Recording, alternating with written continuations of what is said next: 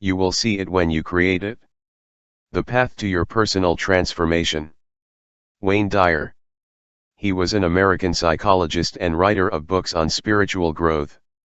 You will see it when you create it.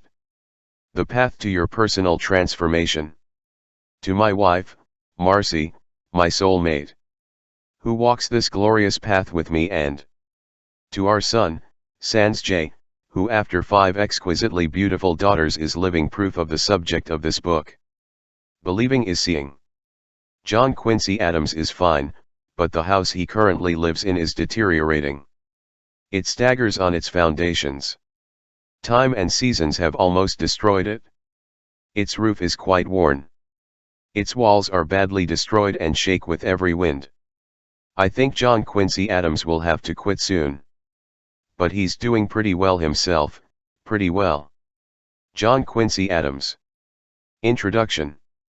You cannot drink the word water. The H2O formula cannot float a boat. The word rain cannot make it wet. You must experience water or rain to really know what the words mean.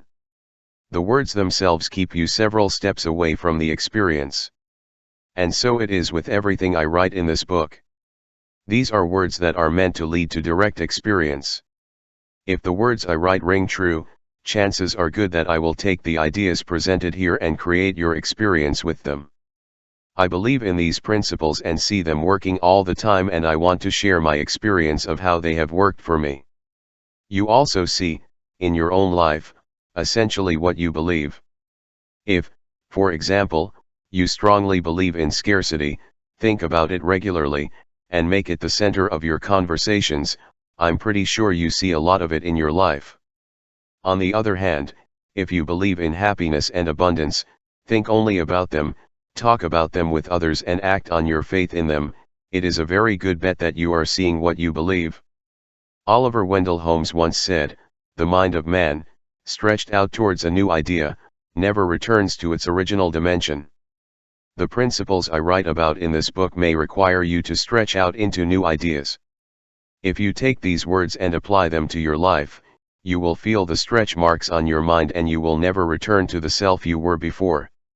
The word "it" appears twice in the title of this book and refers both times to what might be called personal transformation.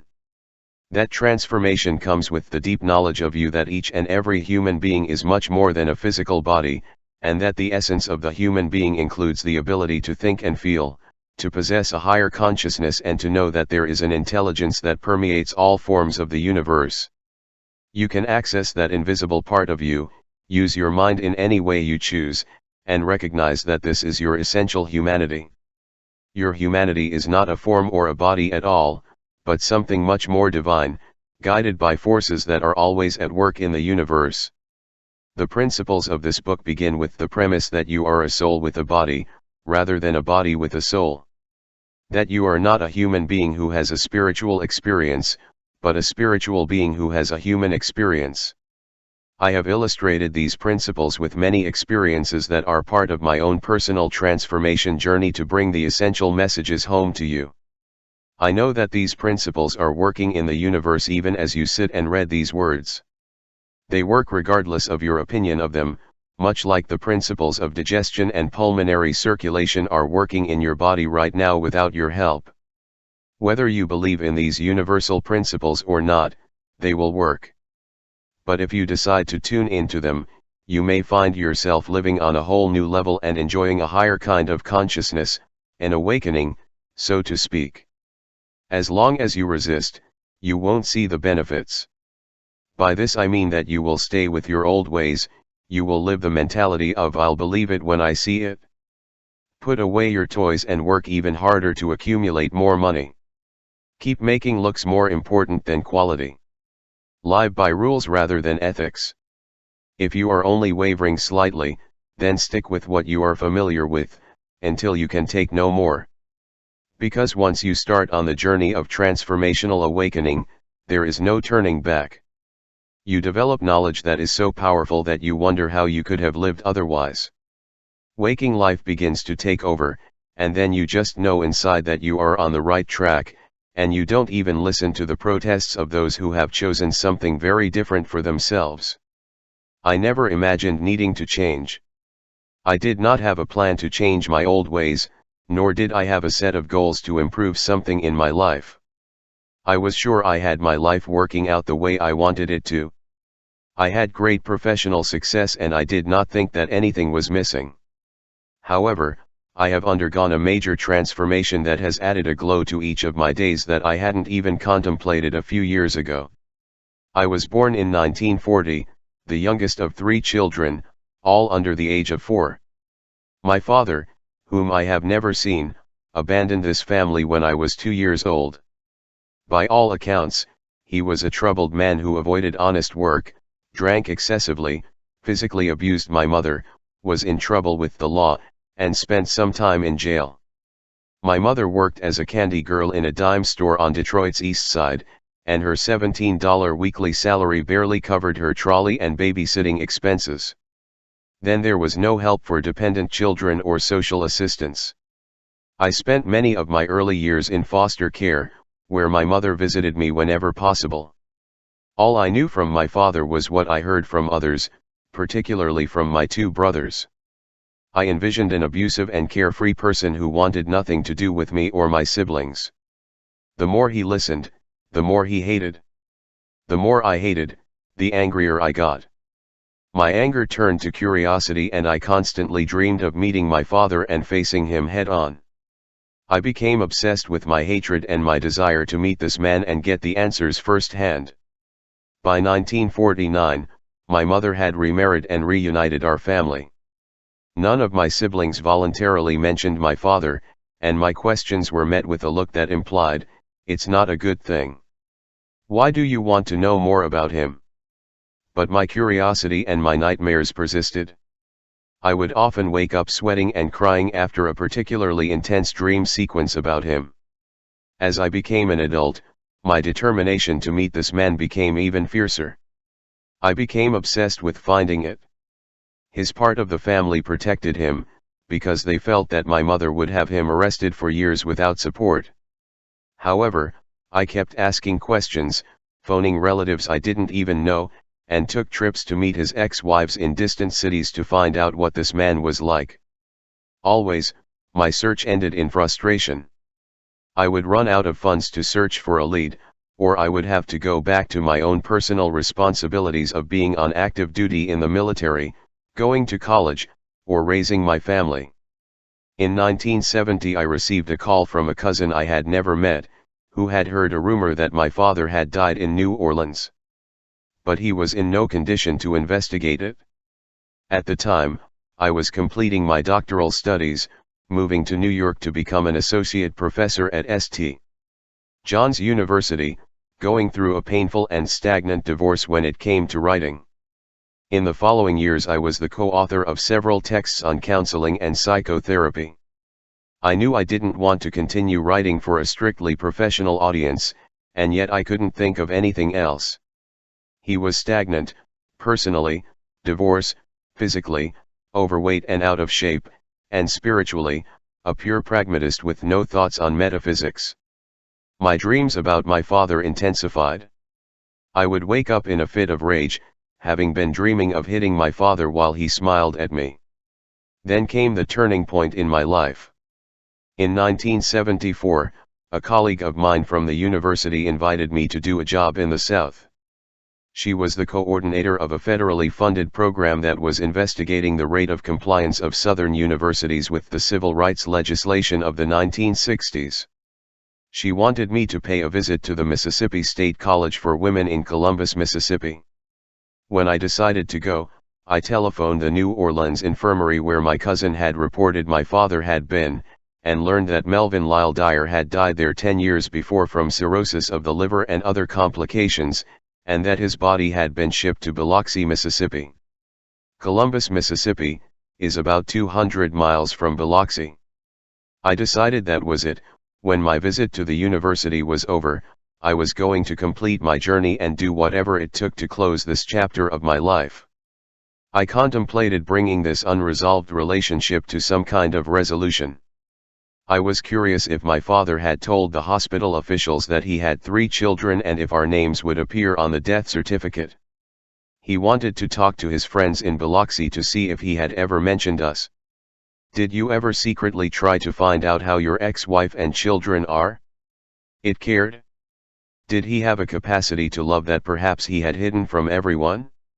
Above all, he wanted to know how he could have turned his back on his family all his life. I always looked for a loving reason why he could have left, and yet my anger at his behavior in those years still haunted me.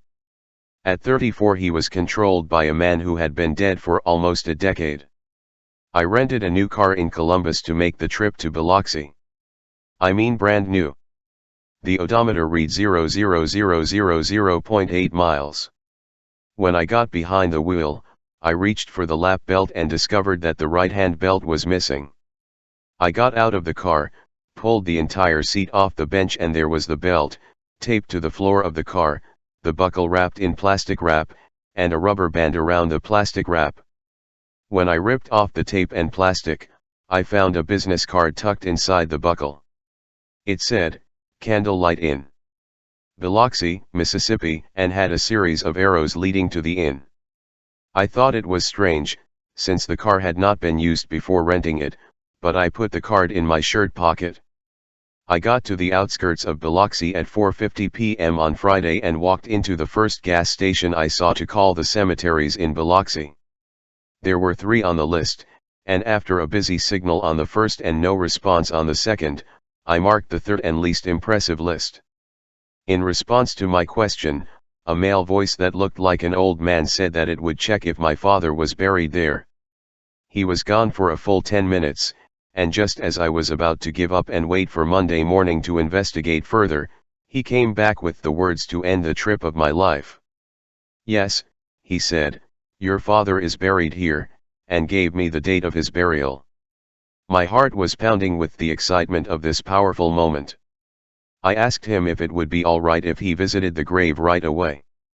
"Certainly, if you just put the chain in the driveway when you go, you can come now," he said. Before I could ask for directions, he continued, "Your father is buried next to the Candlelight Inn grounds. Ask someone at the station how to get there." Shaking, I reached into my shirt pocket and looked at the business card and arrows. It was 3 blocks from the cemetery. When I finally stared at the scoreboard on the grass, Melvin Lyle Dyer, I was paralyzed. For the next 2.5 hours, I chatted with my father for the first time. I screamed out loud, oblivious to my surroundings. And I spoke out loud, demanding answers from a grave. As the hours passed, I began to feel a deep sense of relief and became very quiet. The calm was overwhelming. I was almost certain that my father was there with me. I was no longer talking to a tombstone, but somehow I was in the presence of something that I could not, and still cannot, explain. When I resumed my one-way conversation, I said, "Somehow, I feel like I was sent here today and you had something to do with it. I don't know what your role is, not even if you have it, but I'm sure the time has come to let go of this anger and hatred that have been carrying me so painfully for so long. I want you to know that from this moment, right now, all of that is gone. I forgive you. I don't know what motivated you to lead your life the way you did. I'm sure you must have felt many moments of sadness knowing that you had 3 children that you would never see. Whatever was going on inside of you, I want you to know that I can no longer have hateful thoughts about you. When I think of you, it will be with compassion and love. I am letting go of all this mess that is inside of me. I know in my heart that you were simply doing what you knew how to do given the conditions of your life at the time. Even though I don't remember ever seeing you, and even though it was my biggest dream to one day meet you face to face and listen to your side, I will not let those thoughts stop me from feeling the love I have for you." As I stood before that lonely tombstone on the South Mississippi, I said words that I had never forgotten, because they meant how I would be conducting my life from that moment on. "I send you love. I send you love. Honestly, I send you love."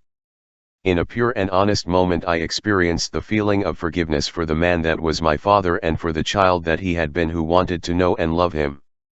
I felt a kind of peace and cleanliness that was completely new to me. Although I didn't realize it at the time, that simple act of forgiveness was the beginning of a whole new level of experiencing life for me. I was on the threshold of a stage in my life that was going to encompass worlds that I couldn't even imagine in those days. When I returned to New York, miracles began to appear everywhere. I wrote Your Erroneous Zones with ease. An agent came into my life through a series of strange circumstances at the exact moment. I had a meeting with a Thai executive, Crowell Publishers, and a few days later he called to tell me that Crowell was going to publish my book. Every step along the way in the Your Erroneous Zone story was another miracle waiting to happen. Strange and wonderful events occurred with delightful frequency. The exact right person would be there when needed. The perfect contact would materialize from the strangest coincidences. My lecture hours increased and my presentations in front of the public became effortless. I abandoned my notes, although I often spoke for 6 or 8 hours at seminars. Later, these seminars were turned into a series of hit tapes. My personal family life improved almost immediately and I made decisions that I had pondered for years before. In what seemed like rapid progress, he had achieved what most authors dream of. I had the best-selling book in America and was having the time of my life appearing on talk shows. In the years that followed, my writing seemed to take me in new directions. I went from writing about how to use specific strategies in self-understanding to how to become a more assertive human being. I went from telling people how to do something to writing about the importance of being at transcendent levels as a human being. Today, I am convinced that my experience of forgiveness, while emotionally draining at the time it was occurring, was the beginning of my transformation. It was my first encounter with the power of my own mind to go beyond what I previously considered the limitations of the physical world and my physical body. Pablo Picasso said, "While I work I leave my body outside the door, as Muslims take off their shoes before entering the mosque." I did the same thing that I wrote this book. I left my body outside the room. By that I mean that I left out of the world of the pains and the intrusions that are experienced in the form, and I let only my mind enter my domain of writing. In this world of pure thought there are no limits. What is the limit of your imagination? This part of me that is my thoughts is pure energy that allows ideas to merge into words in my mind and then form on my typewriter. No excuses, no fatigue, no fear, no anguish, just energy that somehow flows through me to you without any limitation. While I believe, I know that these words and ideas are not mine. That I am the conduit through which they flow, and that when I am open and detached, when I leave my body at the door as Picasso used to say, I am part of the creative process that is related to awakening. This awakening process and the rewards that come with being bitten by transformational error are precisely what this book is about. To begin the awakening process, you must be very comfortable with the concept of paradox. Why? Because you are a great paradox that walks, speaks and breathes in all the moments of your life. It is simply the way of things. The Bhagavad Gita, one of the oldest spiritual books on our planet, sums up the paradox as follows. Out of passion for the pairs of opposites. By those twin traps of like and dislike, Prince, all creatures live in disarray, except for a few who, freed from sins, holy in action, informed, freed from opposites and fixed in faith, join me. And you will remain puzzled until you are very comfortable with opposites like the following. You are simultaneously in form, with all the rules and laws that apply to form, and in no form, with a completely opposite set of rules and laws. They are both shy and aggressive within the same body. You are lazy and hard-working. You get the most approval when it matters least to you. The more you squeeze the water, the less it will have. The things that bother us in others are the lessons we have to learn ourselves. You cannot exclusively examine the North Pole of a magnet. No matter how thin you cut it, there is always a South Pole to consider. Dualism is always there. Rather than dismissing this concept with the linear left brain side of the brain, remember that you have, at the same time, an intuitive right brain side that can allow opposites to live comfortably with each other. I delight in the description of the Ram Dass paradox in Be Here Now. The most exquisite paradox: as soon as you drop everything, you can have it all. As long as you want power, you cannot have it. The moment you don't want energy, you will have more than you ever dreamed of. Until you are happily comfortable with this concept, and until you face your own situation of being fit and shapeless simultaneously, you are struggling with this paradox. After listening to my tapes on transformation, one woman wrote to me, "Wow, this really works when you really let it in." Couldn't say it better than that. But William James, writing in 1926, put it this way: the ulterior limits of our being sink, it seems to me, in a completely different dimension of existence from the visible world. Name it the mystical region, or the supernatural region, whatever you choose, we belong to it in a more visible world. When we communicate with Him, it is actually working on our finite personality, because we become new men.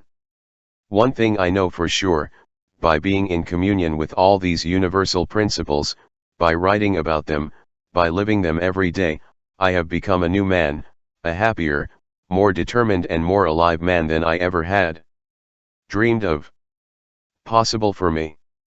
Now I hope that my efforts and energy are visible in this book and that they also help make a positive and loving difference in your life. In Love and Light. Wayne Dyer. 1989. Transformation. Transformation is the ability and the will to live beyond your form.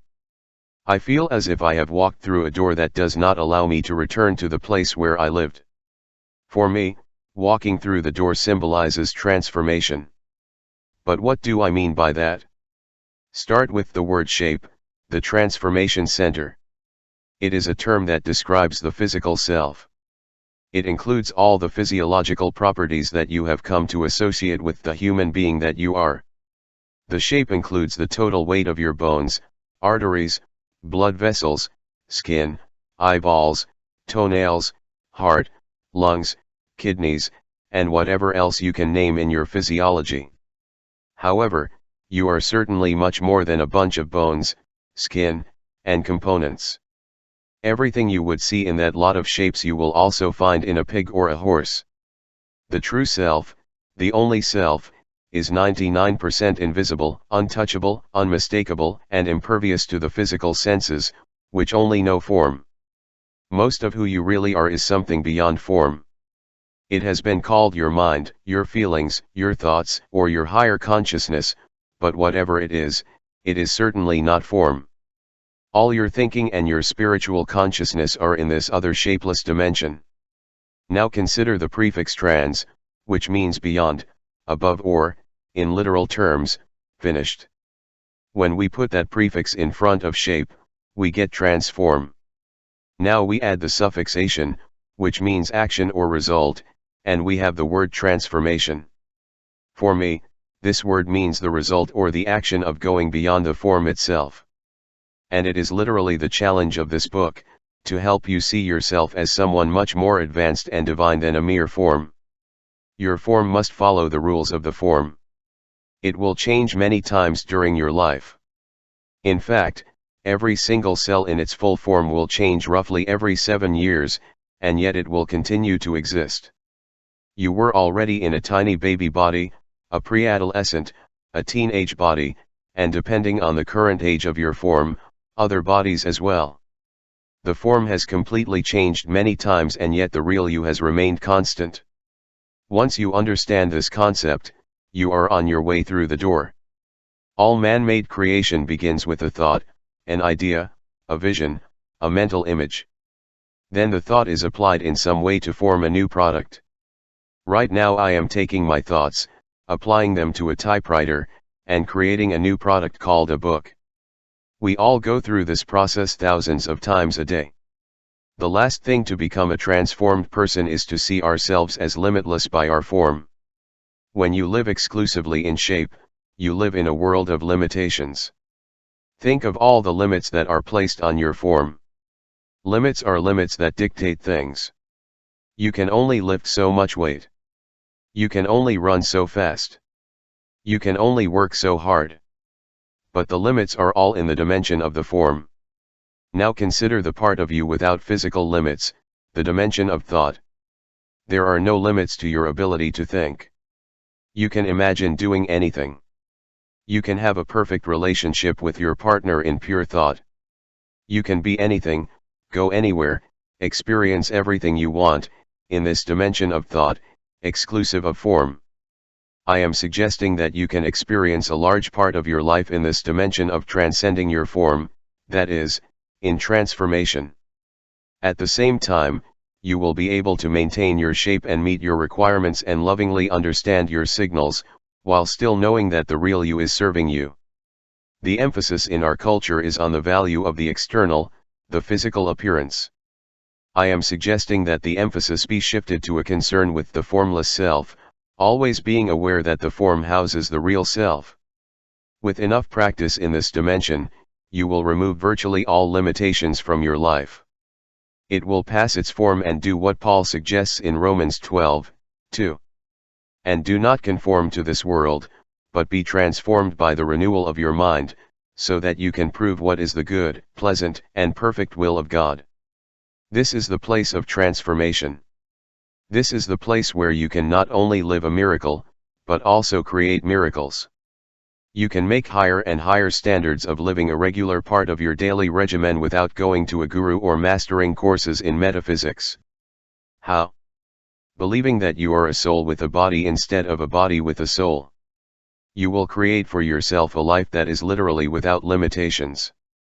You will begin to see miracles happen simply because you believe in them and expect them to materialize for you. In fact, you yourself will become a miracle worker. You will begin to see what a phenomenal miracle you are when it comes to healing your own body. You'll start to change counterproductive habits like overeating and avoiding exercise, without having to set goals or work on self-discipline. Your new habits will automatically follow your new sense of appreciation for all that you are, even if you can't define it in physical terminology. Your belief in your body's ability to heal itself will begin to reflect how you care for the precious temple that houses it. The fear of death will dissolve as you get closer to the awareness that thought, thinking, your essential self, never dies. Thought cannot die. It is the energy that makes up the very existence of the universe, and once you create this within your being, you will never have to fear death again. A beautiful woman named Peace Pilgrim walked this country a few years ago, spreading her message of peace, love, and personal transformation. She described the characteristics of personal transformation in this short list. Some signs and symptoms of interior peace. A tendency to think and act spontaneously rather than fears based on past experiences, an unmistakable ability to enjoy every moment, a loss of interest in judging other people, a loss of interest in interpreting the actions of others, a loss of interest in conflict, a loss of the ability to care, frequent and overwhelming bouts of appreciation, happy feelings of connection with others and nature, frequent attacks of smiling, and increased susceptibility to extended love from others, as well as the uncontrollable urge to extend it. This is what there is for you. Life will become a fascinating journey, full of joy and wonder. The part of you that resided for so long in the limitations you imposed on yourself by living exclusively in form will become free to see a whole new landscape, if and when you believe it. You will find yourself slowing down and living in that quiet inner space where you can appreciate whatever comes your way. You will know in your heart that you don't need to feel threatened by anyone else's opinions or actions. You will receive more joy and tranquility in your life, because that is what you will send. It will be easier for you to accept opposing views, knowing that nothing and no one outside of you defines you. You will find great joy in the tranquility that replaces resentment and pain. You will eliminate conflict and confrontation as it seems unnecessary to prove your worth to anyone. In fact, you will begin to harness the enormous power of your mind. You will meditate peacefully even when other people around you are frantic. You will be the power of a calm mind and you will choose to go there often. You will discover things about yourself that you may have never considered before. You will be in that perfect intelligence that is within every form, in that miraculous inner space where everything you can visualize is possible. I have come to know that there is an invisible, untouchable, odorless, and yet very real intelligence behind, or supporting, all forms. This intelligence has been labeled many things. Some call it God, others the life force, the higher consciousness, the divine spirit. The label is not important. Living it is immensely important. It is a sentiment similar to the one Carl Jung was expressing when an interviewer asked him if he believed in God. His surprising answer was, no. After a thoughtful pause, he continued, I know there is a God. Observe a tree and contemplate the intelligence within or behind that tree that allows it to function perfectly in shape. Leaves come and go, sap drips, blooms when it's supposed to. It is much more than just a shape. It contains a vital force that gives it life. We cannot see that life force, but it is very real. I look at the skin on the back of my hand quite often these days. When I pinch it, it no longer recoils as before, it kind of snakes back to its original position. There are wrinkles around my eyes that were never there. I like that the hairs grew out of my ears and that the hairs fell out of my head. I see that my shape changes all the time. If I thought that is all I am, I would feel distressed by my physical changes. But I know that I am much more than this form that I occupy. I know that I am a soul with a body, more than a body with a soul. This thing that some call soul and I call my being or myself is the very essence of what we are. It is the intelligence behind the form, and the biggest difference between me today and me several years ago is that I now live the fact that I am not exclusively my form. Buckminster Fuller once said that 99% of who you are is invisible and untouchable. It is your ability to think and go beyond your form that determines the quality of your life. Being able to express and experience the affirmation, I am my ability to think and feel, I am not just form is the main transformative difference in my life today. I see myself having chosen a variety of roles in this life. I used to believe that those roles were the real me, and that everything I did determined my essence. I experience my form doing what I have chosen to do, and at the same time I can mentally return to that form and observe myself doing the movements of my humanity. So I work and sweat, play tennis, write, speak to large audiences, make love to my wife, walk the beach, pay my bills, make an effort to save some money, and talk on the phone. About my investments, I hug my children and do all the other actions that I choose for myself. Those actions, those roles, have a magically enhanced quality when my being is in action. When I involve that invisible and untouchable part of myself, or of my being, then I recognize that my physical being, my form, is not all that I am. When I bring my thoughts and feelings to my physical actions, I experience a balance, a fullness, a meanness. My ability to be thought of itself is the true miracle of which I am a part. No one can get behind my eyes and experience my inner reality, and in the same way, I cannot enter anyone else's form and become the process that is that person's. But I can and do allow myself to become my mind rather than my form. Now I live every day as if that intelligence that is in all living beings, including myself, were the true essence of life. I am no longer afraid of death, as I know that we are never formed, but are always in a state of transition, and that although the form finally appears to have died, the thought simply cannot be killed. The main difference I notice in myself is the phenomenal new compassion that seems to have invaded my being in recent years. Where before I could ignore others or live in my own world, so to speak, I now find myself more emotionally connected to the inner energy of all life forms. For example, I travel a lot to give lectures, and in the past I purposefully walked through a crowded plane to get to my seat. Now I find myself helping someone store carry-on luggage in the overhead compartment, when that person would have squeezed me in a few years ago. I love this new compassion.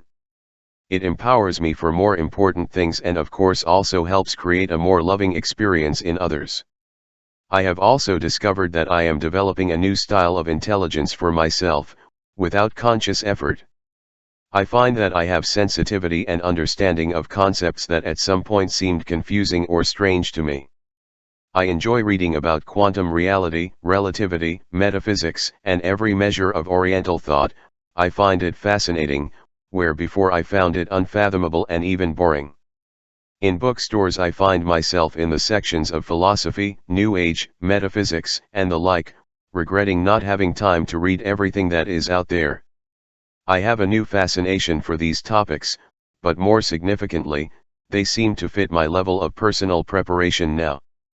I've become more open-minded about everything in the universe. My vision allows me to explore without the judgment that previously clouded it. Even more intriguing is that it now makes perfect sense to me. I understand what was entangled before. This is quite an extraordinary awakening experience for me, and frankly, it amazes me. I often find myself reading books or listening to tapes that blow my mind with inner enthusiasm. I do not know if it is my openness to these new ideas, or if I have simply developed a greater intelligence through my studies, but in any case, I love it, and even more, I love sharing it with you and with others. It is as if in a brief instant I have begun to understand and live the teachings of the spiritual masters. Not through lengthy study programs, not trying to improve my spiritual awareness, simply changing into a new me that is filled with awe at the miraculousness of it all.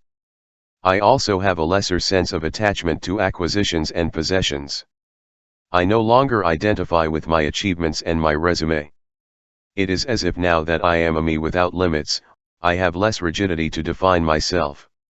I feel that I can be behind myself, of my form, and allow my being to be what I want to be, without having to define myself by my actions. I am defined by some inner knowing or beingness that defies outer descriptors. It no longer matters so much what I achieve, but rather that I am in tune with my own sense of belonging to the human race. Self-labels are no longer required. It is not that the events have ceased, but that they are expressed in the process of my own self-definition. The less importance I have given to these external aspects, the less restrictions I find in my life. I feel capable of anything as long as I follow the inner voice that only I can hear. I feel a strong change in my personal ethics. Anyone in my life who tries to control or judge will not engage my emotional energy. I have lost the need to prove myself or justify my beliefs. I have no attachment to convincing anyone of the correctness of my position or of being on the confrontational receiving end of their point of view. A peaceful sense of who I am radiates and mingles with respect for otherness. I have found that some of my personal relationships have become deeper and deeper, particularly with my wife and immediate family, while others have become less important. I still enjoy being around others immensely at a social gathering, but I no longer define myself as needing to be a part of these activities, whereas they played a much larger role in previous years. I prefer to spend time alone or in the rich close personal relationships that I enjoy with my family and some associates. Virtually all dependency relationships, except those with my young children, are non-existent in my life. I am not interested in others depending on me for their emotional or other support.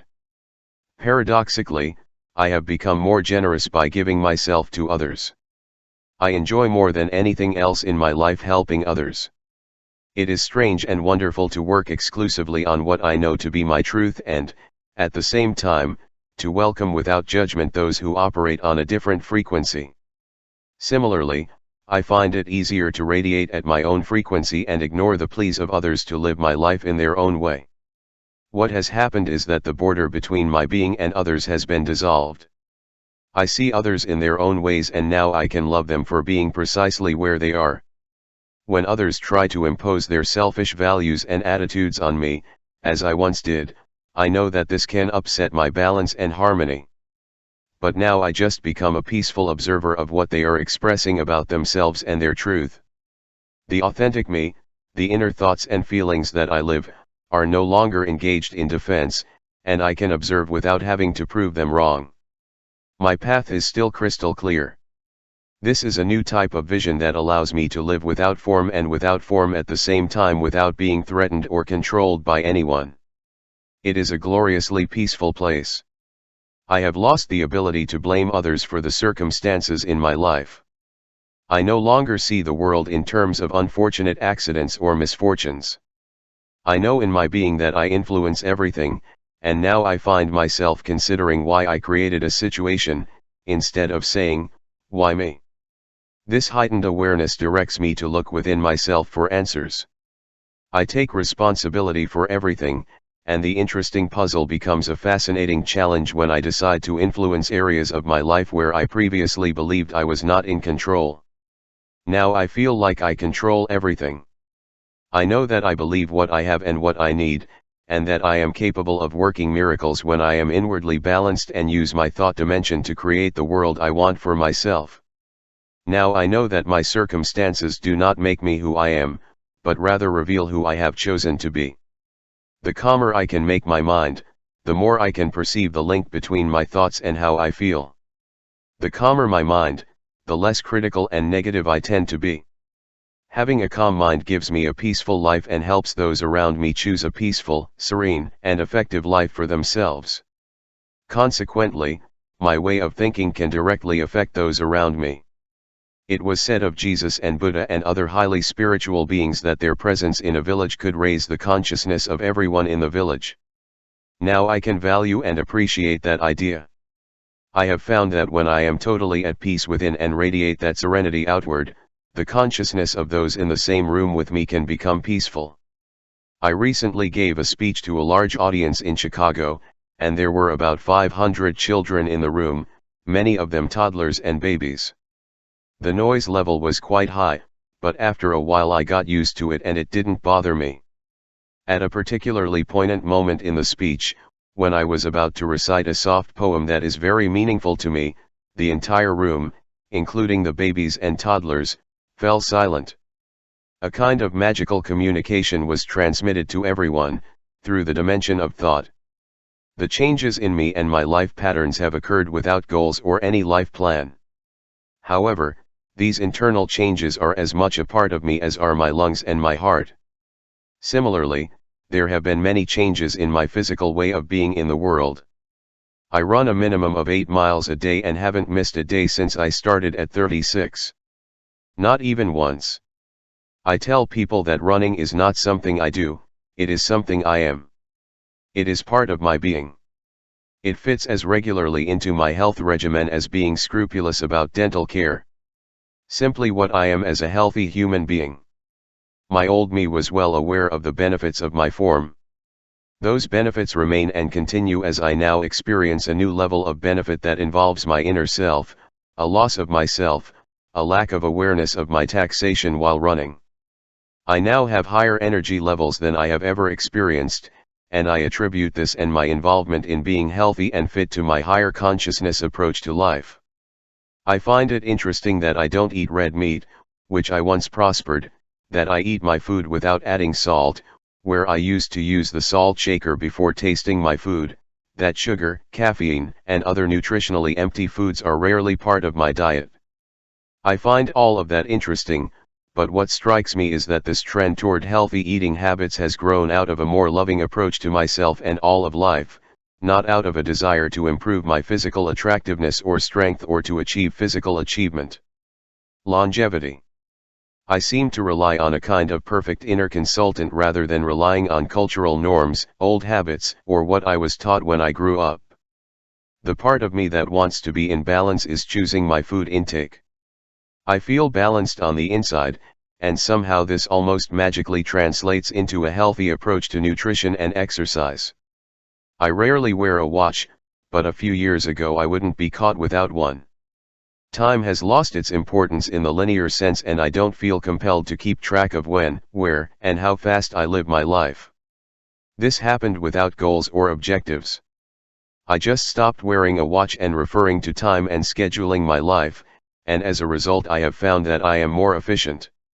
I am intrigued by the paradox of letting go of a need or desire for time limits and feeling like I have discovered unlimited time for the things I want to do. Even more than that. With no physical time constraints, my life not only flows more efficiently, it has increased in richness and texture. I experience the paradox of neglecting time limits quite often in places like checkout lines in stores. I'm sure you also know the feelings the old me had when someone in front of me in line took too long to complete a transaction. I was impatient, agitated, critical. I even moved closer to try and cheer up the slow person. The new me doesn't feel stuck in time and therefore doesn't need to worry about leaving the store in a set number of minutes. Instead, I often experience a new level of being over time. I discover my being in thought as part of the person who looks. My thoughts are of kindness and gentleness towards my slowness or clumsiness, a loving message of relaxation and not pressure for the self that has been there, is there. The permission of unconditional love that I would choose for myself in that situation seems to carry over to the other person and help them find the right coin or whatever else they need. And often this thought process creates a smile, an energy of understanding between that person and myself, a richness and texture. One of the most beautiful and at the same time most difficult interactions to describe is the experience of physical and emotional intimacy with another person. Physical orgasmic sensations are truly wonderful aspects of our sexuality. But the growing inner emotional feelings of love are a beautiful part of this experience. For me, sex is now perfect love, rather than the obligatory role of a married man. Making love is an expression of the inner love that we can achieve when we are both balanced and fulfilled, and it is our mutual expression of that love. I have lost the desire to organize myself in a strictly linear way, and in the process my life has become richer, more fluid, and perfectly balanced. My new perspective allows me to approach any project with a sense of inner enthusiasm and the awareness that I don't have to prove myself or be judged on the results. I am simply who I am, doing what I choose to do, with a sense of acceptance about the outcome or lack of outcome. Interestingly, I achieve more and acquire more, which is largely a gift. I accomplish more than I ever dreamed possible in my old linear days. My diminished motivation to achieve and acquire is particularly noticeable when it comes to competition. At the beginning of my life, I always had to beat the other to prove myself. In recent years my inclination has moved away from the competition. I still play tennis, but I wish my opponent good wishes in the middle of a difficult match and somehow, paradoxically, raise my own level of play. I feel that this is a natural result of radiating from my being the feelings and thoughts of unconditional love and not judging. Cooperation has replaced competition in every facet of my life, and the results are amazing for me and everyone else I touch in one way or another.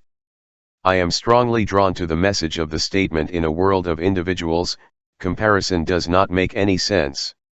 External events are irrelevant to me, except insofar as they produce order or disorder in the world. I evaluate everything I do. If an act produces some kind of harmony for myself and others, it is a positive act. If it creates turbulence or clutter, I will work to reverse the impact. I see my mission as helping others to change their consciousness so that all their waking thoughts and actions are in the direction of order and harmony. It means living as if the intelligence behind all forms really matters and not doing anything that destroys or damages life. Harnessing the inner energy that is our being with an attitude of acceptance contributes to a personal sense of balance and harmony. As more and more of us evolve to this level of personal balance, we will create the outer form in our world. In this way, we will all participate in the transformation of our universe. I delight in the love of life and learning of my 6 beautiful children. I teach only love and I see that they treat each other and people outside the family in the same way. My wife and I have come to love and respect ourselves and our own uniqueness so that we can radiate that inner glow outward. We have a wonderful absence of judgment and negativity towards each other, because we have both learned to be that way within ourselves. Disagreements, yes. Unpleasantness, never. I want to emphasize that this new me is still assertive and firm about my own life. I am not advocating throwing sugar and honey at the ills of the world, hoping that they will disappear. On the contrary, what I am experiencing is a much deeper involvement with life, where I know exactly what it is all about, and I cannot be deterred from that path. I am able to stay on my way, doing what I love and loving what I do, precisely because I have transformed from a person who had absolute judgments that required fixed and rigid responses to a person who sees and knows that any human experience is an opportunity to reflect on where I am or not. It all comes down to giving up some old and deeply ingrained patterns.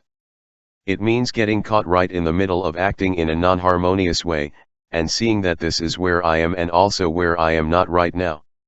So it means using my mind to be where I want to be within myself, and moving slowly but surely more in the direction of that inner harmony. I recently had an experience that illustrates how this works. My wife told me that one of the boys had done something wonderful in her first grade class and concluded by saying, "I am so glad I worked with her on this project and taught her how to act in front of the class without anxiety or doubts." At an earlier point in my life I would have said, "Wait a minute. I'm the one who taught him that behavior and you want to take all the credit. You do that all the time." My reaction now is, "Great. I am very happy that she is gaining confidence and you are of great help to her in this regard." On the inside, I feel that I have also contributed to its success and can appreciate my inner feelings without demanding external recognition. I know that our daughter's confidence is the result of numerous contributions from both of us, from her own inner being and from many others as well.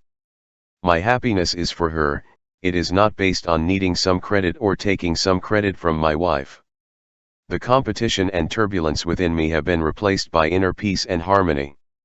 It is unconditional love, starting with yourself. When you withdraw to your peaceful inner loneliness, you enter that fourth dimension that opens up a whole new world. But, before you can get there, you may need to examine your resistance to this powerful new idea of self-transformation. Why you may be resisting this principle. Why would anyone choose to resist this state of being? Possibly to remain in the illusion of security. As long as you are convinced that it is just your form, you don't need to consider your own greatness and the risks involved in transformation. Think about it for a moment. All impediments to your success and happiness can be clearly explained as simply the limits of your physical existence.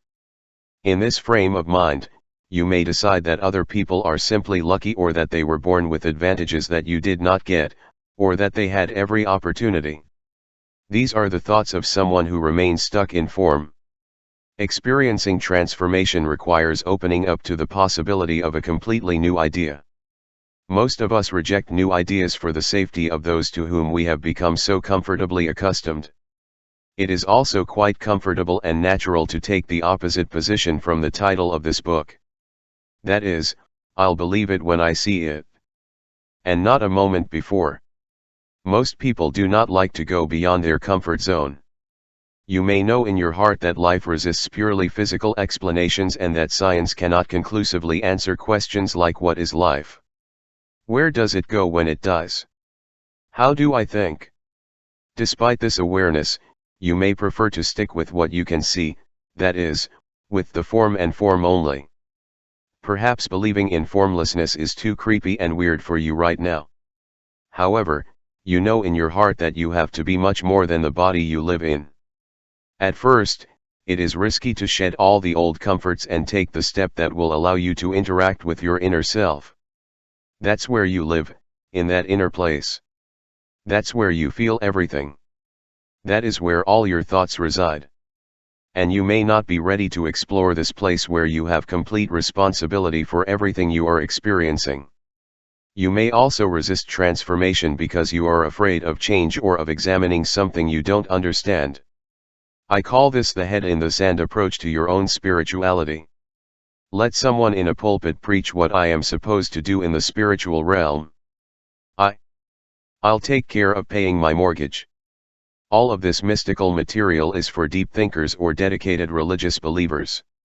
We have been conditioned to believe that matters related to higher consciousness are the concern primarily of organized religious leaders. However, if you consider the teachings of highly spiritual teachers, all they say the same thing in different ways.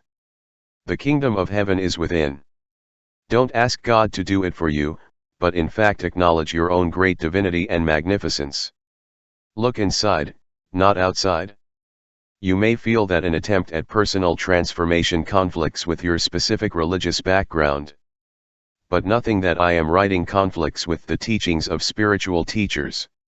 Any transformation is about love, peace, personal fulfillment, treating others with respect, and achieving harmony on this planet as one family of men. Nothing I write is in any way an attempt to criticize or ridicule someone's religious beliefs.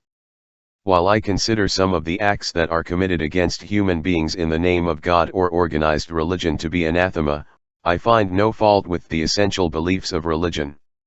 A transformed being is incapable of behaving unspiritual with others.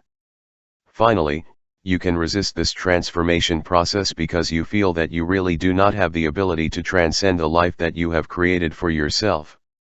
You may feel like you've actually reached the limit of how far you can go, and you don't want the stress and anxiety that comes with it to rise above the life you've become accustomed to. You may not want to imagine what it might be like, because you are not ready to make that change. You want to stay familiar and within your own comfort zone. Most of your resistance to accepting the possibility of transformation comes from being willing to carry on as usual. However, I know you wouldn't be reading these pages right now if you weren't at least curious about the possibility of flying beyond what you've known as your customary lifestyle thus far. And I can assure you that there is very little real work to be done. Once you realize that you are so much more than a bunch of bones, muscles, organs, and blood, you're on your way. Once you start wondering who this person you've come to call is, you'll be on your way. Once you begin to realize that you yourself are divine just because you have a universal mind and intelligence supporting your form, you are already moving forward. The rest will happen almost automatically. Some suggestions for personal transformation. Practice thinking of yourself and others in an informed way. Take a few moments each day to evaluate yourself, not in terms of your performance in the physical world, but in terms of pure thoughts and feelings. Imagine that you are standing behind your physical self. See yourself acting and interacting and feel what you are feeling. Don't criticize or judge, just observe how your form is behaving and what you are feeling. Be an observer as your shape follows your chosen movements. Use the observer exercise with other people. Begin to notice how they destroy your potential for happiness and success because you identify exclusively with your ways. As you watch them go through your frustrating movements, know that this is not really the total human being at all, that behind each of the people you meet every day is a divine, invisible thinking being. In your close relationships, find your loved ones in a place where there can be no limits, in the thinking behind the form, and you will see that most of your differences are not important, that the real human being behind that form is much more than you. Physical eyes reveal. Promise to relate to that part. Strive to go beyond your own comfort zones regularly. Listen to the true inner self that is encouraging you to transcend yourself, rather than the old self that said you were incapable of such a task. Ask yourself, what patterns in my life do I continually repeat because that is where I feel most comfortable? When you have an honest answer, work to begin a new approach to your thought processes. If you haven't spent any time in nature because the idea violates one of your comfort zones, commit to doing just that. By extending yourself to new levels, you will bring transformation into your life. Make an effort to stop labeling yourself as a means of identifying who you are as a human being. It is a long time since I stopped identifying myself by any professional title. When people ask me what I do, I usually respond with a silly comment like pleasure is my business. However, behind that little joke there is a lot of truth. I do everything because I am everything. Yes, of course I write, but that is only a small part of who I am, and essentially my writing is a means of expressing my thoughts. Yes, I speak professionally, but again that label would only serve to restrict me. My speech is also an expression of my humanity. Removing titles and tags reduces our inclination to compartmentalize and restrict our lives. Søren Kierkegaard said, "Once he labels me, he denies me." Almost all of our labels refer in some way to the shape and what we do with our physical body. When you stop identifying yourself exclusively through form, then your profession, age, race, gender, nationality, financial situation, list of accruals, awards, handicaps, fitness level, and any other labels lose meaning. Interrupting the labeling process will help you define who you are in deeper and more spiritual terms. If you must label, try this one: I am connected with the perfect intelligence that supports all forms, and therefore I am an integral part of everything. I have no limitations or compartments. I'm not going to get everything, I already am everything. Begin to see your mind, your informal side, as something new and miraculous. Know that your mind is capable of transcending its form and that your body is largely controlled by your mind. Imagine yourself with a lemon in your hand. Now imagine bringing the lemon to your mouth and biting into it. This exercise will create a flood of saliva in your mouth, as your body's reaction to the imaginary invasion of citric acid. This is transformation in action. Your mind is causing your physical self to respond. That is precisely what hypnosis is all about. It is a way of directly contacting the state of mind that allows you to transcend your form, transcend pain by refusing to register painful signals. This amazing power is always with you. Work every day to clear yourself of the two factors that most inhibit your personal transformation: negativity and judgment. The more negative your thoughts are, the more likely it is that you will exclusively look at your physical side and behave in such a way as to destroy your body as well. All negative thinking is an inhibitor of personal transformation. It keeps it clogged just like cholesterol clogs an artery. When you are full of negativity, you cannot reach higher and more abundant levels of happiness. The inclination to judge others also serves as a gigantic inhibitor of your personal transformation. When you judge another person, you don't define them, you define yourself. Your judgment of another says nothing at all about that person, it just says that you should judge the person the way you are doing it. So you are saying more about yourself than about the other. When you find yourself thinking and behaving in negative or critical terms, remember that this is an indication of where you are at the moment and where you are not, that here it may be a sign that you are identifying yourself in some way with the person on trial. What bothers us the most about others is often something that we refuse to acknowledge in ourselves, or even something that we need the most. Try to be more interested in what is causing you to feel critical than what is wrong with that other person. After a while, you will find yourself replacing negativity and judgment with a gentle, loving inner look at why this is hooking you.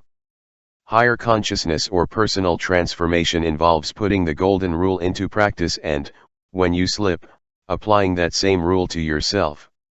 You will discover that the world has not changed, but that you are now a totally different human being, a transformed human being. It is really a great feeling to take charge of your own inner life. Examine how you treat the physical or visible self. As the above cleansing process begins, you will find yourself more and more in balance, improving your exercise habits and nutritional intake. As negativity and judgment fade, so will the self-abusing habits directed at your form. You will begin to know that the food you eat maintains the wonderful temple that houses your being. You will see the old self-destructive habits of form destruction disappear, and you will honor the form as a manifestation of yourself. Everything works perfectly together, when you allow it. Allow yourself time to meditate silently on your own. Meditation is a powerful tool and it is as simple as breathing. You must choose your own style of meditation. Maybe it will help if I tell you a little about mine. I go to a quiet place and with my eyes closed I visualize a pastel-like light. Any thought is rejected by the power of light. As I feel more and more peaceful, I see a white light in the center of the cake field and I feel like I am getting closer and closer to the target. When I finally pass through that light, it is a lot like walking through the door I described. I feel energetic and totally in control of myself and my surroundings. Exquisite peace is the best term I can think of for this place. I feel as rested as if I had slept soundly for 8 hours. When I leave this level I feel totally connected with all of humanity. In fact, I call this meditation my connection to all eternity, because somewhere deep within me I am completely released from my form. After meditating, I know that I can achieve anything. Some of my deepest insights, my best speeches, and my most personally satisfying writing emerge after meditation. And my appreciation for my loved ones can only be described as a culminating experience. Try it. Use your own method. But give yourself the quiet time and space to be alone with your invisible you. Miracles await you in this spectacular space. Go there. It is really exquisite. Above all, be kind and understanding to yourself. Be especially nice to yourself if he behaves in a way that you don't like. Talk kindly to yourself. Be patient with yourself when being a holy person is difficult. It takes a lot of practice, just as it takes a lot of practice to develop neurotic and critical habits. Forgive yourself, and then when you don't act the way you want, use your actions as a reminder of where you are and where you are not. The more you extend kindness to yourself, the more it becomes your automatic response to others. By way of summary, I offer the broccoli metaphor. Imagine going to your local grocery store and buying a package of frozen broccoli because you are drawn to the beautiful image on the package. When you bring the broccoli home, you are still so drawn to the image that you dump the contents in the trash and proceed to prepare the wrapper for dinner. When you put the image of broccoli on your plate, you suddenly realize that you are going to be very hungry if all you have is the packaging. Your life can be like this. You may be paying so much attention to the package that contains your true self that you are throwing away the most vital ingredients. Your form is the package, and while your beauty and appearance may seem of the utmost importance, it primarily serves to contain all the rest of your magnificent humanity. The container cannot bring you the pleasure, satisfaction, and nutrition that the content does. Even if you can't see what's inside that beautiful package, you know that whatever it is that provides you with important and irreplaceable nourishment. A lifetime of focusing exclusively on the pack will result in a person who is spiritually malnourished and quite unhappy. Thought. You are not a human being who has a spiritual experience. You are a spiritual being who has a human experience. Thought is much more than something you do. In fact, it is who you and the rest of us are too. Thought constitutes our whole being, except the part of us that is form, or the envelope that our mind carries. Try to think of thought as something that exists not only within you, but also outside of you. This can be difficult, because you are used to believing that your thoughts are an internal mechanism that guides the part of you that is form. Instead, try to regard thought as a universal into which it was born. It is something you do as well as something you are. Once you get used to this new idea, it will become easier and easier for you to see every thought as something that is part of you. Here's a mini lesson on what thinking is. Your desire to improve your life is really your thought to improve your life. Your will to live is really your thought to live. Your attitudes about your entire life are really your thoughts on these matters. Your entire past up to this point is nothing more than a thought. Your whole future from this moment on is nothing but thought. Your relationships with everyone in your life are nothing more than thoughts. Your determination to succeed is nothing more than your thinking to achieve it. The idea of success is really the idea of success. Since you can never get behind the eyes of another human being and feel like that person, you are actually one step away from that person's process and experience it through thought as well. You relate to everything and everyone on this planet through the mechanism of thought. It is not what is in the world that determines the quality of your life, it is how you choose to process your world in your thoughts. So many highly respected thinkers in disparate disciplines have concluded that thought, the mind, is the total determinant of how our lives will go. The Dutch philosopher Spinoza said, "I saw that all the things that I feared, and that feared me, had nothing good or bad, except insofar as the mind was affected by them." Albert Ellis, the founder of rational emotive therapy, stated, "People and things do not bother us, we bother ourselves by believing that they can bother us. We become what we think about all day," according to Ralph Waldo Emerson. There is nothing good or bad, but thinking makes it that way, Shakespeare tells us. Abraham Lincoln said, "People are as happy as they decide to be. Change your thoughts and you change your world," was how Norman Vincent Peale put it. Jesus tells us, "As you think, so you will be." Our future is shaped by the thoughts we have most often. We literally become what we think about, and we all have the gift of being able to write our own history. To me, this is the closest to absolute truth of all I know. In my parable Gifts from Achis, Achis says, "There is no way to happiness, happiness is the way." My thoughts have always created my world. After my mother successfully reunited her family, we lived on the east side of Detroit. I spent many nights watching The Tonight Show, starring Steve Allen, on a small black and white Admiral TV, while everyone else slept. I loved Allen's madness. Sitting in that little room on Mo Ross Road, I would imagine myself on The Tonight Show, and in my mind I would practice talking to Steve Allen. In fact, I was working on routines, editing this and that of my conversation, as I envisioned myself being a guest on the show. But the image in my mind was not me at 13, it was me, as an adult, who made an appearance and spoke about things that I knew to be true. Most of these guest appearances focused on my beliefs, held even then, that we are capable of choosing our own destiny, capable of making others laugh. These thoughts were so real to me that I was telling my siblings and friends what I was going to say on The Tonight Show when it appeared. They considered me a child with a wild imagination who was always in another world anyway, so they indulged me and moved on to something more realistic.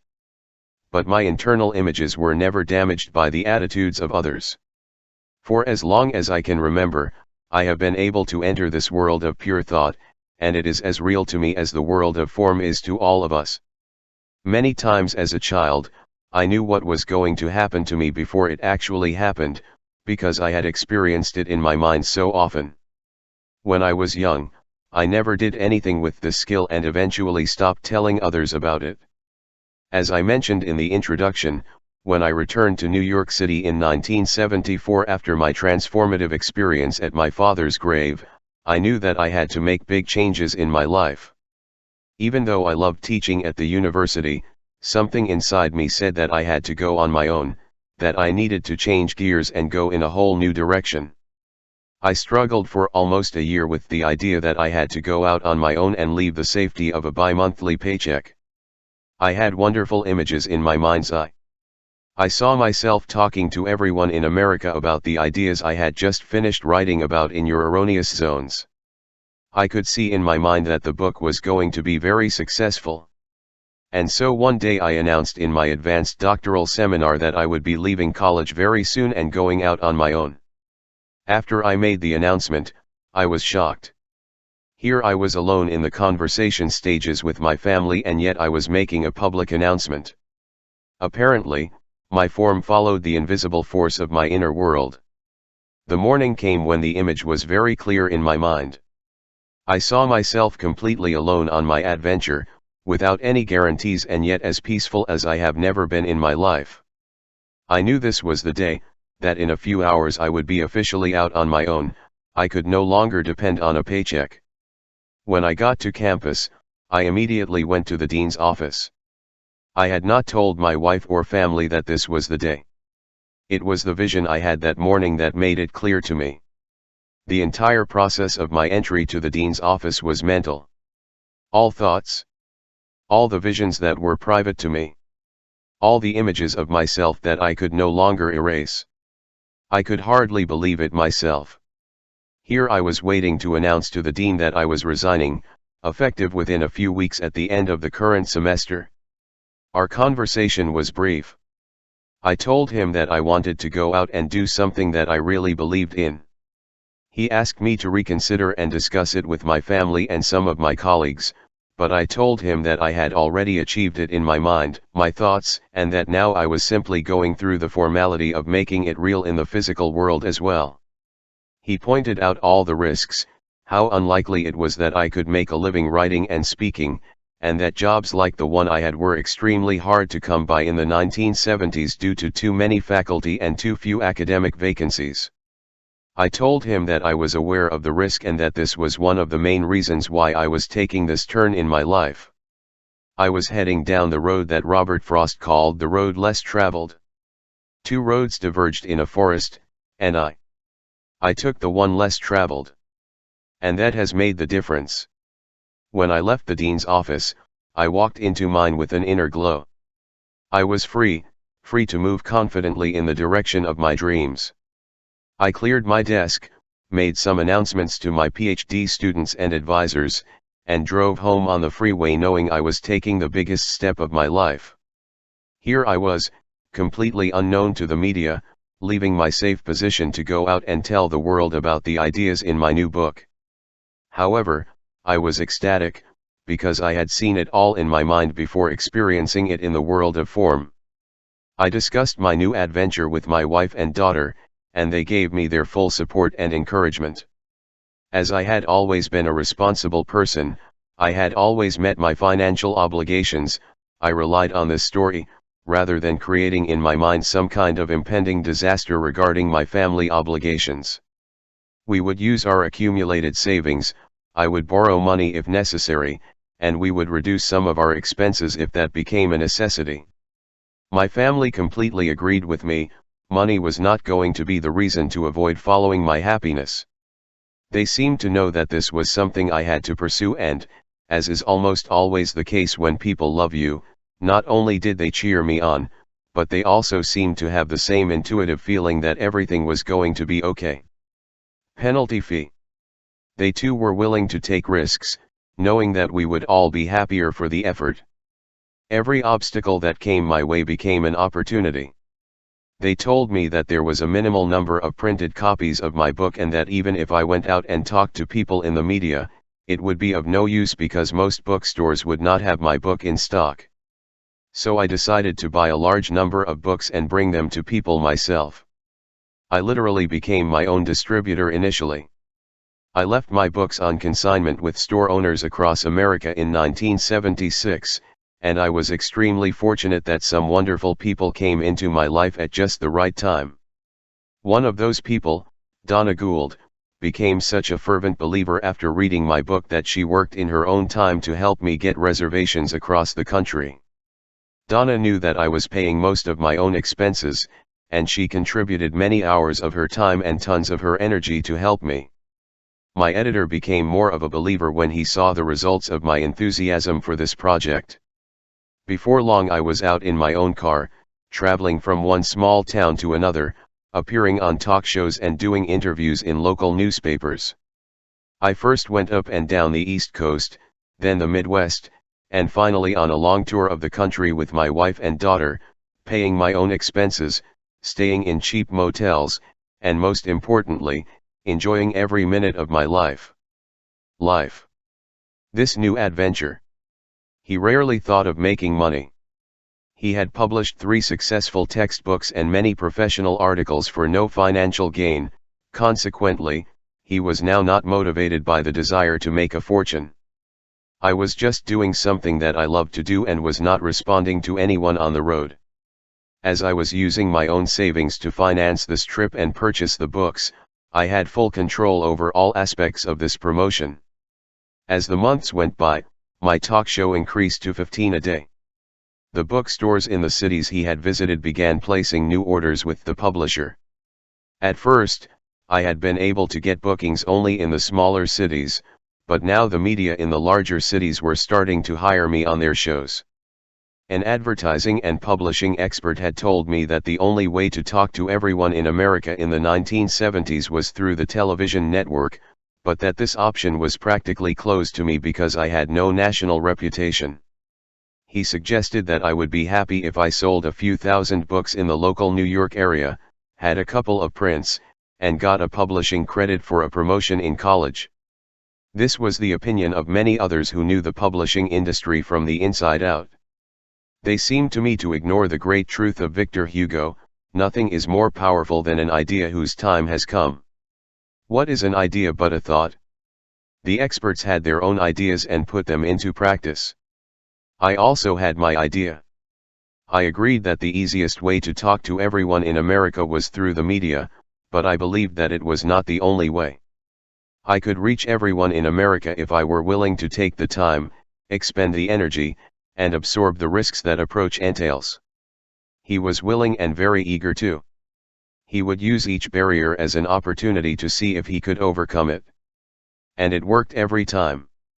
As much as I made things happen through my thoughts, I also allowed things to happen by not fighting with anyone or anything, by doing everything with good cheer and love. It was so much fun, every day, every interview, every new city, every new friend. All very exciting. The months turned into a year, and my family and I kept traveling. Somehow the financial things sorted themselves out, and then one day while appearing on KMOX radio station in St. Louis, I got a call from Arthur Pine, my friend and agent, who informed me that my book it would appear on the New York Times National Bestsellers list the following week, debuting at number 8. He had achieved what almost everyone said was impossible. Without an appearance on national television or radio, I had been able to go to the people of this country and get enough of those people to buy my book to put it on the national bestseller list. I was amazed and in shock. But this was only the beginning of how my internal images, my thoughts, began to manifest. I was becoming what I had been thinking about every day and, most importantly, I was opening myself up to allowing my purpose to find me. I had begun to cleanse myself of the negativity and judgment that had previously interfered with the flow of my process. Then other changes began. I started exercising every day. Slow at first, but very every day. In August 1976 I ran my first kilometer without stopping. In the end I was huffing and puffing and in a state of exhaustion, but nevertheless I ended up with a wonderful sense of inner satisfaction. The next day I made the effort to do this task again. Then again the next day, and in a week I was running a mile comfortably. 2 months later, I ran 8 miles non-stop, and so began my running streak, which continues today, 8 miles a day, every day without fail, since October 7, 1976. I became more attentive to my eating habits and gradually discontinued many foods that we now recognize as nutritionally inadequate. The clearer I became, the less negative and critical, the more I began to treat my physical self in healthier ways. When I allowed my purpose to find me, I began to feel happier and more in harmony with myself.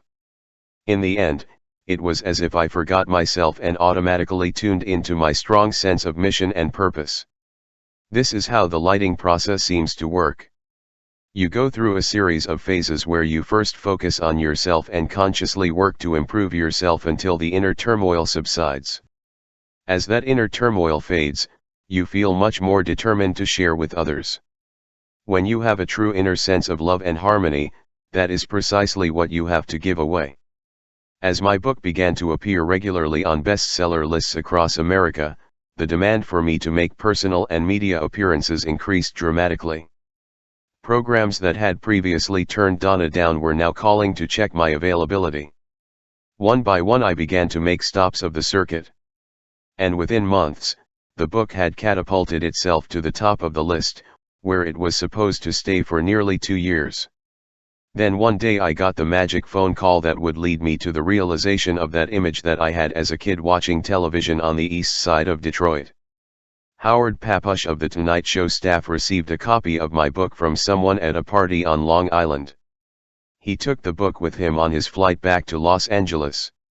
The following week I received a call from a member of The Tonight Show staff, asking me if, when I was in Los Angeles, I would be willing to go to the Burbank studios for a pre-interview for the show. Within 10 days I was sitting in Howard's office talking to him about all the ideas he strongly believed in. By then, I'd done hundreds of interviews and learned that the best strategy was to just be myself. Just me, talking to whoever I was interviewing as if we were in my living room. Howard and I get along very well, and to this day we remain very close friends. In a week I was going to make my first appearance on The Tonight Show. The guest host that Monday night was Shecky Green, a well-known Las Vegas comedian. While standing in the hallway next to the green room before the show started, I noticed a cluster of pay phones. I decided to call my wife and share the excitement I was feeling. As I spoke, I noticed that someone was using the phone next to me. He was the first guest of the night, the man I had spoken to so many times in my mind almost every night almost a quarter of a century before, Mr. Steve Allen. The recording of the night was sensational from my point of view. I had almost 15 minutes on national television to share the ideas that were so important to me. It was a dream come true. When I went to the airport to catch an overnight flight back to the East Coast, I was overjoyed. Then, over a loudspeaker, I heard a page for my name. It was Howard on the phone to give me the bad news that the show had been interrupted for the first time in many years, due to an overcrowding at the Republican National Convention. It would not show until an unspecified future free date. I flew back home wondering if the show would ever air, but the next day I got another call from Howard, asking me to fly in the next day to make an appearance with Johnny Carson that would air that week. So I made a third cross-country flight, got to Los Angeles and did the show with Johnny on a Wednesday night. But we had only 6 or 7 minutes left at the end of the show, and due to the brevity of the interview, Johnny asked me on the air if I could stay longer than 2 days and reappear on Friday night. I stayed over 2 days and did the show that Friday night, and it went really well.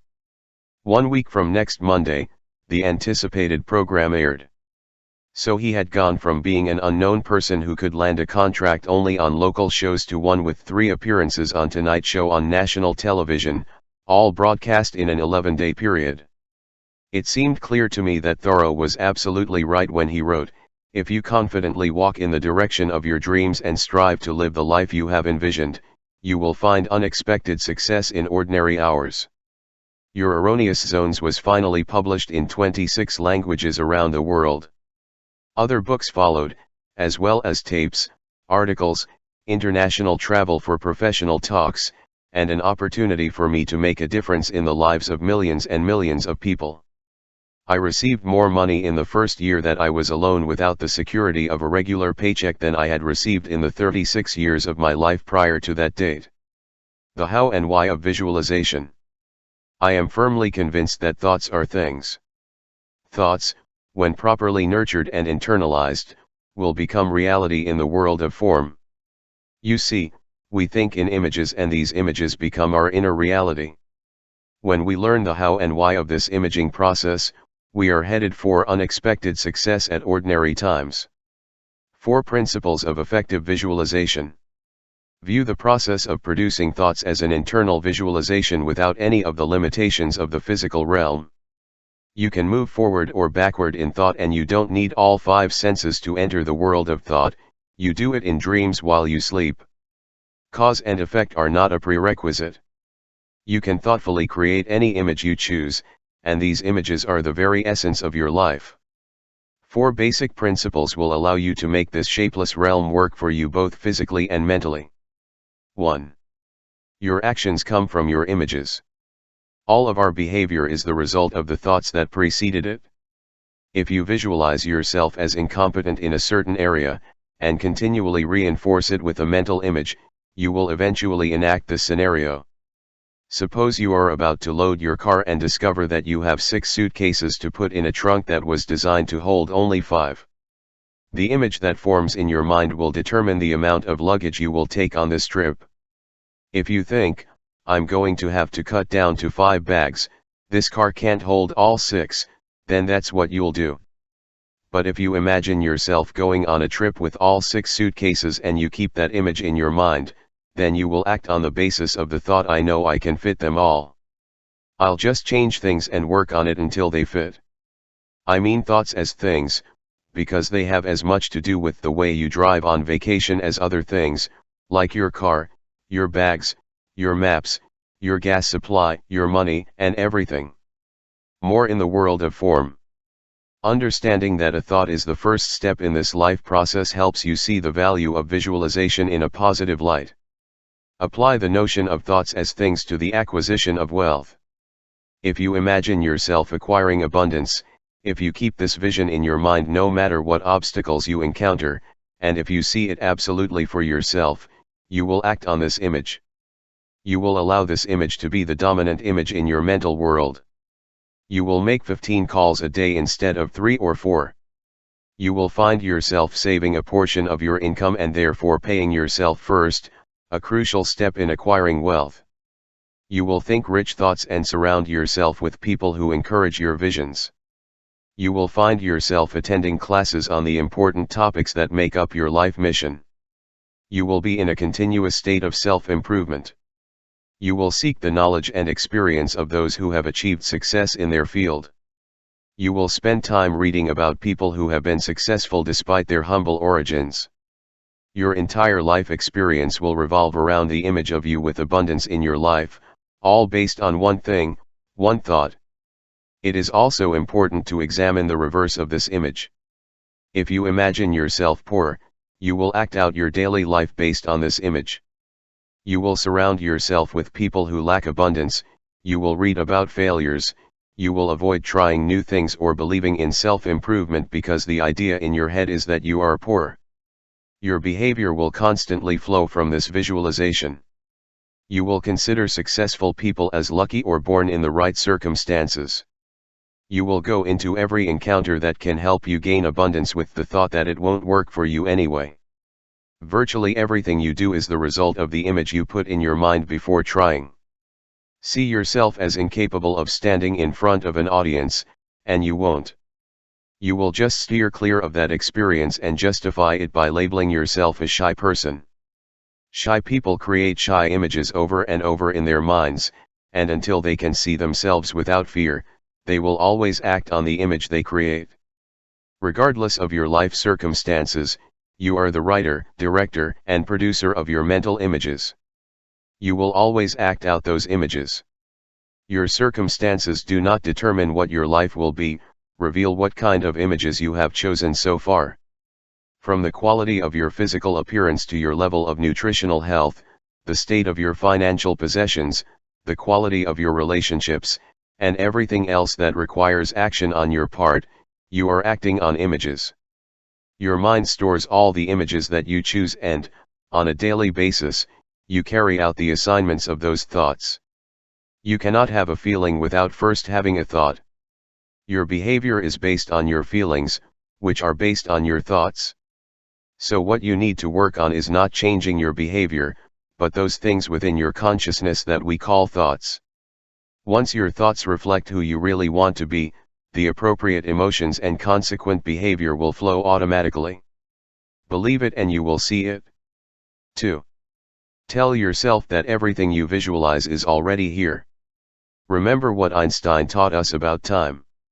Time does not exist in the linear world, it is an invention of man due to his limited vision and his need to compartmentalize everything. There really is no time. Just let these words sink in and be open to the possibility that they are true. Now, in a universe where time does not exist, everything you can think of is already here. Where else could it be? That thing in your head that we call thought is already here in the physical world. It is not in another solar system or in another universe. It's here. But you can't just visualize something and then sit back and wait for it to materialize in your life. You must understand that the opportunity to bring thought into physical reality is up to you, and that physical reality is already here, on this plane, and available for you to make the connection. Your job as a visualizer is to learn to take it from the astral world of thought to the physical world of form. Suppose you visualize yourself selling 5 million widgets that you have invented. You could say to yourself, how is it possible that this image is already here if it has not yet been manufactured? Because everything you visualize is already here. But who is going to buy a widget each? Where are those 5 million people? On another planet? In another solar system? Of course, no. They are already here. Of course, there are many steps to shaping it. You must know how to manufacture, distribute, and advertise your product. The rest of the steps are already planned. All you have to do is connect your thoughts with your thoughts to buy a widget, and what you visualized begins to materialize in the world of form. Suppose you envision yourself as someone who can run a 26-mile marathon. Where are you going to do that? Right here. Not in another reality system, but right here, now. When the Wright brothers envisioned an airplane flying, that reality was already here. We didn't need to invent a new reality system to produce flight possibilities for humans. We needed to connect our thoughts to the reality that was already here. Once those thoughts were tuned into the frequency of flying as a possibility, that became our reality. The healthy person you imagine yourself to be is already here, albeit surrounded by earlier unhealthy thoughts. Understanding that everything you are capable of seeing in your mind is already here will help you take responsibility for your entire life. Everything is energy. Nothing is solid. Everything vibrates at its own level of reality, and although the shape appears to be solid, a simple examination under a microscope reveals that this solid object is actually alive with dancing molecules that vibrate at a little less than the speed of light, and therefore so much so, we seem to be solid. Energy is the very essence of the universe, and thoughts are part of that matter. So when you have a thought about something that you would like to happen for yourself, remember that it is nothing more than connecting the two frequencies to make reality happen for you. Keep in mind that if you are able to conceive the idea in your head as an image of something that you would like, then it is here. And when you start to doubt it, remember to ask yourself, where else could you be if you are not here in our reality system? The thought that I had in my head as a child of appearing on The Tonight Show, difficult as it is for us to understand, was already here. If time does not exist, then 1953 and 1976 are essentially the same. If you know in your heart that your images are already here just because you can think about them, then you will stop waiting and start working on those images to turn them into your physical and inner reality. Where else could they be? Is a wonderful question to ask yourself when you begin to doubt that your images will work for you. 3. Be willing. Forget the word determination. Forget about perseverance. Forget about personal impulse. These are not the concepts to help you understand the visualization process and bring it into your life. Over and over I hear, I did my best. I really tried hard and it still didn't work. I persevered for months and still didn't get what I wanted. The missing keyword in these statements is will. For a visualization to be a reality in the world of form, you must be willing to do whatever it takes to make it happen. This is the most important aspect of visualization and images. Everything you can imagine in your mind is already here waiting for you to connect to it. What needs to be added is your state of will. When I dropped out of college to pursue my dreams, I was willing to do anything. If that meant moving to another part of the country, I was ready. If that meant borrowing money, he was willing. If that meant leaving my family behind for a while, I was willing, because I knew my family supported my dreams. If that meant working 18 hours a day for years and years, he was willing. When I give lectures on the topic of positive imagery and creative visualization, someone in the audience often says, I worked and worked on my dream and it still hasn't worked. Why? My response to that person is a question, what was it you weren't willing to do? The answer is usually something like, I just can't uproot my family and move to a new area just to pursue my own dreams. Maybe, I say, you need to examine how willing you are to do whatever it takes to make your dream come true. I think being willing to do whatever it takes to achieve your dream is a key factor in the achievement. The will is really a state of mind. It is an internal statement that says, I will be happiness and I will bring it to my companies. I will take the next step to make my dream come true. This is not a principle that presupposes a long list of goals. Quite the opposite. It's an internal statement that I'll do whatever it takes because that's what feels right to me. I believe that the will is proportional to the rectitude of its path. If you are constantly unwilling, I suggest you examine your dream closely. You may be getting an internal signal that this is not what you want. Otherwise, you will move forward with confidence and will not stop regardless of what others say, obstacles that are presented, or evidence that suggests that you will not fulfill your visualization. In my office I have two framed posters. One is an image of Albert Einstein, underneath which are the words "Great spirits have always faced violent opposition from mediocre minds." The other poster is made up solely of words, "I thank all those people who said no. It's for them that I did it myself." Great thoughts? Inherent in this third visualization principle is the notion of openness. When you are willing to do whatever it takes to formalize your images, your thoughts, you open your heart to all the possibilities available to you as a human being. Nothing will be too absurd for you to undertake. No obstruction or discouragement will enter your consciousness. You are open to everything. Also, when you open yourself to abundance, you begin to act abundantly. So many times along the way I had been told by experts how futile my efforts were to tell the world about your wrong zones, but within my heart was the understanding that while their advice might be true to them, it simply did. I was more willing to do what I had to do. And I loved every step along the way, rather than seeing my efforts as some kind of torture trail that I had to traverse to get to the picnic field. I would have my own inner celebration every time I overcome another obstacle.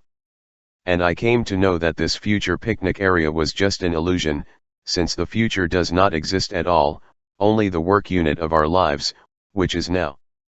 Once you are truly willing to do whatever it takes regardless of the obstacles, your openness will lead to an inner harmony that will not allow you to give up.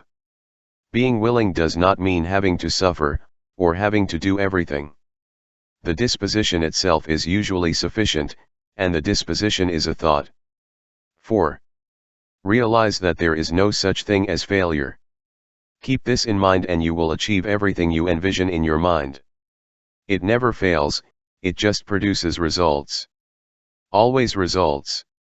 If you try to hit a golf ball 100 yards and it swerves to the right, you have not missed. You have produced a result. Your concept of failure comes from believing someone else's opinion of how you might have hit the golf ball.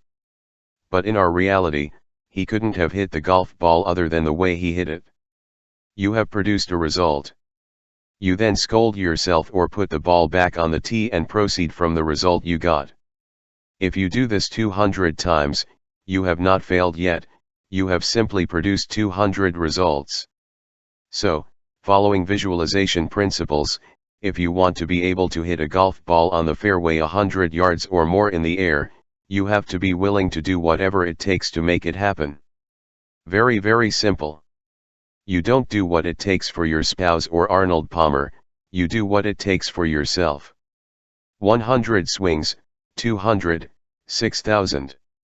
If you want to realize your vision in the world of shapes, you must be willing to do whatever it takes and remember that you cannot stop being yourself. You can only produce results. Suppose you weigh 250 pounds and you would like to weigh 125 pounds. You have not failed, you have produced massive results. Now apply the 4 principles of thoughts as things. See yourself as the 125-pound person. Get an image of this person in your mind and never, ever let that image go. Then you will begin to act on that image and find that your eating and exercise habits change to fit the image.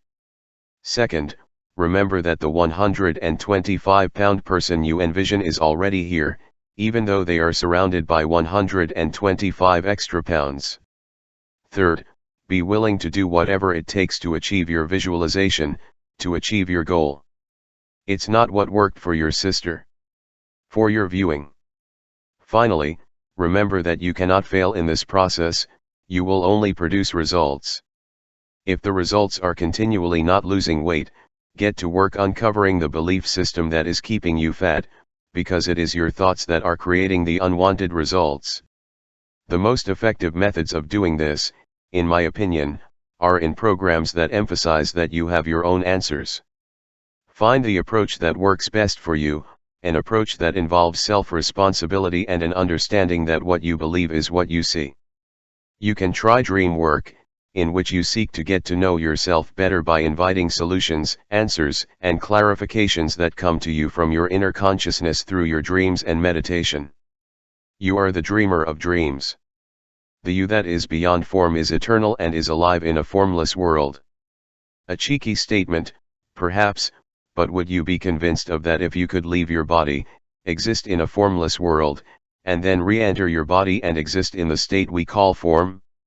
I suggest that you do exactly that every night and that you spend about a third of all your time here on this planet doing just that. We call it dreaming, and a lot can be learned about ourselves as part of pure thinking by seeing what happens when we leave our bodies and enter the world of dreams. Every time we go to sleep and start dreaming, I think we actually leave our body and enter a new dream body. We convince ourselves that our dream body is real while we dream, otherwise we could not have the dream. Where would it take place? Let's take a look at the rules that apply while we dream and see how different they are from the rules that apply while in waking consciousness. First of all, in dreams, time does not exist. We can go back and forth at will. We can be with someone who died many years ago and that person will seem very real. We can go back to being teenagers, and that too seems quite real while in the dream body.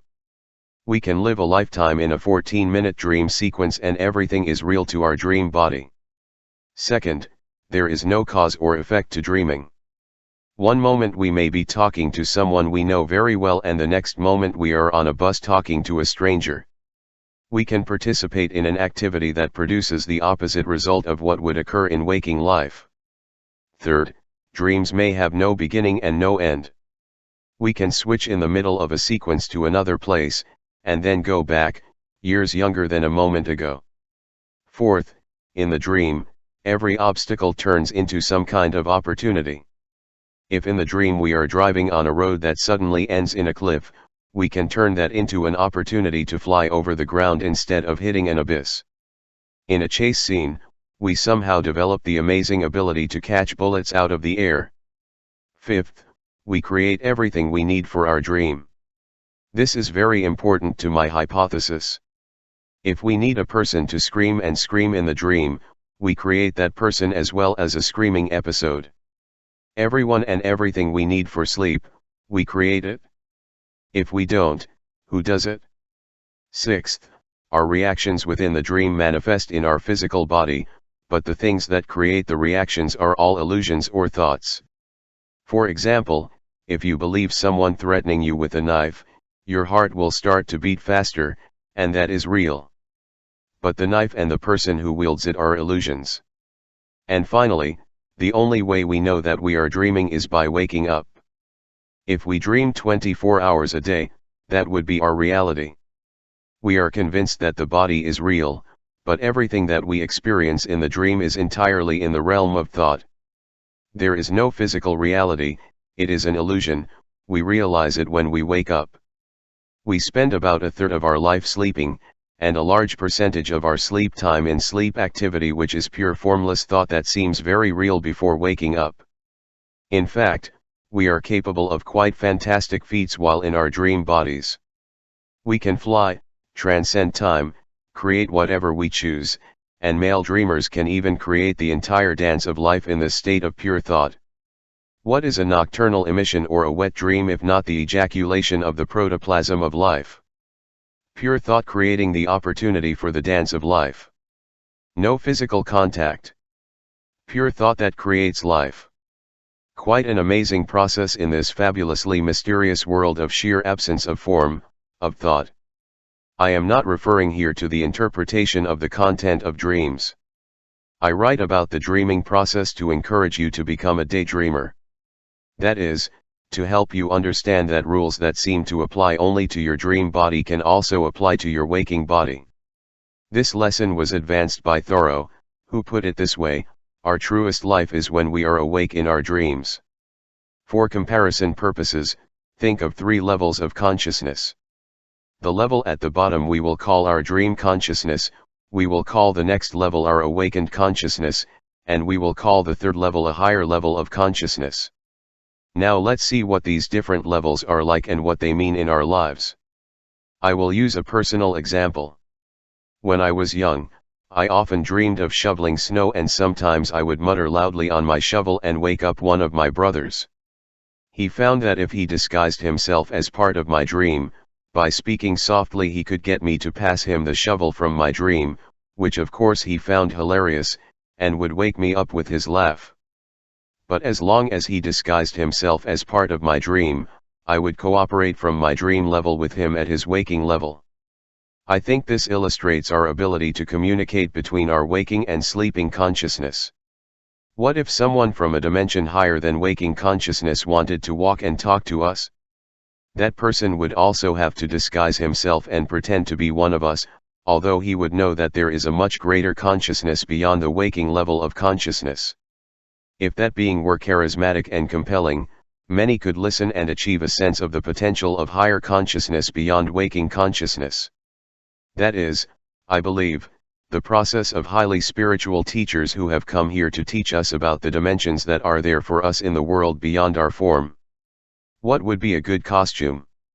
How about a carpenter who gives us an idea of what is available to us, and who tells us while performing miracle after miracle, "He who believes in me, the works that I do, he will also do, and greater works that these will do." How about a teacher, a writer, or a gas station attendant? Yes, there are miracle workers who can take us to the edge of our waking consciousness, to glimpse something else. The great spiritual teachers who have lived among us and who continue to do so have transcended the rules in what we believe to be the only set of rules. While we are in our dream bodies experiencing the part of our lives that we spend in this world of pure thought, we can have transcendent experiences whenever we want. We do not need any of our senses in this shapeless state. We do not need to touch, feel, or smell anything using our senses to know that it is real. Thought is real. By becoming a waking dreamer, you will enter that higher level of consciousness beyond waking consciousness, the level that spiritual masters have allowed us to glimpse through their teachings and their examples as human beings. But to do so, you must challenge your reality thinking belief system. To become a daydreamer, you must learn to die while alive. Let's start by briefly looking at the process of dying. I believe that, 1. We cannot kill thought and, 2. All forms are in transition. It follows then that death will be very similar to the dream consciousness I described earlier. We, our thoughts, leave our body when we enter our sleep, and then, the thoughts that we are, re-enter the body for awakened consciousness. Similarly, when we die, our thoughts leave the body and we can look back at this dream we are living now that we call waking consciousness, with the same kind of vision that we look back with in our dreams. This is a powerful idea. It could free us from the fear of death if we learn to internalize it. The reason we have a hard time accepting that this waking consciousness is a dream is that it all seems too real. But let's go back to our dream consciousness. The same reasoning applies here. While we are in the dream body, we are convinced that it is real, but it is real only for the dream and it becomes an illusion when we wake up. Everything we experience in our waking consciousness is also real to us. Dying while we are alive gives us the only opportunity we will have to get out of this package that temporarily houses us. An ancient parable repeated generation after generation by the spiritual teachers of India illustrates this point. A traveler from India went to Africa to purchase some local products and animals, and while in the jungle he saw thousands of beautiful multicolored talking parrots. He decided to capture a talking parrot and get it back as a pet. At home he kept his parrot in a cage and fed him wonderful seeds and honey, played music for his pet, and generally treated him well. When it was time for the man to return to Africa 2 years later, he asked his parrot if there were any messages he could deliver to the parrot's friends in the jungle. The parrot told his master to tell him that he was very happy in his cage and that he enjoyed every day and to convey his love to him. When the traveler returned to Africa, he delivered the message to the parrots in the jungle. Just as his story ended, a tear-eyed parrot fell dead. The man was alarmed and decided that the parrot must have been very close to the parrot in the cage and that was the reason for his sadness and disappearance. When the traveler returned to India, he told his pet what had happened. When he finished his story, the pet parrot's eyes filled with tears and he fell dead in his cage. The man was astonished, but thought that his pet had died out of desperation to learn of the death of his close friend in the jungle. The merchant opened the cage and threw the dead bird into the garbage can. Immediately, Her pet parrot flew up to a tree branch outside. The merchant told him, "Then, after all, you are not dead. Why did you do that?" The parrot replied, "Because that bird in Africa sent me a very important message." "What was the message?" the merchant asked impatiently. "He told me that if you want to escape from your cage, you must die while you are alive. In fact, we must die while we are alive in order to look back at our waking consciousness and find ourselves trapped in our cage, which in our case is our body. And then we'll see how unnecessary it is to be caged." Let's take a closer look at those 7 rules that apply to our dream bodies and see how much more enchanting our waking consciousness will become if we learn to die while alive, to become a waking dreamer. 1. Time does not exist. Einstein's study of life was devoted to the simple message that we exist in a complete universe. If time does not exist, except for the convenience of man, then 8 hours and 80 years are the same. An 8-hour dream and an 80-year dream are identical, and the only way to know that we are dreaming is to wake up. In a dream, we can be a tiny baby or a small child or a teenager. We can get married, have children, pursue a career, go bankrupt, have grandchildren, move into a retirement community, and grow old, all in a matter of minutes. In the dream it is very real and we can reduce it all to a small segment of what we call time. While we are awake, on the level of waking consciousness, it is also possible to recognize that time is an illusion and redefine ourselves to include our ageless and formless nature. 2. There is no cause or effect. In the dream body, we come and go freely without being restricted to the laws of cause and effect. In thought we are exactly the same. We can have a thought that is not related at all to the previous thought within a larger thought process. We can have a dream within a dream within a dream. Also in waking consciousness we can choose to recognize that we do not need to be confined to the rules that determine form. The physical law of gravity does not apply to thought. In fact, beyond our atmosphere, even our shape is not limited to gravitational constraints. A daydreamer can dream any thought without referring to the previous thought. We can move from one thought to another and use only those thoughts that are useful. In waking consciousness we can understand that we are capable of changing gears at any time in our life. If you train to be a doctor and it no longer applies in your life, simply choose new thoughts and begin applying the concepts of making your visualizations your waking consciousness reality. 3. There is no beginning and no end. In our dream body we do not disappear or end, because it is only in the form that there are beginnings and ends. We never die in our dream in the sense that we simply cease to be. We also do not do it in waking consciousness, and we must understand this if we are to overcome our fear of death. We can't kill the thought, and we try it over and over again every night. Your dead grandmother may be right there in your dream, at 53 and 83 years old, with no restrictions on the rules of form. When we enter our dream body, it is not necessary that we have a beginning for every dream sequence, we are simply there, pure and simple, there is no need to start. We can also be here now in waking consciousness, disregarding beginnings and endings, imagining forever. Within the concept of eternity, the notion of a beginning and an end is absurd. Try to imagine where the universe begins and ends, and you will see how silly all of that is. Try to imagine a thought that has a beginning and an end and you will know that the thought does not conform to such rules. The universe, and everything in it, including humanity, is thought, and the daydreamer strives to understand rather than worry about where it ends and how it begins. The truly enlightened souls knew that they cannot die. They know that death is only a transition of form and that the dimension of astral thought does not experience any phenomena such as an end or a beginning. 4. Obstacles are opportunities. Our dream body knows how to turn obstacles into opportunities, and in dreaming we all do it all the time. We are often transcending difficulties and shifting to new realities within our dream body. This is also one of the lessons we must learn about our waking state. Everything we encounter in life has something to teach us. All disease has within it the seeds to overcome disease. Every relationship, no matter how harmful it may seem, has something to teach us. Every addiction has the power to overcome it, and all the ex-addicts I have ever worked with always say the same thing: I bless my addiction for what it taught me about myself and about my own ability to transcend the trap I created for myself.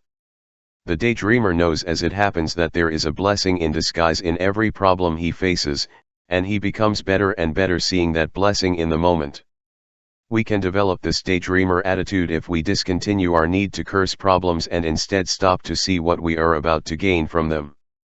We must keep first of all in our waking consciousness that whatever we fight or curse will only weaken us and hinder our ability to see the opportunity in the obstacle.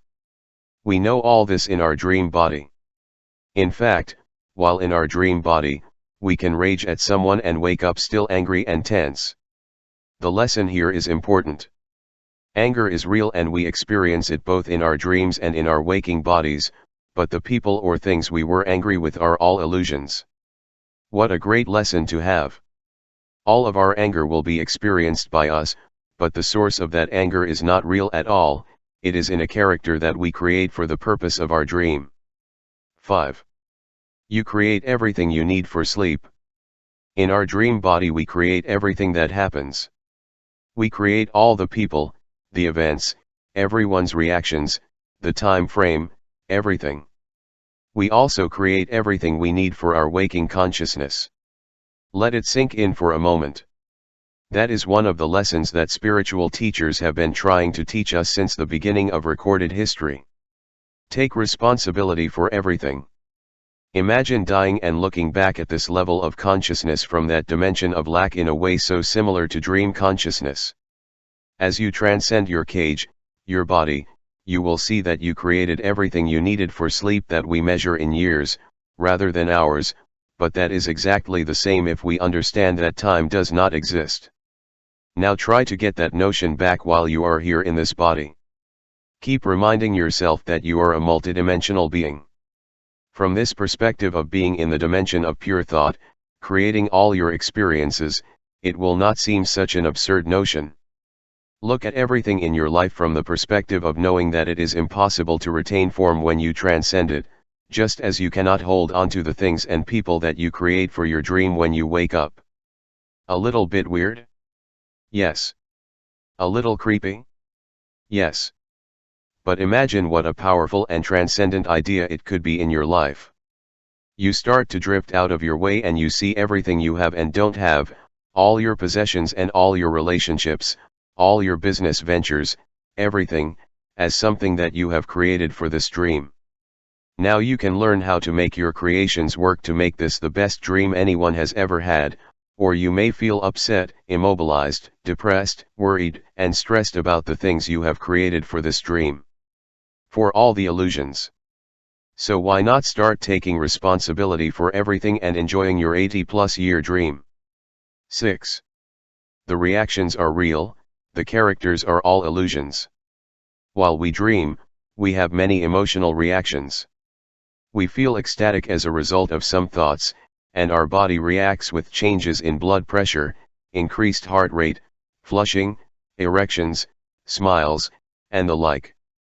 We feel hurt as a result of other thoughts that are our dreams, and our body reacts with frowns, tears, and other physical manifestations. Anger is produced by dream thoughts, and our body responds with clenched fists, rapid breathing, gnashing of teeth, and even tears. But remember, we have created all the characters and events and we are representing them with thought only, but we still have physical reactions. The characters are really illusions, but the reactions are real. And the same is true of waking consciousness, although you may find it difficult to accept the concept of the waking dreamer in your life right now. I have no desire to debate what exists or does not exist in whatever reality is or is not. For me, the reactions, the manifestations of our feelings, are real. If those feelings are interfering with our enjoyment of this life, then we must examine what we allow to interfere with our happiness. Whether the people or events are real or not is just a matter of perspective. The value lies in examining what is happening to you, rather than whether what is happening is caused by something real or an illusion. Examine your anger, hatred, or stress in this new light. No one can create anger or stress within you, only you can by virtue of how you process your world or, in other words, how you think. So instead of debating who or what is real, focus on what you are doing to process your thoughts, your feelings. And just like in your dream, when you really wake up, you will see by looking back that only your reactions remain, the residue of feelings in your body. Are you able to let those feelings and thoughts flow uncensored as you do in dream consciousness? In waking life, can you think what you think without judging, repressing or stopping it? In dream consciousness, you feel and encounter the whole of human experience without judgment. Try doing that in waking consciousness as well, and it will become what I mean by a daydreamer. Consider the realm of love. Your love reactions are real and you experience them in your awake body, but only you can create those reactions with your thoughts. The more you choose to have loving, positive, and beautiful thoughts towards yourself and others in your life, the more healthy reactions you will have in your body. We create everything, including the people in our lives. More important, however, is how we allow or reject our internal reactions. This is the true essence of being a daydreamer, not judging how we emotionally react to all the characters and events that are part of our lives. Focus on what you do with what you think and feel. If you learn how to die while you are alive, you will be able to look back at all these external ones and see that they are illusory, but that their reactions within you are very, very real. In fact, those reactions are what you are, your thoughts pure and simple. 7. The only way to know that you are dreaming is to wake up. If we dream 24 hours a day, that would be our entire reality. We know that we are dreaming only when we wake up. The same applies to this level of consciousness that we call wakefulness. Once we awaken, that is, we examine the principles of the dimension of formlessness and thought, we can see all our activities in the same way that we look at our dream consciousness. From the perspective of awakening, it is pretty silly to be attached to things that we have to be asleep to experience. This is certainly why my neighbor has a sign in her laundry room that says, "After lighting, washing." Allowing the actions of others to control our thoughts is unnecessary when we have the ability to process our world and the people within it as we choose. Awakened people know deep down in their soul that they are much more than a body, that they create everything they need for their sleep. Looking back at our dreams when we are awake, we see how useless it is to be upset about the content of the dream we create, and we can also see the insanity of being upset about anything we create in a waking state. The key to understanding that we are thought and we are thought is to wake up now and use our new perspective to make this life as glorious, harmonious, and loving an experience as possible. This does not preclude examining the content of our dreams and waking life circumstances for greater self-awareness and understanding, although that is not the subject of this book. Now I suggest that you re-examine the 7 principles of being a daydreamer and think about how you can apply them in your life. Use this new awareness to make this waking awareness all that it can be, and also to free yourself from the fear of death. Use the potential of your own death as an experience to wake up and begin to live the best life that no one has ever dared to dream of. Why we resist? We have become used to thinking of ourselves as our physical body and not as an inner energy. We look in the mirror and believe that what we see is who we are. We live in a culture that reinforces this belief. Every day we are bombarded with messages to remind us to perfume, shave, cleanse, feed, rest, and decorate our bodies so that we can be happy, healthy, and successful. Many of us have been subject to this philosophy since childhood and therefore treat ourselves primarily as a package whose content is irrelevant. Understandably, we resist the idea that we also have a meaningful self that is invisible and impervious to the demands of an external world. The story of the man looking for his lost key outside his house, under the streetlight, illustrates my point. When asked by a stranger if he could help him find the lost key, he was extremely grateful. After 30 minutes of fruitless searching, the stranger asked, "Where did you leave your key?" "Oh," he replied, "I dropped it inside the house." "But why are you looking outside under the lamppost if you dropped it inside the house?" she asked. "I have no light inside the house, so I came here to see where there is light." This is precisely what we do every time we look outside ourselves for solutions to problems. We live inside, we think inside, our humanity resides inside, yet we spend time incessantly searching outside ourselves for the answers because we fail to illuminate the interior with our thoughts.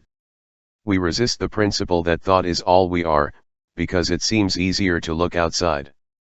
It seems easier to define ourselves by packaging than by internal qualities that we cannot touch, see, smell, taste or hear. Taking the path of the easier appearance is one of the predominant reasons for resisting the principle of thought as the basis of our humanity. Also, when everyone else is perceived to define themselves in this way, it seems easier to move on than to be different. I notice it with the young people in my neighborhood. When I suggest the possibility of thinking of themselves as separate from the crowd, they tell me, then they would see me as a freak.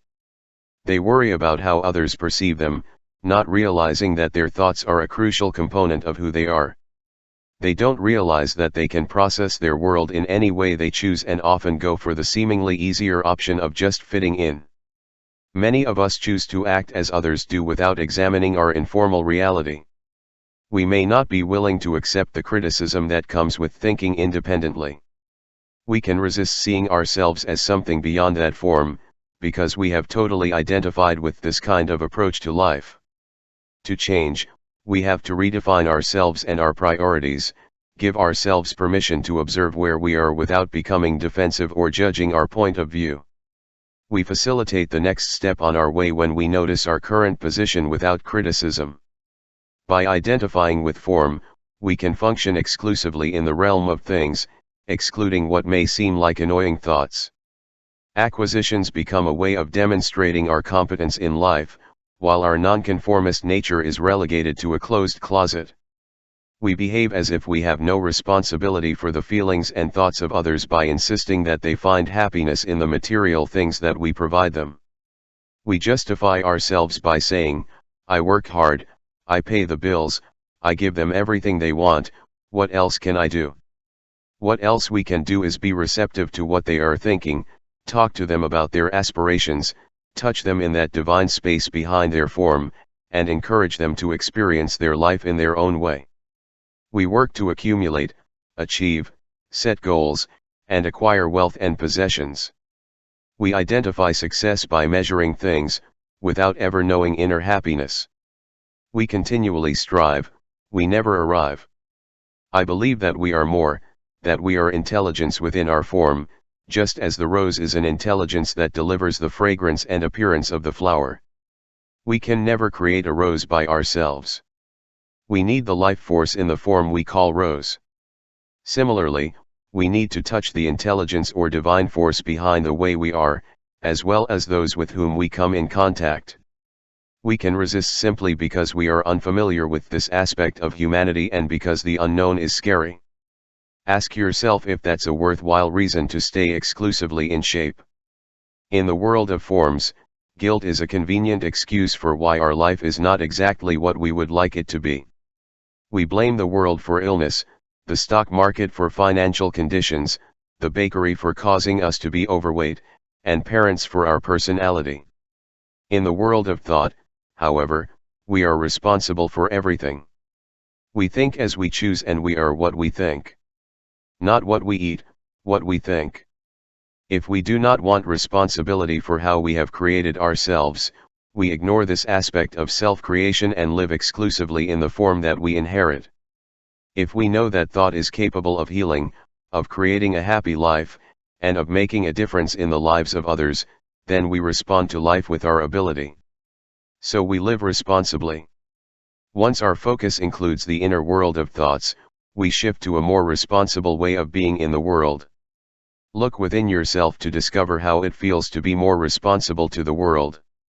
We can enjoy the dream part so much that we don't even want to consider that there is much more available if we wake up. Therefore, we choose to remain asleep, not realizing how great it is for us upon awakening. When we stick with the familiar, we don't take risks. If we don't take risks, we don't have to change. Avoid change, and we can explain to you that the reason for our lack of growth is a multitude of external circumstances. It is a seemingly comfortable circle that keeps us safe, yet trapped in a place, and in a place that rarely serves us or those we love on a very high level. Resistance is a basic part of the fear of change.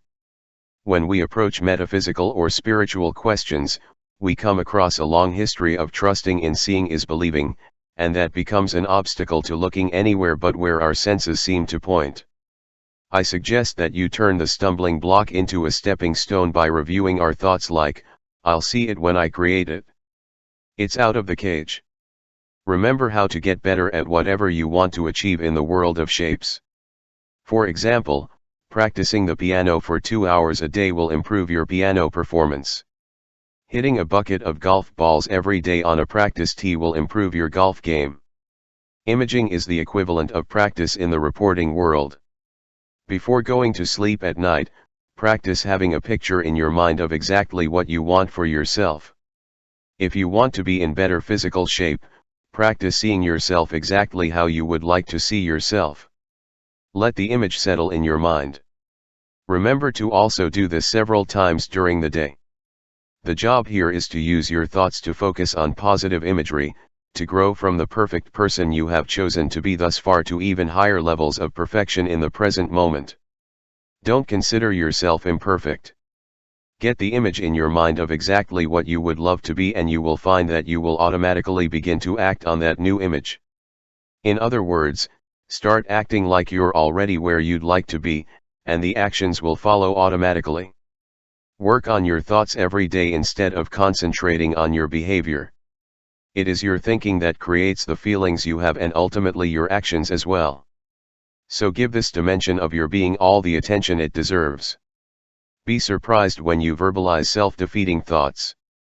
For example, if you say out loud, "I will never get out of debt," or "I just can't communicate with my partner no matter how hard I try," stop and gently remind yourself that you are acting on your thoughts, rather than your thoughts come from the conditions of your life. Now rearrange those thoughts and see that you are debt-free. Refuse to think thoughts of debt. You will soon begin to act on your image of yourself as a debt-free person. You will find yourself shredding your credit cards, or consolidating your debts, or working on additional work and doing the things that flow from the images you make in your mind. In the same way, with your spouse, instead of acting from the image that you have of being married to an impossible person, start acting like someone who is going to solve your relationship in one way or another. Create an image of yourself in a relationship full of love and harmony, and you will act that way. If you do not receive feedback that is consistent with the image, you may consider going your own way alone or with someone else who is more in tune with you. But instead of being confused because your spouse is unapproachable, you will begin to act on the image of you as a human being in harmony. If you figure things out, it will be great, and if you don't, you will move on in peace. In either case, you will be resolving your relationship rather than feeding on the frenzy of a mental image of being in an intolerable situation. Make the situation perfect in your mind and you will act on that perfection. The quality of relationships is inextricably linked to our images and thoughts. What we see is evidence of what we believe. Remember that your circumstances do not make you, they reveal you. Some people tell me that they think it is easy for me to give advice on how to be happy and successful because I am rich and famous. My reaction is that I feel my circumstances reveal me. I mean, I don't give advice because I'm rich and famous. If I am rich and famous, it is because I have followed this advice. I have lived these principles all my life, and I think that is why I have achieved the measure of wealth or fame that is part of my life. Look at your life, whatever the condition it is in. Your relationships, your financial situation, your level of happiness, your health. Now try to consider that these circumstances reveal something about you. Acknowledge your involvement in your circumstances and view them as a reflection of how you have been thinking and consequently acting on those thoughts. You can use that viewing power to make the image stay the same, deteriorate, or become whatever it is that illuminates your inner screen. You are what you think all day.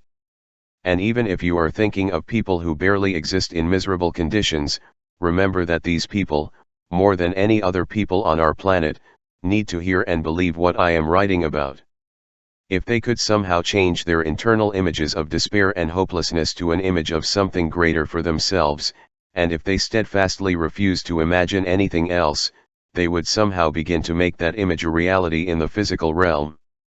The evidence is overwhelming when you consider people who have escaped seemingly hopeless conditions and who report that their belief was the impetus for their achievement. Second, know that you are not that person. You are here, right now, the result of all the previous paintings that you have painted yourself, and you can paint new ones, including one of yourself helping those who need help, if that is what you want to do. Remember every day that thought is not limited to the confines of time, cause and effect, beginnings and endings, and all the other rules that govern form. There are simply no limits to the astral realm of thought. Armed with this awareness, you can begin to meet others in this realm. Relationships can exist in this area, and you can bring them about by reminding yourself that everyone in your life is a divine entity with an intelligence behind all forms. Your loved ones share their bodies, just like you, with God, or whatever you want to call that perfect intelligence that permeates all forms. Relate to them in this way, reach out to them in this new place, stay in touch with their perfection within their form, and you will find that the quality of all your relationships will improve dramatically. Also, you can relate to strangers in the same way. See everyone as part of the wonderful, mysterious, and invisible force that is in each and every one of us. Treat other people like the divine creatures that they are. Study the 7 principles for becoming a daydreamer by applying one to each day of the week. Here's a sample of how you can make this your own reality in the coming week. 1. Sunday, time does not exist. Spend some time today outdoors, in nature, looking up. Try to imagine that the increase lasts an eternity, since even our rational mind tells us that the universe cannot just end. If it goes forever, then it is already complete, mysterious as it may sound. Everything is complete. In a complete universe, time is simply humanity's way of helping organize days and keep track of things.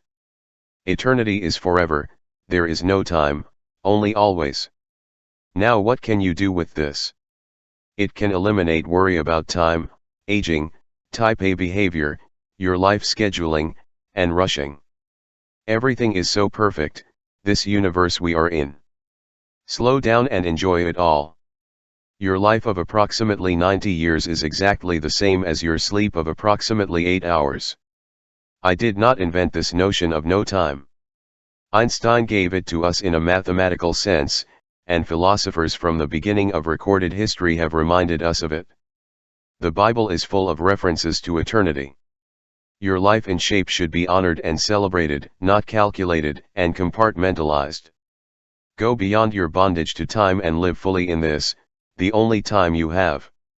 In the now, the work unit of your life. 2.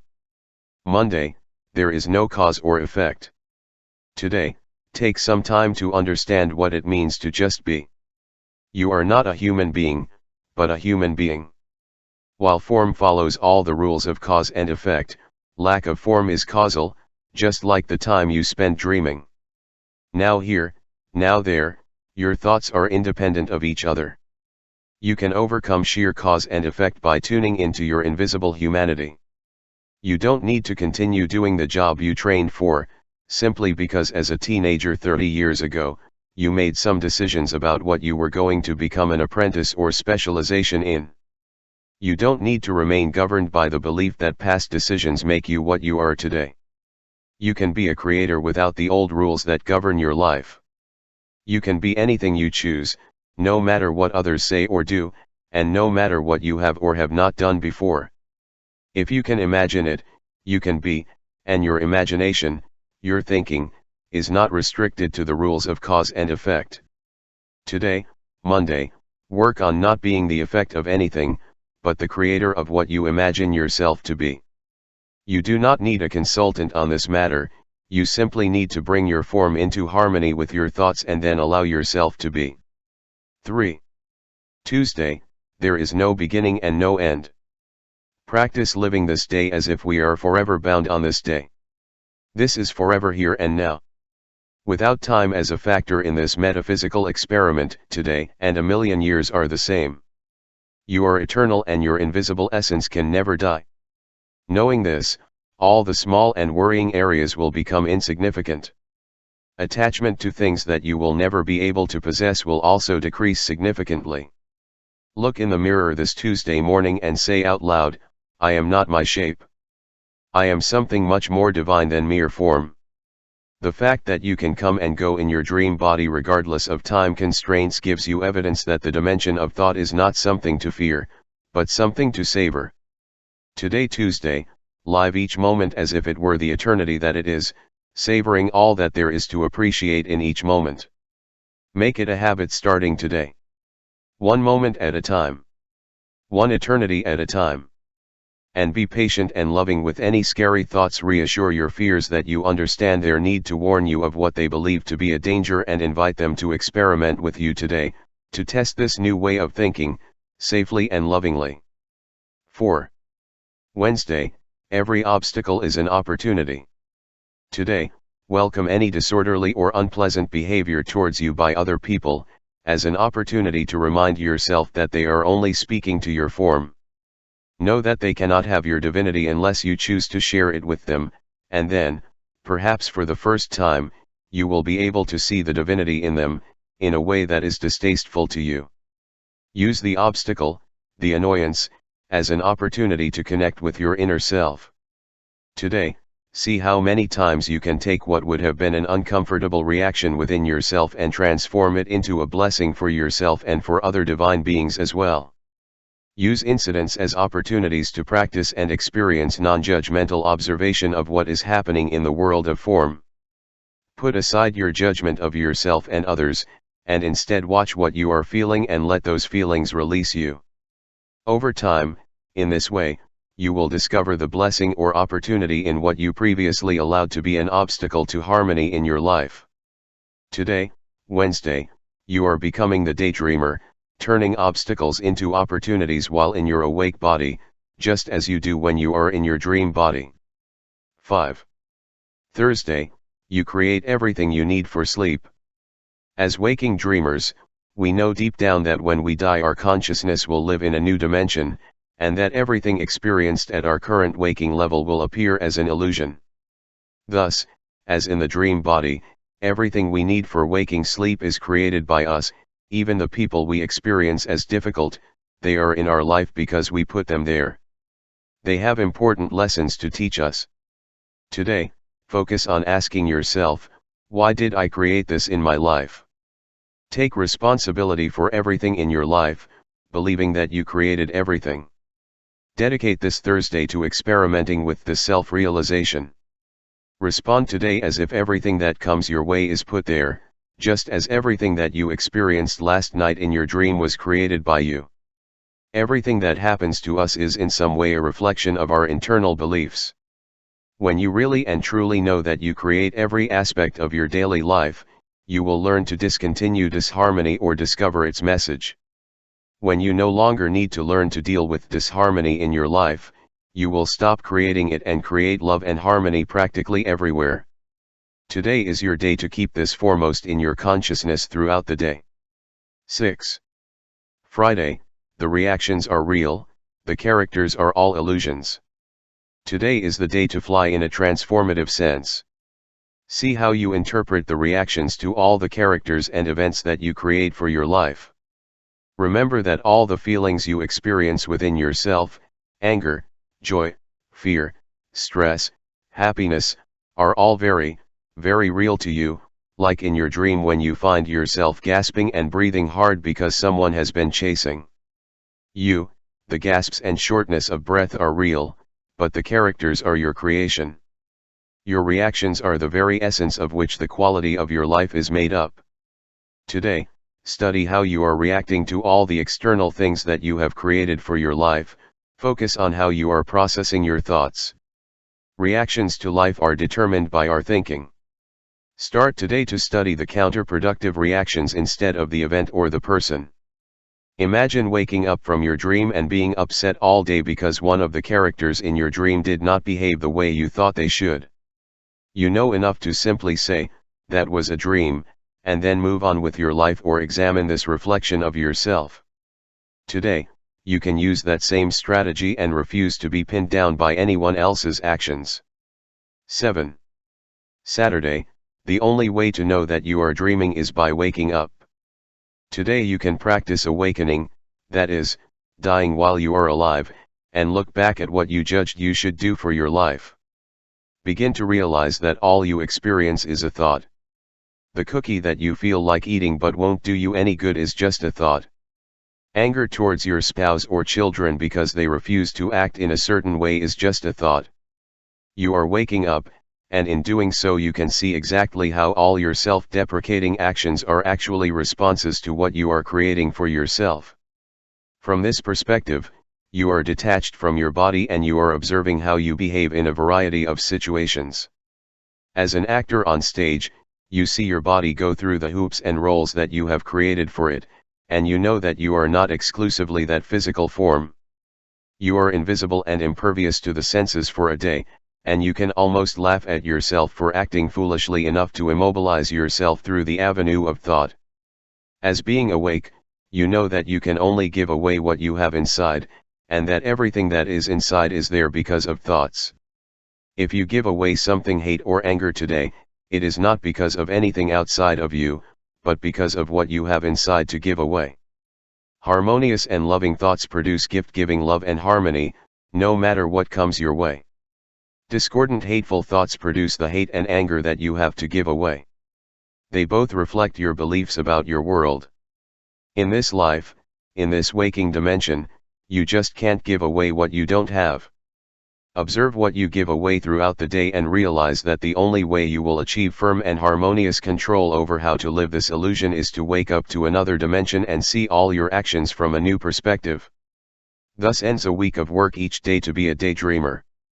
Knowing that we only have moments to live, rather than weeks and months, we can begin to use this awareness to make our daily lives as limitless as we experience in our dream bodies. Keep 7 words first in your mind and think about the wisdom behind them. From the Prince of Peace, as you think, so you will be. Unit. You are both a beating heart and a single beat in the body called humanity. Take a few moments to study the word universe, the term we use to describe this vast world of ways that we find ourselves thinking and breathing, day after day. When decomposing the word, we have uni, which means one, and verse, a song. A song. That is our universe, my friends. Just one song. No matter how we break up into individual little notes, we are all still involved in the one song.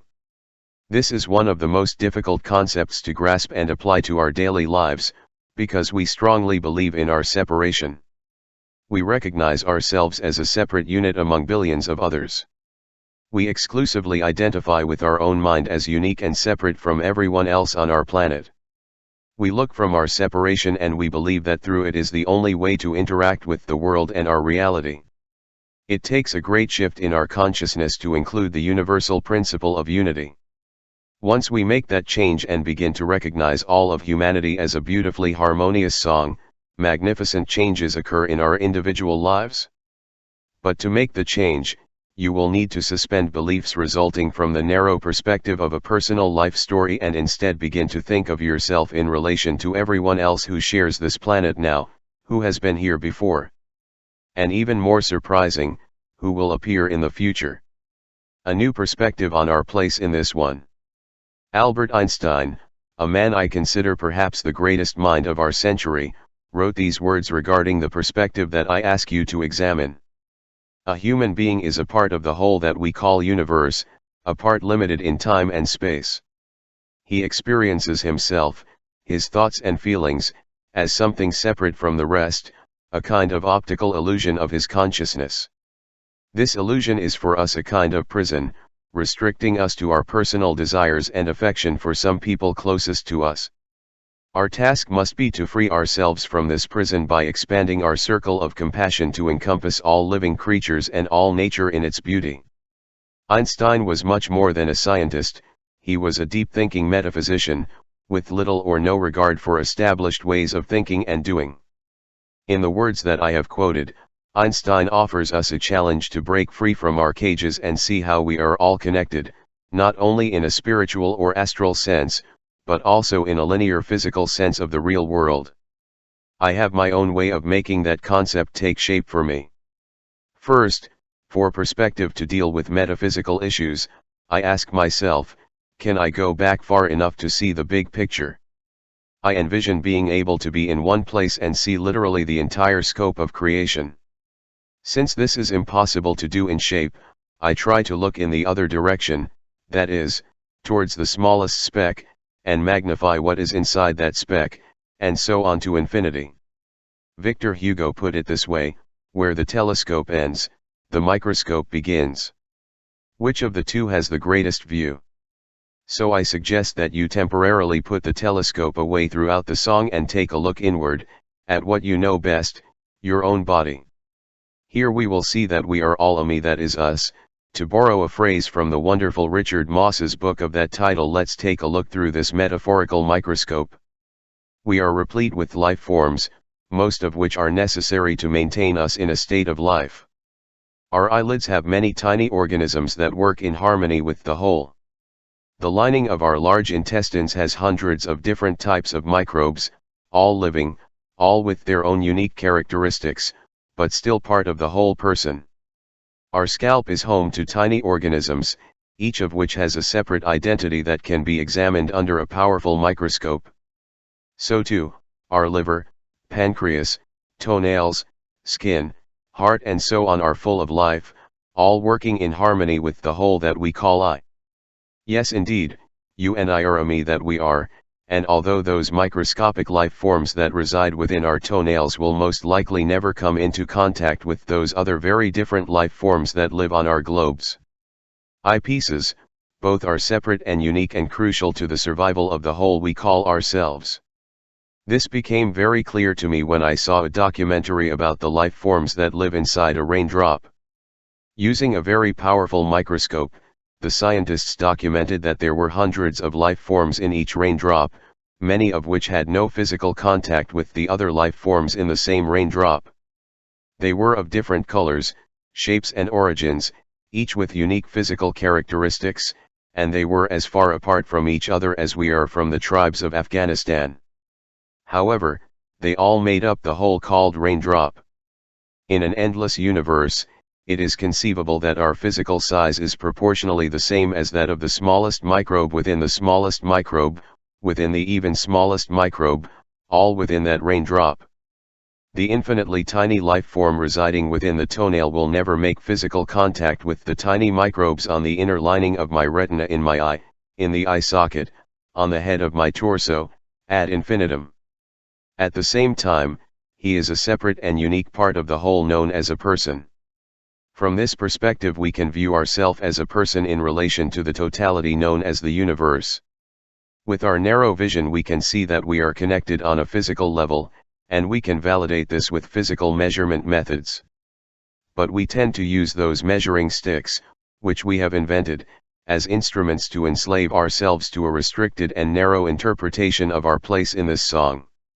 We do this by believing that reality is only what we are capable of measuring, rather than what we can measure and what is still immeasurable. Germs and bacteria existed in our lives and bodies long before we could examine them under the microscope. The invention of the microscope did not create germs. Just as we have created devices to measure what existed before but could not be measured, it is also possible and, for me, probable, that each of us is part of a we that is immeasurable by contemporary technology made by him. Man. If we thought of all of humanity as a being, and of ourselves as individual pieces of the gigantic being, and if we could somehow get back enough to see this whole life form, we would immediately notice if a part of the being was there. Present. Missing. Our eyes would automatically go to empty space. This space shows how important each one of us is. You and I complete the body of humanity. If we are not fully alive and working in harmony with the whole body, it lacks harmony and balance. and if we lack enough of us, the body will die. This is the perspective we must take to understand and begin to live the principle of unity. Of course, it is a paradox to be unique and all at the same time. However, it is our reality, and once we know how this principle of unity works in this endless universe, we will begin to see how we can make the principle work not only for each of us, but for this whole song that we make up. The harmony will be felt within you, and it will radiate to make the song an ecstatic melody, fully in tune, harmonizing with all the individual notes that make up this universe. Let me tell you the personal difference it has made for me in all aspects of my life. My first contact with unit. My mother's mother holds a very special place in my heart. When my mother was beset by so many difficulties after my father left us, my grandparents took my older brother to live with them. And of the role of mother to my grandmother, I had my first inkling of the concept of unity and uniqueness. My grandmother had breastfed each of her children and had been extremely protective of her young, including my mother. She had spent most of her time rocking, singing, hugging, and lovingly caring for her babies. My grandmother was 94 years old when she began to lose some of her physical faculties. He needed constant care and help as he approached 95 years old. I saw my mother take care of her in those last days of my grandmother's life. I watched my mother bring clean clothes to her mother and made absolutely sure that her underwear never got dirty. And one day I saw my mother holding my grandmother and peeling a banana for her and actually squashing it in her own mouth and massaging her mother's neck to help her swallow it. Then he helped her put on clean underwear. He rocked his mother and talked to her almost as if she were a baby. As I watched, I asked myself the question that was spinning in my head: who is the mother and who is the child? Didn't my now defenseless grandmother change the mother-child diapers once and crush her food to make sure she was well fed? Weren't these two human beings actually fulfilling the same role for each other? The unity of all this impressed me in an astonishing way as I watched this scene. I realized that everything is a great circle, just as the universe is a great circle, and although we tend to identify with our separation, when we can get a different perspective, we see that everything is one, and that it exists in the world. A great being called human being, and that each one of us is born in that being. My second encounter with this concept of unity occurred when I began to read some literature on the collective consciousness. I had read The 100th Monkey by Ken Keyes and was trying to put it in personally meaningful context. Very briefly, The 100th Monkey is a theory about how all members of a species affect each other. A group of monkeys was being studied off the coast of Japan, and a monkey within the group began to wash their sweet potatoes in a certain way in the salty water. Soon all the monkeys began to imitate this monkey and to do the same. When a certain number of monkeys behaved in this way, the same behavior began to appear in a group of monkeys hundreds of miles apart, even though the two groups had not had physical contact with each other. The 100th monkey symbolizes what scientists call the critical mass within the species. It is theorized that once a critical mass number is reached, the same behavior begins to appear in all other members of the same species. It seems to be true for all species that when a certain critical mass of its members begins to think or act in a certain way, so do all other members of that same species.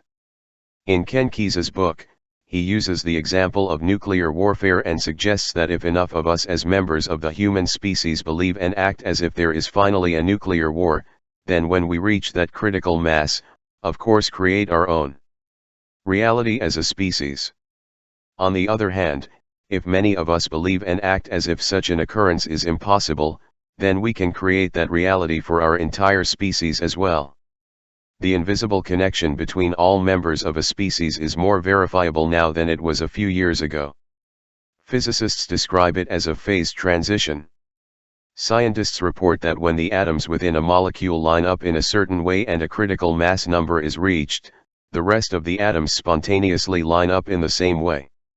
Quantum Reality by Nick Herbert, The Tao of Physics by Fritjof Capra, The Dancing Woolly Masters by Gary Zukav, The Lives of a Cell by Lewis Thomas, and A New Science of Life by Rupert Sheldrake are some of the books in the growing literature that describe a connection between the principles of physics and a collective consciousness. Imagine the astonishing implications of this fledgling scientific notion, a scientific basis for the unity of everything, and the idea that if enough of us who share this way of life called human beings begin to think and act in a harmonious and loving way, it can affect to all being called human being. The entire history of the human being is full of wars and disorders. How many mothers have wept for their children who have gone to fight one war or another throughout the centuries? An endless cascade of terror and division marks this being that we call human being, and you have appeared in it. Does it support the divisions that have become part of the history of this being, or can it be a voice affecting the voice next to it, and so on until we reach that critical mass where the whole being will align itself with the harmony that is the only song? It is only the human being that has been out of harmony with the rest of the totality that is God or unity or whatever we decide to call it. When the individuals within this total being are aligned in a certain way, just like the atoms within a given molecule, then they can affect all the beings within the human being. I have heard scientists from virtually every field of study talk about the invisible forces that connect all members of a species. They report how when liquid matter crystallizes in one part of the planet, the same crystallization process occurs almost simultaneously in another place without physical contact or information.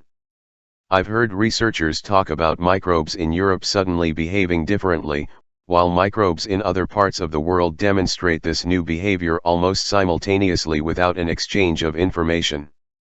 The entire history of the human being seems to follow these unwritten rules of a collective consciousness. I am not trying here to defend scientific verification of this point of view, but to show that the idea of unity enjoys credibility in scientific circles as a means of explaining what was previously scientifically inexplicable. Certainly, if many of us begin to think of harmonious non-aggressive ways to reach critical mass, there could be an end to the war. As each reacted harmoniously rather than with enmity towards the being adjacent to him, it would not be long before there were no soldiers to follow the orders of the generals. Harmony would begin to resonate with those who design weapons of destruction.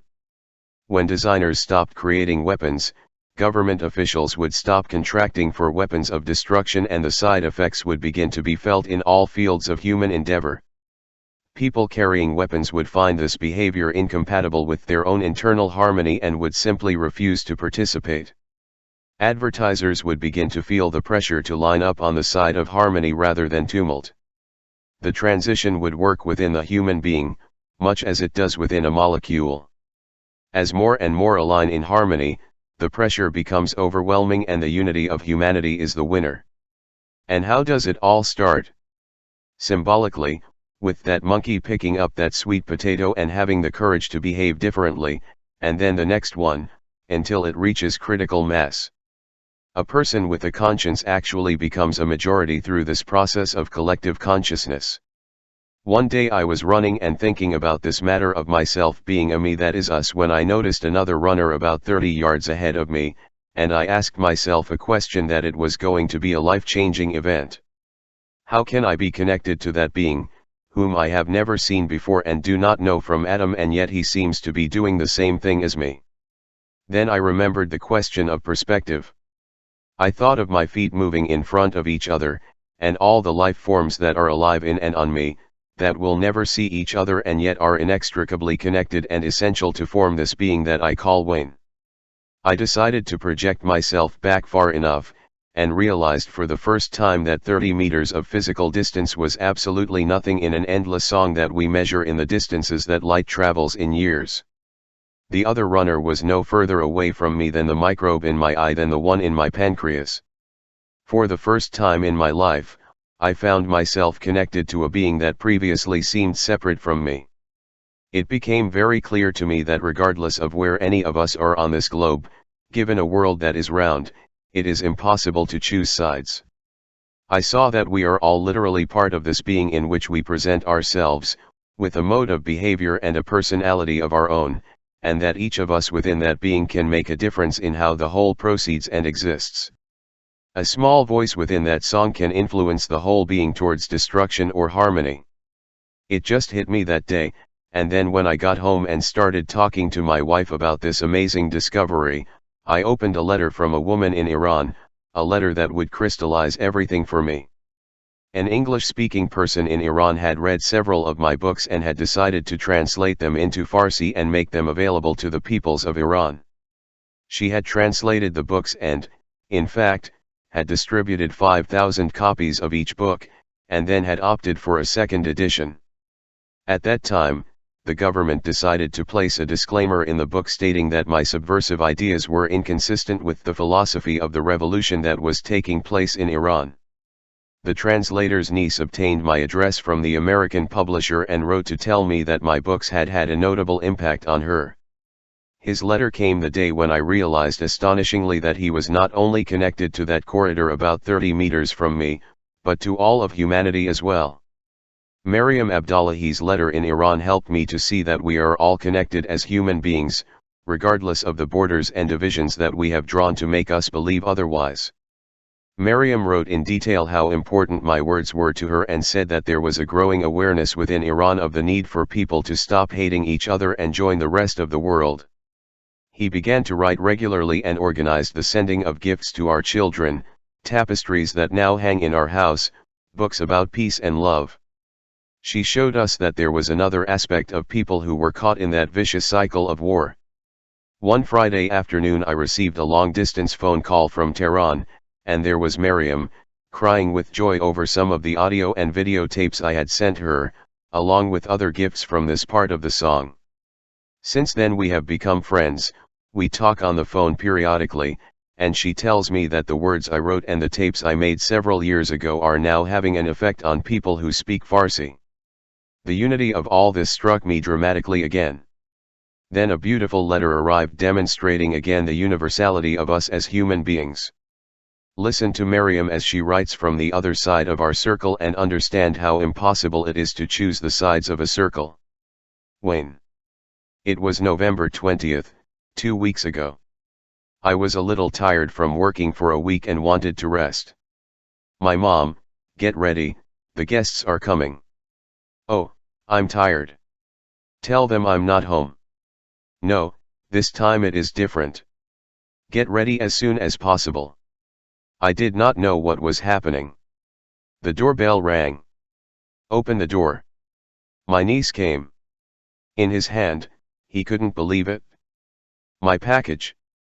Oh, how long had I been waiting for it? Aunt Maryam, this is for you.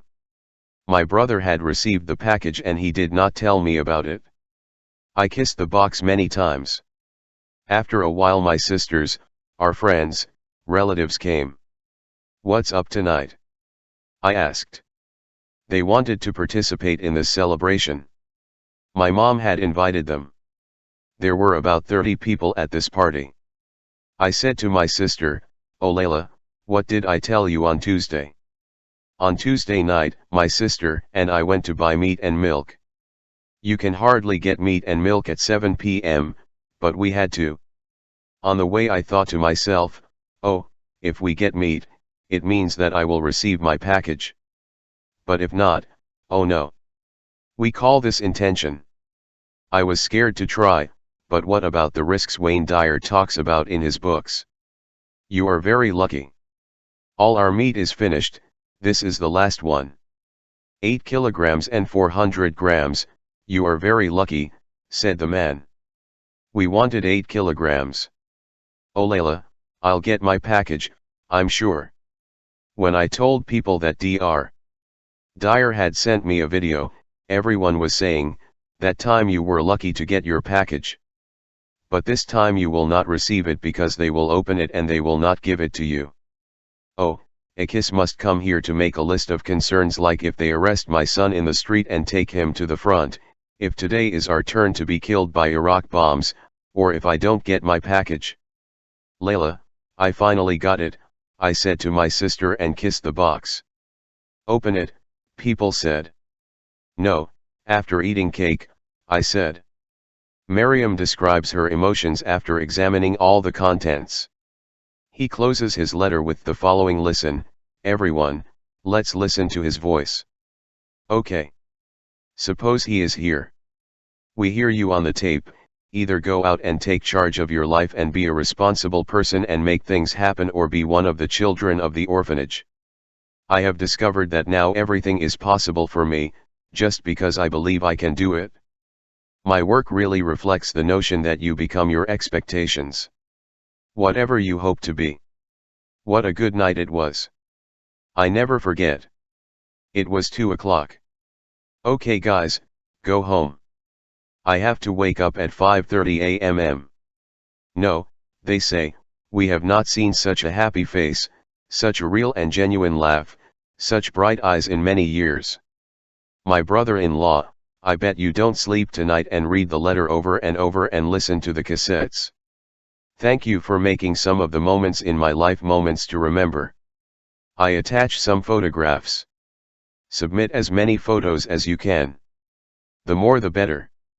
Is the disease too many? Descartes, I think, therefore I am. Miriam, I have a letter from Dr. Dyer, therefore I am. Very grateful for sending me the book, and I also wish you happy holidays. With love, Miriam. We can begin to plumb the potential magnificence of seeing the unity of everything, without threatening our individuality. We can allow ourselves to feel genuinely connected, knowing that our thoughts, feelings, and behavior impact everyone, even those we have never met. Each of us is a whole made up of an infinite number of particles of life, and each of those particles of life going inward continues ad infinitum. The opposite is also true, when we go from the microscopic to the telescopic point of view and we see ourselves as part of a life form in an ever greater being that is unity. The great parable on this subject is Gulliver's Travels, in which being a Lilliputian or a Brobdingnagian is a matter of perspective. Let's take another look at the whole unity thing and how it applies to your individual body. Getting a clear reference for everyone. If I turn my metaphorical microscope inward and look at a single cell within the totality that I am, I will find many cellular components, with quirky names like nuclei, mitochondria, DNA, RNA, centrioles, basal bodies, and the like. A single cell is a whole, a totality in itself, and carries within it everything that is required to reproduce the complete organism called the self. One of your cells carries them all.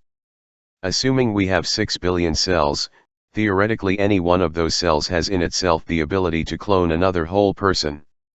However, there is also something else that constitutes a cell, something that defies physical explanation and requires going beyond the physical to the metaphysical. Something that holds that whole cell together. That's something we describe as the source, or as serenity, harmony, peace, or tranquility, or as my personal favorite, love.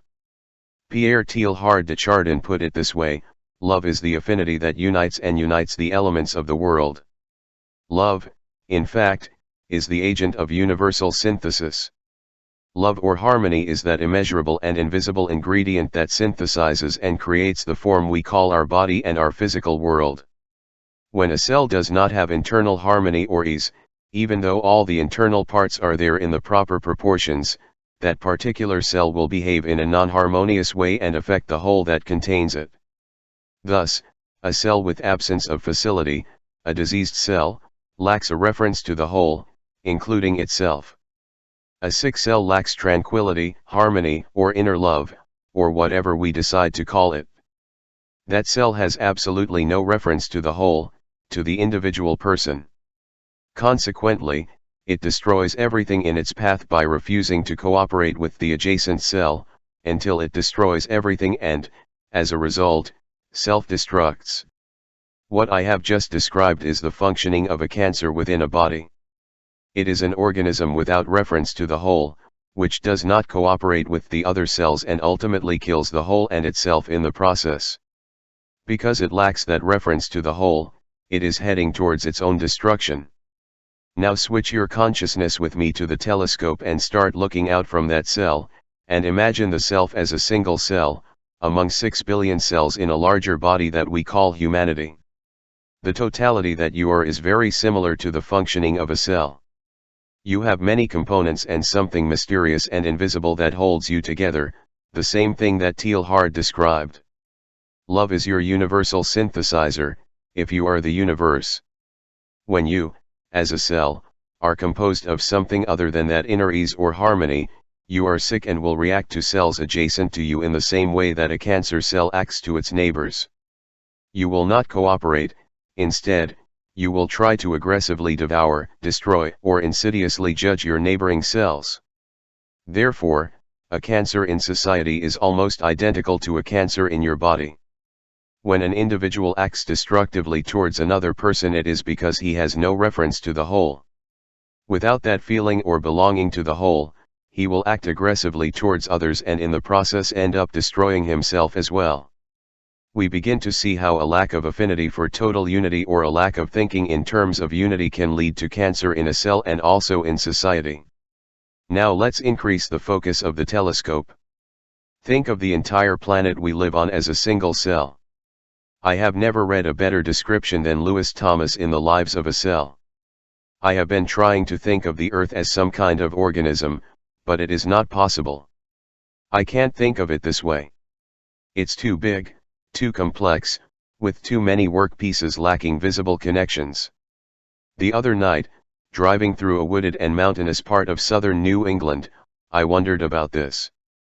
If it is not like an organism, what is it more like?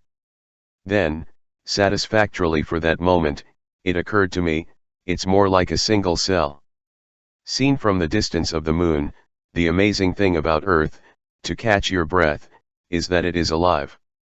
The photographs show the dry, crushed surface of the moon in the foreground, dead as an old bone. High above, floating freely beneath the damp, glistening membrane of the bright sky, is the rising Earth, the only lush in this part of the cosmos. If you could look long enough, you would see the swirling streams of great white cloud streams, covering and uncovering the half-hidden land masses. If you had been looking for geologic long, you might have seen the continents in motion, separating into their crust plates, kept afloat by the fire below. It has the organized and autonomous look of a living creature, full of information, wonderfully adept at handling the sun. What about that? The entire planet as a cell? And why not, when you shift your perspective to the enormity of this whole song? All the characteristics of a single cell, just like the cell you are, and that cell inside the tip of your nose, and the cell inside that cell at the tip of your nose, and in and out to infinity. Everything is one. And what about cancerous or dissonant cells on our planet? Take a look at what we call the nuclear age. What have we done to our planet? Have we not in fact created weapons that have no reference to the whole, to our one cell called Earth? Isn't it functioning like a diseased cell, devouring everything in its path and ultimately destroying everything and itself in the process? Should we ever exploit one of those devices in an aggressive war against any of our brothers? Wouldn't we in fact be destroying not only our neighboring cells but also ourselves and our planet? Without a reference to the whole, a sense of the oneness of everything, we can only act like a diseased cell. And what is a diseased cell but one that lacks internal harmony, serenity, or, as Teilhard called it, love? The path to unity seems to be through the path of inner harmony. The path to inner harmony is through thought. And what kind of thinking? The thoughts of unity and unity. The thoughts that we are all connected. Although the ties may not be visible to the naked eye, they are still there, just as they are within each individual cell of your own body. As long as you do not see yourself as part of this whole, related to all of us in this being that we call the human being, then you lack inner harmony and you become ill. This disease will manifest itself in aggressive, unloving, and uncooperative behavior towards neighboring cells. Therefore, the problems of disunity in our world can really be traced to the individual cells that make up this body that we call humanity. As we work to eliminate cancer in our bodies by teaching a sense of unity and harmony and positive visualization, we can also help eliminate carcinogens in our society in the same way. Each of us, as a single cell, has the opportunity to affect the whole being in a harmonious and loving way, or in a disorderly and diseased way. Until now, the history of the human being has been one of too many cancer cells and too few cells full of harmony and tranquility. The body is wavering, and each of us must do what we can for the shift to higher consciousness and harmony to reign supreme and harmonize the song. This is not a job for others, it is for each of us to get involved and help the whole body heal and maintain well. The human being has been divided for too long, and our final challenge is to obtain a reference to the whole, to see ourselves as one and to remain as a single cell within a larger cell that functions harmoniously. It is clear, then, with this new perspective, that anyone who is acting in a destructive or aggressive way towards others is actually a person who lacks inner harmony. We must examine all our aggressive, hateful behavior towards others as a problem, not with our neighbors, but with what we are sending them. Within this context, it is constructive to observe how we treat cells adjacent to us that look a little different from us, or speak a different language, or worship in a unique way. We have created a large cell that is made up of many diseased cells, and we all know that the whole cannot survive long when it is made up of diseased cells. This was Einstein's warning to all of us when he reacted to the splitting of the atom by telling us that we were now on an unprecedented path to final disaster unless we could learn a new way of thinking, an alternative to resolving our disputes through the aggression and war. A very brief look at the history of the human being. Ours is largely a story of division rather than unity. Study any book that tells the history of the human being and we will see a long story about how divided we are as a species. The most surprising thing in our history is that we have always been at war with each other. We can measure our progress in the sophistication of the devices that we have created over the centuries for the purpose of killing our brothers. We have evolved from simple weapons of destruction, such as crudely crafted knives and tomahawks, to weapons that can do the job from a distance, to automatic machines that can kill many of our brothers at once. We now have the term megakills from the 20th century to describe the lethality of our weaponry. Reconsider the analogy of our own body and the billions of cells that make up its physical totality. If we project that this single body could live for 50,000 years, we would see that that entire period of time was spent creating microbes and bacteria within the body for the purpose of destroying the body faster and cheaper. We would see that now we had killed the pancreas, the liver, the arteries, removed some limbs, and we were ready for all the components to fight each other in such a way as to complete the destruction of the whole body.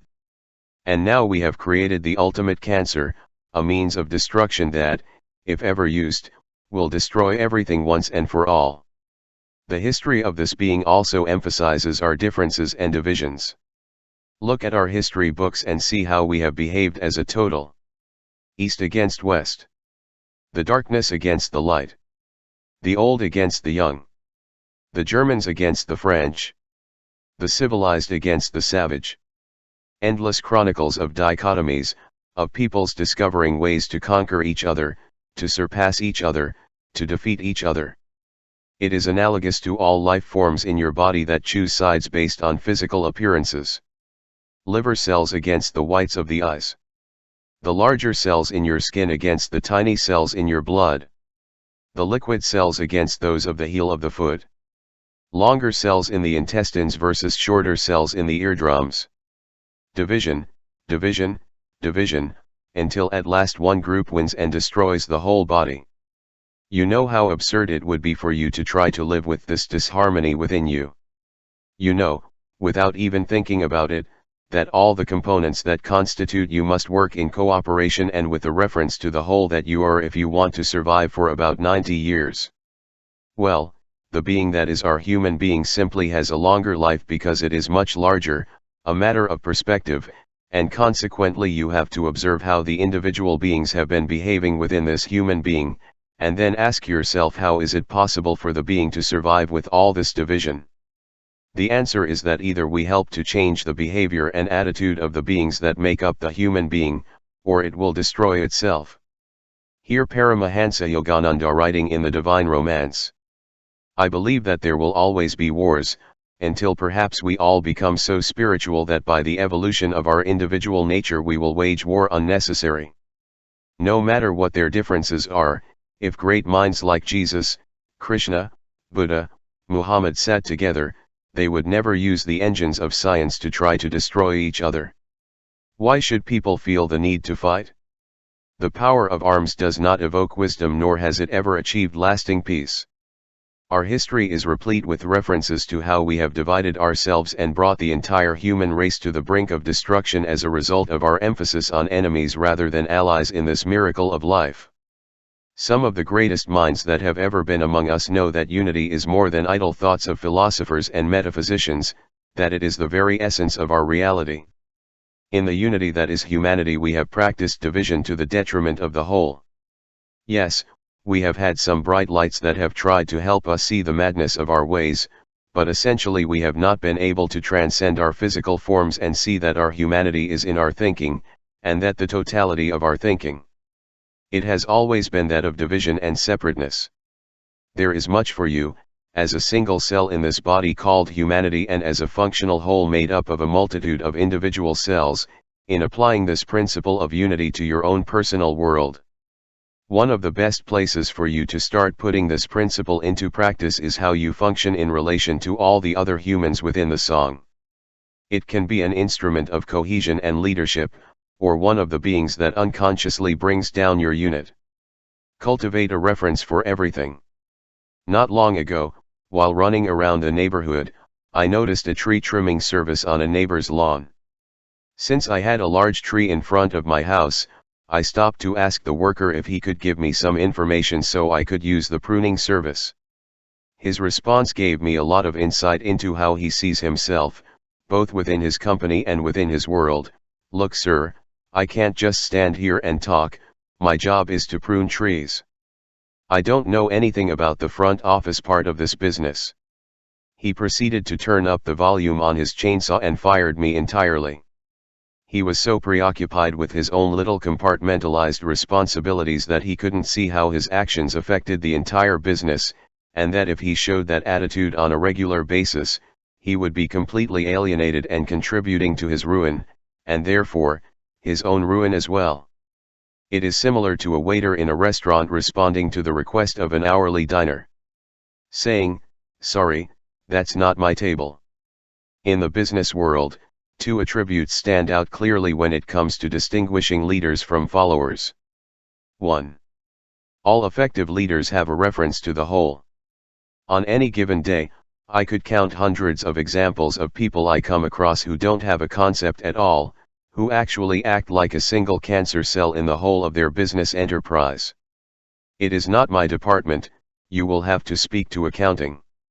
I only do what they pay me to do.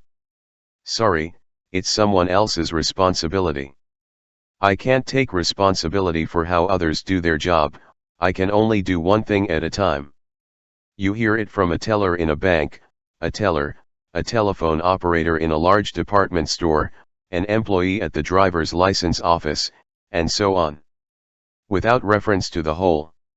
No sense of belonging to the whole unit, no understanding that one must cooperate with those adjacent to us for the unit to survive. All on a self-destructive journey every day in their contacts with the public they are paid to serve, breaking down the effectiveness of the entire unit because they only see the very narrow picture. It is not my department.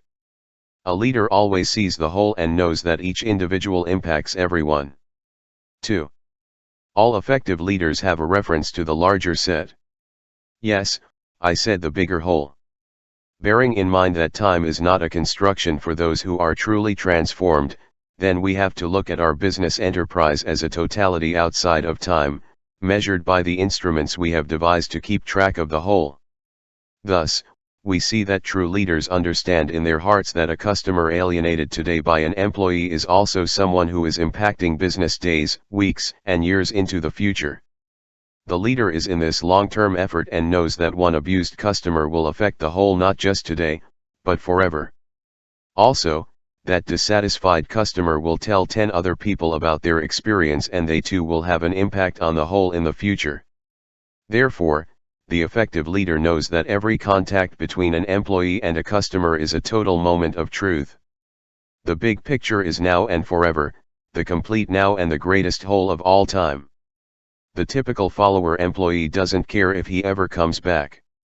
Her attitude says, "I just care to get this over with and get home, and that my paycheck arrives on time." He is not on his conscience to worry that that customer will inevitably select a competitor the next time, and will do so over a long period of time, due to the surly treatment by the narrow-sighted employee. Those employees who have no reference to the larger set are sabotaging the entire unit in the same way that a diseased cell devours everything in its path.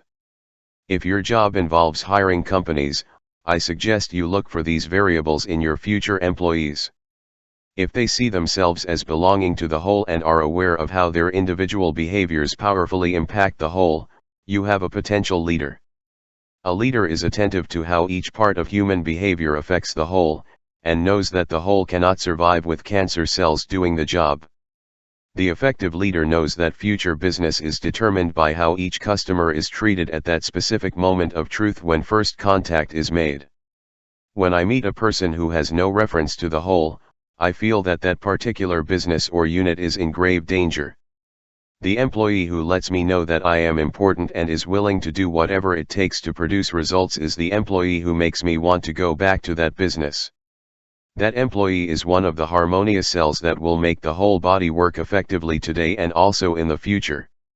Within the limits of our own family unit, we need each member to be a single individual, to function alone and, at the same time, work in harmony with all who share the same unit or home. This can be said of communities, cities, states, countries, and yes, even the greatest set of all, humanity. When we embrace this concept of unity and apply it in our daily lives, we begin to feel a sense of being part of the human race rather than fighting it.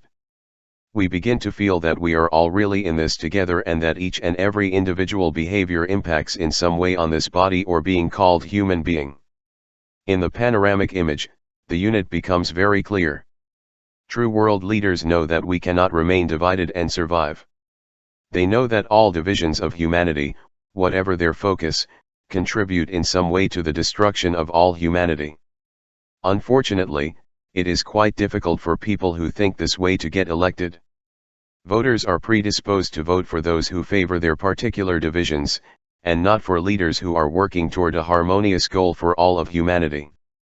A Jesus Christ could hardly have been chosen in his time, nor a Mother Teresa today. However, we have seen the emergence of some leaders who comprise the whole of humanity. Certainly, the United Nations is a small step toward using cooperation rather than aggression to resolve disputes that arise over borders and the divisions that we have created in our attempts to divide our song. An Abraham Lincoln emerged when unity was called for in the previous century. Perhaps there will be another Lincoln in the next century to help humanity achieve harmony. From the smallest individual cell, through you as a single cell, and outward to all the units that we see emerging within our social structures, to our largest units that we call countries, and outward even beyond the entire universe, the message is the same. When we feel the oneness in all of this, and behave as individuals with the utmost respect for that whole, we allow the whole to survive and flourish. When we act without respect for the whole, we contribute to the ruin of the whole and to our own destruction in the process.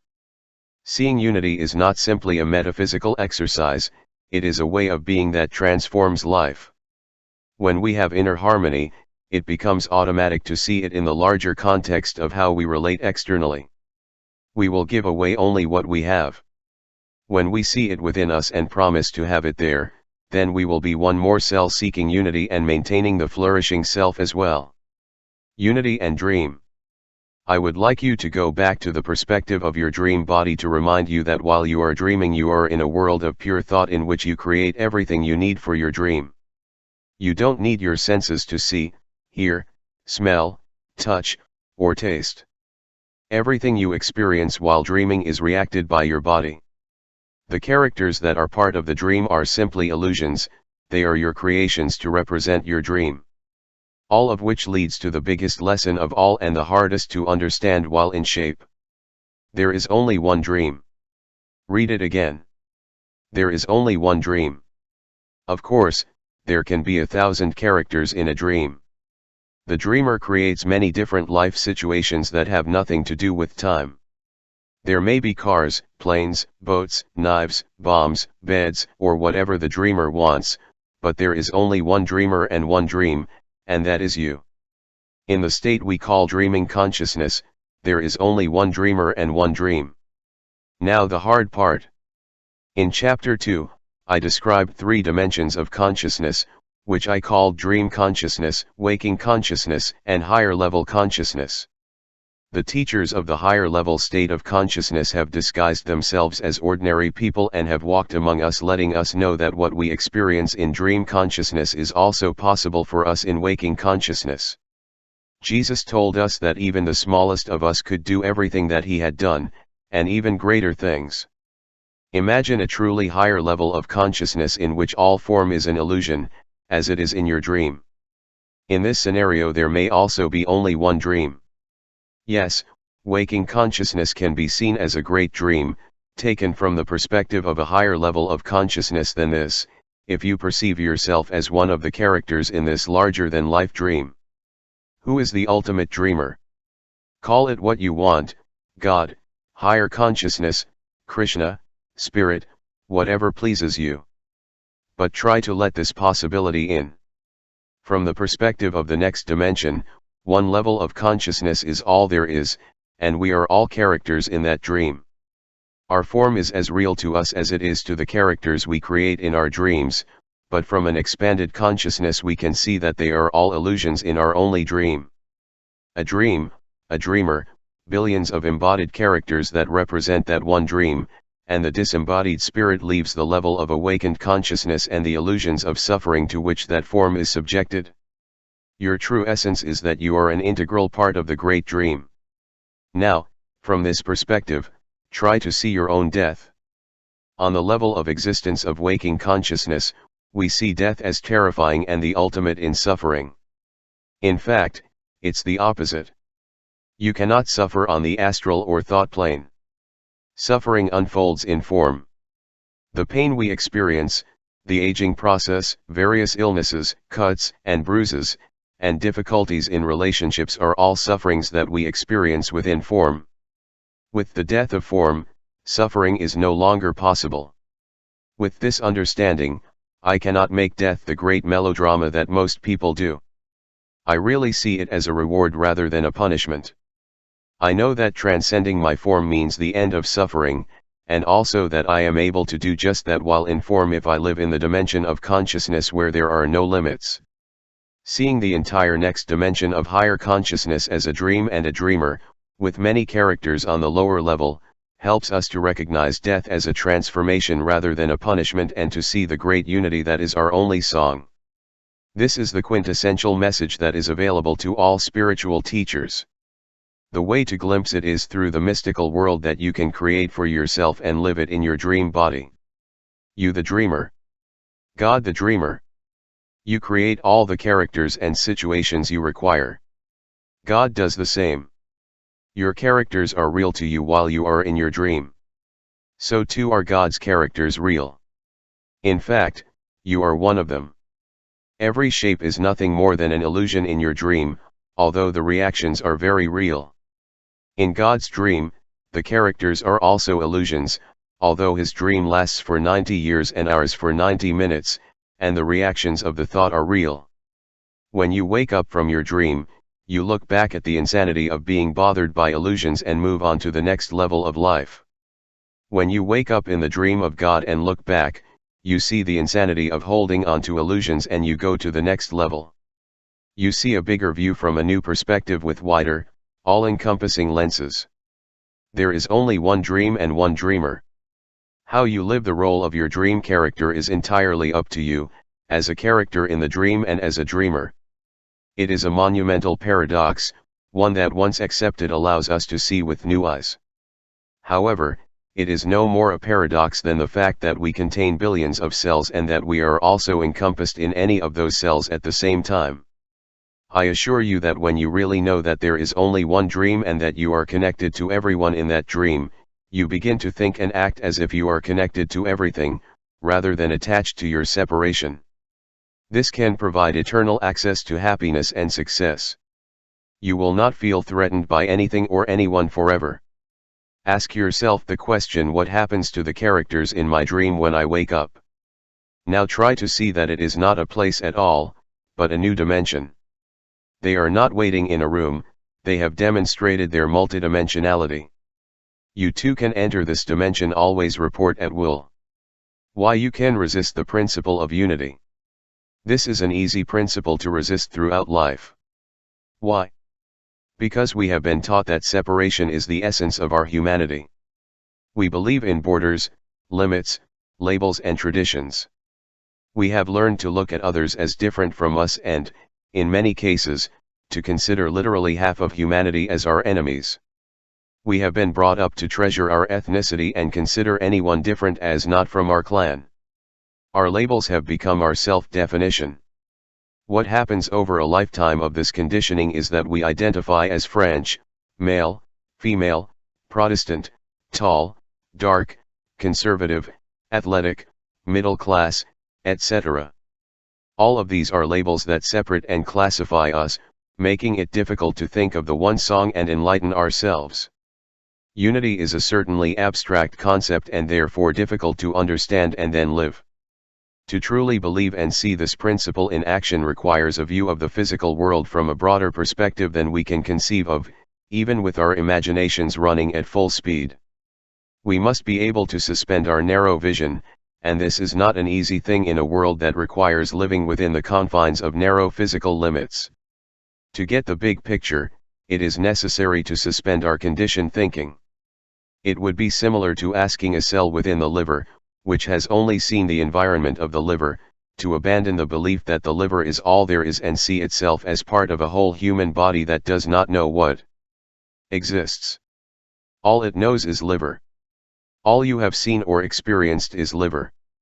However, it is expected to see how it works in conjunction with a whole that can only be speculated. This is where you are, with one exception, you have a mind that is capable of perceiving how everything fits together. You are part of that universal mind. Even so, it is a monumental task to imagine how everything works while you are in physical form and in the inherent limits of the world of form. It is easier to choose the world of borders. Although we can understand the metaphor by using our own body as a whole, it is difficult to go from microscope to telescope. We are inclined to take the narrowest path and to defend borders and limits.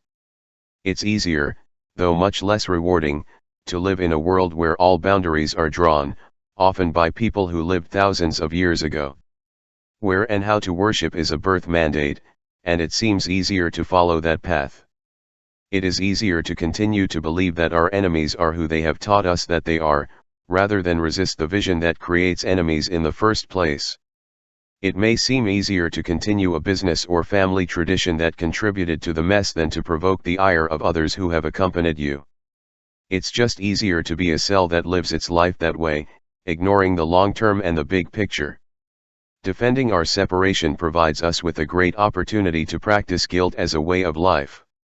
When you believe in unity and live it, guilt becomes literally impossible, because we are all connected and, therefore, the vital energy is directed to find solutions for the good of oneself and of the whole. When separation is the goal, we tend to see others as responsible for what is lacking in our life. They are easy targets to blame. You may not be willing to give up this business of blaming them, particularly those who reside in a completely different chorus of the one song, whom you will probably never see in person, and who look so different to you. It is up to you to decide whether it is more convenient for you to have enemies and people to hate and blame than to feel that we are all one. As long as we need others to bear the blame for the problems in our lives, we will find it easy to resist this notion of unity. Those who personally benefit from separation will find it easy to ridicule the concept of unity. Anyone in the business of making or trading weapons designed to kill our brothers and sisters will scoff at this nonsense of unity and unity. Anyone who needs to cling to traditional ways of life and being that separate us into higher or lower categories will resist what I am saying in this chapter. Your business or religion or whatever company you are involved in that is designed to remind you to judge others, you will find unity to be a really baffling notion. In truth, anyone who expends life energy on the side of disorder, even in a small way, finds unity a troublesome notion. A simple review of history gives us the clues. Many leaders who believed and preached the notion of man as one have been assassinated. Those who strive to eliminate war are often ridiculed as foolish idealists. Those who write songs asking us to imagine that the world could be like one are somehow destroyed by their efforts. It is convenient to forget everything in the name of speculation. It is a threat to many who want to enact separation. These are some of the reasons we resist this universal principle. However, our own survival and evolution as a species depend on many of us shifting to the idea of unity. I am convinced that this will, in fact, happen. As sure as the universe is a song, humanity will finally hear the message of the need for unity. It gets closer every day. Here are some suggestions to accelerate your own transformation to this wonderful principle of unity. Some suggestions to apply the universal principle of unity in your own life.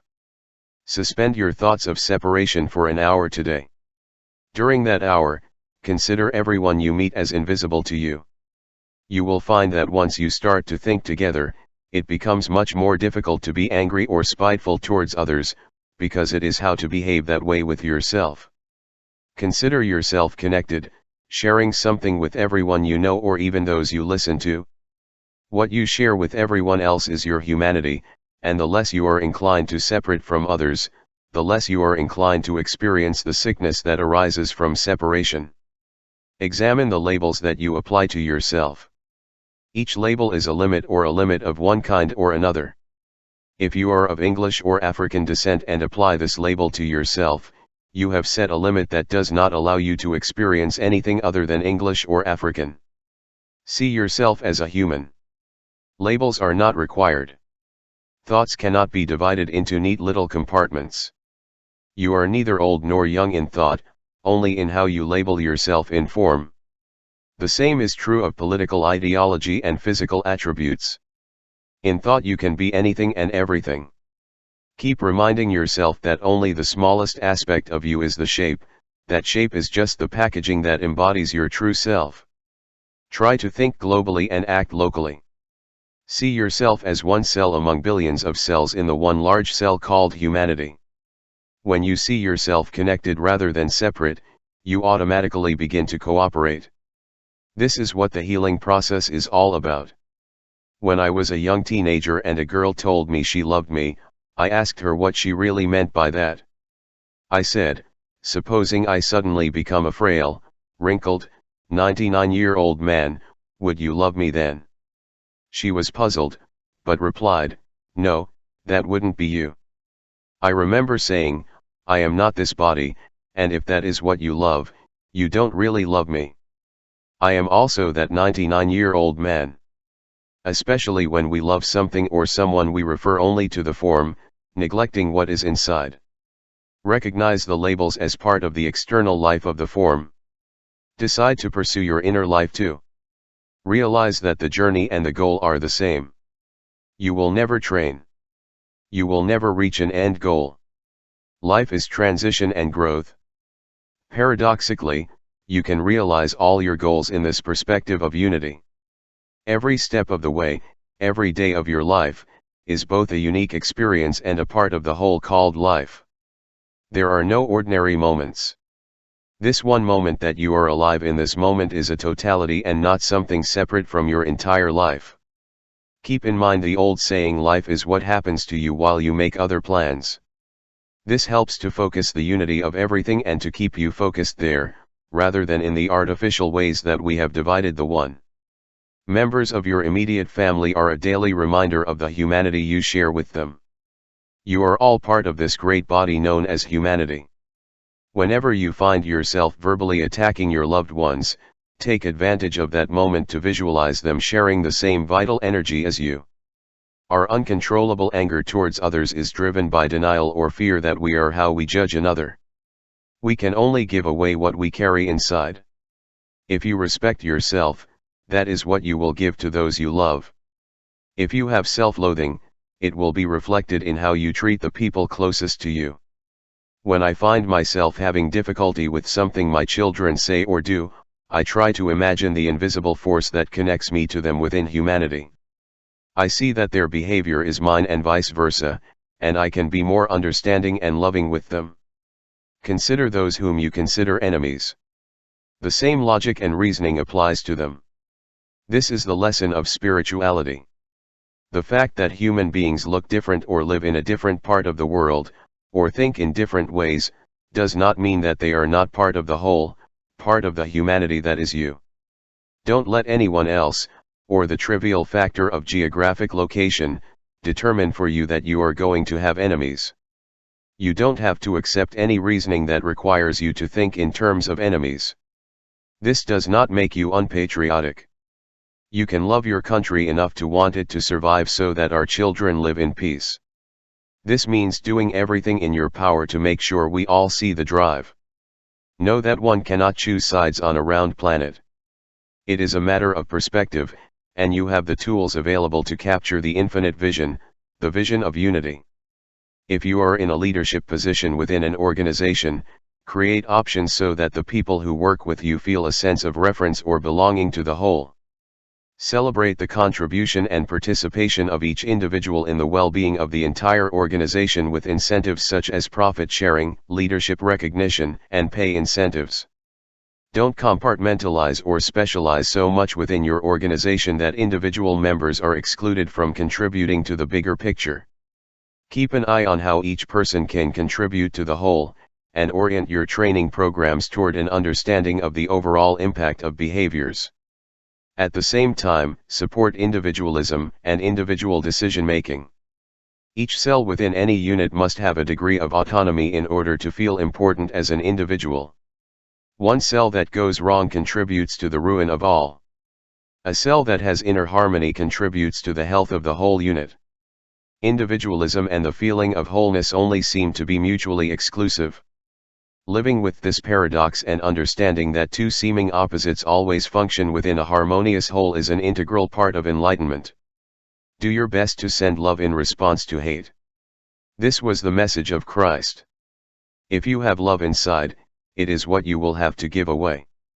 All hatred, even our seemingly justified hatred in reaction to aggression, is part of the cancer that destroys humanity. The more we send harmony and love to others, regardless of their behavior, the more we are living in unity. Certainly, we need prisons and other means of protection for those who transgress towards others. What we don't need is hatred in response to their antisocial behavior. Try to see everyone who comes into your life as teachers. See all other people as the part of you that is ready to grow. In relationships, it is no accident that maintaining associations are combinations of opposites. We often love someone who represents an undeveloped part of ourselves. Rather than judging others as people who should or shouldn't behave in a certain way, see them as a reflection of a part of you and ask yourself what you are willing to learn from them. Love the seemingly opposites in your world, treasure their way of being as a gift to you.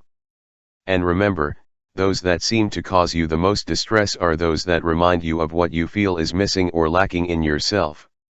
If you didn't react at all, it would mean that you are totally indifferent. The fact that you react, even if you prefer indifference, means that there is something within you that hooks when you encounter such provocative behavior. It is your learning situation, not your problem. The entire planet is a collection of differences. You are a complete unit composed of differences, living both in form and not in form. Forget wanting others to be like you and start enjoying your uniqueness as the variety that makes up this glorious song. No one can tell you how to be more connected and less attached. You control your thoughts. I can simply help you start your ability to think in terms of unity. Maybe I can help you open some doors that are closed due to the conditioning processes, but only you can make the decision. But once you decide to process your role in this thing called a song, no one can make you stop. It is your path that you are taking, and you can traverse it in any way you choose. What you can ultimately expect from the adoption of the principle of unity is a new sense of personal harmony that eliminates most of the conflicts in your life. Certainly a glorious reward. You stop questioning your role in anything and instead radiate towards the oneness of all life. You become part of the energy of love, first in your inner life, then in your outer life in family and personal relationships, in business and community, and ultimately in all of humanity. You develop a sense of appreciation for all vitality. You no longer identify with the difference, and you know that the differences are only in form. 3 words can symbolize our invisible connection between us. They are alone and all one. The only thing that separates them is a letter, the letter L, which I think means love. All one and only are identical concepts. Within every cell of the universe there is a sense of loneliness, as well as a sense of total unity, that exists simultaneously. When Paramahansa Yogananda was receiving his training on the path of spiritual teachers, he was told, "It is the Spirit of God that actively sustains all the forms and forces of the universe, however, it is transcendental and distant in the blissful uncreated void beyond the worlds of vibratory phenomena. Those who achieve self-realization on earth live in a similar double existence. By conscientiously carrying out their work in the work, they are still immersed in an inner bliss. I want you to have that double experience as you learn of your connection and participation in unity, acting in inner grace and form. He is truly alone and all one, all at the same time." Abundance. It is a simple procedure to calculate the number of seeds in an apple. But who of us can tell how many apples are in a seed? The reason no one can tell how many apples are in a seed is that the answer is infinite. Endless. That's what the abundance principle is all about, infinity. It seems like a paradox, because we, as human forms, seem to start and end at a specific time, so infinity is not part of our experience in form. But it's hard to imagine that the universe has limits or that it just ends up somewhere. If so, what is at the end and what is on the other side of what is at the end? That is why I suggest that the universe has no end, and what you can have for yourself when this beginning is part of your life. We have already seen that a large part of who we are as human beings lacks form, that this part, thought, has no borders. And from this I conclude that, therefore, we too are infinite. Consequently, abundance, with its absence of limits and boundaries, is the very watchword of the universe. It applies to us as much as to everything else in the song. It is the universe's answer to our belief in scarcity. We must be aware of abundance and prosperity and not make scarcity the cornerstone of our lives. If we have a scarcity mentality, it means that we believe in scarcity, that we evaluate our life in terms of its deficiencies. If we insist on scarcity, we are putting energy into what we do not have, and this continues to be our life experience.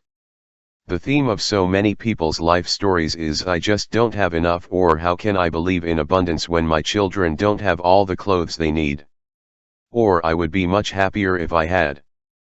People believe that they live a life of scarcity because they are unlucky, rather than acknowledging that their belief system is rooted in scarcity thinking.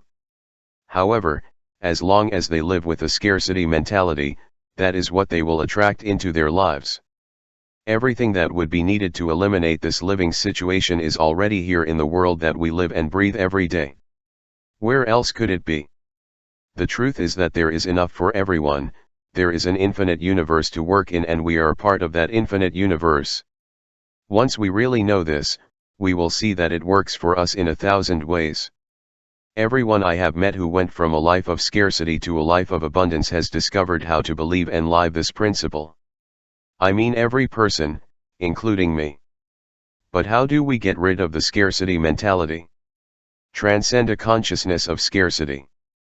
The first step in discarding a scarcity mentality is to give thanks for all that you are and all that you have.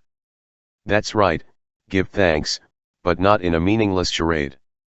Really appreciate the miracle that you are. The fact that you are alive. That you have eyes, ears, feet, and that you are here right now in this wonderful dream. Make an effort to start focusing on what you have, rather than what you are missing. There is nothing missing. How could something be missing in a perfect universe? When you start to focus on being grateful for everything you have, the water you drink, the sun that warms you, the air you breathe, and everything that is a gift from God, you will be using your thoughts, all your essence, to think about abundance and your humanity. Keep in mind that you are a cell in the body of humanity, and that cell requires inner harmony to cooperate with adjacent cells. By doing this, your energy will carry over to the miracle of being here. While you are focused on the miracle that you are and everything that surrounds you, you cannot focus on what you are not and what seems to be lacking in your world. As you practice being grateful, expand the list of things you are grateful for. Friends and family. Clothes and food. Any money you have. All your possessions, everything that has come into your life for you to use while you are here. I mean every one of the things. The pencil, the fork, the chair, everything. Begin to focus on how grateful you are to have these things in your life now, when you need them. Think of them as yours to use temporarily before releasing them back into circulation. Once you've trained yourself to begin the process of being grateful for everyone and everything that comes your way, as well as appreciating your own humanity, you're on your way to eliminating the scarcity mindset. What you focus your thoughts expands. Read it again. It really is quite logical. Anything you tend to think about is what you will focus on and create the most. For example, if you have some debt and some equity, and your entire focus is on what you have, then you will expand your equity. If your principal is only $500 and your debts are $5,000, and you focus on the money you have, you will start to do something with it. Whatever you do with him in a positive way will help him expand. On the contrary, if you focus all your thoughts on your indebtedness, always reminding yourself how poor you are and making that the place of your emotional life, that is precisely what you will expand. This is very clear when it comes to minor illnesses. If you focus on your cold, always talking about it, always complaining to everyone you know about how bad you feel, you will expand what you focus on. That is, your energy will flow into the cold that you are so proud of. But if you focus on everyone who is not sick and tell others how good you feel, you will expand well-being. We act on our thoughts. These thoughts literally become our daily life experience. Consequently, if you spend a large part of your life energy focusing on scarcity, that is what you are going to expand in your life. I can give you a real-life example of how this works. I have a dear friend named Bobby Branch who lives in Wenatchee, Washington. He is a spectacularly alive and higher conscious person who is a true pleasure to be around. In practically every area of his life he has mastered the principles of abundance. However, in his career area, he continually focused on what was lacking in his life. Bobby is a very talented singer-songwriter and wanted to produce an album of her songs, but was convinced she didn't have the financial capacity. She operated from a scarcity mindset when it came to money. And this scarcity mentality took hold of her when it came to performing in front of an audience. She was sure she couldn't. We talked for several hours one night about his belief that he would never have an album unless some angel suddenly emerged to provide the funding. I tried to help her see that this belief was preventing her from realizing her dream of recording her own songs. I invited Bobby to sing his beautiful music in some of my speeches. Despite her fears, she acted wonderfully to standing ovations and began to focus on what she could do rather than what she felt was impossible or difficult. The more he thought about singing in front of an audience, the more that thing expanded in his life, and after a year or so he was accepting singing commitments. Then came the big challenge for Bobby, to see herself in a prosperous way. In a phone conversation, he told me that he had finally worked up the courage to ask how much it would cost to produce an album with one of the best arrangers and musical directors in the Northwest. The total was more money than he had accumulated in his life. I told him to start focusing his thoughts on prosperity and never allow a thought of lack to enter his consciousness. He began to receive the message. One night I got a long-distance phone call from Wenatchee and Bobby announced, "I haven't been thinking about anything other than having that money at my disposal. I never let in a scarcity thought." She then said that she and a friend at work were discussing ways to do it. Bobby had said to her friend, "What if I asked 15 of the people I know to invest $1,000 on me and my music? I mean, people who really believe in my singing?" To her amazement and delight, her friend said, "I'd love to invest that in you, and Bobby realized she'd already done a 15th part of the way. In 3 days he had built investment portfolios and signed the necessary investors, all of whom invested $1,000 to be repaid in a year. She was ecstatic that she had finally gotten over her belief in scarcity, because when she focused on abundance, that was precisely what expanded for her. In 2 months he had produced his album, Happiness is the Way, with 3 songs that were conceived around a kiss, the lady I wrote a book about. Now Bobby is busy promoting her music and happily working to make it a huge hit. Focusing on abundance rather than scarcity is paying off for you. It has reimbursed almost all of its investors and is on a second print run of the album. His dedication on the album reads, "To my friend Wayne Dyer, I appreciate everything you have done to encourage me to dare to take risks. All I really did was help her focus on what she wanted to expand in her life." The same is true for each of us. To experience anything other than abundance in your life, you have to deliberately resist it by focusing on scarcity.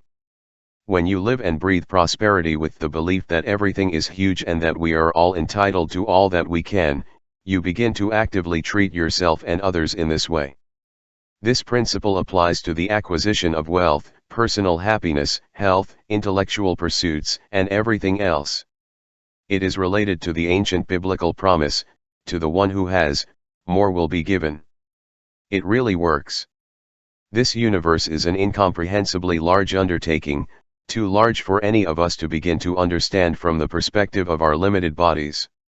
Abundance reigns everywhere.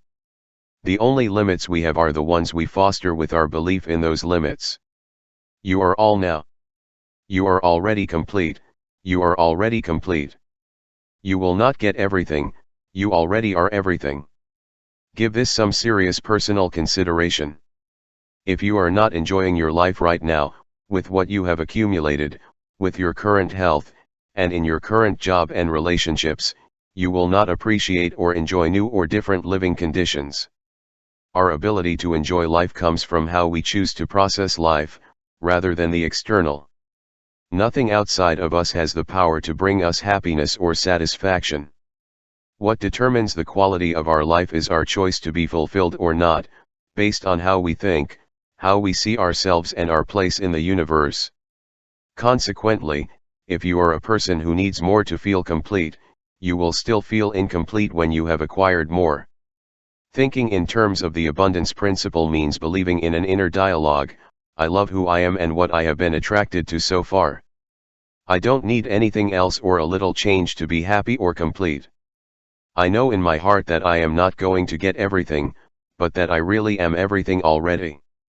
The universe is infinite, I am the universe and, therefore, I have no borders."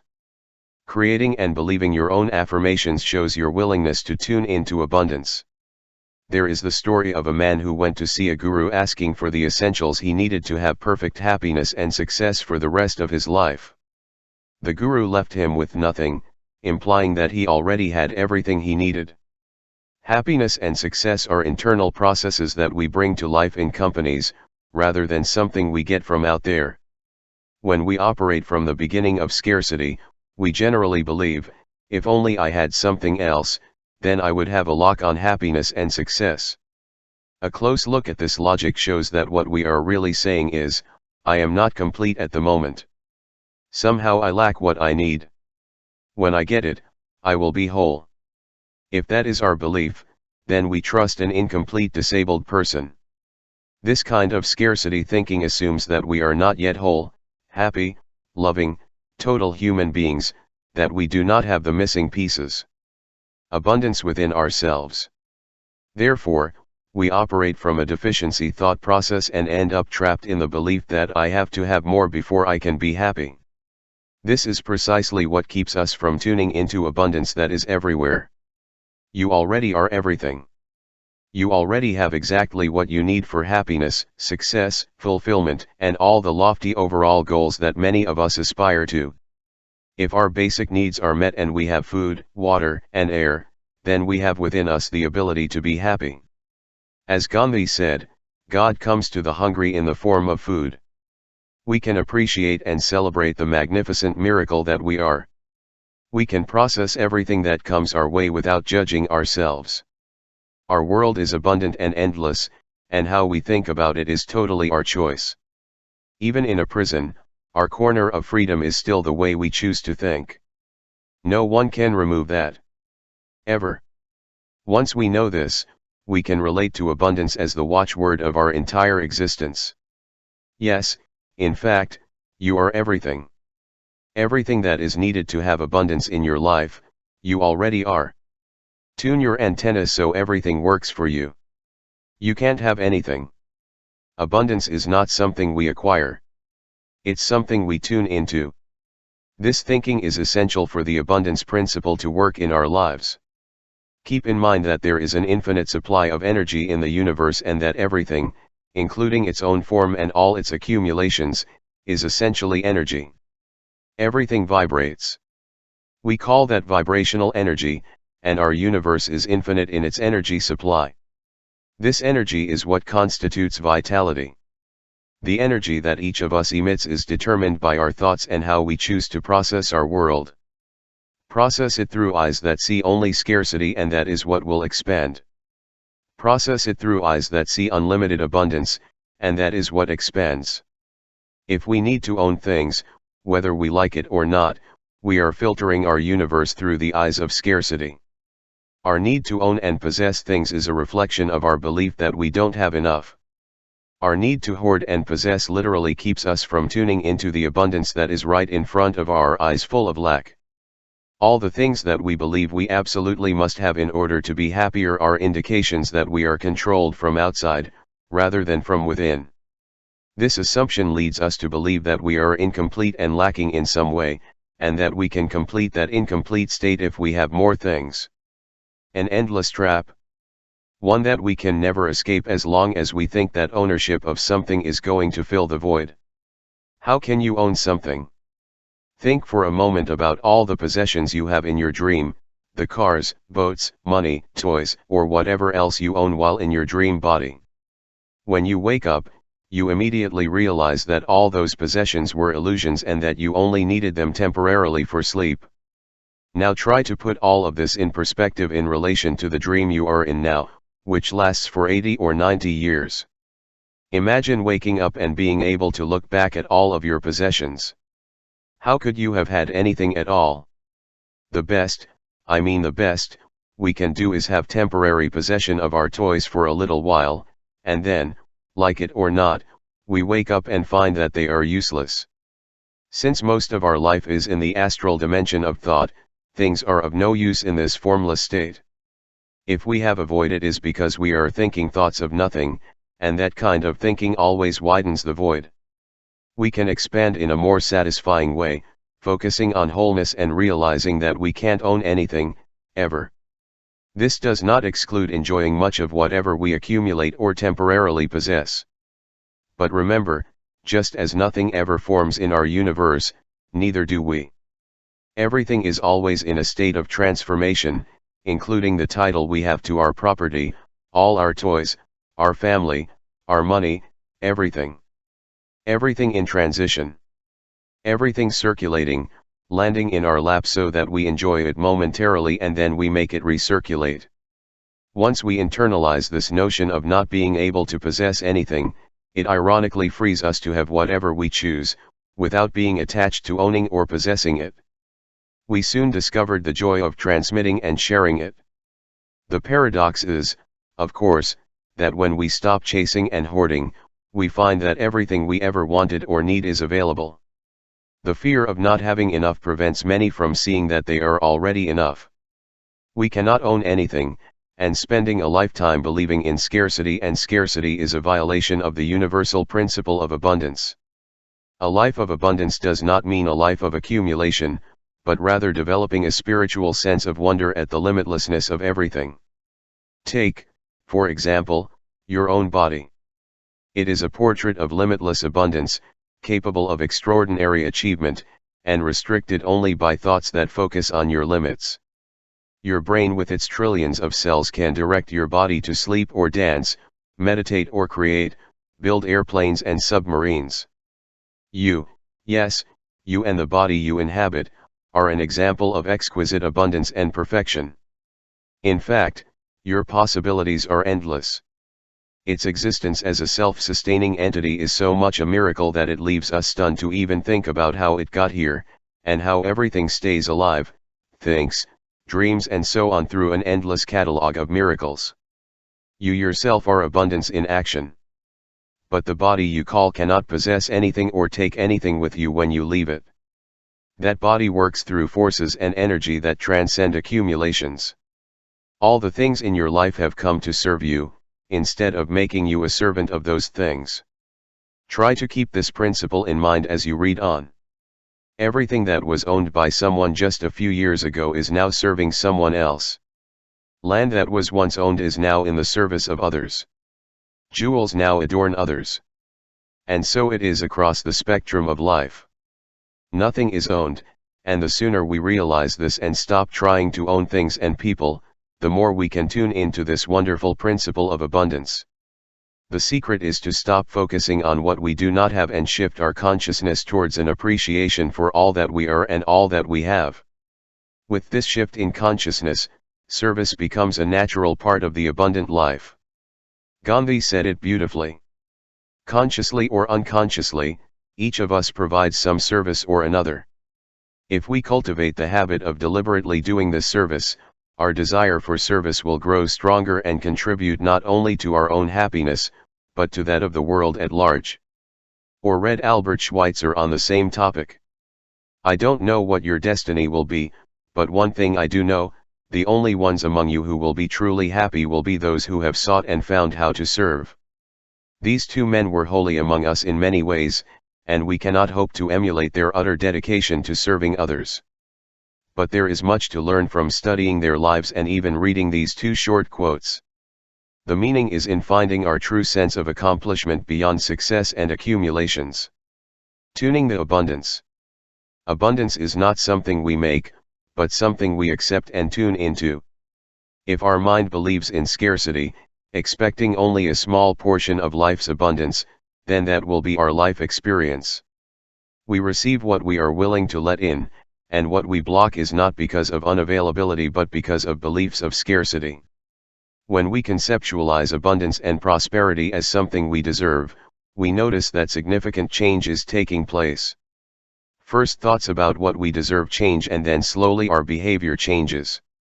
Eventually we know and believe that whatever it is we want is already here, and our belief will make it manifest.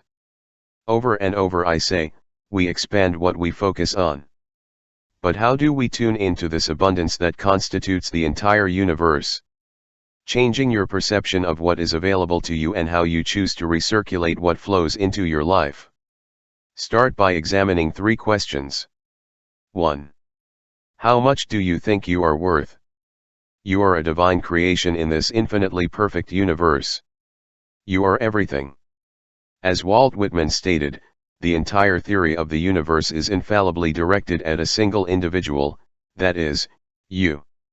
This is not a selfish proclamation. It's perfectly sensible within Whitman's worldview. You are both all of humanity and at the same time an individual human being. You, like every other person in all of humanity, have complete and total perfect worth. As part of that complete perfection, value is immeasurable and abundant. How could there be anything more perfect than a human being? How could anything have more value? 2. What do you think you deserve? If you feel like you deserve just a tiny bit of happiness, that's what you'll expand. If you know that you are worthy of everything and your intention is to keep abundance circulating and serving others, you will attract high levels of happiness to your life. If you think you deserve very little, you will attract this to yourself. If you feel conceited, taking what you think you deserve, at the expense of others, the results will be the same as if you felt you deserved very little. In both scenarios, you are undermining yourself in the process.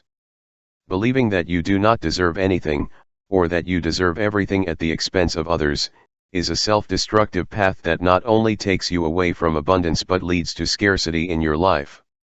Know that you deserve everything, and everyone else as well, and that in the process of helping others achieve everything, you serve yourself and everyone else simultaneously. 3. What do you think is available to you? The totally honest answer to this question is essential to know how much is available to you.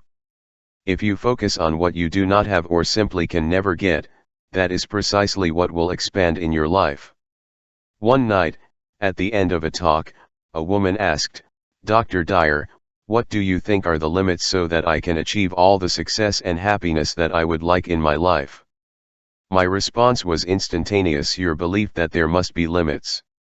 It is not what is available or not available that determines your level of success and happiness, it is what convinces yourself that it is true.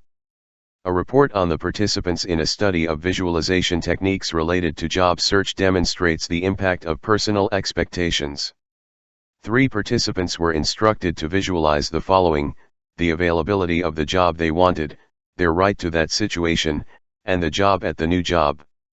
The participants' previous jobs had paid them annual salaries of $10,000, $25,000, and $250,000, respectively. In a matter of weeks, each of them began working in the exact same salary range as in their previous job. Each of them was limited by what he believed he deserved and could not envision himself in a better paying position. The abundance that came into their lives fit perfectly with what they imagined for themselves and nothing else. This is true of practically everything. The belief in scarcity is what creates scarcity and helps it rule our lives. The same principle applies to abundance. Freedom and abundance. The concept that the universe is a song, always expansive, without restrictions, beyond those we choose with our thoughts, has built in it the notion of freedom. Boundaries and lines restrict freedom, but all those boundaries are man-made. The universe just flows. The water goes to the edge and the earth flows directly from there. Air and water are not separated by borders, they coexist and flow with each other in perfect harmony. Space goes on and on, uninterrupted by borders. There is a freedom in all this that transcends whatever wall or restriction man has invented. So freedom is what abundance is all about. Freedom is the absence of restrictions. In nature, it is the bird who decides to place its nest where it pleases in harmony with the whole environment. They are the whales swimming wherever their hearts and instincts lead them. Abundance in human beings can only occur when the mind of humanity is equally clear of imaginary limits. Learning to rid ourselves of freedom-defying belief in limits is one way to create an abundant world for ourselves. How I made the main decisions in my life. Even when I was very young, I used my mind to focus on what I wanted, rather than what other people had or what was missing in my life. It always worked for me and continues to do so today. The essence of all my decision-making, when I look back, seemed to be in the direction of having more freedom in my life, freedom and control over my own destiny. I didn't like having to be in a specific place every day, or having someone tell me how to dress, what to do, how to act, what to say, and how much money I would be receiving. And he wanted to go in a direction that expanded the freedom he cherished. This is what the abundance principle is all about, tuning into the vastness that is there for us beyond all limits and controls that others would impose on us. My first real job, besides mowing the grass and shoveling snow, was my paper route. From age 10 to 14, I featured the Detroit Times, the Detroit News, and the Detroit Free Press. I loved going to the local newspaper office and picking up my papers, folding them, putting them on the handlebars of my bike or in the saddlebags in the back. I was free, I made all the decisions and no one told me how to run my route. But the only area where I was not free was charging my clients. Every weekend he had to knock on doors and collect the money for the weekly delivery. This took a long time and had to be done every week or I didn't get paid. Many times people were not at home and I had to go back again and again to collect my money. I felt caught up in this weekly ritual of collecting money, setting aside the amount I owed the company, and then trying to collect the rest so I could make a profit. My first decision to change jobs came exclusively as a result of wanting more freedom in how I received my salary each week. I took a job at Stahl's Market, a small grocery store in my neighborhood on the east side of Detroit. The first thing I wanted to know was how they would pay me. I found that every Friday night, at the end of the day, I would be paid for the hours I worked that week. This was a new measure of freedom for me and one that I treasured. I felt a new sense of control over my life. Of course, they also imposed a lot of new restrictions on me. I had to report to work when Mr. Stahl told me to. I had to wear an apron. I had to work the hours that he decided were appropriate for me. But I didn't have to walk through snow and sleet hoping my clients would be home so I could collect my winnings. I stayed at Stahl's for all my high school years, working as an assistant manager after a few years, closing the store and taking responsibility for the safe and money tables, working as a butcher if necessary, and generally speaking being in charge. I gained more freedom over my work hours and what I could do as I progressed from stockbroker to cashier to production manager to butcher to assistant manager. My weekends were always 6 hours on Friday night, 12 hours on Saturday, and 6 hours only on Sunday to handle everything in the store.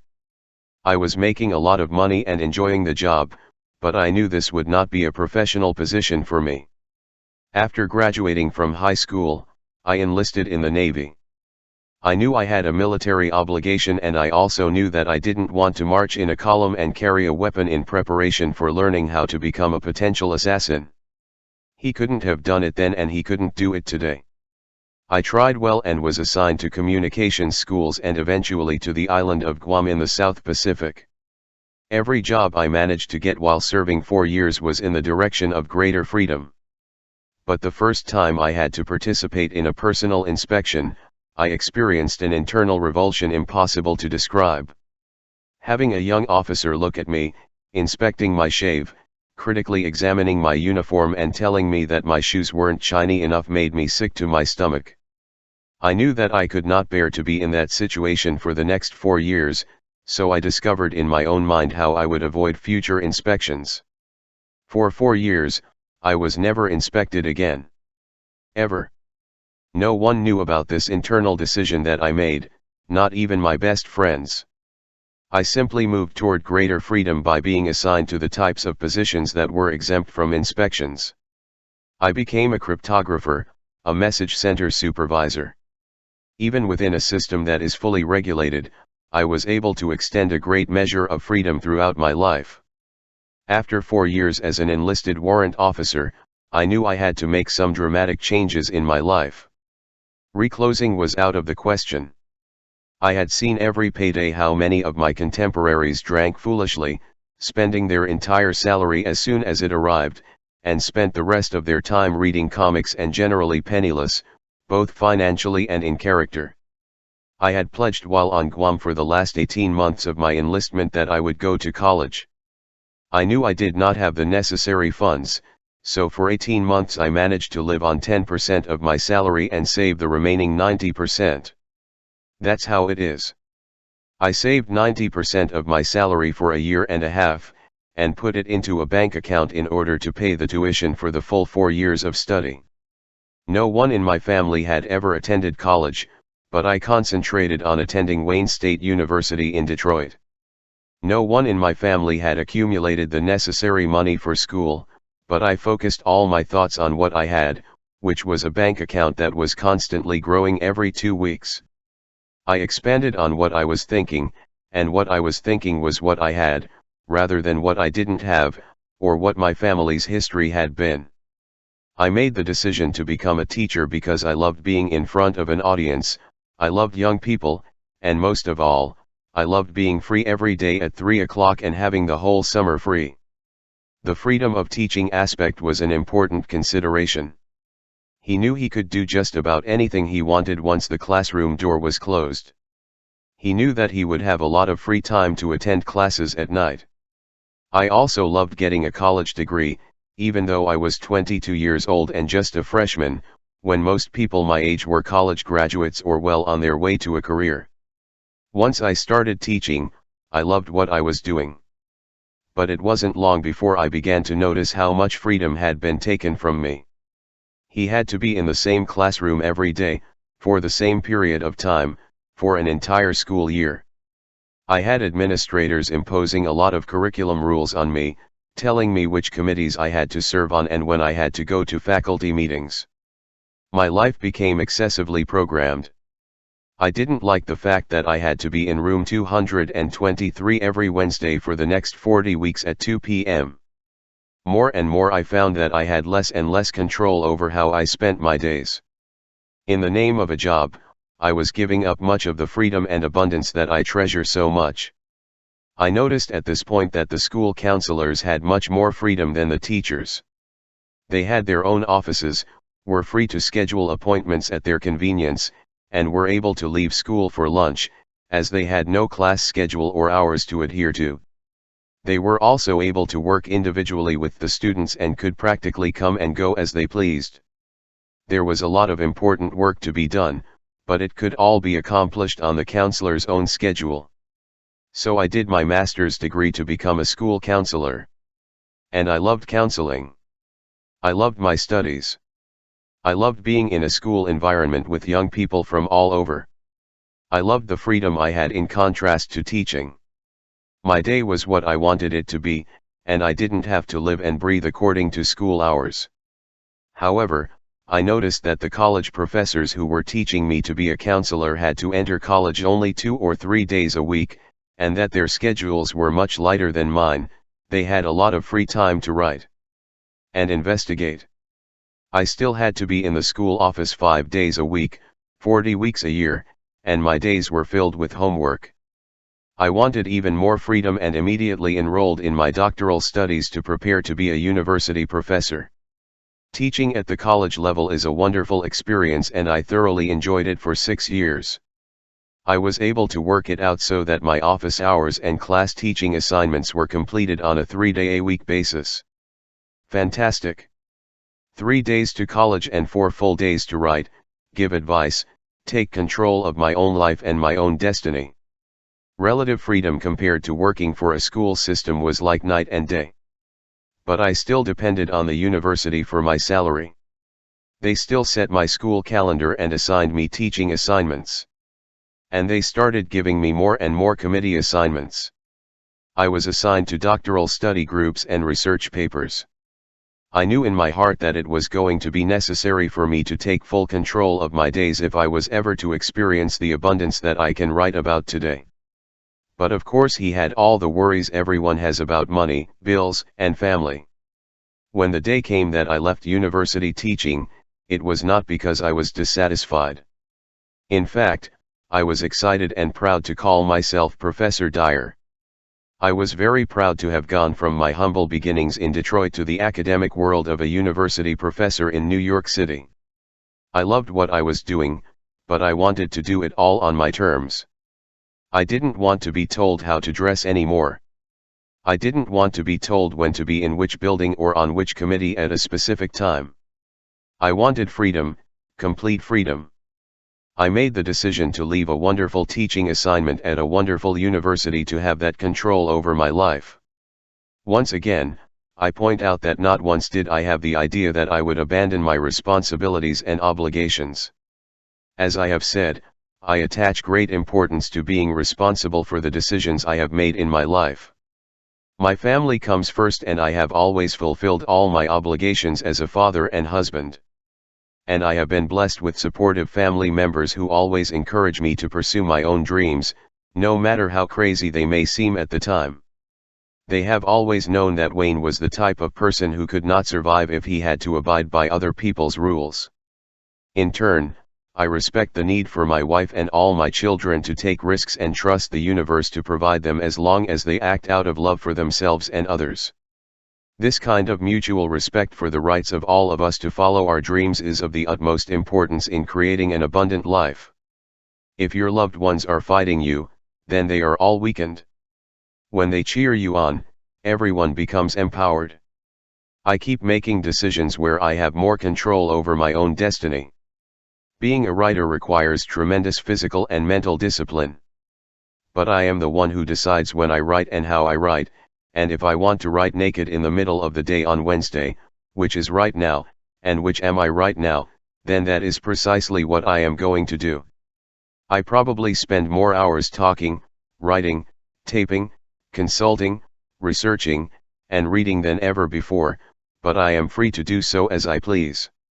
I honestly do not know the difference between a Sunday and a Tuesday that I live every day, doing what I love, and always focusing on what I have, rather than what I lack. I have always sought freedom because that was the center of my thoughts. I did not escape from slavery.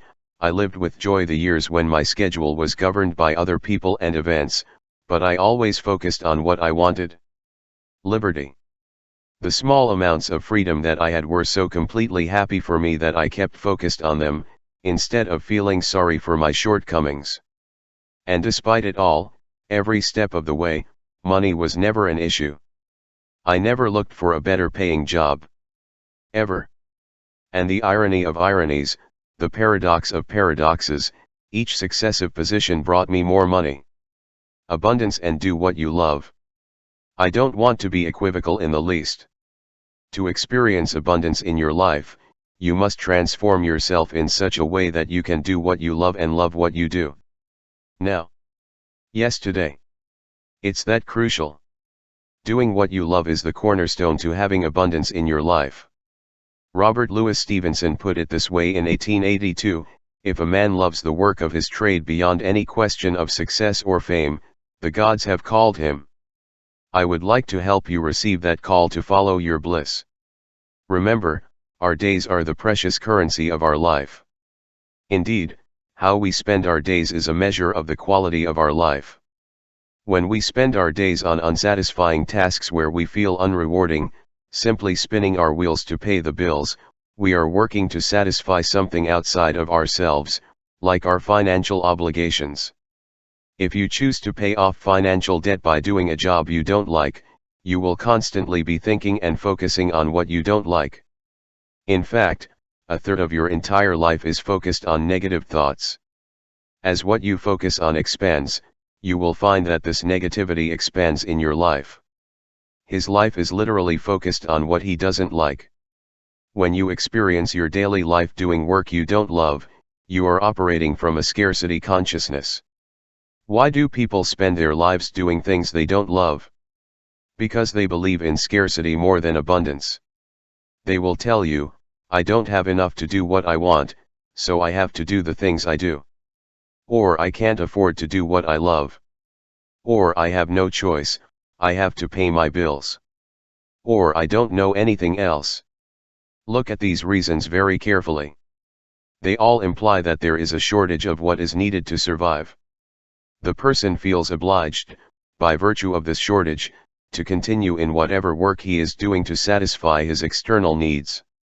However, if you understand that what you focus on expands, then you start to see the insanity of trying to fill in the gaps by doing what you hate. Disgust is what keeps expanding, because that's where all the energy is focused. Think about this for a few more moments. You cannot feel fulfilled unless you feel authentic to yourself. Authenticity comes from acknowledging the needs of both your outer self and your inner self. If you hate or are indifferent to your work, then those moments in life are false in a metaphysical sense. That is, it is behaving inconsistently with what it really is in thought. 99% of you are disappointed while the remaining 1% carry out the charade you are living through. If you live like this for a long period of time, you will learn to focus on scarcity. Why?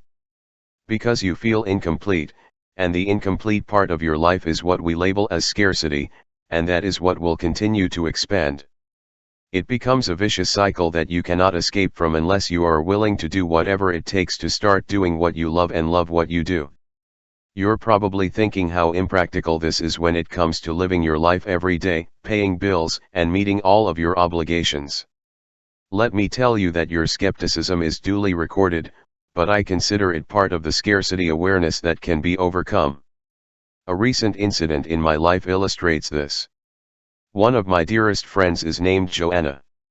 I have known Joanna for 12 years and she is godmother to 2 of our children. He is one of the most brilliant, sensitive, and well-read people I have ever met. When Joanna and I first met in 1976, she had worked as a flight attendant for a major airline for 16 years. She had an apartment in the same building as me in Fort Lauderdale, and we had many occasions to talk. She often told me how dissatisfied she was with her job as a flight attendant. My reaction was always, "What do you love to do?" His response consistently had to do with his love of books and ideas, and an attraction to the publishing field, which he would not consider due to low wages and the need to move to New York. Joanna kept flying because, like she told me, the benefits were good, the hours were great, and she couldn't imagine giving up all those accumulated years of seniority for a retirement that was 20 years away. I encouraged her to leave, to take the risks involved in doing what you love, and I assured her that abundance would flow into her life. She liked the idea, but was not ready to make such a move. In the meantime, she managed from check to check, never seriously in debt, still always without the money she needed, no matter how many overtime she flew. The more she worked, the higher her income tax, and the more she felt that she was not working for herself, but simply to stay ahead of the game. Meanwhile, his life went by. After realizing her phenomenal abilities, I started hiring Joanna to do a job for me. He started out writing my manuscripts for magazine articles and doing some editing work. Over time, she became my personal editor and worked on my previous 3 books, editing, rewriting, line editing, typing, researching, and generally becoming indispensable to me. The acknowledgement at the beginning of this book is testament to the important role you have played in its development. As the years passed and Joanna continued to fly, her dissatisfaction intensified and unusual things began to happen to her. He was injured quite badly on 3 different occasions, all of which required him to take a break from the flight. The disease became a feature of his life. He tried to move abroad, but still continued to have physical and personal difficulties. He was losing the excitement for life that had always been his trademark, and the scarcity in his life was increasing. His bills rose, and while he managed to stay ahead of creditors, he was experiencing anything but abundance. The breakthrough happened recently. During a phone conversation about some of the details in this book, Joanna said, "Do you remember in the 1970s, Wayne, when you used to tell me and my friends that if we did what we liked to do, money would literally fly out the window?" Joanna laughed as she continued, "We used to laugh and tell you that it was easy for you to say it. It was flying in their windows because of the popularity of their best-selling books, but we were convinced that we had to keep flying to keep the money coming in. I don't think I realized then how sincerely you were speaking from the knowledge of yourself," he said more seriously. Since he discovered for himself the rewards of doing what he really loved to do. These last few months, working on this book and not flying at all, she continued hesitantly, "I have gradually identified my feeling of joy as what you then described as doing what you love." She sounded determined when she added, that the difference between being a flight attendant, with those guaranteed benefits, and pleasantly losing myself doing what I love to do is a difference in a way of being in life that simply makes flying no longer an option for me. I wondered what caused the breakthrough as I continued excitedly, "This morning I was happily immersed in thoughts and books, and your words and ideas, working on the manuscript over a cup of hot tea next to my typewriter. As I was looking at the little new buds on the lilac bush outside my window, I saw the postman arrive. And I was handing over my 3rd big check from you," he said triumphantly. "Money shows up in my window. I didn't even have to go out to pick up my check." I chuckled, explaining, "It seemed to me exactly what you were describing years ago, and here it was happening to me." "I realized," he said in a firm voice, "that there is no doubt that I will be working as a flight attendant again. In reality, money only confirms the correctness of doing what I enjoy." The words "you'll see it when you believe it" floated through my thoughts as Joanna concluded, "I feel an inner sense of joy honoring and encouraging this part of me, rather than exclusively listening to the part of me that logically dictated all the benefits of working for the airline. You'll see it when you believe it is mere words compared to sentiment. Putting in practice. It doesn't matter what your occupation is or even if you have one. It is not exclusively related to your employment. Whoever you are, wherever you live, whatever the circumstance in your life, you are doing something every day. Those days can be experiences of abundance or scarcity. The following ideas can help you get started doing what you love. The actual implementation is, of course, up to you. 1. Re-examine your resistance to doing what you love. I was going to call this take a chance. But I really don't think it's necessarily risky to start doing what you love.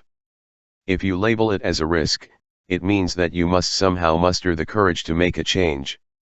But as you wake up more, you will see that the risks are nothing more than thoughts that you have convinced yourself to be impossible to implement.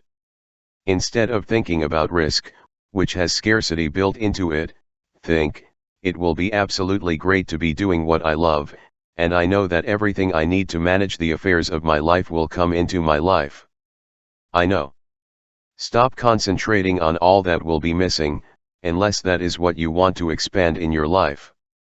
Your resistance to doing what you love is not based on the world of abundance and limitless opportunity, but on the belief that work and play are separate parts of your humanity. The belief is that work is painful and entails suffering and that play is fun. It does not have to be like that. Imagine doing exactly what you love to do. Composing, drawing, engineering, being a florist, being a beautician, having her days to spend with her children as a housewife, the list is endless. Imagine what gives you the most pleasure and makes you feel determined. What is it that when you finish doing it, you feel immensely fulfilled, and while you do it, time just doesn't seem to exist? Invite it into your consciousness and then proceed to follow your bliss. Know that you are not stuck where you are unless you decide to be. Know that if you use your mental energy to see yourself spending your days doing what you really love, and if you keep that thought first in your mind, that is what will expand for you. Have to. It is very likely that you were taught that you choose your career in the early part of your life, and then you live your life doing what you were trained to do. But is it sensible to keep doing something that someone 18 or 20 years old chose years ago? Would you go to an 18-year-old today for vocational counseling? Continuing to regularly do what you don't like will increase the scarcity in your life. You will never escape the trap unless you are willing to shift the inner focus of your thoughts towards what you love to do. Put that thought in your mind and make it the central feature of your thoughts, even if you refuse to make the move today. Stay with the thought. The more you focus on it, the more it will expand. Virtually everyone I have met who has lived the kind of abundant life that I am discussing here has been willing to do whatever it takes to make this happen. They all quit jobs they were not personally fulfilling and pursued their dreams. There is no shortage of opportunities to earn a living from what you love, there is only a shortage of determination to make it happen. Anything you love to do more than anything else, you have created an opportunity to earn a living, believe it or not. Your fears of doing what you really love are based on the belief that you will be broke and will not be able to pay your bills and meet your family responsibilities. Not so. Those who love you will support you in every way if you take the opportunity to pursue your dreams. If you've always paid your bills, why would you suddenly become the type of person who doesn't? If your whole story talks about being responsible, why would you consult an imaginary fear-based story to make decisions in real life? Plus, you may find that many of your extraordinary expenses are simply the result of a lifestyle in which you've been doing what you hate. Simplify your life and you may find that you significantly reduce your expenses and obligations. If you really want to live in nature, travel the country, or open a small business in another part of the world, chances are good that you can do it. I have spoken with numerous executives who made the decision to alter their stress-filled lives and start slowing down and smell the roses and still pursue the dream of doing what they truly loved. Interestingly, in many cases a brush with death was necessary to achieve this change. Your fears of doing what you love are rooted primarily in unenlightened conditioning. All of those fears can be recognized as nothing more than scary thoughts that you can change. 2. If he refuses to change what he does, practice loving him every day. This little Zen proverb sums up my message in this section. Before enlightenment. Chopping wood. Carrying water. After enlightenment. Chopping wood. Carrying water. Lighting has very little to do with your daily activities and a lot to do with how you view those activities. You are still going to cut firewood and carry water in some way, only the awakened person is no longer going to curse the wood and water, or even their own luck in life.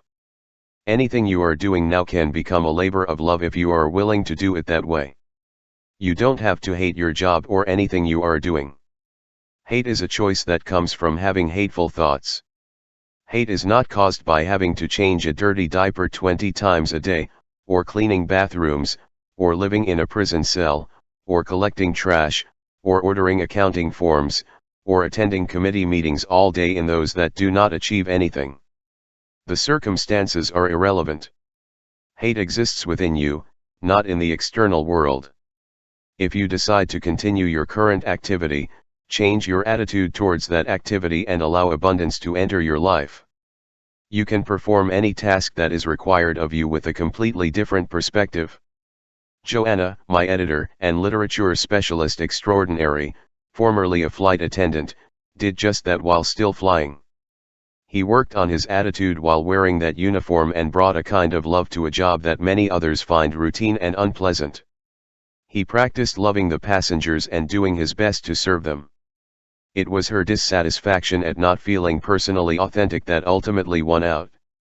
But during the years that he was flying, he preferred to love what he chose to hate it. Thus, he was able to chop wood and carry water in a radiant way while at work. It really comes down to a very simple choice that doesn't require a genius to figure it out. You can change and take all the risks that come with doing what gives you the most satisfaction, or you can develop a new attitude toward what you continue to do.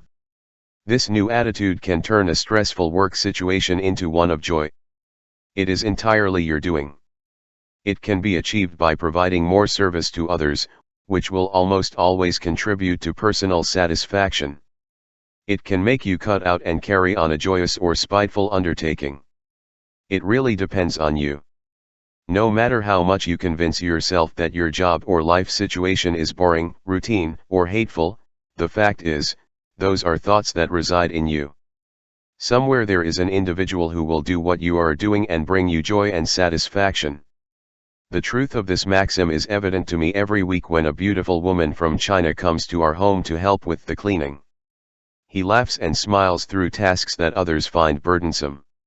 He stops to play with the children, brings them little gifts from his native country, and really brings his own sense of joy to what he is doing in our home. She is a treasure to have with us. She reminds me every time I see her that cleaning the house for someone else can be fraught with misery or joy. The work doesn't contain anything demoralizing inside it, only the people do it. 3.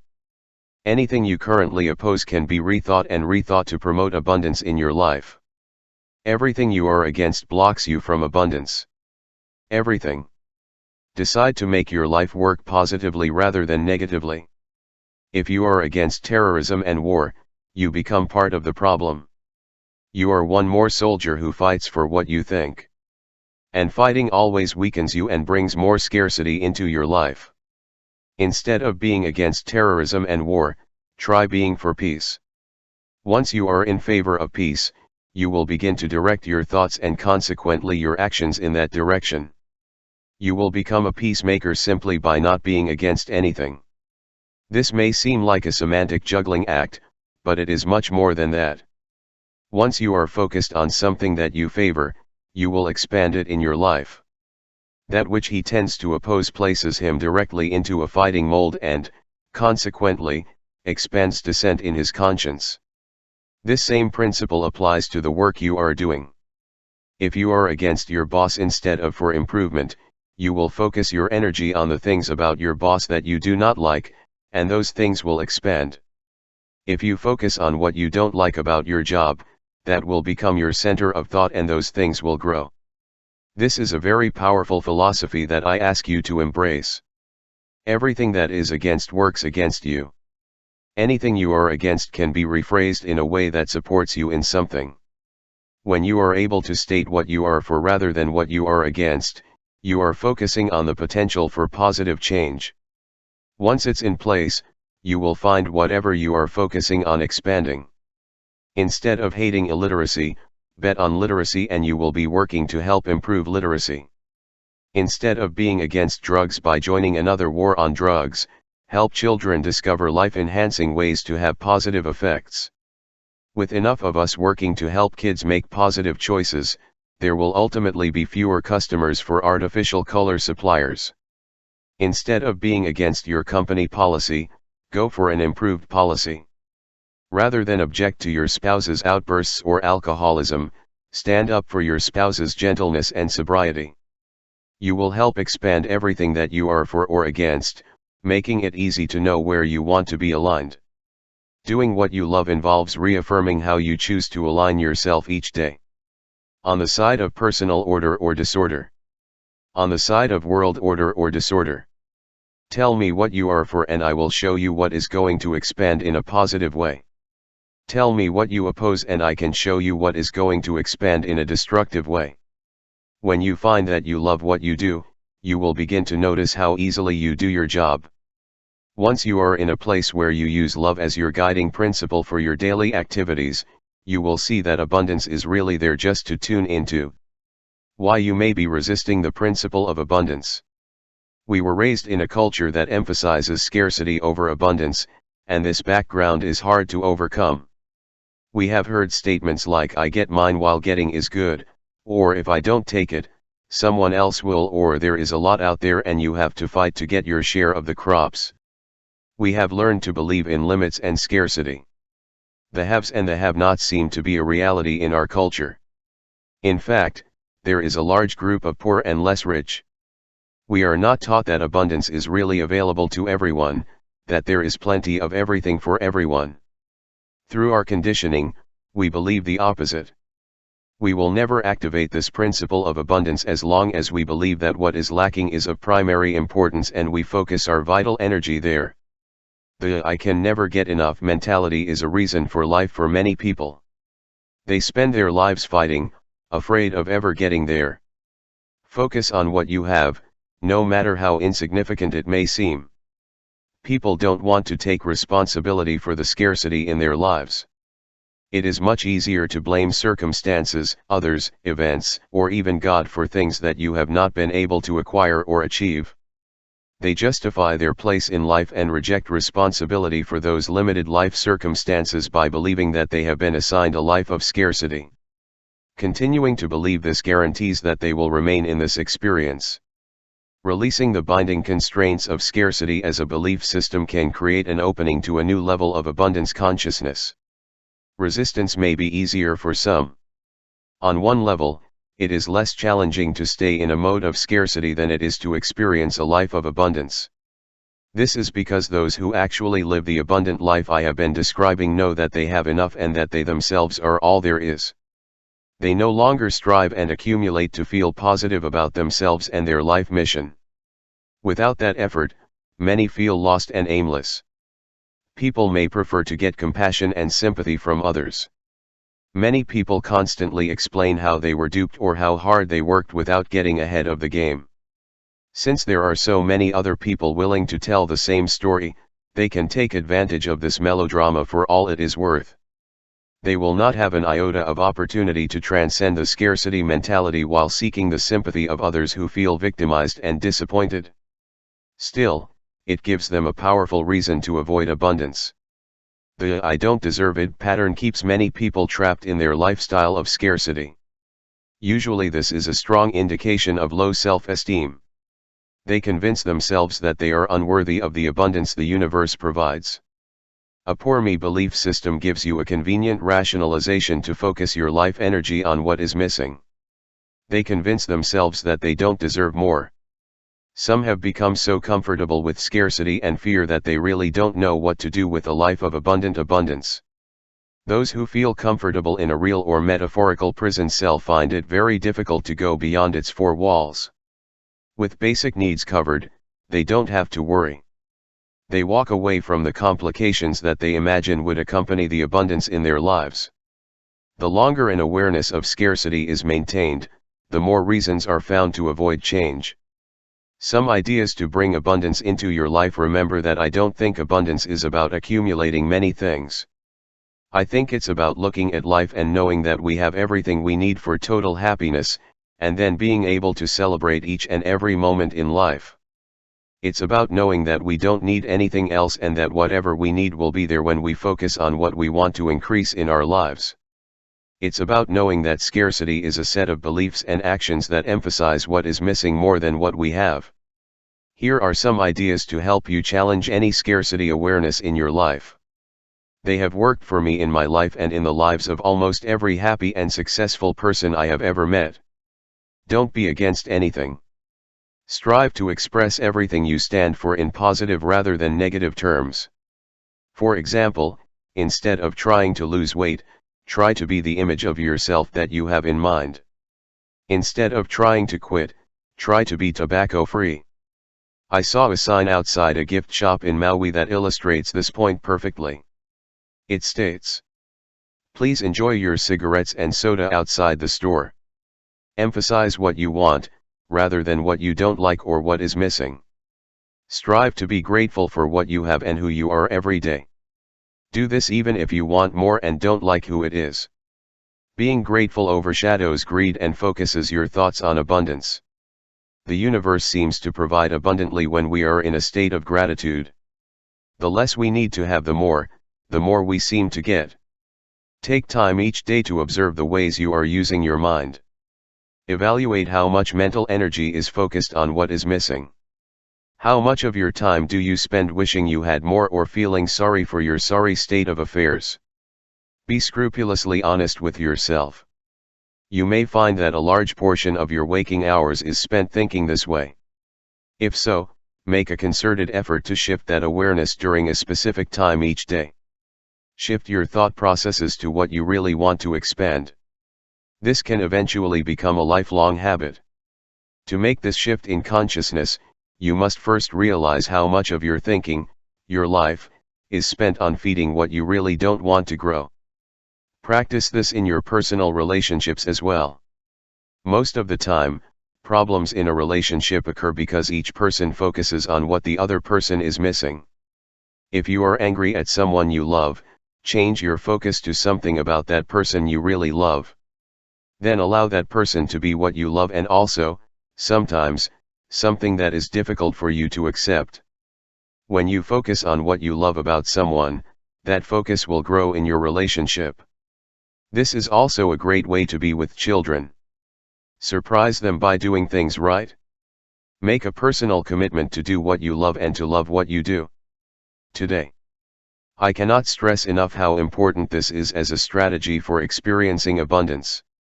If deep down you'd love to try another occupation or change your location or whatever, sooner or later you will. It is the only way to be authentic with yourself. It is virtually impossible for abundance to replace scarcity while feeling inauthentic. As you begin to do what you love and love what you do, you will find that life opens up to you in ways you never dreamed of. And if you're not ready to change jobs, occupation, location, or whatever, shift your thoughts to those daily activities that you don't like. Look for the joyous part of what you do and be thankful that you have the mind, body, and spirit to do something productive. Abundance flows when we love what we do. Regardless of what you enjoy getting into your life, remind yourself, I deserve it. It's okay to feel worthy. And you will if you believe that the self that is receiving something is worthy and important. Abundance is related to how you feel about yourself. If you feel that you are important enough to ask and divine enough to receive, receiving will be your reward. If, on the other hand, you feel unworthy, it will be almost impossible for abundance to flow into your life. Think of how a tree unfolds to its full magnificent potential, always seeking sunlight and growing and flourishing. Would you ever suggest to a tree, you should be ashamed of yourself for having that disgusting moss on your bark and letting your branches twist? Of course, no. A tree allows life force to pass through it. You have the power within your thoughts to be as natural as that tree. I am often reminded of this when I remember something Lao Tzu said thousands of years ago: the snow goose does not need to bathe to turn white. You also don't need to do anything other than be yourself. Gently remind yourself, I cannot own anything. It's a valuable thought to keep in mind as you struggle to improve your financial picture, worry about investments, and plan how to acquire more and more. It is a universal principle of which you are a part. You must release everything when you really wake up. Are you spending your life frustrated and worried about not having enough? If so, relax and remember that you only get what you have for a short period of time. When you wake up, you see the insanity of being attached to something. Make affirmations a regular part of your life. Use all the techniques you can to attract abundance. The walls, the mirrors, the refrigerator, your car, are all great spaces to display written affirmations. A positive affirmation helps you shape your thoughts around your desires. A positive affirmation helps you to be authentically aligned with your thoughts. Your beliefs must be affirmed regularly so that you can see them in the world of form. Whenever you are tempted to give less, try giving a little more. When you find that you are living the old stingy habit, it helps to stop on the spot, on your mind, and then exhibit a whole new way of being. You will be surprised how much more begins to flow back into your life, not to mention how much better you will feel inside because of the special effort you put into someone else. It really feels good to give a little more. As they say, there are never many people going the extra mile. Abundance is a universal principle that many of us don't experience because we misunderstand it. We think it means having things and fighting for more of those things. But abundance really means understanding that our eternity and our universe are infinite. It is a different way of seeing. I've always loved the following little fish story, which beautifully illustrates the intent of this chapter. "Excuse me," said one fish to another, "you are older and more experienced than I am, and you can probably help me. Tell me, where can I find that thing they call the ocean? I've been looking everywhere for it to no avail." "The ocean," said the older fish, "is what you are swimming in now." "Oh, this? But this is just water." "What I'm looking for is the ocean," said the fry, feeling quite disappointed. We too are already immersed in total abundance. We don't have to keep trying to find it. No matter how far that little fish swims, it will never run out of ocean. It is as universally abundant for him as our universe is for us. Decide how you are going to live each of your days. Abundance is yours just by asking for it. It is not something that is available only to the lucky few. Abundance is part of your own humanity. It's there for you to tune in right now. Whatever you are thinking about right now is expanding for you. Ultimately, you will take action on those thoughts. Detachment. Detachment is the only vehicle available to take you from endeavor to arrival. You would think that in a land where everything is abundant, people would have an eternal lock on happiness and fulfillment. It seems logical that here in the affluent West we should be the happiest people on the planet. We consume a large percentage of the world's natural resources. We have the highest standard of living in human history. We have abundant supplies of refrigerators and televisions and automobiles. These things, which we have come to regard as necessities, are in fact luxury items for around 90% of the world's population. Relative to most of the people on the planet, we are rich beyond their dreams. However, we are not blessed with contentment, happiness, and joy. How can this be? It seems to me that the more materialistic we become, the less confident we are as a people. The more we have, the less we are inclined to focus on communicating basic human values. Instead, we shift our emphasis to the wallets and possessions of ourselves and others. When we have very few possessions, we are forced to deal with others and look each other directly in the eyes, since there is nothing of a material nature to distract our gaze. As we accumulate more and more, our eyes drift to our possessions and away from the humanity of others. Consequently, in the most materialistic society in human history, we have very high levels of loneliness and despair. As we have shifted our emphasis from human interaction, we have also produced one of the most violent cultures in human history. Loneliness and violence seem to be the natural fruit of an excessively materialistic society. The most important questions you can ask regarding your place in this culture are: how can I be a happy, loving, and fulfilled human being and still function within the materialism that seems to define our entire social structure? Is it possible for me to live my life with inner joy and harmony within a larger context of greed and hoarding? How can I achieve a daily life of love and harmony, and yes, success, when I seem to be surrounded by people who breed loneliness and violence in their perpetual search for more? I think the answers can be found in detachment. Detachment is an unwritten fact of the universe that is always operating. The question is whether or not you are willing to tune it in, make it operational in your daily life. In our highly materialistic society, detachment is a principle that is easily rejected by those who still pursue more and more success. It's something that many scoff at because it challenges the very fabric of their lifelong traditions and beliefs. Please understand that I am not claiming that the accumulation of wealth and material possessions is bad. Having attained wealth after poor beginnings, I delight in the harvest that comes from having earned a great deal of money. It is satisfying and charming. I am proud of my accomplishments and do not apologize for being able to buy whatever you choose as a result of my work. Detachment is not about denying the joy of achieving abundance. Paradoxically, it will bring more abundance into your life, rather than require you to dispose of all your material possessions. However, it will probably be fairly easy for you to get rid of your possessions if that is your choice. Understanding what detachment means. Throughout this book I have referred to the duality that we are, our form and our lack of form. A large part of our being is formless, a part that includes all of our thinking, spirituality, and higher consciousness. Thought is an essential dimension in which we literally live our entire lives, and where our higher consciousness and spirituality reside. All of our attachments are in good shape. I use the term attachment to describe holding on to something, or to define our life purpose in terms of things or people outside of us. Therefore, an attachment is something in the world of form to which we have applied so much meaning that we are emotionally attached to it.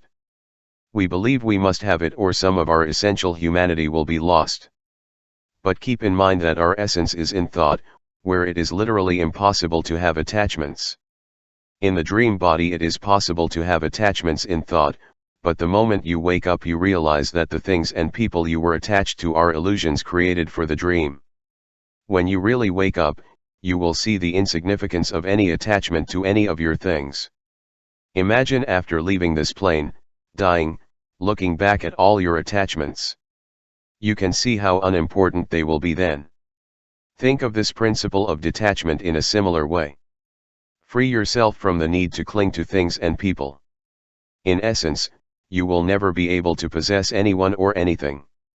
All attachment is an impediment to living at a higher level of consciousness. At another level, attachments are responsible for reduced happiness and personal success. The more you can let go of people and things, the fewer obstacles you will have to the journey of a lifetime. The ability to separate yourself from all things and from all people and yet see yourself as part of all humanity is one of the greatest paradoxes of the spiritual journey. At this point in my own life, I really know that I am connected to all other human beings in oneness, and at the same moment I know that I no longer have to be attached, that is, I have to hold onto them in order to live. Make me complete, to no one else, in this body called humanity, nor is it necessary for me to accumulate anything else to feel complete. What I have I value and celebrate. Therefore, my detachment from needing anything or person to feel whole and complete allows me to flow and simply be in life, instead of fighting life or demanding something from anyone. Detachment is the absence of the need to cling to someone or something. It does not mean not having things. It is a way of thinking and being that gives us the freedom to flow with life, as does everything God gives us. Detachment is achieved in the dimension of formlessness or thought. It is a cleansing process that ultimately leads to liberation from the need to live so much in the world of form. It is not being a slave to the attachment of all those things that you are accumulating. It is to arrive more than a life of effort. You are experiencing what it feels like to gently row your boat down the current. Flow unimpeded. It is a portrait of the perfection of the universe. Flowing downstream. Flowing as a means for detachment. The more we become attached to people, things, ideas, and emotions, the less we can authentically experience these phenomena. Try squeezing out a handful of water and watch how quickly it disappears. But relax and let your hand flow in the same water and you will have the experience of water for as long as you want. This is the principle of detachment and fluency. Allowing things to flow naturally is the way of the universe. Everything in the universe, yes, everything, is energy, and that includes you. Energy must flow freely to be most efficient. Allowing things to flow naturally is the way of the universe. Air flows all over the planet without interruption. Water flows throughout the physical plane with the path of least resistance. The earth itself flows perfectly without interruption on its axis, as do all the heavenly bodies in the universe. It can be said that the entire universe is a great energy system, which flows around any effort to slow down the movement of that energy. It works in harmony with all its components without any requirement or attachment to how things should go. Keep in mind that human beings are also an energy system. We are also part of the vital force that is a song. And since all energy wants to flow unhindered, it seems natural to conclude that in order for us to function perfectly in our universe, we too need to flow uninterrupted by attachments. The fewer impediments to the flow of energy, the more efficiently we fit and harmonize with the entire energy system called the universe. The attachments that make us believe that we should have more things and more control over others are impediments to greater awareness and to living an awakened and transformed life. Detachment is one of life's great lessons for those on the path of enlightenment. How your shape works in the universe. You are an exquisitely perfect energy system. If you are not working to get your body to do what it needs to do to maintain life within you. You are not attached to the actions your body performs in every moment that you are in your form. You are not trying to get your whole system working. It works perfectly without any direction from you. In fact, if you were to try to direct your bodily functions, it would become an impediment to your energy flowing perfectly and its systematic functioning. For example, imagine eating a salad and swallowing the lettuce after chewing it. Look at all the chores that you and the lettuce need to do in order for it to do its job of nurturing it. Saliva automatically enters your mouth to help with the chewing process. You are not busy salivating, it just happens. Then when you start to swallow the chewed lettuce, you don't actively work the peristaltic muscles in your throat to make the lettuce go down instead of up. It happens without any help or interference on your part. It doesn't direct lettuce mulch into your bloodstream. The digestive process causes lettuce to do precisely what it is supposed to do and go exactly where it is supposed to go, and transforms lettuce into nutrients to provide precise amounts of lettuce nutrition wherever it is needed. The nutrients in lettuce necessary for the pancreas never reach the big toe by mistake. You have never had to do one thing within the system, which is you, to make everything work perfectly. You have absolutely no attachment to anything to do with lettuce once you've chewed it. The lettuce journey does not require your attention. You are never busy talking and working with your digestive, respiratory, or elimination systems. They all just work without any interference from you. On a similar note, your heart beats thousands of times every day of your life. When did you spend time trying to beat your heart?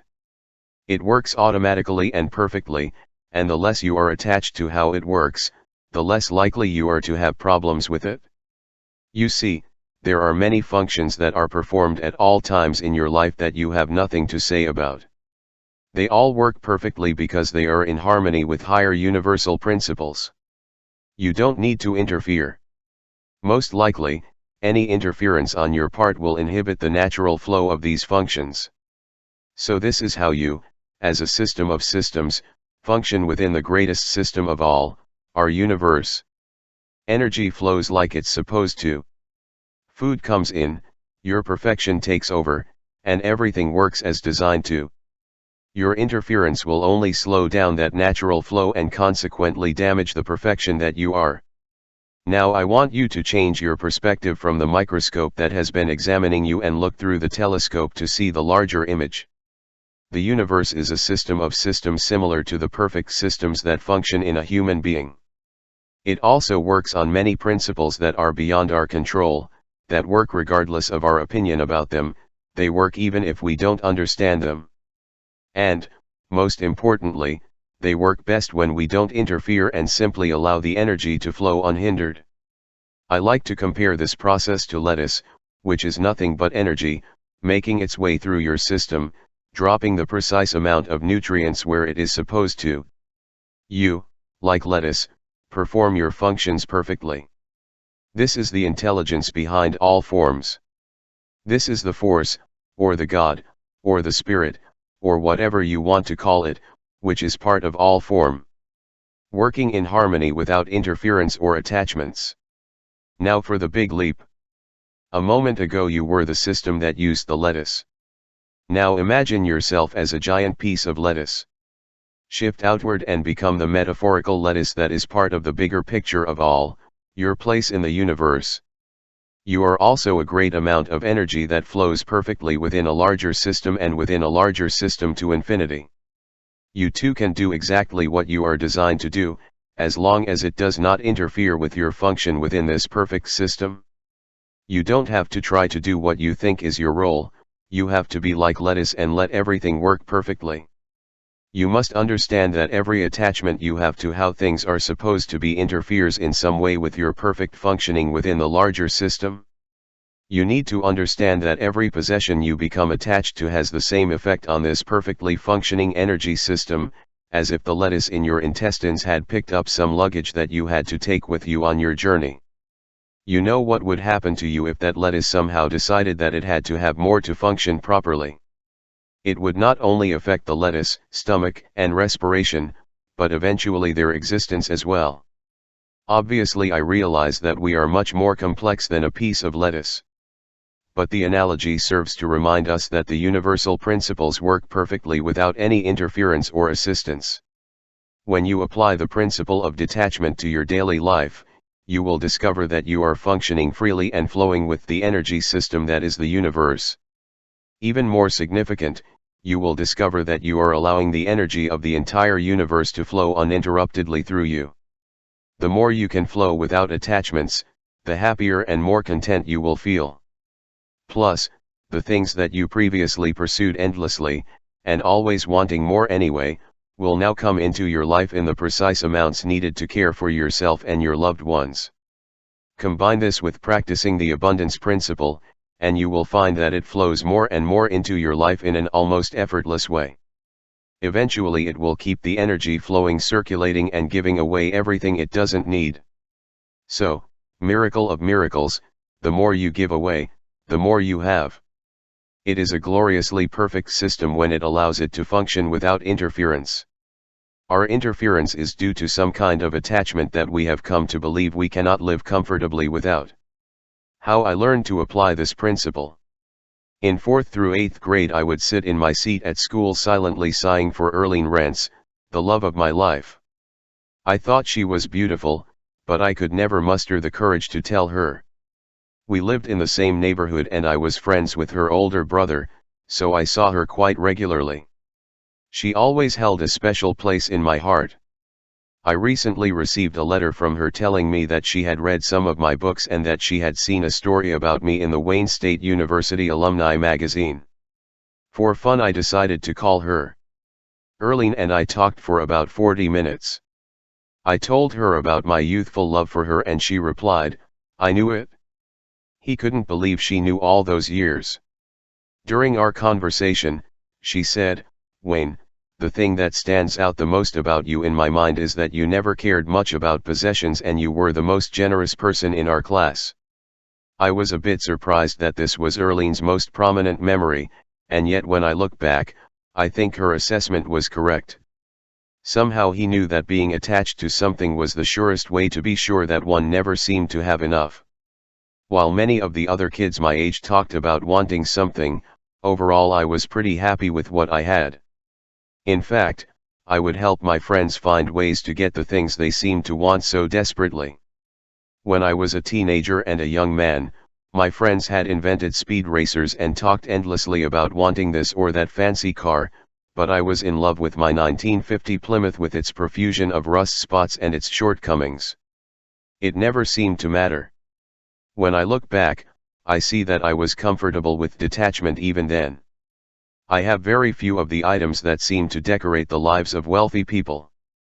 Elegant clothes play no role in my life, and accumulating many expensive possessions does not even enter my consciousness. Yet paradoxically again, it seems that I have acquired the ability to have all the things anyone could wish for. It seems that the less I worry about acquisitions, the more they come into my life for me to use and recycle.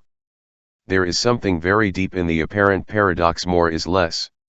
For me, having more means having to ensure it, protect it, polish it, worry, try to duplicate it, show off, price it, maybe sell it for a profit, and so on. Of course, one can appreciate the beauty of any object and truly enjoy it, but that is not attachment. That is simply allowing the energy of your appreciation and love to flow through the object and back to you. If you are wondering about the difference between attachment and enjoyment, ask yourself how you would react if an object you value suddenly disappeared, stolen, broken, lost, or whatever. Would you be distorted by anger and worry? Would you become immobilized and unable to function effectively with yourself and your loved ones? That is attachment. The need that is attached to the object gives you some degree of control or power over your emotions. I really know in my heart, as does my wife, that if some object that we were suddenly missing would say something like "now it is where it is supposed to be," I hope whoever is using it or observing it is receiving some kind of joy and happiness. It's just one thing and I'm not attached to it. This does not suggest indifference to thieves and careless people. It is a suggestion that you do not allow your things to possess you. Be able to detach yourself and your humanity and life purpose from the mere things that only have the value that we attribute to them. If we can attribute value to one thing simply through a thought process, then of course we can detach ourselves from that value-added process just as effectively through a different process. A perfect example of this came up while I was writing this book. After a 3-hour radio show in Miami, I made the impulsive decision to accept a long-standing invitation. Marie Provenzano, whose business is providing luxury facials, had written me numerous letters describing how she had benefited from my tapes and books. Over the years, she had invited me to her studio for a complimentary facial as her way of showing her appreciation. For whatever reason that I was operating in the universe, I decided to stop on my way home from Miami and get my first facial. As I was preparing for this new experience, Marie told me that she had had a mild stroke several years before and that she felt that she had been healed by repeatedly listening to my tapes. It felt great to hear that I had played a role in helping someone overcome such grief. He showed absolutely no signs of having had a stroke. Marie explained to me that before the stroke, she had always cared about being a perfect person. She described how she loved to entertain, but made it a stressful experience for her because everything had to be exactly right. She created evenings displaying expensive dresses and jewelry, gourmet food of the highest quality, and table decorations that showcased the originality and taste for which she wanted to be known. She loved the compliments she received for these perfect nights. Looking back, she said that she now realizes that much of her life was related to the meaning derived from attachments. One of these perfect nights became a turning point in her life. Instead of lavish praise, a guest said, "Marie, aren't you tired of all this show and having to do everything perfectly?" Marie told me that she just burst into tears. The woman walked her to the sofa, put her arm around her, and comforted her for 2 hours. They talked about the real Marie, the person behind the decorations and elegant dinner tables. They talked about how easy it is to disguise yourself as external things and how lonely it is to end up caressing your jewelry, instead of looking into the eyes and heart of a fellow man. They talked about ways to rechannel the energy to serve others and return the real person inside the cage of possession. It was the beginning of a true friendship. Marie suffered her stroke shortly after that, and her new friend helped her transcend it. Together they studied the literature of love and harmony, and Marie began teaching a course on my materials at a local community college. Today she has 45 students enrolled in a life enrichment class that is growing faster than Marie can believe. She begins her classes by describing how her attachment to things and possessions had blocked her ability to see the beauty and joy available in human relationships. How one night that started out as one more perfectly put together dinner changed her life and led her to discover how to live better and even how to heal herself from the effects of a stroke. Marie is one of the happiest and most charming people I have ever met. She was delighted to share this transformation story with me and blurted out, "I can't believe you're really here in my studio. You, my guru, the man I've listened to for hundreds of hours, actually here with me." I reminded her that she had as much to teach me as I did her. I said, "The guru is you, not me." A tingling in my face after an hour of strange and wonderful gels, steams, massages and creams, it also made my heart tingle. Why am I writing about Marie and how did she come to know the meaning of detachment? Partly because I believe that Marie's story could be a catalyst in helping others to recognize the emptiness of attachments. But also because I think an energy was flowing that led me there, that day, to listen to that story, to be able to share it with you. Attachments don't always take the form of possessions. Attachment to things is a common thread that works its way through our materialistic culture, tying people in knots because they focus on property. However, there are other important attachments, such as attachments to other people's opinions and how others perceive us. I feel that my writing can flow because I have detached myself from what others say or think about it. I just let it flow, knowing and trusting that everything will be as it is supposed to be. I am open to improving, but I can't think about it as I write. If I do, my focus shifts to what I should be doing, rather than what I am allowing to happen. Writing is energy, like all human activity. Ralph Waldo Emerson put it well, "The good writer seems to be writing about himself, but he has his eye on that thread of the universe that runs through him and all things." This is what I do even right now. I write about myself, but I know that I am also part of you, even though we have not met on the physical plane. These words flow through me to you. I do not own them, nor do you, and the less attached I am to the whole process, the easier and more pleasant it is.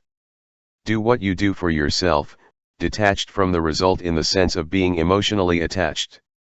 Or as Carlos Castaneda says, thus, a man of knowledge sweats and snorts, and if you look at him he is like any common man, except that the madness of his life is under control. His controlled insanity makes him say that what he does matters and makes him act as if it does, and yet he knows it doesn't, so when he does his deed he leaves in peace, and whether his deeds were good or bad, or worked or not, is by no means part of his concern. This is a difficult question for many of us, because we have grown up believing that what we do really matters. Most of us don't control the insanity in our lives. We care about how it will be perceived.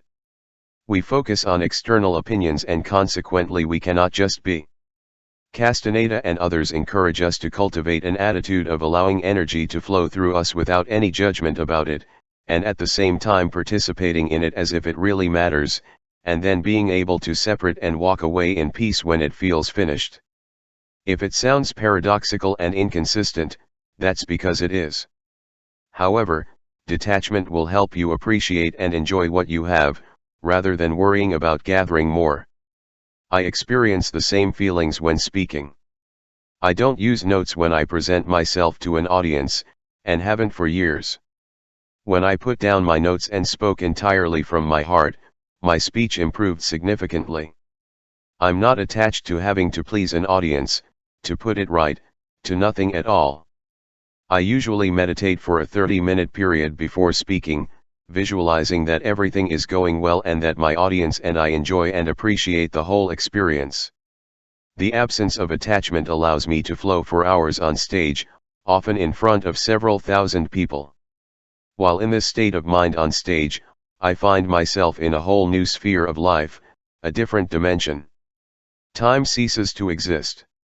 My memory to remember is more phenomenal than at any other time in my life. The words flow, without even a problem or a pause, and everything fits perfectly. When I gave up my attachment to perfection in speaking, paradoxically, a kind of perfection seemed to enter my performance on stage. The internal excitement and nervousness before speaking is my intense desire to be in that magical space where I am doing what I love and allow myself to be, and to experience the energy that flows through me unimpeded by any attachment to the result. This free-flowing energy is the highest place I know on the physical plane. In these two areas of my life where I do what I love, writing and speaking, I have come to understand that detachment from the outcome and detachment from external opinions are the keys to allowing me to flow freely and perfectly. Without trying, without worry, without anxiety about it, I just allow myself to be, without interference from my mind on any part of it. I know somewhere deep inside that I am making a difference, but I don't have to. I know that even making it matter is a kind of judgment, so on the larger analysis it doesn't really matter, but I behave as if it really does matter. However, when I'm done with my speech or a book, I never look back. I know it's over, and regardless of anyone's opinion of it, it's still done as is. So I move on to the next challenge, unhindered by attachment to what I have already finished. I learn from previous experience and move on to the next project. This new project doesn't really matter, but I act like I have it.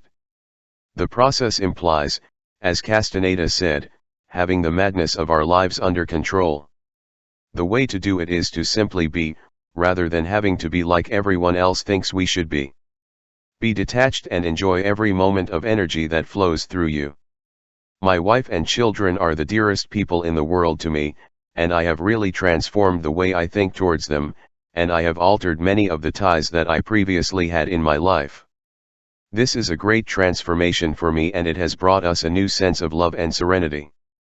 I love my wife deeply, but I know that I am not her owner in any way.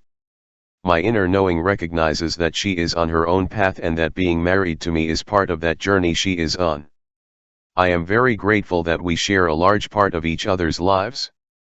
It has taken me quite a while and some bitter disappointments in other relationships to enjoy the experience of loving someone without having to control it in any way. I can allow this person that I love to simply be, even if that is diametrically opposed to who I am, or what I prefer him to be. For me, this is the essence of the marriage relationship on a conscious loving level. The ability to suspend judgment about how we believe our loved one should conduct their life and love that person as they are is a valuable exercise in detachment.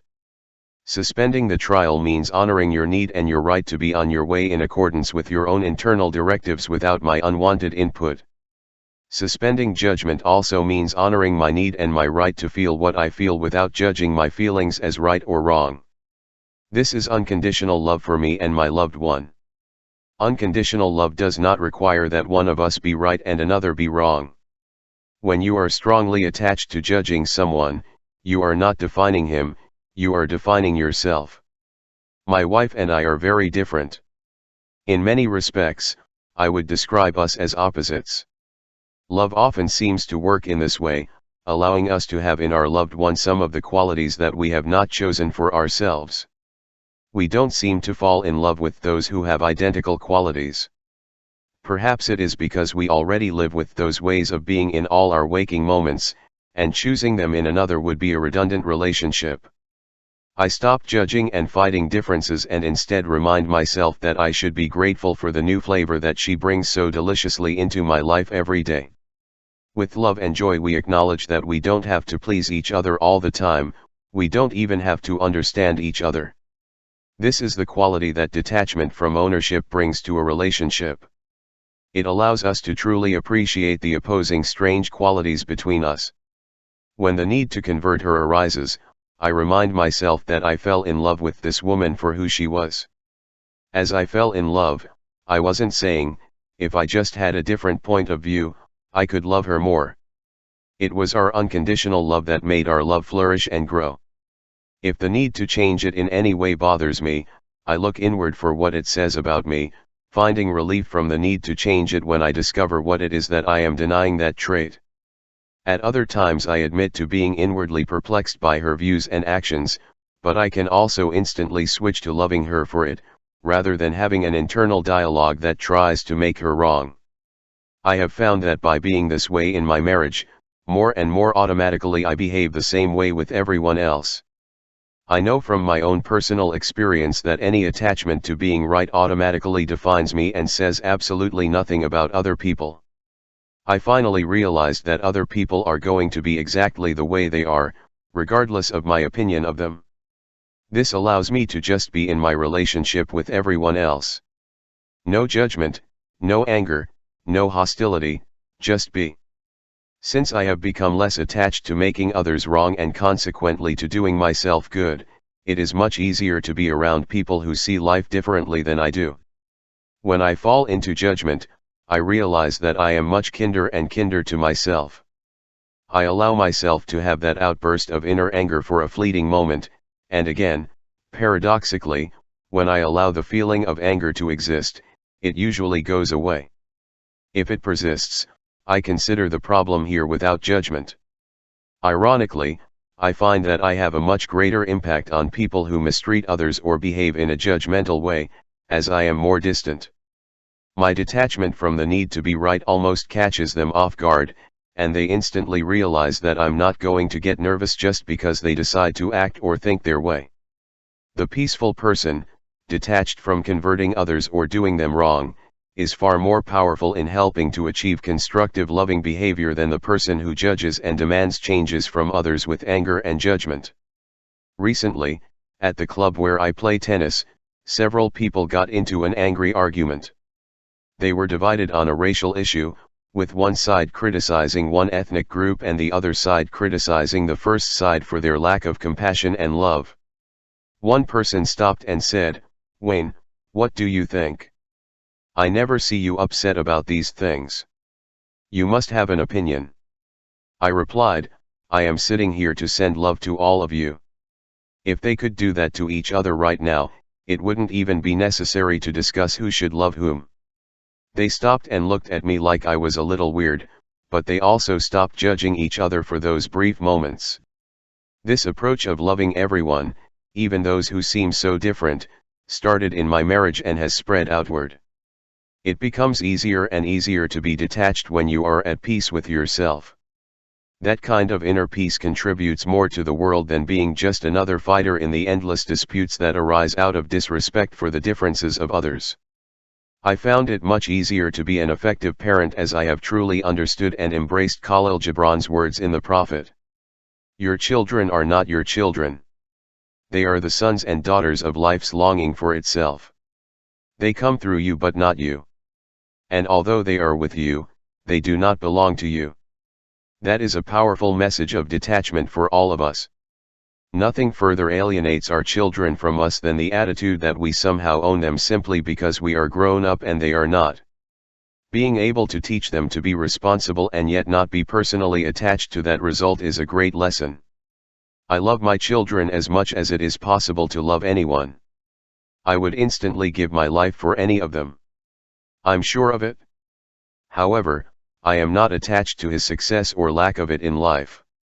Each of them knows that I will not have a nervous breakdown or ruin any of the present moments of my life because they do not do their homework, or come home late, or do any of the thousands of things they do or do not do. I teach them to be responsible both with my actions and with my words. I teach them to value themselves by introducing them to a father who does the same and encouraging them as much as possible. But I will not be emotionally or spiritually attached to the decisions you make as you go down the path of your life. They have to live their lives. I can't do it for them in any way. They are learning to take on responsibilities that are often usurped by parental attachment. When we let our energy flow through our children and don't impede them by imposing our will on them, they become more responsible. And why not? They have no one to fight with. They don't have to be stubborn to show that you can't control them. My detachment does not mean that I am indifferent. I worry immensely. In fact, I care so much that I allow them to make their own way along their way, guiding them here and there, helping them make responsible love decisions, surprising them by doing things right as much as possible, and always reminding myself that I don't. They own them, they own themselves. My personal growth on this path of detachment has led me to a place where suffering has been eliminated from my life. I have learned in my relationships with others, with myself and with the accumulation of things that the less I am attached to the need for a certain result, the more I allow the energy to simply flow through me and out wherever I go. Detachment is an important factor in eliminating suffering and fostering a sense of inner peace. Having things in life is wonderful, but needing them is attachment. Having loving people in life is phenomenal, and it's important to value and celebrate them every day, but owning or controlling them is attachment. If you are suffering in your life right now, I can guarantee you that it is tied to some kind of attachment to how things should go. Detachment is the only way out of suffering, as a passage from the Bhagavad Gita explains. A person who is not disturbed by the incessant flow of desires, which flow like rivers into the ocean, which is always full but always still, can only achieve peace, and not the man who strives to satisfy such desires. The ocean is always filling up, but it is always still, with the exception of a small variation in the surface. We too can continually be open to new growth and remain still, unless we choose to be disturbed by all the things that are perpetually entering our consciousness. Disturbances are caused by our attachment to the idea that somehow, things should be different than they are. Our suffering, whatever form it takes, is caused by the mind, by a mind that insists on having preferences and will not allow others to be who they are. Our most common attachments. Suffering can take many forms and always manifests itself in form. Our attachments to the external are limitless. Here are 7 of the most common types of attachments and the reasons you may be walking down the path of suffering. 1. Attachment to things. Most of us in the Western world identify ourselves and our relative degree of success or failure by the quality and quantity of things we accumulate. When we make such a connection, we are attributing our own value as human beings to the acquisition of things. Consequently, we prepare for suffering when the substance is not in our lives in sufficient quantity. We become our things. When you take such a stance, you expose yourself to perpetual frustration. What he is really saying is that it is worthless, incomplete, and worthless. You must continually replenish your supply of material items in an effort to feel valued. The thesis "I lack courage without things" leads to an endless search for more. Fighting for more things leads to the realization that it can never be done from the outside. This position prevents you from knowing that you are already complete, that you don't need anything else to be complete. It leads you to accumulate and to compare yourself incessantly with what others are accumulating. Take your human gaze away from the eyes and hearts of those you meet, towards their wallets and material possessions. The more you attribute your worth and humanity to those things that are outside of you, the more power you give to those things to control you. And when you are controlled by things external to yourself, you are a slave to those external things, so suffering is the only path available to you. Granted, you can comfortably suffer, but still the agony is within you as long as those attachments remain. 2. Attachment to other people. This is one of the stickiest attachments, and it will create a great deal of suffering until you learn to overcome it in your life. I'm not saying it's inappropriate to love another person, value someone else's presence in your life, and celebrate your connection. These are all very positive results of creating unconditional love relationships in your life. I mean wanting or needing to possess another and feel worthless, immobilized and hurt if that person is not part of your life in the way you want. Such feelings are attachments.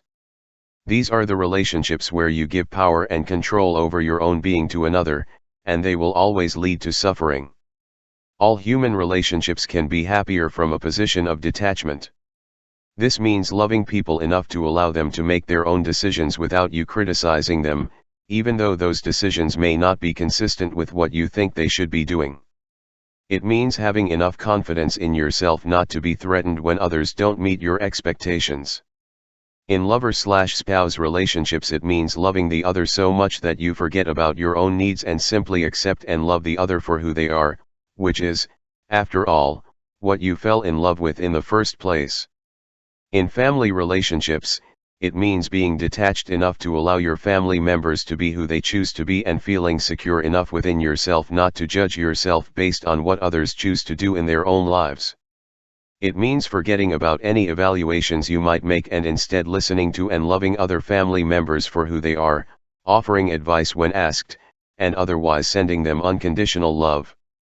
In your parenting relationships, it means constantly reminding yourself that your children are in their own ways and that they are not going to live their lives the way you decide they should. It means guiding them, helping them to be self-reliant, and always letting them know that you love them unconditionally, even when they behave counterproductively. Detachment in human relationships does not mean absence of affection. It means worrying so much that you suspend your own value judgments about others and relate to them from a position of love rather than trying to control or judge them. The person who becomes detached in this sense is the one who will avoid all the unnecessary suffering that most people experience in their relationships. Send love, reject the role of victim, and display an endless supply of care for yourself and your loved ones. And you are metaphysically detached.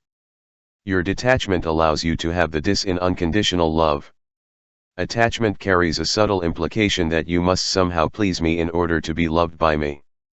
When you learn to let your loved ones be and love them for what they choose to be, regardless of your opinion of what they choose, you are detached. Once you achieve the state of detachment, you will not want or need to possess or control another human being, especially those who are in a close relationship with you. Paradoxically, the less you try to own and control someone, the closer you become. Detachment actually encourages you to grow closer in your relationships and intensify your love. You reduce the likelihood of suffering in your relationships because you have so much unconditional love for others that your love will show itself even if they choose to leave you. By learning to become less attached, you also learn a fundamental truth about love relationships. Love is to give, not to receive. This is the true essence of detachment in all human relationships. 3. Attachment to the past. Learning to separate from the past and the traditions that are an important part of many people's lives is one way to eliminate some of the suffering that exists in our world. Take a look at all the people fighting wars around the world today, and you will see them suffering and dying in the name of tradition. They are taught that what their ancestors believed is what they should believe. With this logic, they perpetuate suffering in their own life and in the lives of their assigned enemies. Many of these battles between ethnic groups have been fought for thousands of years. With the kind of attachment thinking taught in these cultures, the battles will last forever. The minds of those in such cultures are not yours. They live only fit and die by a tradition that guarantees enmity and hatred for generations to come.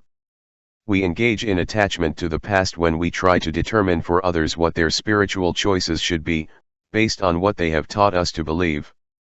What education we seek, what vocation we choose, who our friends will be, how we vote, what we dress, how we speak, and even how we choose to think are often determined by attachments to traditions that are so overwhelmingly powerful that ignoring them often means ostracism. Total family or neighbors. Say your parents. This is what you were born into and you have no other choice. Such a feeling has no place for the enlightened soul. How is it possible for someone to grow if you always do things the way you always have? As we learn about universal principles, we know in our hearts that we are not our form. Our package may look a certain way and have a certain story, but it is by no means what we really are. It is only the cover of the real self, which is shapeless and does not need labels determined by the actions of the past. Attachments to the history of your form as representative of your ancestors and relatives will only cause an incalculable amount of suffering. Learning to detach from traditions often takes a lot of courage, and for those who detach, there can be a tremendous price to pay. However, the price for staying attached is much higher, and paying it creates much more havoc in your life. The disapproval of those who are addicted to the history of their particular form is much less costly in the long run. Everything you are attached to belongs to you in a fundamental way. It is equivalent to tightening the chains and shackles every day to make sure you don't have a mind of your own. Ralph Waldo Emerson reminded us, "Do not be a slave to your own past, dive into the sublime seas, dive deep and swim far, so that you return with respect for yourself, with new power, with an advanced experience, that explains and goes through high the old." Think about that as you consider eliminating suffering in your life that is related to attachment to the past. We can respect and even appreciate the past and customs of our ancestors. We can love them for choosing to go their own way. But to be attached to having to live and think like others before you, because you showed up looking like them in shape, is to deny yourself enlightenment.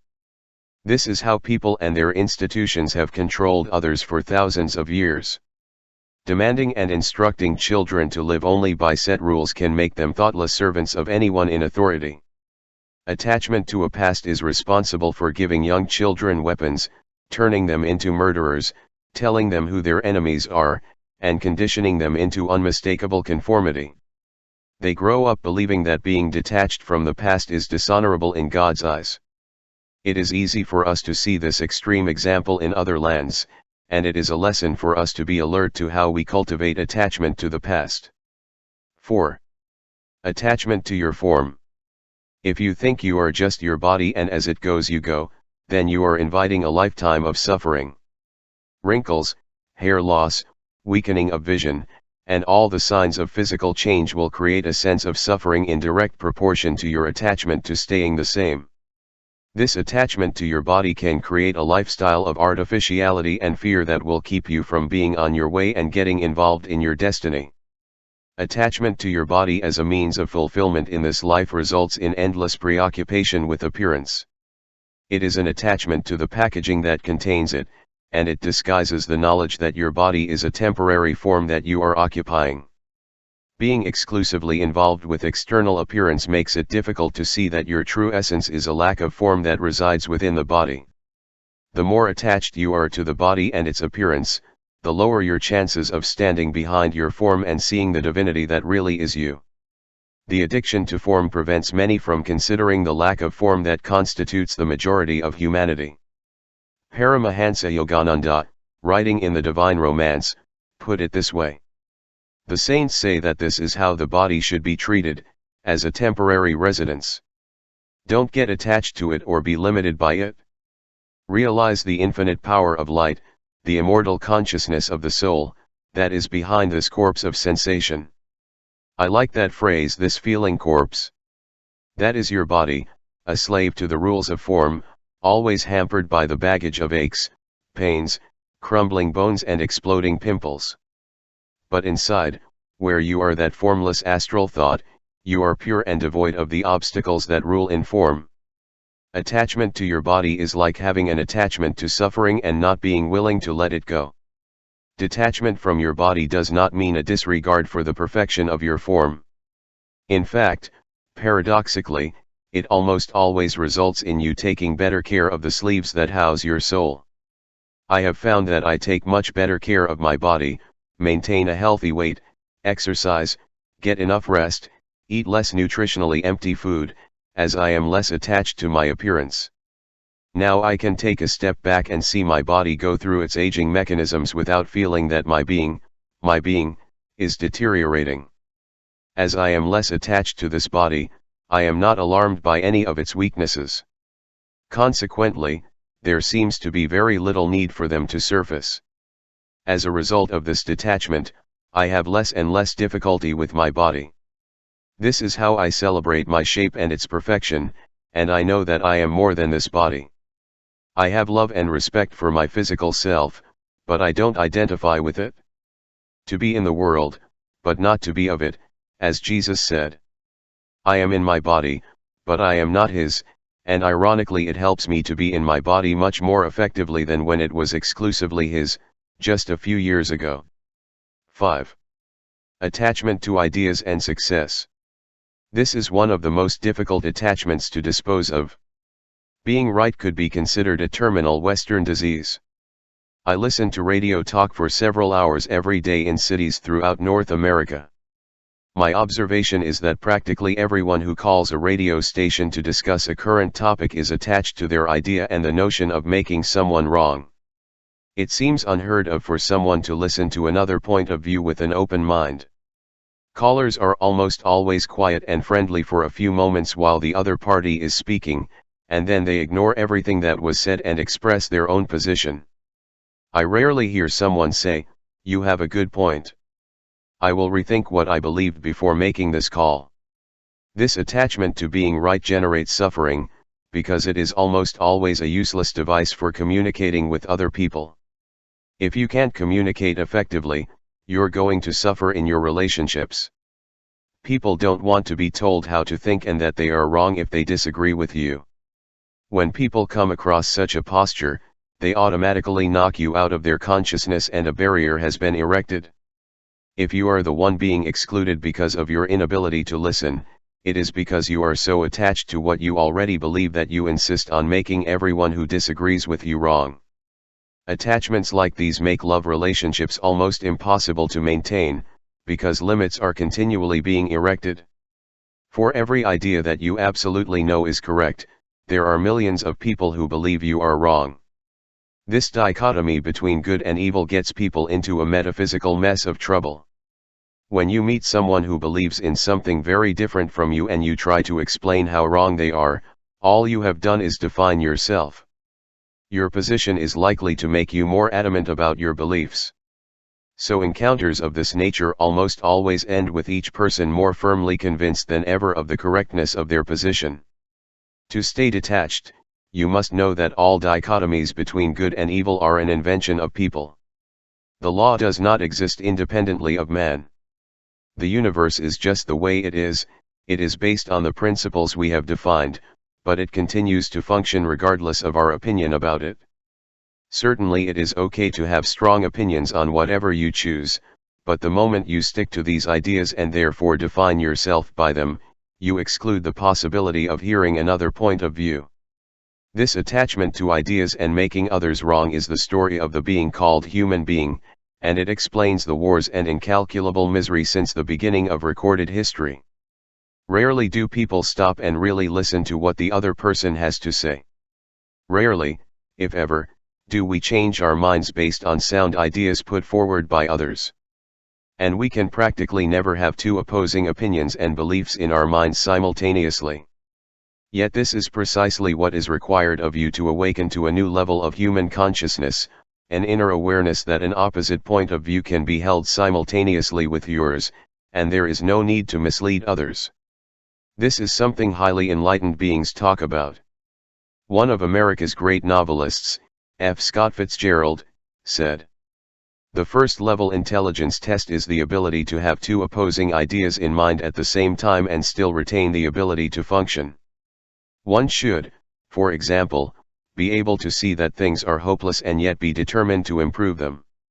This is really what it means to be able to detach, to allow opposing points of view to reside within you at the same time, and to see the exquisite beauty in such an attitude." 6. Attachment to money. This attachment borders on being a full-blown disease in the Western world. It is important to understand that I am not suggesting a dislike for money. I firmly believe that having money is a benefit in life and I have nothing negative to say about money. Money is fine, and working to earn money is an integral part of life in modern times. What I'm writing about here is an attachment to money that becomes the controlling factor in your life. Disengaging from acquiring money is a difficult undertaking. However, it is important if you are going to have a strong sense of authentic decision-making within your life. I have found that those who can do what they love and stay focused on living that way have the amount of money they need in their lives. They seem to keep that money circulating, using it to serve others, rather than letting capital accumulation and the cost of things be the dominant themes in life. They do not suffer from the most common disease that is prevalent in our culture.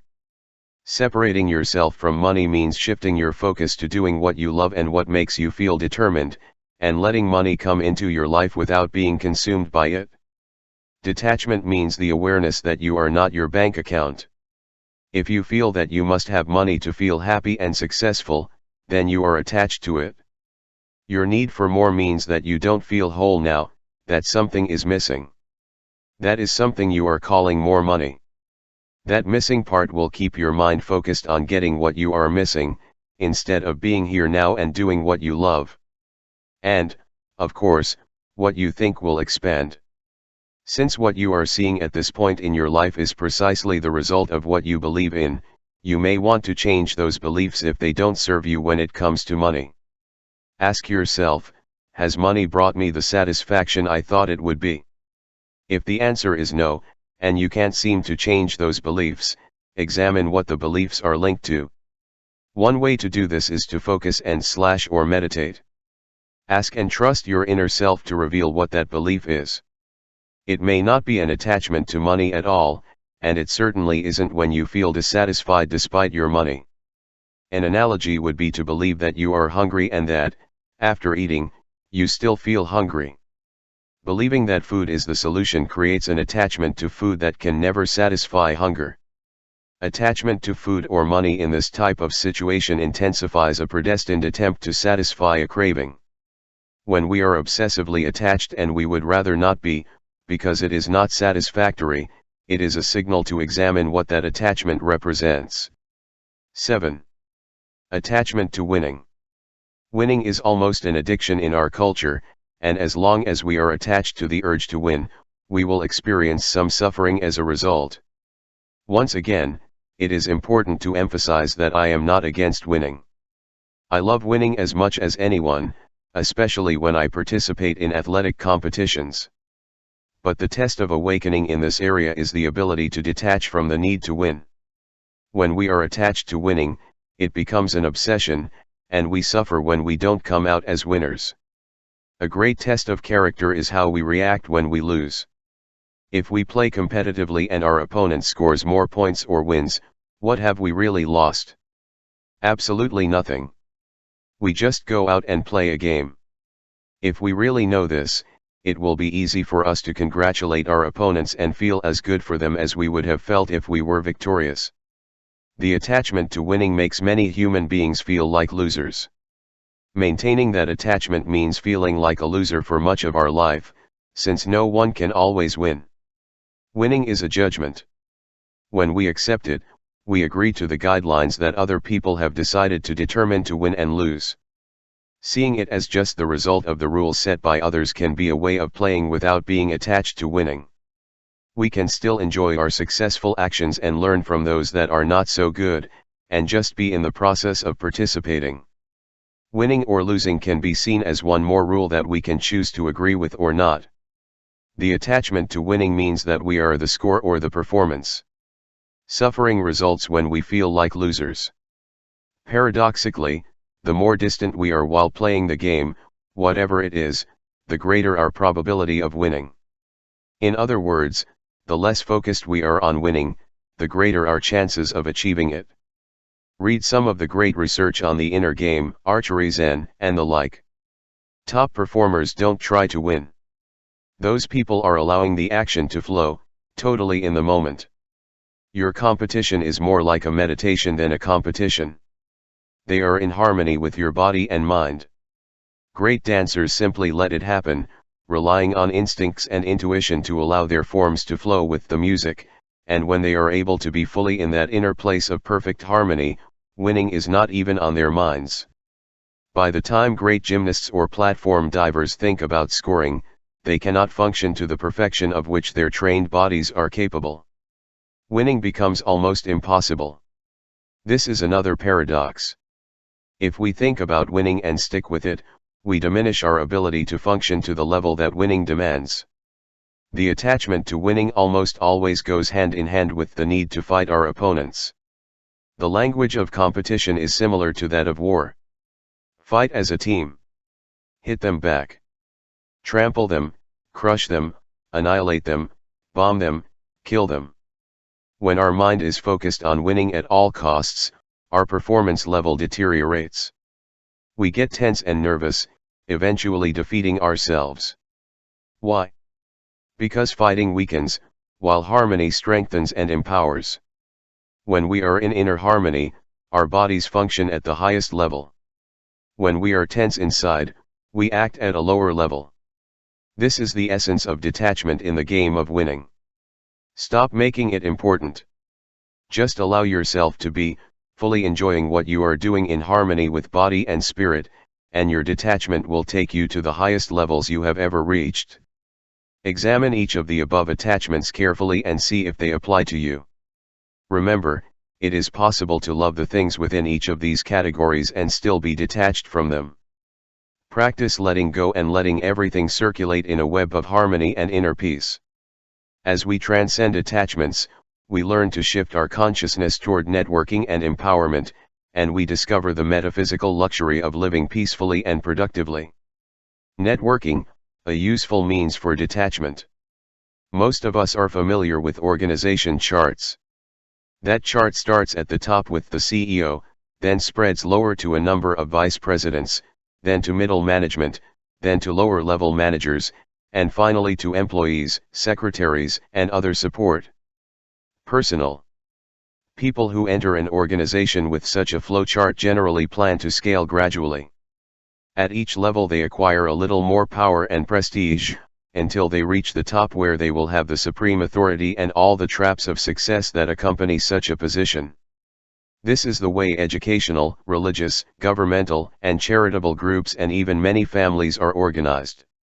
The powerful person is at the top, accumulates as much power and authority as possible within the organization, and delegates that authority throughout the flowchart. This is the model that most of us have been trained to abide by.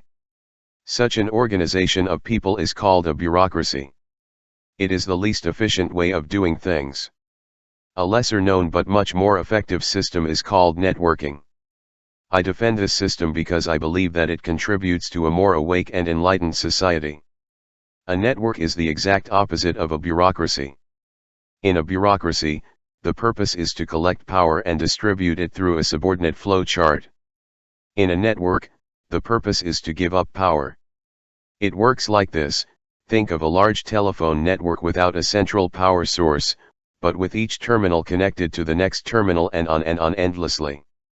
The communication network is intended to serve the next terminal, and then passes the services to the next. Nobody on the web is interested in accumulating power, only in transmitting it. Humans can work this way too.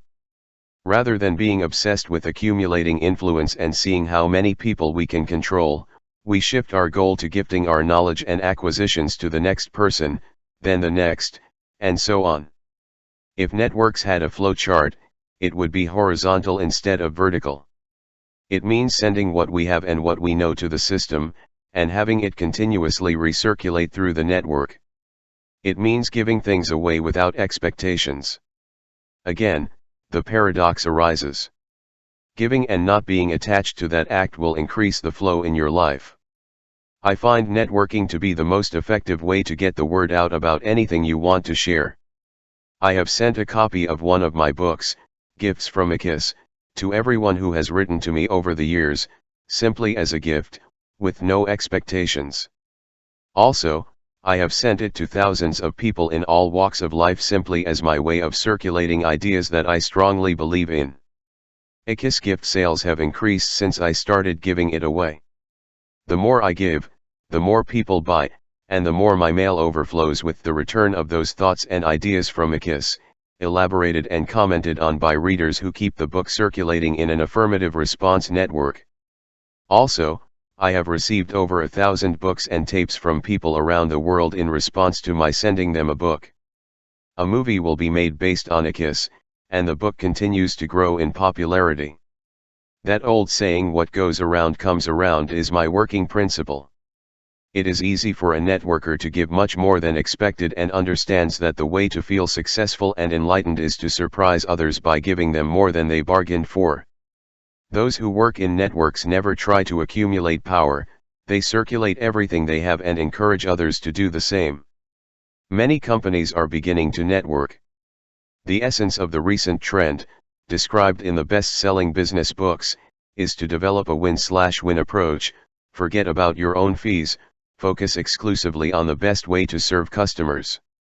A growing number of employees and employers are finding that reintroducing exceptional service into their organizations and reconnecting with the spiritual side of themselves and others is a more enjoyable and successful way of doing business. When the organization begins to function at this level, the principle of detachment from networking creates an environment in which the customer and the members of the organization are in a win-win situation. From simply allowing yourself to flow to browsing your attachments and finally networking. This whole universal principle of detachment is problematic for those of us raised in the part of the world that prefers to count the trees rather than gaze at the forest. Therefore, it is important to openly look at any resistance you may have in order to develop a more peaceful and distant vision. Why it can be resistant to detachment. Below are the most common reasons why many people in our Western culture find it difficult to be detached. Detachment means trusting that the universe will provide for us as we make our way to enlightenment. We have not been encouraged to make this kind of commitment to a metaphysical principle.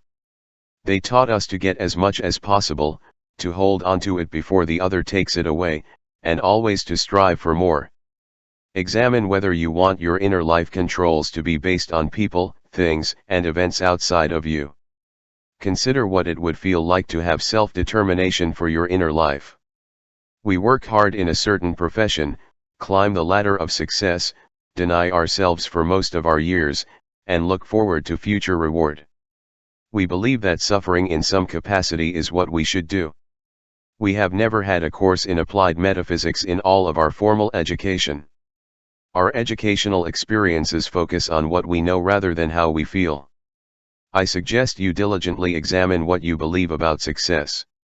Is it really accumulation of wealth, property, profits?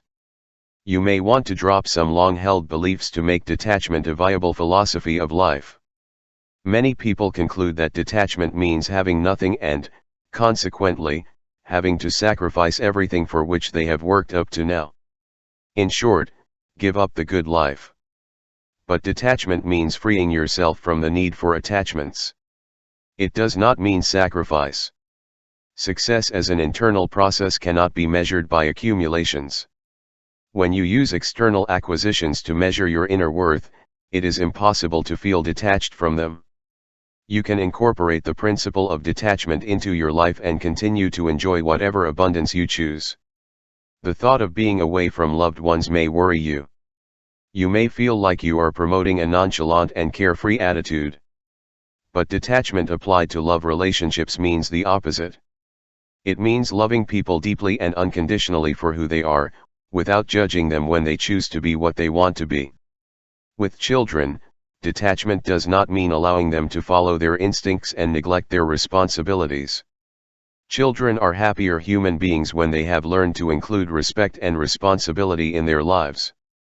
But they learn this from adult behavior that shows respect and responsibility. An attitude of detachment will prevent children from manipulating their parents and turning them into emotional slaves of their behavior. Attachment, not detachment, will victimize you and contribute to a breakdown in your relationships. You may think of detachment as an absence of conviction and purpose, and feel that you need to get out there and rattle a few cages to survive. I suggest, in response to this misunderstanding, that those who experience great success are those who know how to flow with life rather than fight it. They experience inner peace instead of inner turmoil. Flowing instead of fighting is a surefire way to avoid a stressful approach to life where you're always struggling to row against the current. If your resistance to the principle of detachment is strong, if you find it difficult to understand, I suggest that you accept without judgment and with love how you feel. Don't try to force yourself to feel what doesn't feel right to you. Don't feel like yourself or others are judging you. This unconditional love for yourself will always lead you in the right direction. You are on your way. Believe it and you will see it. Implementing detachment in your life. Detachment implies a kind of surrender to the force or intelligence that is behind all forms, including yours. Once you fully trust this energy that makes all forms work perfectly, you begin to slow down and work in harmony with this intelligence. The word surrender is a good one to keep in mind. It reminds us that we must stop the struggle that creates a battlefield of life. With surrender, we relax into the natural intelligence and flow of life and can ignore the urge to cling to things and people as they enter and leave our lives. Here are some ideas to help you with the process of surrender, ideas that will make you stronger, as fights and attachments weaken you and gain strength when you flow unhindered.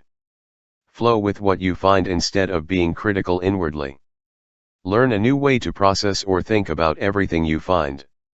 For example, instead of judging the way the driver in front of you is behaving, send a loving thought and practice believing that what you are encountering is exactly how it is supposed to be. Get away from the idea that a slow driver is wrong somehow and that you are right to be upset. Set aside an hour to flow with everyone you meet. Allow everyone to be who and what they are without getting attached to the idea that this person should be different. Do the same while watching the news on television. Don't pretend to love what you despise, but see if you can let the news flow through your consciousness without being hooked by compulsive judgment.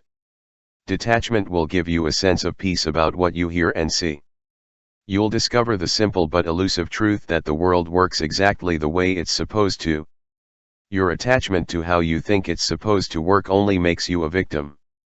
Try to replace some of your competition with cooperation. Instead of seeing yourself as in competition with anyone, try to see others from a universal perspective. See them as part of the human being. See yourself as someone who functions much more effectively and happily when you don't have to defeat anyone to feel good about yourself. Remember that when you need to beat another to feel whole, that other person controls your life. Compete athletically and in business if you wish, but cooperate at the same time by separating yourself from the bottom line. This relaxation process is detachment in action. Let every move you make in a competitive match be something unique in itself, something to fully enjoy and live in that moment. Remember that if you are focused on what the end result will be, your attachment to victory will paradoxically make you less likely to come out with the best score. Detachment works by viewing yourself in cooperation with all of humanity, including your adversaries. Detachment from the need to win frees you to flow with every necessary moment in the competitive process. The enlightenment is not in if you win. It is in seeing yourself as fully human when you are not winning and in treating others with respect, whether you have won or lost. Keep things moving in your life. If you haven't worn something in the last year, no matter how attached you are, pass it on. It has exhausted its usefulness to you. By distributing it to someone who can use it now, you ensure that this process continues. Go through your garage and dispose of as many of your thens as it can handle at this time. Remember that it is impossible to run out of now, so you do not need to save it as a safeguard. Keep everything moving. Letting go of attachments is a rewarding way to feel positive about yourself and to get things flowing into your own life as well. It works, it really does, but you will only see it when you create it. Talk to yourself about your attitude towards the property. How can you have a watch, a diamond, a house, or anything? The best you can get is a temporary lease to enjoy them. Ownership is impossible. Your pleasure is the result of your thinking, not your possessions. An object is just that. Your pleasure and enjoyment comes from how you choose to think about it. Close your eyes. Now the object is gone from your consciousness. Has your happiness and success also disappeared? Things come in and out of our lives with the same frequency that we open and close our eyes. The fewer things you need to convince yourself of your happiness, the greater your consciousness and the less potential you will harbor for any suffering. If you become attached to all of those possessions, you can be sure that you will experience a great deal of suffering as those things wear out or begin to fade from your life. Remember that everything that serves you today, your home, your car, your jewelry, will one day soon be in the service of others. Work every day to simply allow your loved ones to be, without any attachment on your part. The more you separate yourself from any proprietary behavior towards your loved ones, the closer you will be to those people. With your loving partner, practice celebrating the differences between you. Let your partner make mistakes without a long lesson on your part. Respond to your partner with a sense of integrity, rather than judgment. Help people if they ask, guide them if they need reassurance, but don't get upset that they decide to do things that you find silly or unpleasant. Remember that you made mistakes along the way.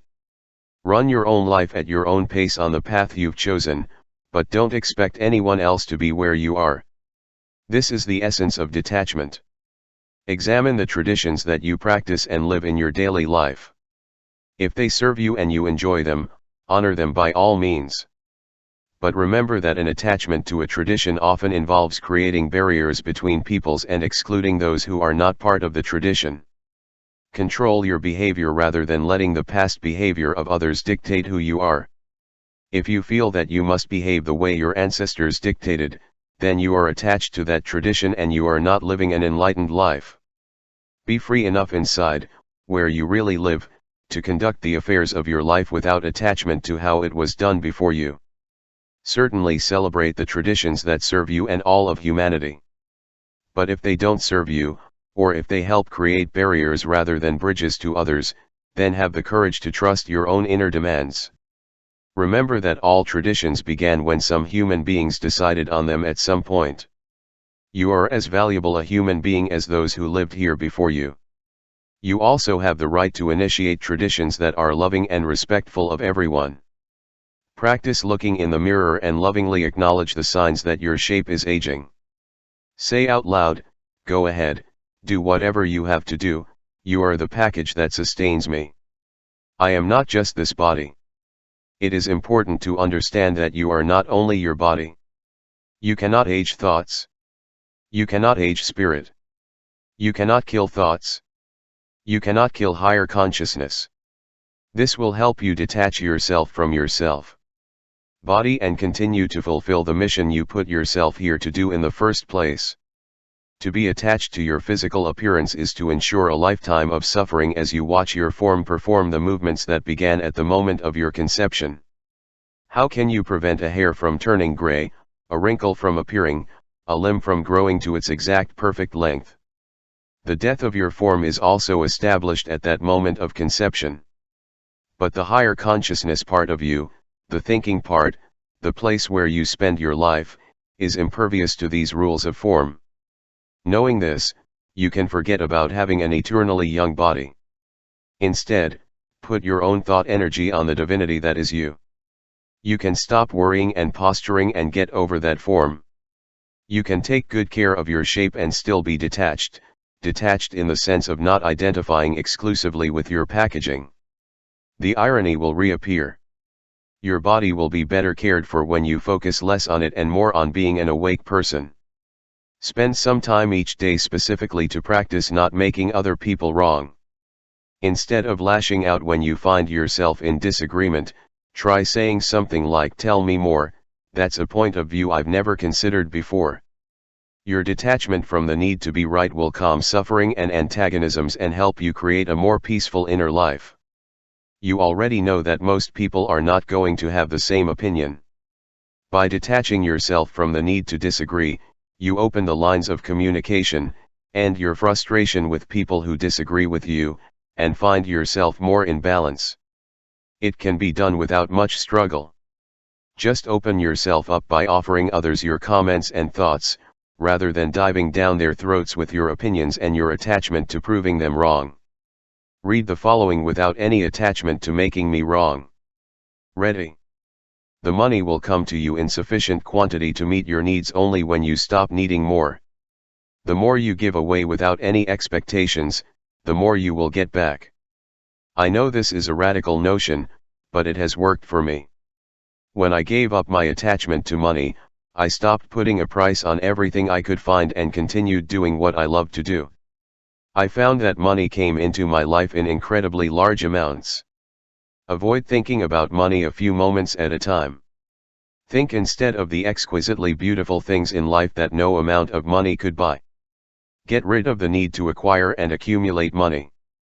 Give it away freely to the extent you deem appropriate. Take the price tag off your life and everything you see and do. Enjoy things simply for the beauty they offer, rather than the bargains they offer. Remember that the best way to win is not to have to. Your best performances come when you are relaxed and free inside. Take this kind of pressure off your children and other loved ones as well. Let them do and enjoy, rather than evaluating them based on who they defeat. You can let go of this insidious need and find a much happier person every day. Get in the habit of networking. Send others as gifts what you would like to share. Do this without any expectation that they will have to thank you. The more you connect to others on a network, the more they will get the message across too. The more you give to others everything that you consider valuable, the more you will contribute to harmony in the world. Your sense of purpose will intensify, as will your satisfaction. The voiceless people of our world, those who are not part of any huge bureaucracy, have a powerful tool for networking. Connecting with another person who will spread the word to someone else is a monumentally effective way to make a difference in the world. When you give something, anything, the recipient is charged in some way with the energy of your act of giving, and he or she wants to do the same. While the communication channels seem invisible, the impact is empowering. Give it a try the next time you want to continue your old bureaucratic training. Rather than viewing another person as an impediment to your own aspirations, view them as an ally. Give him what you were trying to accumulate for yourself. Let go of the need to accumulate influence and power, and see that individual as someone who is their own center of power, who will pass it on to another, and so on in an infinite web of powerful influence. This, then, is detachment, perhaps the most misunderstood universal principle in our culture. Try looking at it from a metaphorical point of view. Imagine listening to a symphony and telling yourself that it is impossible to enjoy any of the musical notes until you have heard them all. As the symphony nears completion, you realize that this music is not a complete picture that you can own. It is one note and then another flowing through your senses. Each note flows and you experience it in its relationship to the other notes and instruments, throughout the symphony. This is the principle of detachment in action that operates in your daily life. You can never put everything in a neat package that you own. Never. You can only let it flow through you, enjoying it in the moment and then experiencing the next. Without ownership, without control, just enjoying without any attachment to the belief that it should be otherwise. Music is an energy that flows through you with each and every note, one at a time. You can't wait to complete all the notes before enjoying it. The energy of music flows out and through you, and the moment you become attached to it in some way, you lose it. One note at a time, in this song that is our universe. Without attachment to any of that, just the endless flow of everything. Every attachment prevents you from enjoying the flow of life. It's a lot like trying to grab that handful of water. Remember that the more you squeeze, the less chance you have of experiencing water.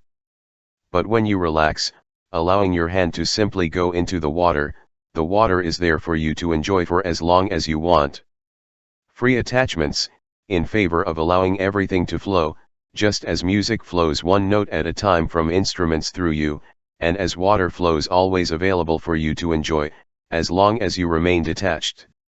Synchronicity. The universe is complete and perfect. There can be no mistakes. Nothing is random.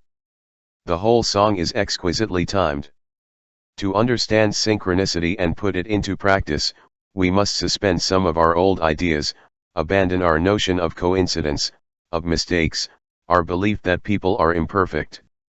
The principle that every event and every person is connected seems almost too much to accept. Most of us would rather stick to the principle of randomness and error. We seldom consider that everything within our perfectly functioning universe may also be working perfectly. It seems easier to believe that unexplained coincidences happen for no reason. The term synchronicity was first used by Carl Jung. He spent his life trying to unravel the mysterious threads that seem to twist into a pattern that is impossible for us, in shape, to decipher. He described synchronicity as the simultaneous occurrence of two events significantly but not causally connected. He hypothesized that there is a collaboration between people and events that seems to somehow involve fate, and is always operating in the universe. The foundations of the belief in synchronicity are that each life has a deeper meaning and purpose than we are generally aware of. Behind every form is an exquisitely perfect intelligence that works in sync. Everything happens with a purpose, and the pieces of life's puzzle fit together perfectly. When you trust and know these thoughts, you will daily recognize the evidence of your belief in synchronicity.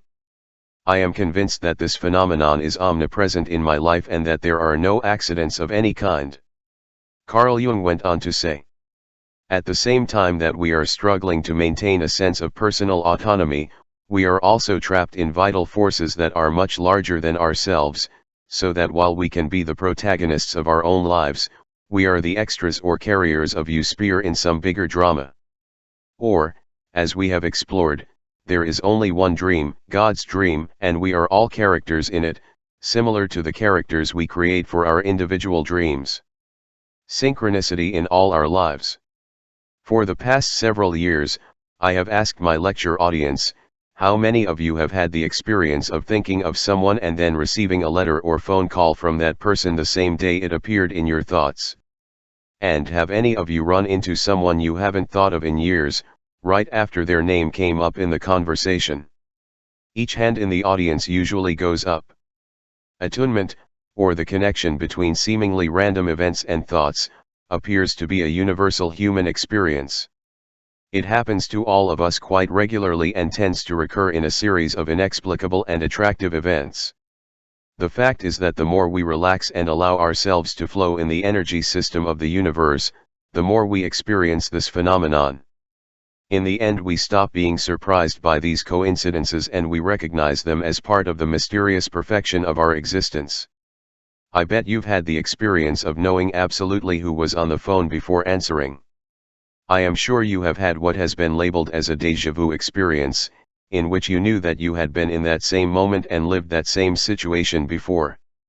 I'd also bet you've found yourself doing something you've never done before and couldn't explain why you were doing it until later, when you were able to look back and clearly see why. Let me give you an example of one of those situations in my life. A few years ago, my publisher offered me a sizable advance for a non-fiction book that would be a continuation of Your Erroneous Zones and Pulling Your Own Strings. I thought about the possible content of my new book for months and quite frankly didn't know which way to go. One day I was sitting by the ocean thinking about what to write when I felt a strong urge to get up, get dressed, and get in my car. It was uncharacteristic of me wanting to leave the quiet of the beach at that time of day to get in the car and drive unnecessarily. Yet I drove, not thinking where I was going, and after about 30 minutes I found myself parking at the Pompano Fashion Mall. I was taken aback by my behavior. I generally avoid shopping malls and would never consider spending a beautiful sunny afternoon at one. I walked directly to the bookstore and immediately went to the psychology section. One book stood out from the rest, about to fall off the cluttered shelf. I pulled out that book, flipped through it, went to the checkout and bought it. I drove home, walked back to my spot on the beach, and read the book cover to cover. And he knew exactly what he had to write about. I outlined the book that later became The Sky's the Limit in a matter of a few hours. My theme was self-actualization, or what I called life without limits. I felt a clear sense of being able to make this area of human psychology more understandable and available to the average person. I knew what I should write about was how to become a person who lives life at the highest level and how to cultivate a sense of purpose and meaning. It became clear to me after that strange experience of being prompted to read a new book. The book that practically fell into my hands was Abraham H. Maslow's The Farther Reaches of Human Nature. His previous writings had had a powerful influence on me, but this book was the impetus for writing The Sky's the Limit. When I was stuck, a seemingly coincident force guided me exactly where I needed to go. So I dedicated The Sky's the Limit to Dr. Maslow. I feel a kind of special mission to carry out his work and make his ideas about the potential greatness of humanity available to more people. I'm sure you can recall similar types of creepy events in your life, where you did something totally out of line and suddenly saw, very clearly, why. How can we even begin to explain such things? How did the card get into the seat belt buckle that led me to my father's grave? How can a thought suddenly connect you to someone or something that seems so disconnected? The word connectivity is vital to understanding the principle of synchronicity. In some mysterious and indefinable way, everything seems to be connected, even though we cannot see the connections. In some strange way, the right person or the right series of events comes up just in time to help us get past the threshold of some troubling problem. Once we understand that everything is connected in some way, even though we cannot see the connectors, this universal principle of synchronicity becomes more credible and ultimately more available to us. There is a rhythm in the universe. When we are able to be quiet enough, we experience how we are part of that perfect rhythm. I keep coming back to the concept of perfection, because for many, there is a strong belief in imperfection. I believe that our world cannot be more than perfect. The precise amount of energy required to heat and maintain our planet comes from the sun, without burning its own energy source. The Earth rotates perfectly on its axis without risking falling.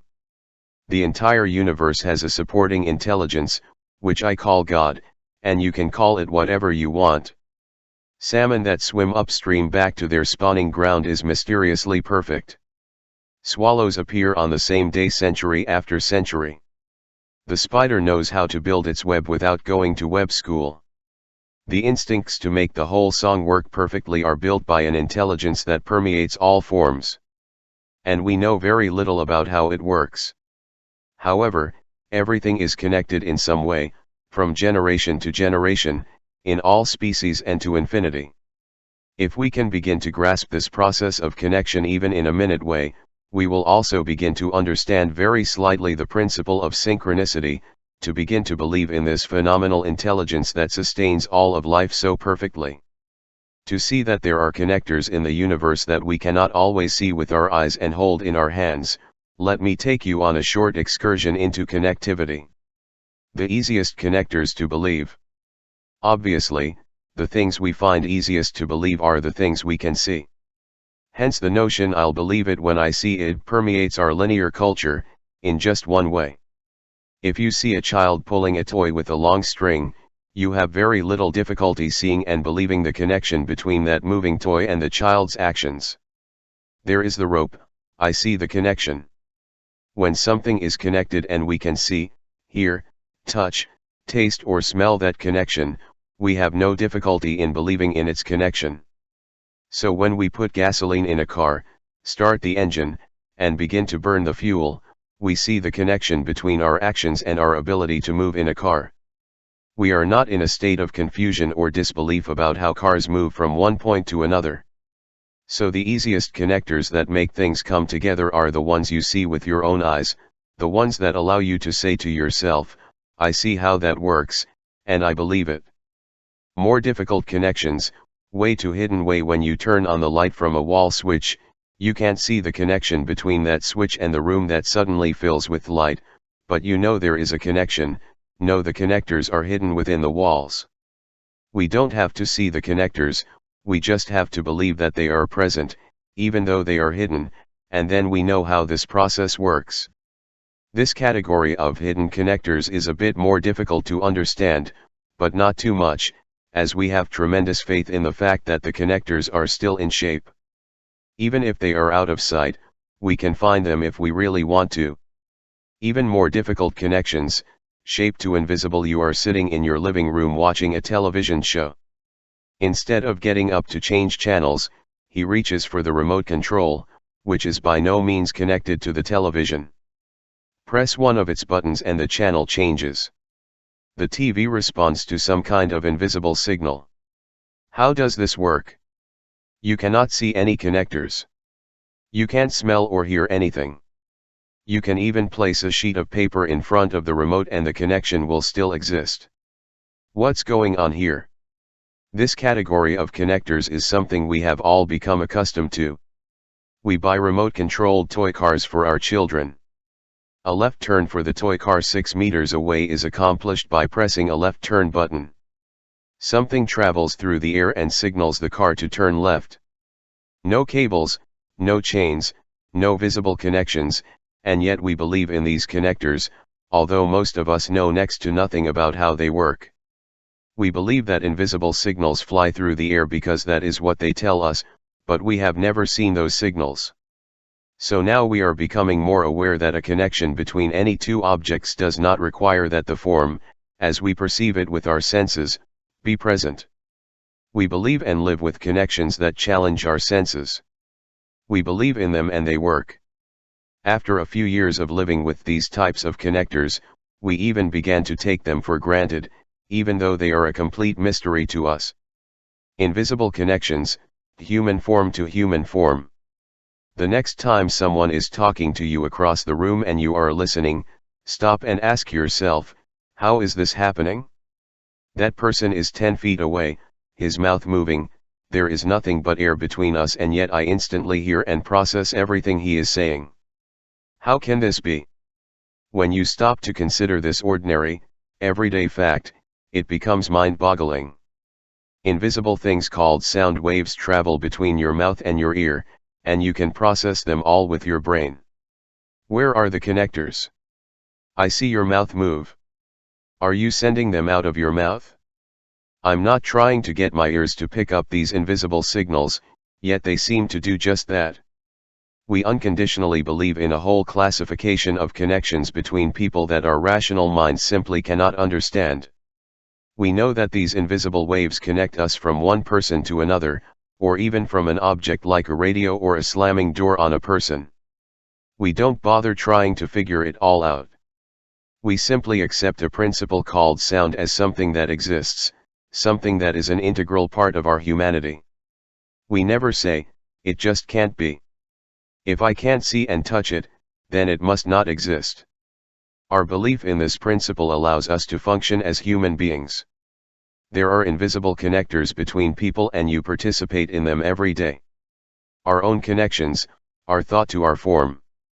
You're dancing with your partner, gliding effortlessly across the dance floor. Your feet do exactly what they are supposed to do. There is a kind of mysterious connection that exists between your thoughts and the neuromuscular activity of your feet. Why do your feet move perfectly in response to a thought that tells you to move? What is the connection? How can this be? Every time you move the limbs and appendages of your form, they respond to a thought. But a thought is invisible and formless, and that lack of form is somehow in command of those actions. You can't see the connection. You can't explain it. However, the fact that you scratch your nose, or walk into the kitchen, or shake your head, or move toward a high swing from a baseball bat and raise your gloved hand to catch it, or do any of the myriad movements that you participate in every day, gives evidence that there are invisible connectors that allow you to move effortlessly in your daily life. Mental energy directs muscular energy. Mental energy is thought. Therefore, thought is a kind of connection between a desire and a physical result. You firmly believe in this connection even if you can't explain it. You accept this automatic connection of response to stimulus as a way of life. You believe in that. You function within it. You never question whether there is such a connection, since millions of daily movements give you absolute proof that there is a connection between formless and the world of form. Keep this in mind as we move into the final areas where those connections exist. Incomprehensible connections, human thought with another human form. My wife is sitting in one part of the house and our baby is in another part of the house, out of hearing range. My wife suddenly says to me, "The baby is crying, do you want to go see how he is?" Indeed, he is crying, however, it was impossible for her to have heard the sound. Every mother who reads these words will nod, knowing that there is an invisible connection between her thoughts and her baby's actions. Now we have gone beyond comprehension. There may be a connection between the thought of one person and the actions of another, without the benefit of any of the five senses. We all know that such an invisible connection can exist.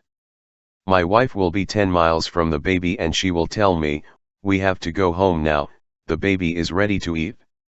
I say, how can you know that he is hungry? Do you know your schedule that well? She responds, my milk just came in and it always comes when it's time for him to eat. What is this connection between your body and that of a baby 10 miles away? Your body knows exactly when to make milk based on your baby's hunger thought, and it works perfectly at all times. The connection is invisible, but it is definitely there for us to observe. If such an invisible connection can exist between a baby and a mother, can it be harnessed and used between any two humans? Can we refine this relationship between our thoughts and the world in someone else's way? While giving a speech recently, in Sacramento, California, a father in the audience was holding his baby, who began to cry. The father became nervous and annoyed at disturbing the rest of the audience and began to walk, obviously still trying to listen to my presentation. I suggested that she relax about her own discomfort and communicate that serenity to her baby. He smiled at me from the audience, relieved I wasn't judging him for having his baby there, and he relaxed noticeably. The baby stopped complaining and for the next 3 hours did not make a peep. There was an invisible connection between her thoughts and the baby's behavior, a connection that defies description. Your own connections, thought to thought. We don't even know what a thought is, and yet we all know and believe that a thought exists and that there is also a connection between any thought and another thought. For example, I sit here writing, thinking about what I am going to write. That thought leads me to another thought that I should probably put it this way or that way. Then I have another thought that allows my fingers to write what those previously connected thoughts led me to. We can sit quietly and have any thoughts, as we are the source of thoughts. Then we can have another thought based on that first thought, and maybe even 10 more thoughts, until we decide to put them in the world of form, or just forget about them. It is not the thought process I am referring to. It is the existence of connections between thoughts. Surely there are connections between two formless things called thoughts within you, the being that you are at this moment. If you can accept that these connectors exist, you are ready for the next level. If you're not ready, I want to hear from you. Tell me, how can there be no connection between thoughts, when one thought leads to another? Synchronicity, human thought with other humans. Thought. This is what I've been addressing. Of course, the connectors are hidden, as they have been in all but the first category. However, he believes in the existence of all other connections. So now, try to open your heart and let in the fact that maybe, just maybe, this invisible connection also exists in our universe, and that once you start to believe in it, you will see it emerge everywhere. The evidence, while hidden from your senses, will appear and overwhelm you if you believe it. Let's see how they appear in your life and mine. The formless connections between human beings. Imagine a container the size of a grapefruit, with a lid on top. Now try to make an educated guess about how many pennies you could store in this container. You might come up with a guess of around 300 cents. If I asked you, how many thoughts could you store in this container with the lid tightly sealed to prevent spillage? You would probably answer, how can you store thoughts in a container? Thoughts have no shape or dimensions. You can't store something without physical specifications or limits in a container. Now ask yourself, what is memory? Finally, you must conclude that memory is nothing more than thoughts. So where are those dimensionless thoughts stored so that we can remember them the way we do? Many people truly believe that memory is stored in the brain, but the brain is a container the size of a grapefruit. It is form. Can you store thoughts, which have no form, in a container that is form? Of course, no. So what is memory and where is it if it is not stored in the brain? Wait and we'll speculate on this. Now let me ask you another question that I hear often, where do we go when we die? Most people try to find some kind of place that fits their orientation just way. But I think most of who we are is outside the rules of form. So my answer to the question is another, where do all those characters that were with you in your dream go when you wake up? The form has a place, you can store it. Non-form, thought, does not require a place, as it is dimensionless. Thought is infinite and therefore it is impossible for us to understand it only from a position of form. Experiencing our universal spirituality requires entering another dimension of being, where beginnings, endings, and storage places are unnecessary.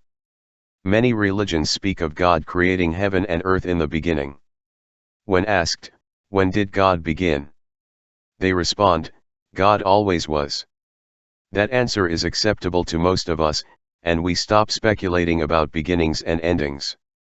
What do you think of when you think of this infinity that most people call God? Is that the shapeless dimension, without beginning or end, always existing that I talk about throughout this book? It doesn't matter what you call it. What matters is to let in the notion of the dimension in which you reside during the 2/3 of your waking life. Thought, for me, is part of that transcendent dimension. There are many labels for that shapeless dimension: spirituality, higher consciousness, inner wisdom, enlightenment, altered states of consciousness, etc. I call it thought, because we are all part of it and it is part of all of us. Here in the universally recognized human activity of thought, there is a place to begin to understand the shapeless dimension. In some Eastern traditions, this higher dimension is called Tao, which translates to unfolding. It has been said that the Tao that is described is not the Tao. This is because the form, in words, whether spoken or written, describes the experience. What we experience with our senses is something very different. Description differs from experience in the dimension of thought.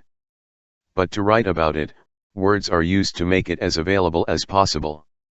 Otherwise, this book would be a series of blank pages. Now if we were as enlightened as we wanted, that would be enough. He would put the book down after careful study and say, really deep. But we haven't arrived yet, at least not me. So, as a writer, I find myself writing about what cannot be described, here in this territory of synchronicity, the dimension of thought. If memory, thoughts, cannot be stored in our brain, then we have to be open to the possibility that they are outside the brain in some way.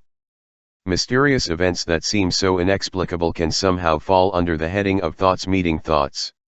If there are invisible connections between thoughts and form, why not also between thoughts and thoughts?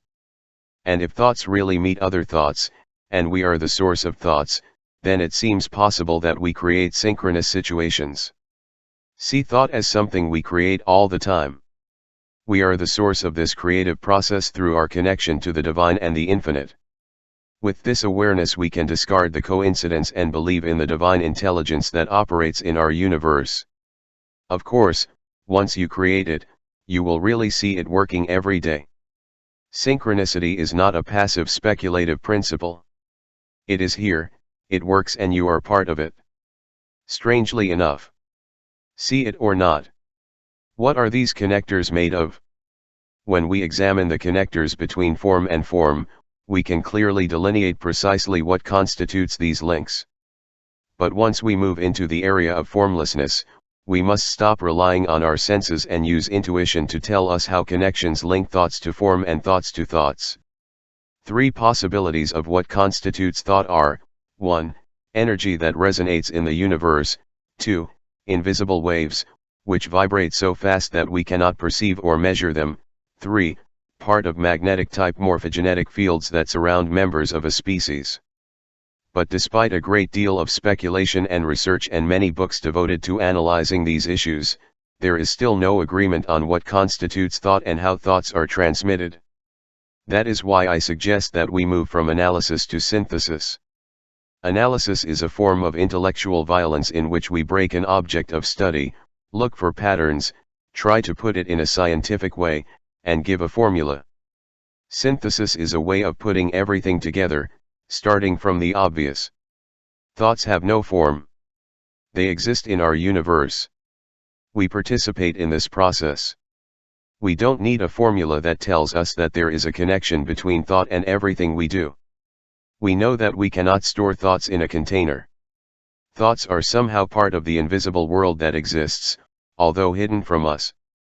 Rishad Field, writing in his thought-provoking novel The Invisible Way, presented this short dialogue. "I understand what you're saying, John," Nur replied. "There was a time when I could see that other world. Each idea had a form that could be understood, rather than seen with the eyes." Rashad Field's words suggest a world to which we have been impervious due to our experience of living almost exclusively in form, the world of ideas, of thought, this formless amorphous matter called thought, which originates from a person and at the same time is that person. Thought is out there and in there at the same time. It is everywhere. Energy? Maybe. An MRI? Maybe. A link in the chain of morphogenetic fields? Maybe. Invisible? Definitely. Something we can never escape from? Definitely. Try not to think even for a few moments and you will see that thought is something to which you are inextricably linked. Once you accept that thought could exist outside of you, you are on your way to understanding synchronicity. The connection between seemingly unrelated events is actually the connection of thoughts, the essence of our universe, this vibrant energy that we cannot see or define. Similarly, the connection between your thoughts and someone else's is easier to consider with the idea that thought is energy flowing unhindered in the universe, not just in an individual. Those seeming coincidences seem elegantly appropriate when we are attuned to the dimension of thought. The answer for me to the question, what are these connectors made of? It is simply, they are thoughts. Thoughts viewed as energy are connected not by coincidence, but because we are both the source of thought and part of universal thought. The ability to be thought and create thought gives us the ability to make practically any connection with thought that we choose. As we realize this probability, the coincidences are no longer surprising. We will come to expect them soon. And then, the transformation, since we are able to create them at will. The recognition of synchronicity in our lives nurtures our divine connection to the invisible and formless world. It allows us to begin the process of awakening and see that we can use our ability to think and be thought to reshape and reorient our entire lives. The process of awakening. Stage 1, your beginnings on the road. Remember when your heart was broken and you felt like you would never get over the trauma? His mind probably seemed to be working against him due to his infinitely painful thoughts of how miserable he was right now and how terrible the future seemed. Perhaps it was a romantic crisis, a divorce, a financial disaster, an illness, or an accident of some kind. He couldn't see it in hindsight. The experience of a crisis immobilizes us for a long period of time. Our minds are focused on the disaster aspects of the situation and we cannot function effectively. We can't sleep or eat, and we don't know how we're going to get through the terrible set of circumstances. We use our minds to focus on what is wrong, how painful it is, and how terrible it will be in the future. Advice from friends and family seems unrelated to our problem and often results in anger and frustration. We cannot see any way out of our misery. This is a typical response for all of us who walk the path of our life with the belief that external signals are all there is in our reality. We cannot imagine that there is a valuable lesson in trauma. We reject any suggestion that we will one day remember this experience as a necessary step in our development. We simply want to wallow in our pain, believing that someone or something outside of us is creating this pain and wishing for those external things to change. I acknowledge having been in this place a part of my life. I remember being immobilized by romantic and family crises, and being so sad and tearful that I functioned ineffectively. My mind seemed to be stuck on a particular problem and I couldn't go more than a few minutes without having those thoughts in my head. I felt possessed by the problem and could not imagine why this was happening to me, nor could I visualize anything positive as a result of these difficulties. All of us at this point in our personal journey of awakening are possessed by our traumas. We truly believe that events are making us unhappy and we have yet to learn that we are stranded in misery from the way we are processing events. J. Krishnamurti, in his commentaries on life, writes about a man who is reacting to the loss of his wife. Before I used to paint, but now I can't touch the brushes or look at the things I've done. During the last 6 months I too seemed to be dead. The other day I picked up the brushes and they were unknown to me. Before, I didn't even know I had a brush in my hand, but now it has weight, it is cumbersome. I have often walked to the river, never wanting to return, but I always did.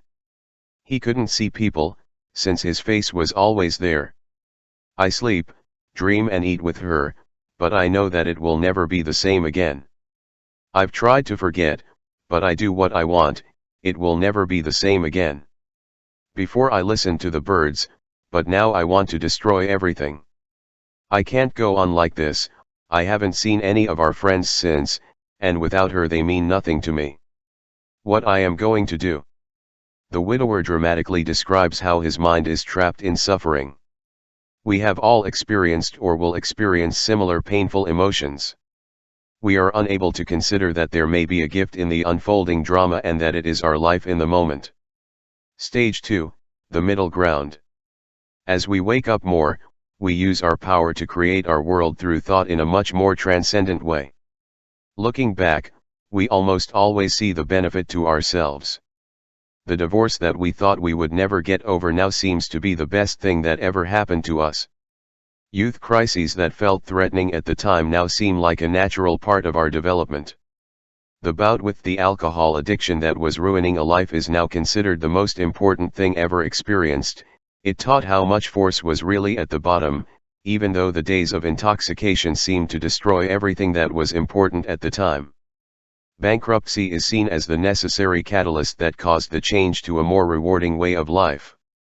Critical illness is recognized as the message to re-examine priorities and slow down.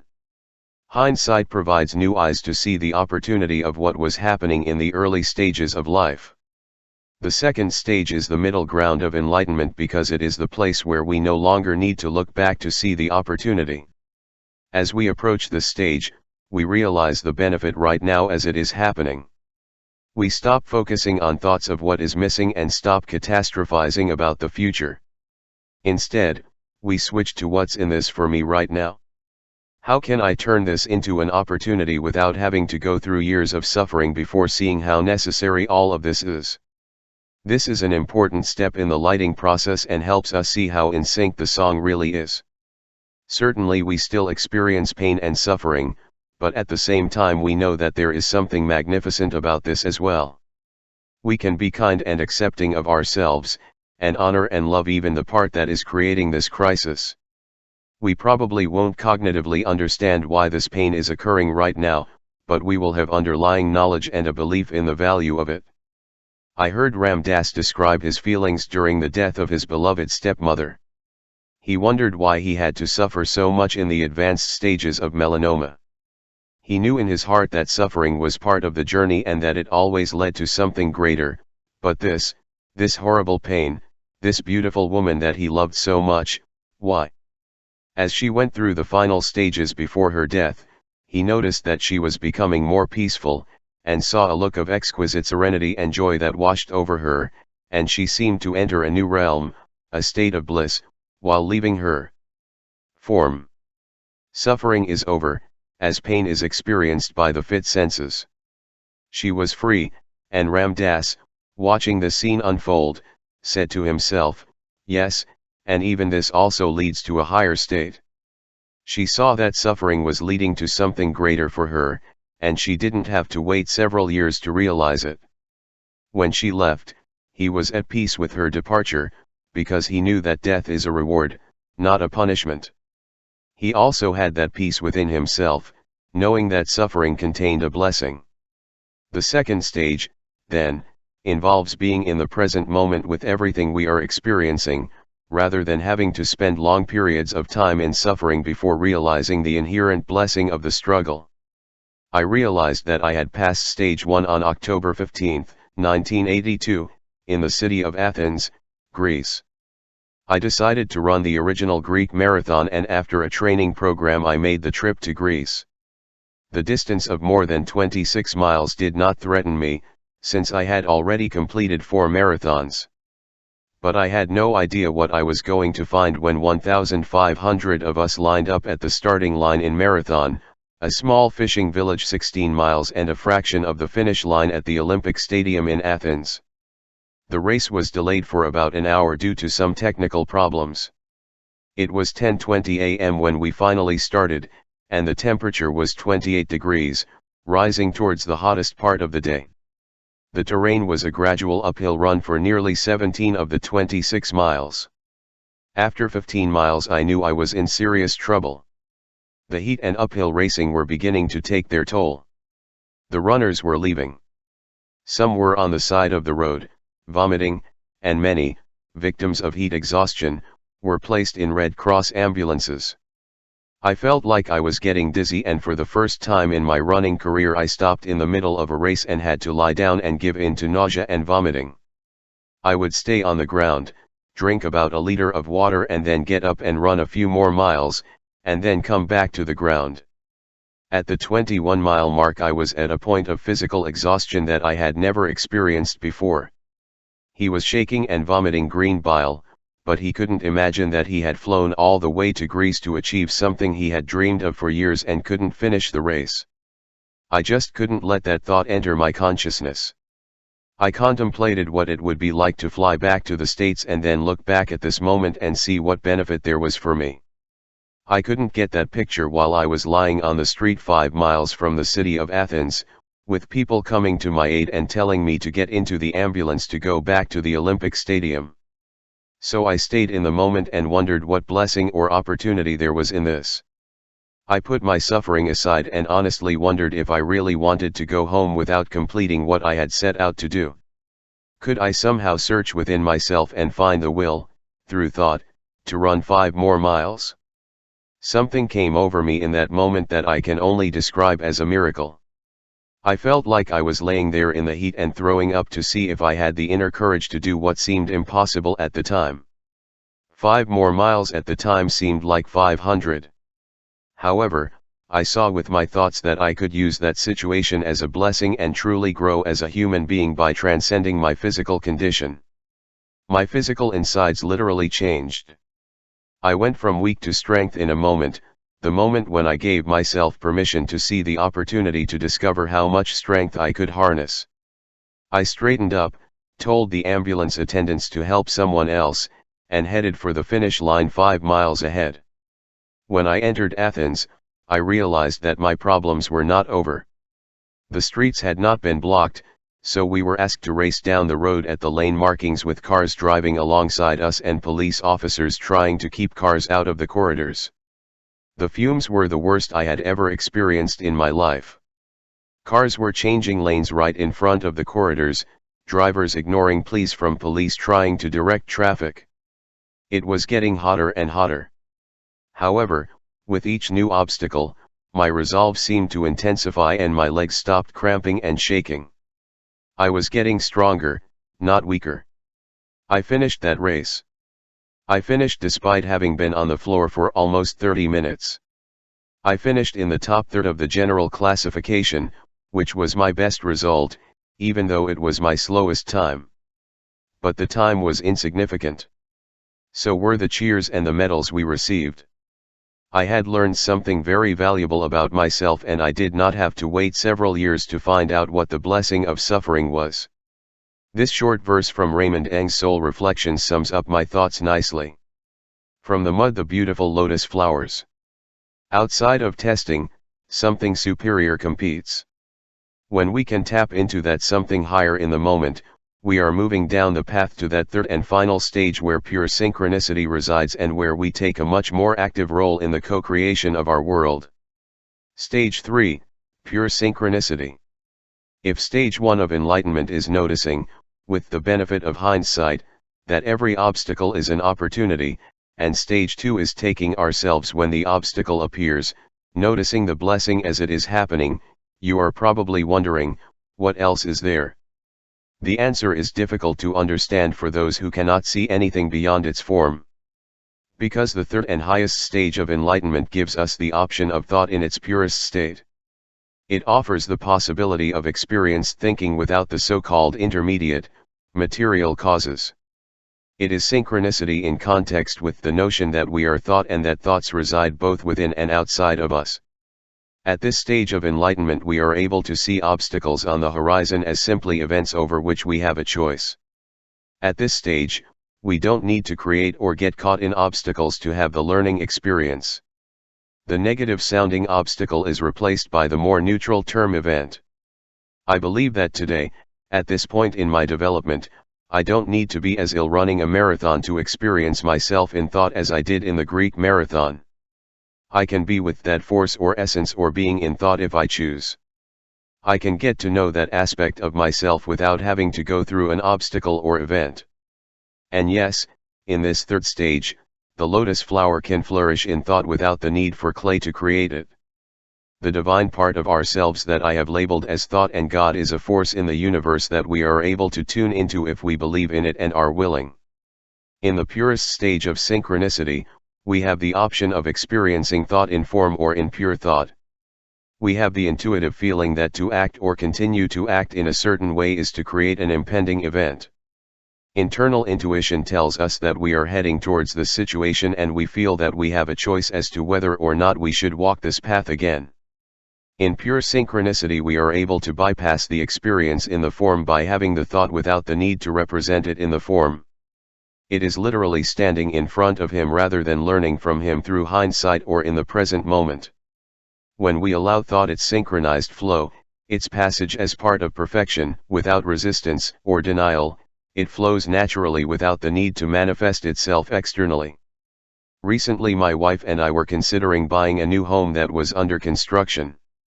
We liked everything and we planned to sign a contract. So we both had the intuitive feeling that there would be difficulties in the future if we made that commitment. We have come to trust those internal signals, so we decided, simply on the basis of our intuition, not to come to terms with the builder. We have made some decisions earlier in our life together that proved costly. Here we were at least in stage 2, knowing we had lessons to learn. The blessing of those obstacles turned out to be that we learned to trust our internal cues and avoid unpleasant results in the future. That third stage of enlightenment, in which my wife and I are able to get ahead of ourselves and be able to choose about an impending event, occurs regularly when we disagree. We can both see such events coming, and we are willing to look ahead and live, in our thoughts, the consequences of acting in a certain way. A great deal of suffering is eliminated by contacting the obstacle with thought alone and then eliminating the need to translate it into form. Using thought to write the script for ourselves in shape is a wonderful stage to get to in life. Here, in association with our inner selves, we can write the script for our outer selves in the most loving way imaginable. We can live in that elegant dimension of formless thought almost exclusively, programming for form everything that it needs to experience in its self-actualization process. At the same time, having learned some lessons through trauma, we don't need to keep repeating them. In stage 1 we find Krishnamurti's dialogue with the man who was experiencing painful suffering for the loss of his wife. Let's now look at the following segment of that conversation. There must be suffering as long as the ways of the self are not understood, and the ways of the self must only be discovered in the action of the relationship. But my relationship has come to an end. The relationship has no end. There may be the end of a particular relationship, but the relationship can never end. To be is to be related and nothing can live in isolation. Although we try to isolate ourselves through a particular relationship, that isolation will inevitably bring pain. Pain is the process of isolation. Can life go back to what it has been? Can yesterday's joy be repeated today? The desire for repetition arises only when there is no joy today. When today is empty, we look to the past or the future.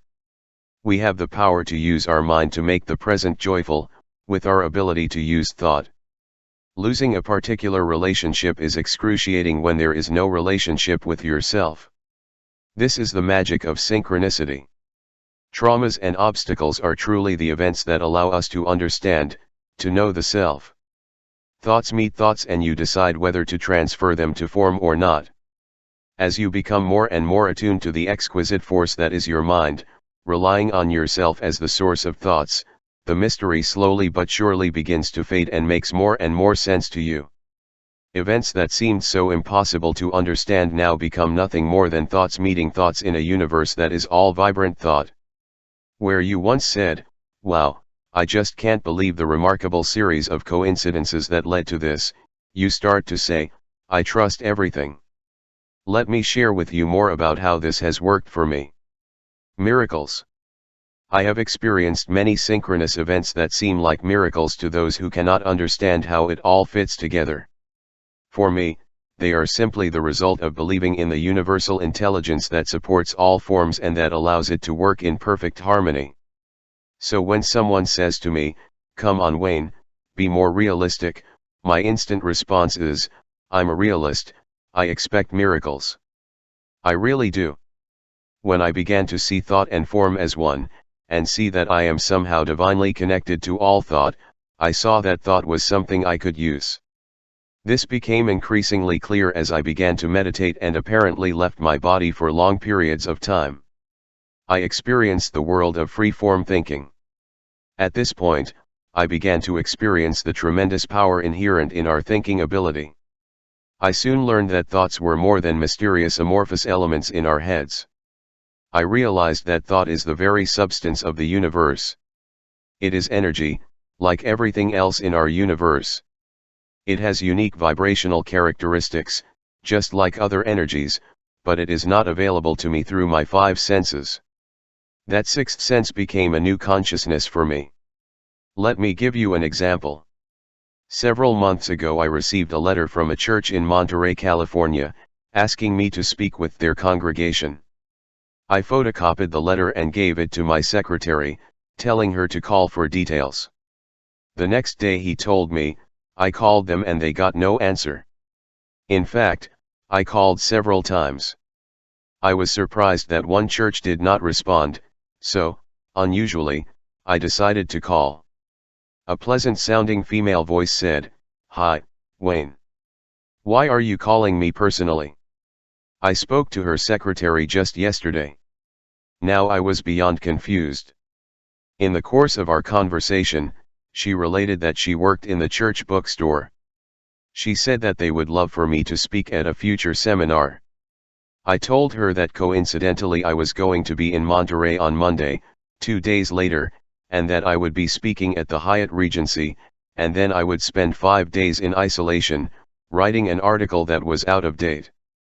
I informed him that no one knew I would be staying in Monterey, but that I would be communicating with her during the week. I stressed that I did not want any media coverage as she would be there strictly to write and research.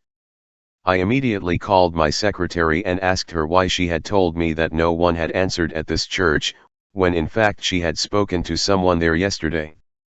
Then he realized that he had mistaken that church for one he had called in Southern California. I arrived in Monterey on Monday, gave my speech, and was adjusting to my writing on Tuesday afternoon when I received a phone call from a woman who had a radio show that aired from 3 to 4 p.m. weekdays before baseball broadcasts. It was now 2:15 p.m. and he wanted me to be his guest in less than an hour. I asked him how he could have known that I was in Monterey. He told me that I had sent him, as part of a large mailing, about 9 months earlier, a free copy of Gifts from a Kiss, and that he was bringing it with him when he visited the church bookstore that same day.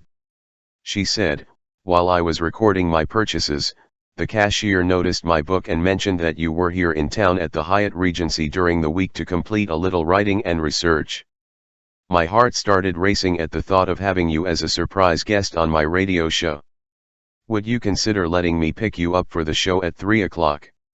I debated with myself for several minutes, trying to find some excuse to avoid this interruption. I knew that if I agreed to his request, my writing afternoon would be over. First I said, "I can't believe how short this ad is." Then, "I did not deliberately tell anyone but a lady in a church bookstore, and here you are calling me." Finally, I relented and said, "Okay, pick me up in front of the hotel in 20 minutes. I did the show on this little radio station. On the way back to the hotel, I suddenly blurted out, "Where is that church bookstore? I'd really love to come by and say hi to that cashier." We were a few blocks from the store. When I walked in, the cashier said, "I knew you would walk into the store. The show went really well. Could you autograph the few copies of a Kiss gifts that we have in stock? We have had several phone calls. While he was in a corner of the bookstore signing his shares, a huge man, at least 8 feet tall, walked into the store with tears on his face and asked the cashier, "Where can I get a copy of a Kiss gifts? I must read it." She replied, "The author is there. Why don't you go say hi?" He came up to me and hugged me intensely. He was crying almost uncontrollably and he told me the story. "I have been deeply depressed for months, and this morning I had decided that I was going to end my life today. I made all the necessary arrangements and then took my radio to the park to listen to my last baseball game. As I tuned into the station, I heard him begin to speak and I listened like I had never heard him before. I heard you talk about living life to the fullest and always choosing life. I heard you mention a kiss and the miracles he brings us all, and I decided that I would read this book that you seemed so in love with, and that I was going to start choosing to think about all that I have to be grateful for. I want to thank you for saving my life." I got out to the car, filled with the wonder that I always feel in those moments. There must have been so many events to set in motion what had just happened. My secretary must have made a mistake. I had to make a phone call myself. I had to contact the only person who would inform a stranger to whom I had sent a book, some 9 months earlier, that he was in Monterey. He had to do a show that he didn't want to do. I had to decide to go to a bookstore on the spur of the moment. Another stranger had to decide to listen to his latest ball game and tune into that radio station at precisely that moment. What is all this? A great series of coincidences? Or a universe that works perfectly and gives us the opportunity to make decisions within a perfectly formed and already completed universe? It brought home Jung's paradoxical comment that we are both the protagonists of our own lives and the extras in a larger drama. I choose to believe that a series of events like these are part of this universal principle called synchronicity. A collaboration with destiny, in which each of us makes decisions within a broader context in which everything is perfect. No scientific principle currently available to man can explain such events. However, there is not a person reading this right now who cannot relate a similar mysterious story. Happens all the time. This is really thought met with thought and developed into form. All my doubts and doubts about whether I should do the radio show can be seen in hindsight as meaningless. It has already been done, and the evidence is that it happened. A free will within a complete universe. Of course it is a great paradox, but what is it not when you start to consider those things? Several years ago I was driving home when suddenly the sky opened up and it was raining harder than I had ever seen in my entire life. He could barely see out of the car windows. As I was driving, I saw a woman standing next to her stopped car, hitchhiking in the rain. I obeyed a very strong urge to stop and carry her. When she got into the car, she explained that her car had stopped in the rain and that she needed to be taken to a phone so she could call for help. I decided to take her home instead. When we introduced ourselves, Shirley exclaimed in amazement and surprise that 2 friends had told her that she should contact me about some personal matters in her life. In fact, that day he had been told that he would meet me soon. I dropped her off at her apartment, gave her a copy of Gifts from a Kiss, and encouraged her to contact my wife about some concerns she had told me she had about motherhood. My wife is an expert in this area and I felt that they would become friends. Several weeks later, Shirley came to our home with a videotape that would become the impetus for my exploration of some of the metaphysical principles that are a part of my life today. All due to a chance encounter in a storm. Shirley had several long talks with my wife about the value of using her creative powers to visualize herself giving birth to a baby. She claimed her ability to create such a situation, although she was not married or involved, and she was 38 years old. 2 years later, Shirley's next letter arrived. Dear Marcy and Wayne. Remember me? The wet hitchhiker, friend of a blue car whose driver tapes echoed my health clinic theme. Shirley Lorenzini, here I am, almost 2 years in Los Angeles. Marcy, You'll smile knowing that I'm happily married. My husband just had his vasectomy reversed and fatherhood is looming.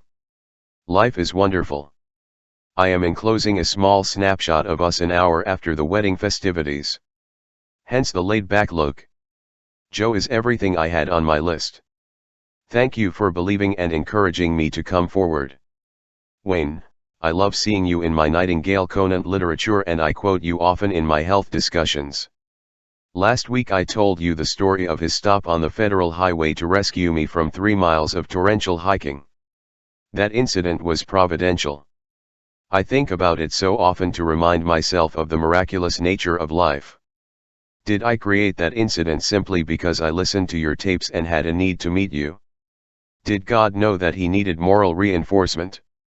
And then, Marcy, you show up, so genuinely loving and listening. Listening to all my dreams and fantasies. Ensuring that I will be a happy wife and mother. You two are really angels. So, on your next magical appearance in California, call. Hugs to all of you. Shirley. So many truly wonderful things have happened as a direct result of following an urge to carry a woman. Shirley became a catalyst for me and we became a catalyst for her on her own journey.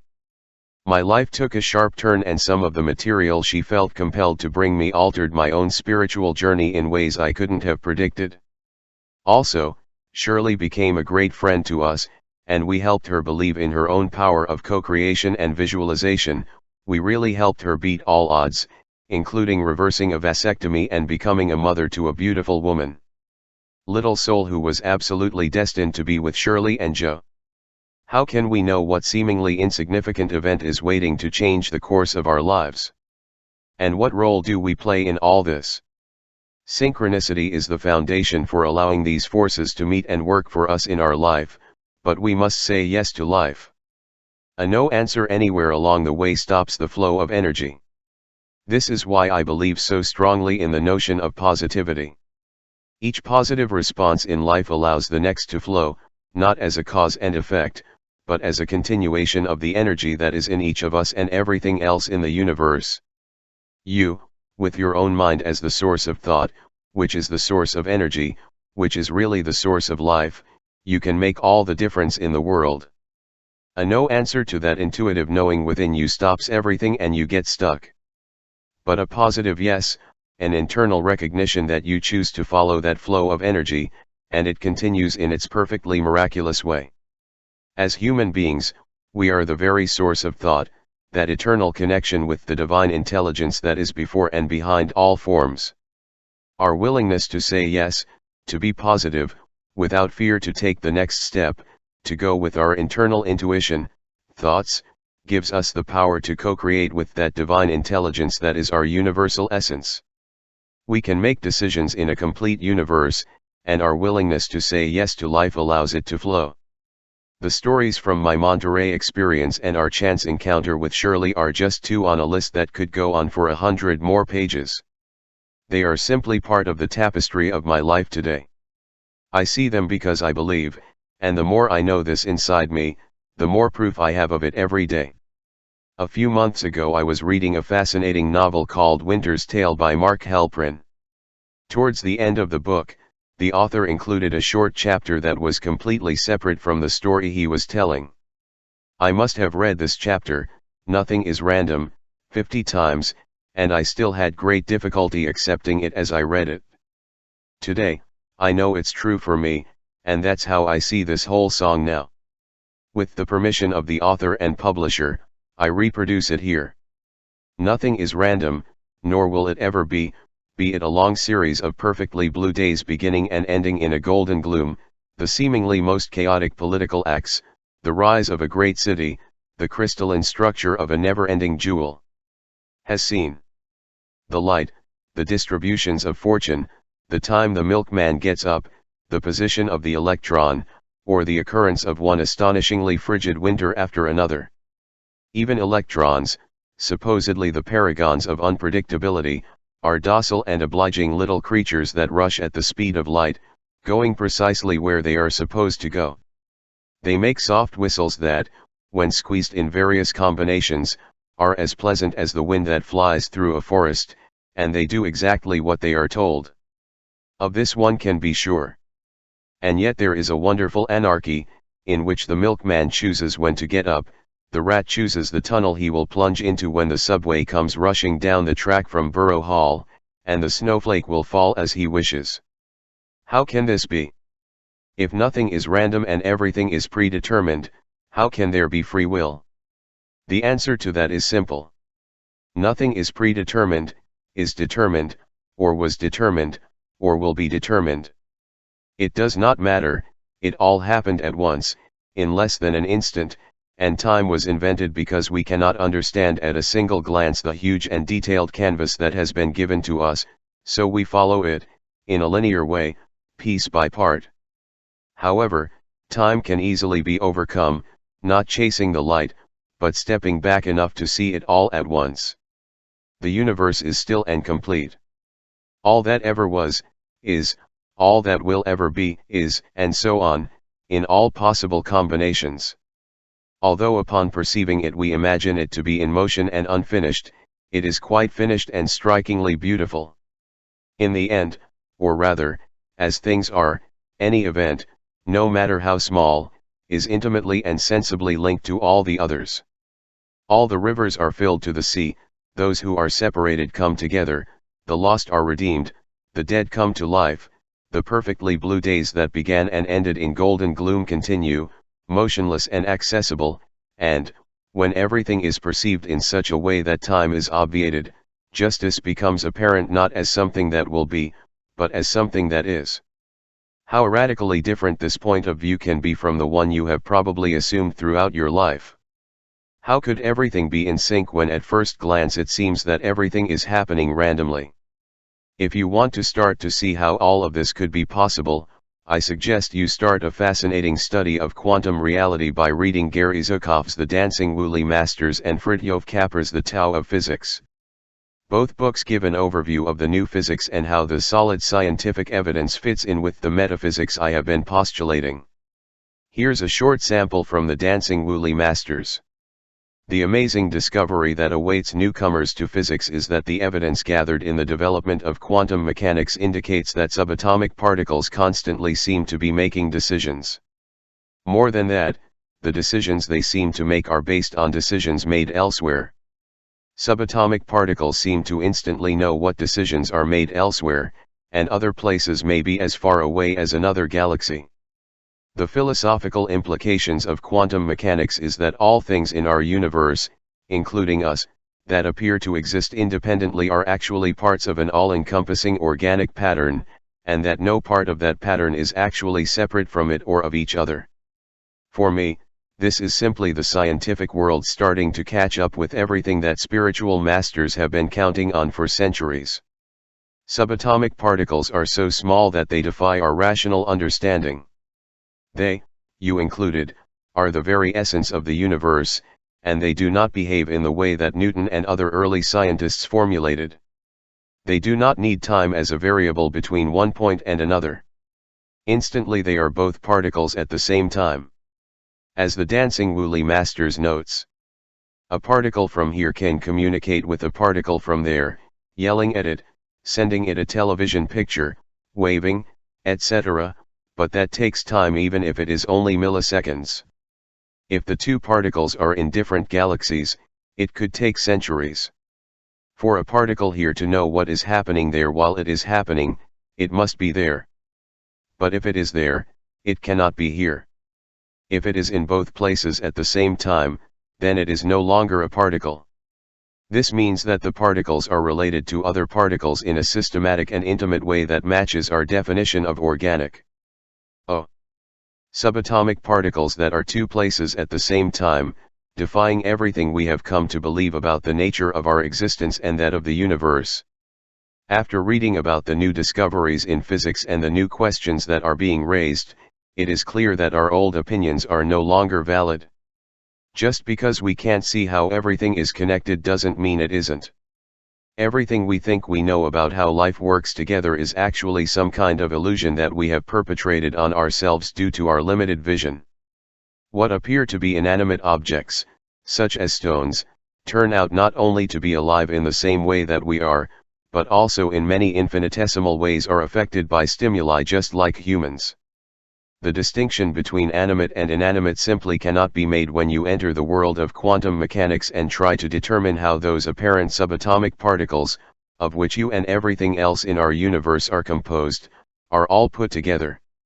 The point is that physics and metaphysics show that there is a pattern in the universe that is beyond our ability to grasp it with our brains.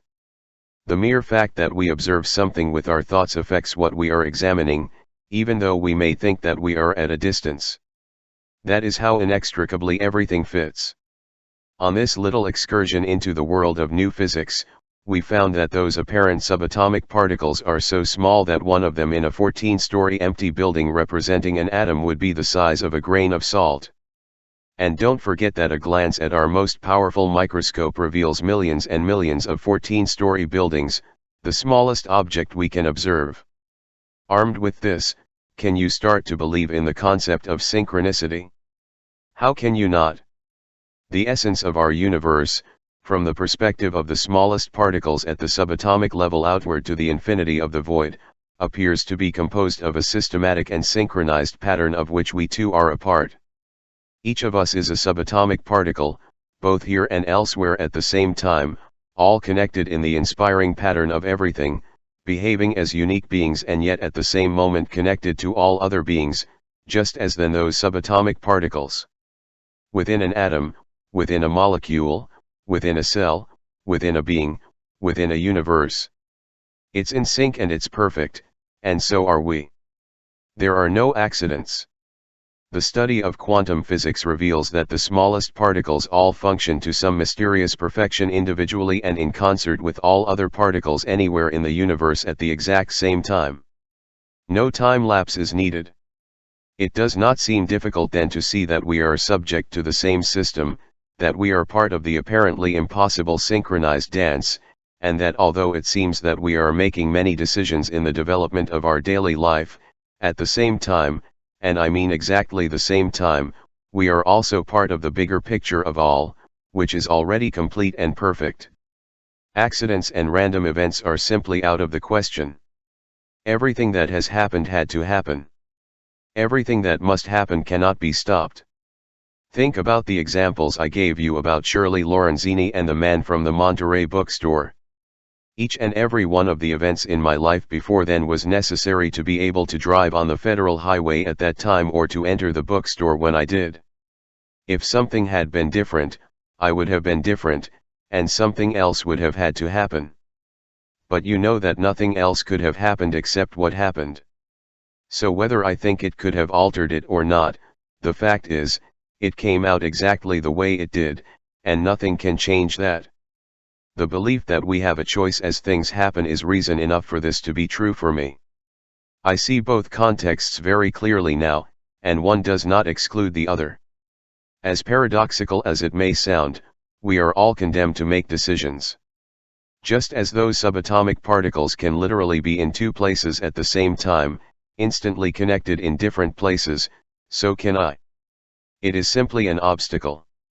I know that I am always making decisions, and that each decision leads to the next, and that as long as it does not interfere with the flow of energy that is the universe, I am going in the right direction.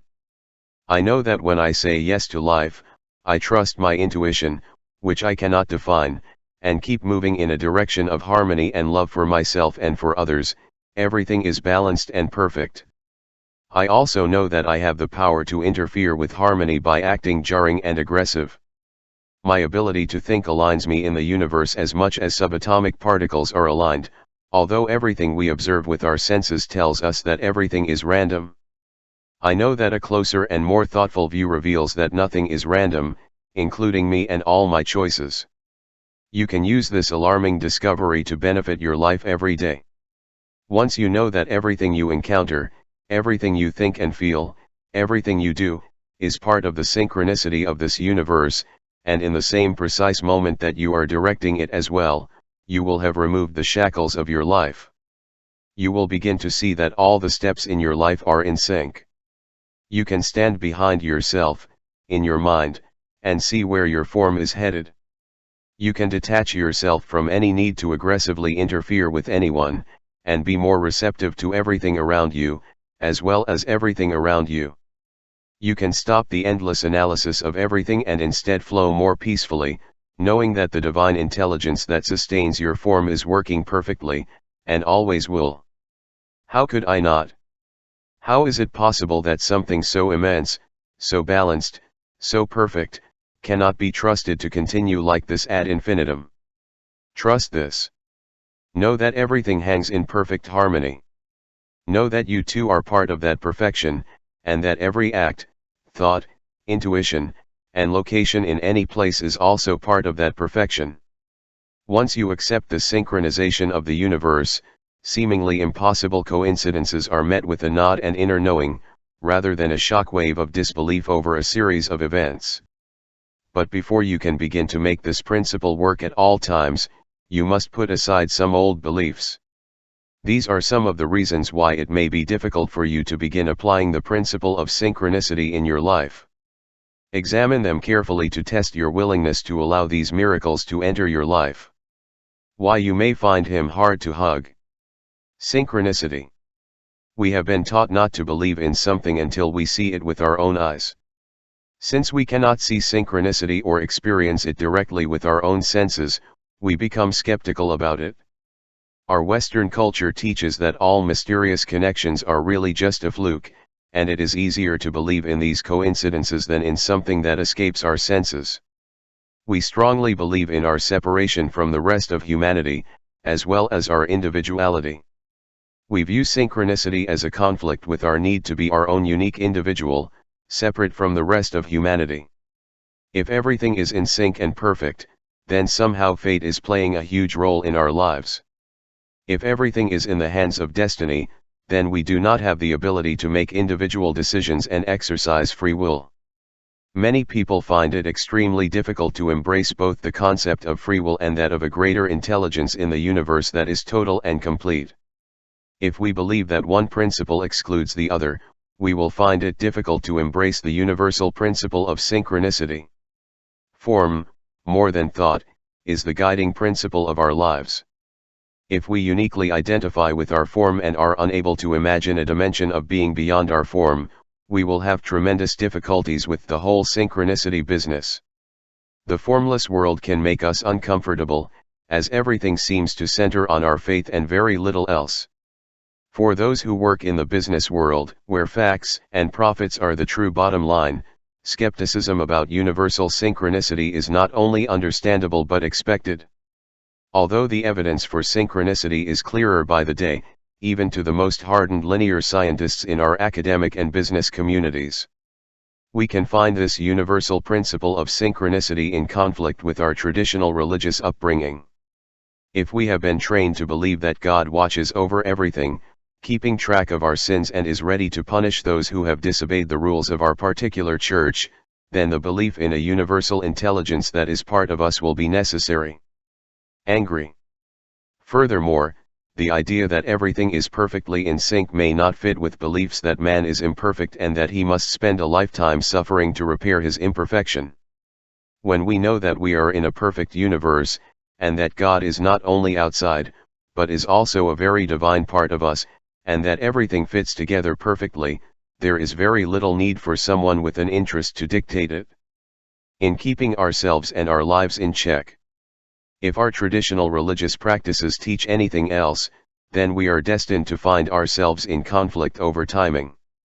Finally, it is difficult to begin to understand the enormous magnitude of this universe and how everything could be perfectly synchronized. Try to imagine the behavior of subatomic particles so small that there are trillions of them in the smallest speck imaginable, and then see that they all behave in ways that indicate that each one is making decisions, and that those decisions are made based on decisions taken elsewhere. It may be well beyond our capabilities. So, imagine that each of us as a human being is nothing more than an energy system, made up of these infinite subatomic particles, and that if they are capable of such magic by behaving based on decisions made elsewhere, then why not us? Also, it is equally difficult. And that's just one look inward at the smallest thing imaginable, and we stopped looking further inward due to the limitations of our measuring devices. It is conceivable, I suppose, that a subatomic particle has trillions of subatomic particles, and inwards to infinity. Then looking outward through the telescope, knowing that the universe is infinite, which makes us subatomic particles in a context of forever, and then trying to imagine ourselves behaving like those particles, is really overwhelming. However, everything is possible, quite probable, quite definite, if you give yourself permission to obtain this fabulous perspective. Your resistance may stem from the need to stick with what is familiar and leave all this speculation to others. Some ideas to put the synchronicity to work. Tell yourself that you don't have to give up being the lead in the drama of your own life. You don't have to give up faith in your ability to make decisions and possess free will. All you need to do is accept the paradox that we live in form and without form simultaneously at all times, and the rules for each dimension are quite opposite, although they are operating at the same time for us. Once you know that you have free will within a perfect universe, you can stop the stressful thinking that occupies so much of life. As you begin to stress about one thing or another, kindly remind yourself that everything is perfect, that it couldn't have changed one iota, and that there is a wonderful lesson to be learned no matter what happens. This attitude of knowing that everything happens as it is supposed to, that there are no accidents and that we are precisely where we are supposed to be, doing what we are supposed to do, takes tremendous pressure off and eliminates our need to judge. Just try to go back in your mind and imagine how wonderful it is to be a part of this living pattern of perfection. See everything as a magnificent tapestry that unfolds before and through everyone, and stop doubting it all. This will not lull you to complacency. Rather, it will vitalize you with the energy of someone who is immediately participating in this enormous drama as an extra in God's dream, while simultaneously creating whatever He chooses within that dream. His amazement will allow you to flow with Him, instead of judging or questioning any of it. Take responsibility for your role in the bigger drama at all times. Don't consider that apparent accident as if you were in the wrong place at the wrong time. See it as something you can learn from and something you have created. When you know that you create your own reality within a perfectly synchronized universe, and you refuse to blame anyone or anything for your experiences, and when you know that what you expose to the world is what flows to you in a perfect way. Energy pattern, then you will see a change in your luck. You won't find the same negative events endlessly when you are willing to absorb the lessons inherent in the event. And once you are willing to learn from your misfortune, you don't need to keep repeating it. When you receive that traffic ticket and know in your heart that this is a message to slow down and drive more cautiously, you will have learned your lesson. If you just complain endlessly, you may have to engage in something more drastic. That is, you will continue to drive carelessly until you create that accident, or lose your driving privileges, or whatever. Knowing within yourself that there cannot be accidents, that even the smallest subatomic particles are working on purpose, and you too, can really change your life. Try it. Try it for a few months. If you would like to see something different, even if it is just a change in your luck, try to believe something new, and I can assure you that you will begin to manifest in your life what you believe. I know this is true for me, and I am absolutely sure that you can do it yourself. Stop worrying. What do you have to worry about in this perfectly synchronized universe? There is no point in worrying about those things that you think you have no control over. And there is no point in worrying about the things that you have control over, because if you have control over them, there is no reason to worry. Moral of the story, there is nothing to worry about. Everything is already handled by you. So flow with it, instead of fighting anything. Calm your mind to experience the perfect rhythm of the universe. When you step in and allow yourself the freedom to be at peace without judgment, simply by meditating and experiencing the oneness of it all, you soon begin to connect with that energy that I have been alluding to throughout this book. That calm state of mind, if practiced long enough, will convince you of the perfection of everything.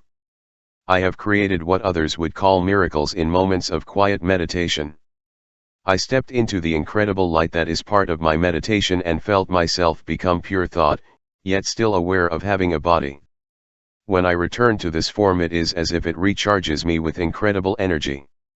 I know what dimension is like beyond form, because I can experience it at will, and I urge you to put aside your resistance to this notion and just give it a try. If you are patient with yourself and are willing to stay with it, I assure you positive results. It is no accident that the most enlightened spiritual people who have ever walked among us take some kind of daily excursion into transformation or meditation. You can surely see that you too are divine enough to participate in this magnificent practice, if you are willing to stop identifying yourself exclusively as a form for a few minutes each day. Review the 3 stages of enlightenment and ask yourself which one you currently reside in. If you are in stage 1 and still have to wait for time to pass before seeing the lesson in your traumas, then do your best to be there with the problem and try to extract something positive from it while it is happening. This means stopping your anger and frustration at the situation for a few moments, and shifting to a different attitude. Okay, I created this mess for myself in some way, although I don't quite understand how. What can I learn from that now? This exercise takes away what is missing or what is wrong and puts it back to its purpose. If you are in stage 2 and are looking for the lesson in it as it unfolds, then see if you can reproduce everything in your mind, really seeing the consequences in thinking and then working to eliminate the need to represent them in the form, where suffering is destined to take place.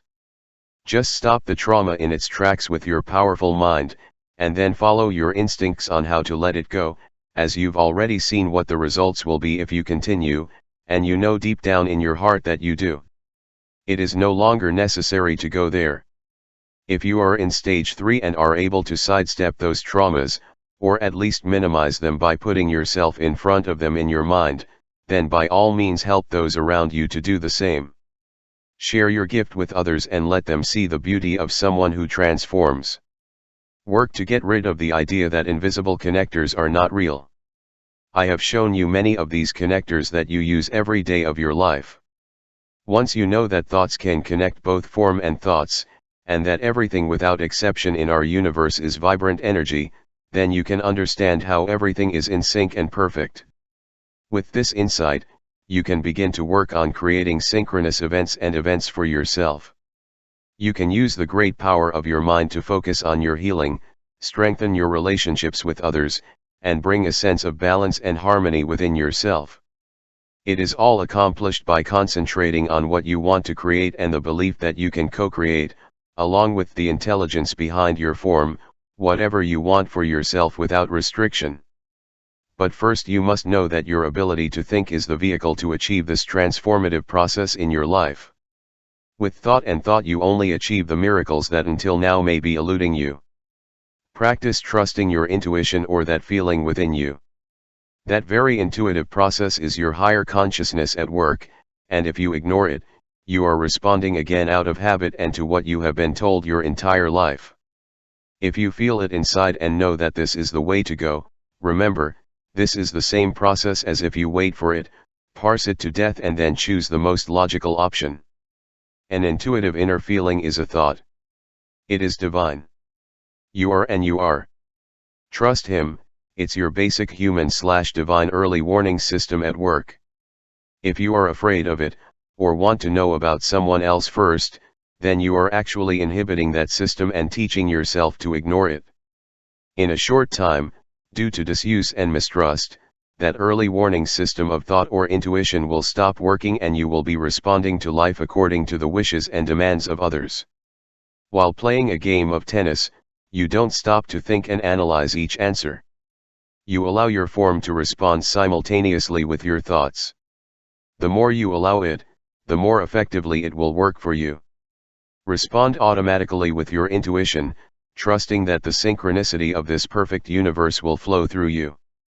Remember that analysis is a violent intellectual act, which breaks thought and divides the universe. When you have to divide something and take a closer look at each component, you are literally using your mind to divide everything. It is an act of violence because it prevents you from seeing the whole and keeps you focused on the process of breaking up. You are doing yourself a disservice metaphysically by dividing yourself, your relationships, your life activities, and trying to find the hidden meaning in each individual behavior. Remember that synthesis is the opposite of analysis. It can go from analyzing to synthesizing and, at the same time, going from intellectual violence to intellectual harmony. Synthesizing means putting everything together, seeing how it fits with everything. You can view your behavior and everyone else's in terms of how it relates to your entire universe. You can look for ways to bring yourself to a more centered whole and, concomitantly, bring yourself into harmony with all who make up the human being. It is almost second nature in our Western culture to analyze, think only of ourselves and forget about others, and even divide ourselves into more and more parts, in our personality, emotions, thoughts, form, athleticism, cultural heritage, and soon. To transcend this intellectual violence that inhibits us from seeing the perfect synchronized whole, we can move on to the process of synthesizing, seeing ourselves as connected to everyone and also as a connector. We can stop thinking about how everything affects only us. Instead, we can change our perspective to serve others. I look for how we all fit into practically everything I read, see, and do. I refuse to see myself as anyone's enemy, regardless of what the current crop of politicians says. I think globally of all my intellectual activities. I know that a world that spends $25 million a minute on weapons and allows 40 children on our planet to starve to death every minute is one that expends too much intellectual energy dividing the planet and focusing on how different we all are. I know that I can resist my temptation to believe that anyone anywhere on our planet is separate and distinct from me. Every time I see other human beings, of whatever color or persuasion, no matter where they come from, I know that I share something with them, my everyday experience of humanity. They know what it's like to be human, to be hungry, to love children, to digest food, to feel stomach cramps, to think. We all share that with each other. The more we think of synthetic rather than exclusively analytical forms, the more likely we are to put it all together. And the more likely we are to stop the terminal emphasis on what separates us. Remember every day as you look at your world and see millions and millions of flowers opening, that God does everything without using any force. Everything is done with synthesized perfection. And speaking of flowers, I was recently told a story about a bouquet that turned out to be much more special than its donors knew. A couple from New Jersey had a large greenhouse attached to their home and they kept it full of flowers, including nasturtiums, which are rarely grown in a greenhouse. One snowy night in January, the husband and wife went to a rehearsal for an amateur orchestra in a nearby town where they had once lived. They decided to take a large bouquet of nasturtiums to give away at the rehearsal, because they felt that the sunny colors orange, yellow, red would warm up that cold night. When they reached the city, the husband took a path along the river. The snow was falling, the area was deserted, but an old woman was walking alone. They recognized her as the mother of their former next-door neighbor and stopped to ask if they could take her. She seemed confused, but eventually she told them where she was going and they took her there. As they left her, they offered her the bouquet of flowers. 3 days later, they received a note from her, thanking them for the walk and the flowers and telling them what their gesture had meant to her. She had been a practical nurse her entire working life, but that day she had realized that she was too old and ill to continue her work. He did not want to be a burden to his family, so he had decided to throw himself into the river, unless God gave him a sign that he did not want him to. That bouquet had literally saved his life. How many opportunities were involved in this incident? If that couple had not decided to bring flowers to a rehearsal, if the husband had not taken a ring road, if they had not reached the river just as the old woman was approaching, if he had not recognized her gift as a sign, he would have lost the last years of her life and her family would have been deprived of the happiness of caring for her. Let me end this chapter with a final story. It happened to me in February 1959, when I was 19 years old. On a particularly cold night, I was hitchhiking home to Michigan from the Patuxent River Naval Air Station in Lexington Park, Maryland. My older brother would also be visiting and I would see him for the first time in 2 years. He had come to an isolated rest stop somewhere in the middle of the Pennsylvania Turnpike. The temperature was around 25 degrees below zero, and the wind was blowing so hard that I could get hooked on the edge of the entrance ramp for only 10 minutes or so at a time. It was around 3 o'clock in the morning and I was leaving for another hitchhiking season when I ran into another sailor returning to warm up at the gas station. It was too dark to see anything but the outline of his uniform, but since we were both in uniform we exchanged words briefly. "Be careful out there, buddy," the frozen sailor told me. "It's so cold you can only stay out there for a few minutes." "Thank you," I said, "I appreciate it." That was it. I went outside to see if I could catch a ride and the sailor returned to the comfort of the rest area. After 15 minutes of standing there with no luck, I had to go back to the rest area. As I entered the warm room, I saw the sailor I had just spoken to in the dark. It was my older brother, Jim, who was traveling home from Norfolk, Virginia, to be with his family and see me. How many variables did it take to bring us together in the middle of nowhere, talking to each other in the dark, caught in an icy windstorm? I don't pretend to know the answer, but I do know that there are no accidents in a perfectly synchronized universe. You will see it only when you create it. Sorry. To forgive, you must have blamed. Achieving a waking life is practically impossible until we put the universal principle of forgiveness into practice in our daily lives.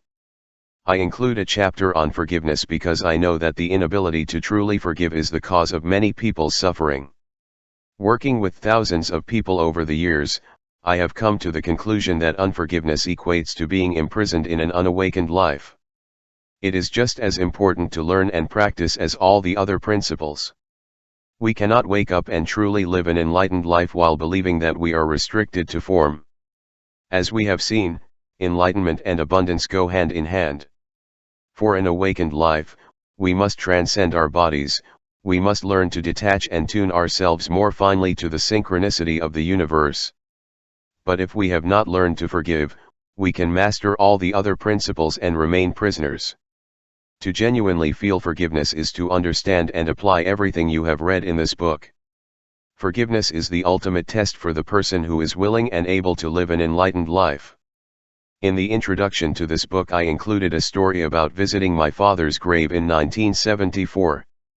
That story is a story of forgiveness. And that act was, without a doubt, the catalyst to lead me to a new life of abundance and love. It was the most liberating and loving thing I had ever done. Once I got rid of the hatred and anger that I had been storing within me for this man I didn't even know, I had an inner space to be receptive to a whole new way of living and perceiving my world. That new worldview, devoid of judgment and hatred, became the turning point in my life. If you want to walk the path of higher consciousness, you must carefully analyze your own will to forgive. Most of us are just not very good at it. Most of us cling to our judgments and hatreds. Most of us are very good at blaming others for the shortcomings in our own lives. Forgiveness, I mean true 100% forgiveness, involves a dramatic change. Here we go again, back to the very substance of the universe, and the very substance of our existence. Thought. Not forgiving is not understanding how the universe works and how you fit into it.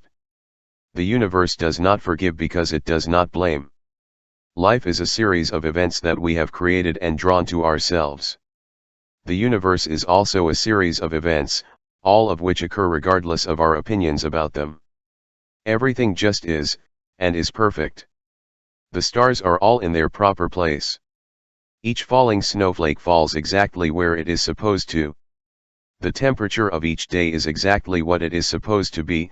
In fact, even assigning a number on a thermometer is a kind of judgment when you think about it. Storms, floods, droughts, the position of rivers and mountains, the orbit of the planets, everything is simply. The universe is presented to us in all its perfection. There is nothing to forgive, because there is nothing to judge and no one to blame. When we know that we create everything we need for our existence, then we are in a position to know that we create all the hatred and anger that we have towards others. We have even created others in our life with the purpose of having someone to blame. Our need to forgive is a monumental mistake. The belief that others should not have treated us the way they did is, of course, the most absurd. The universe always works as it is supposed to, and so does everything in it, even the things we have deemed wrong, improper, cruel, and painful to ourselves and others. Our desire to improve those things is also part of the perfect universe. How is it possible that others have not treated us as they did? Instead of being angry at the way we were treated, regardless of how horrible we have evaluated it, we must learn to see that treatment from another perspective. They did what they knew how to do, given the conditions of their lives. The rest of the things we carry with us is ours. We own everything. If it is hatred and judgment, then that is what we have chosen to carry with us, and that is what we will have to give to others. You have literally given control of your life to those whom you judge to have wronged you.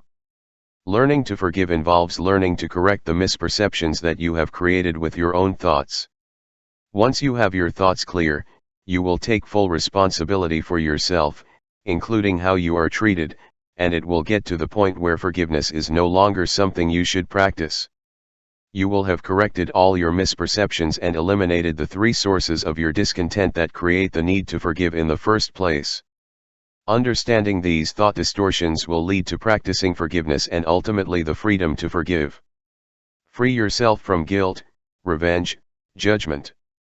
I believe that my arrival at this place in my life has to do with having freed myself for the most part from these three great destructive practices. As long as I had a trace of them in my life, the principle of forgiveness became entangled with them and I was unable to live naturally and unhindered. Now that I live without them, forgiveness just never emerges for me, except as something I share with others who are hurting so badly from their desire to hold on to those ways of thinking. As long as we continue to think this way, we have to strive to forgive. When we transcend this type of thinking, forgiveness is no longer a problem. To blame. If we are unable to forgive those we perceive to have hurt us at some point in the past, we must consider the decision to blame them for our unhappiness. Guilt runs rampant in our culture, and it is very likely that it is just as out of control in your life. The explosion in lawsuits is testament to the unwillingness of most people to take responsibility for their own lives. Instead, they sue as many people as possible, regardless of personal negligence, and ultimately make someone else pay for a misfortune. Advertisements offering legal assistance proclaim, "It is not your fault, regardless of the circumstances. I should think about suing for damages now." This mentality of assigning responsibility to others for the circumstances and misfortunes of our life is the product of an attitude of guilt. The more you have exercised it in your life, the more likely it is that it will be difficult for you to practice guilt. Sorry. You have to be completely honest with yourself if you ever want to completely rid yourself of guilt. The way to start is to take full responsibility for everything you are in your life right now. That's how it is. Say to yourself, "I am the sum total of my choices so far." Their inculturation can make this a difficult precept to accept. If you want, you can say, "I couldn't help it," or "it was someone else's fault," or "I was in the wrong place at the wrong time," or "they gave me a dirty deal," or "family circumstances created my misfortune," or any other excuse you have developed to absolve yourself of your responsibility. Discard all of that and look at your life from a different perspective. Everything that happened to you is a lesson you can be thankful for. Everyone who came into your life was a teacher, regardless of how much you choose to hate and blame them. There really are no accidents. This universe is working perfectly, including all the subatomic particles that make you up and that you blame. Everything is as it is supposed to be. Nothing more and nothing less. All of those situations, even when you were a young child, contain immensely valuable lessons that you can absorb and take advantage of, lessons that are blocked by feelings of hatred and guilt. Evaluate how resistant you are to this principle of taking full responsibility for your life and believing that there really are no accidents in this perfect universe. Follow this logic. Someone has hurt you in some way in your past. You feel hurt and angry, and that anger eventually turns to hatred. This is your hate. You take it with you wherever you go. It's yours. You are and you are. Hate is all thought and it is with you wherever you go. You have given someone permission to not only hurt you once, but to continue to control your inner life. Hate infects your life while the other person is still on their way doing exactly what they know how to do, regardless of your current miserable state. The absurdity of guilt is that it gives other people control over us at the time of their vile act and continues to give them control over how we interact with others. We become hopeless prisoners of achieving a greater sense of awakening and happiness for ourselves. This is how guilt works in us and why it is a useless and destructive activity. As long as we blame others for what we feel today, we will have to wait for them to change before we can break out of our current immobilized state. Forgiveness is a tool used to transcend the negative effects of guilt. Once we have forgiven another, we no longer need to blame him. When we have forgiveness for all, there will be no one left to blame for anything. Ironically, then we won't have a need to forgive anymore, and that's the real lesson of this chapter. Forgiveness means changing your misperceptions. When we forgive another for whatever they have done to us, we are really saying, I no longer give you the power to control who I am, how I think, and how I will behave in the future. I take responsibility for all of that now. Therefore, we really have nothing to forgive as we create our own reality by the way we choose to process the behavior of others. We process it in a way that hurt us when we chose to blame. We could have chosen not to have hatred inside of us and just let it go. Once we change our perceptions of life's hurts and pains and see that we create everything we need for this dream, including scoundrels, we no longer need to blame nobody for nothing. This is the most liberating stage you can imagine. Being totally blameless and taking full responsibility for life requires a lot of discipline. It is a discipline of self-love rather than self-loathing. When we love ourselves, we refuse to allow others to manage our emotions from afar. Forgiveness is our means to that end. When we choose this option, it eventually becomes an automatic reaction to those who treat us with contempt, and then of course, forgiveness is no longer required. Forgiveness is an act of self-love, rather than wholly altruistic behavior. It gives us control over our inner life and thoughts. Knowing that nothing is random and that all of life has a purpose, even people who seem so destructively different from us, allows us to accept these accidents and those scoundrels as events with some meaning to us. I can assure you that once you no longer need the lessons in your life that unpleasant events offer, you will no longer have these events. If forgiveness is something you need to practice, it will continue to attract opportunities to practice it. If your reaction is anger, hatred, and defiance, then those kinds of people and weird unfortunate breakups will keep popping up in your life. I rarely come across these things in my life. I look for the good in everyone, and I take responsibility for everything that comes my way, and I mean it. Consequently, I see what I believe, over and over again. You are also seeing what you believe, and if you are blaming and hateful, that is what you believe and, of course, that is what you also see. Revenge. We live in a world that endorses anger and revenge. It is a world whose people are almost always at war in one way or another. War is our extreme tool for handling disagreements. War is between nations by those within nations who are not at peace with themselves. Wars are even fought as an attempt to solve human problems, wars against poverty, drugs, illiteracy, and hunger. We pray to those who support forgiveness, we say we love and respect the great spiritual teachers and their teachings, but when it comes to enacting forgiveness, we choose revenge and war.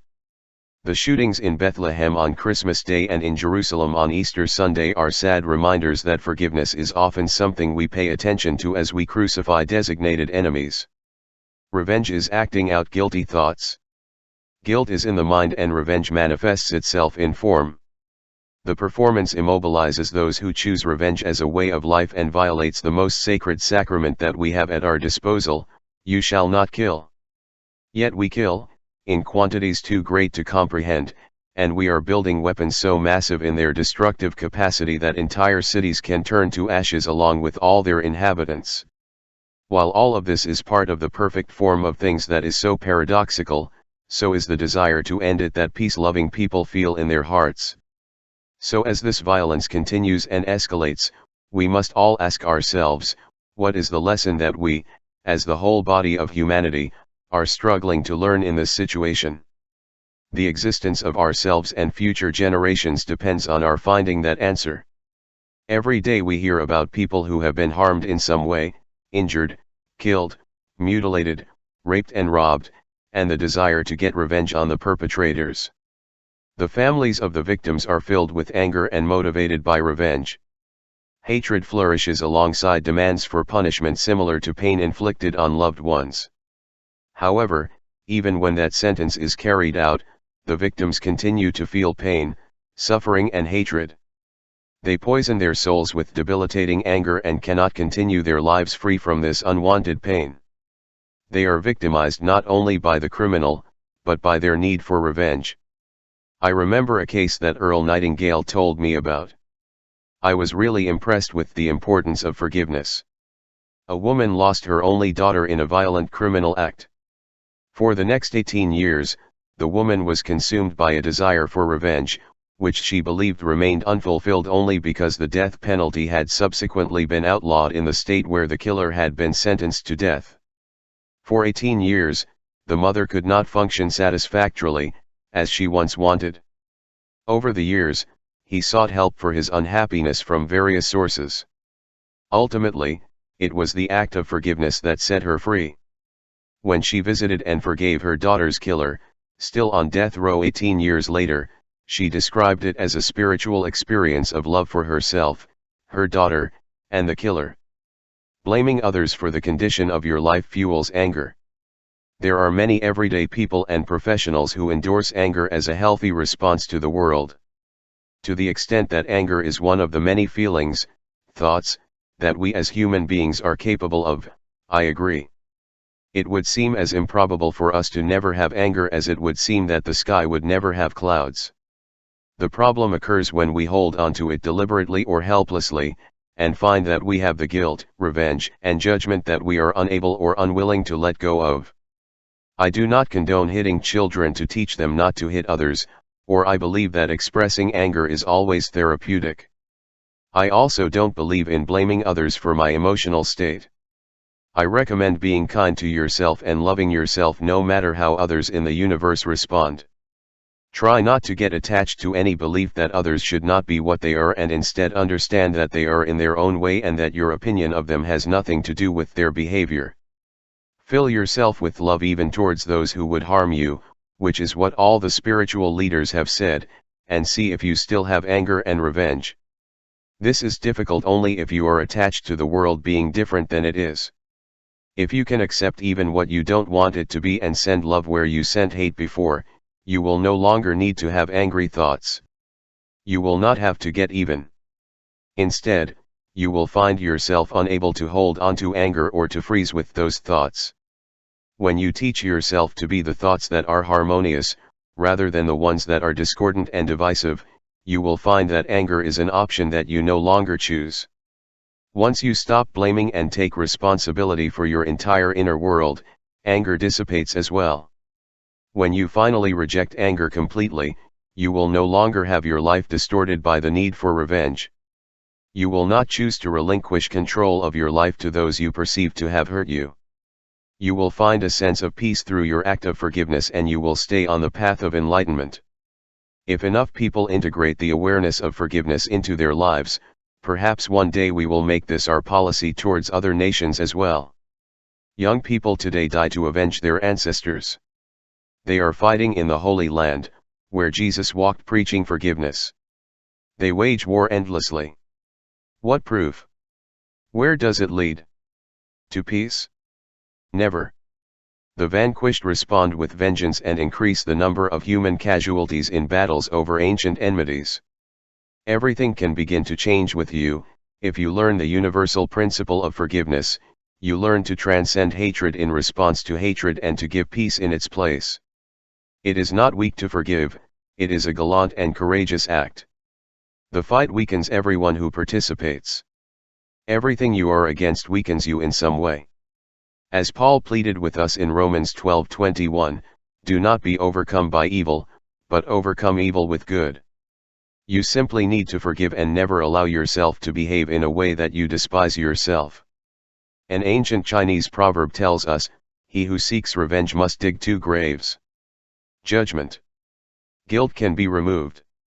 Revenge that you can send out of your life. But the best thing you can do with judgment is to reduce the amount in your daily life. Judging means seeing the world as you are, rather than as it is. It is impossible to avoid judgment entirely, because virtually every thought has some judgment in it. Telling yourself that this is a beautiful day is judgment. Sending love to someone is a judgment.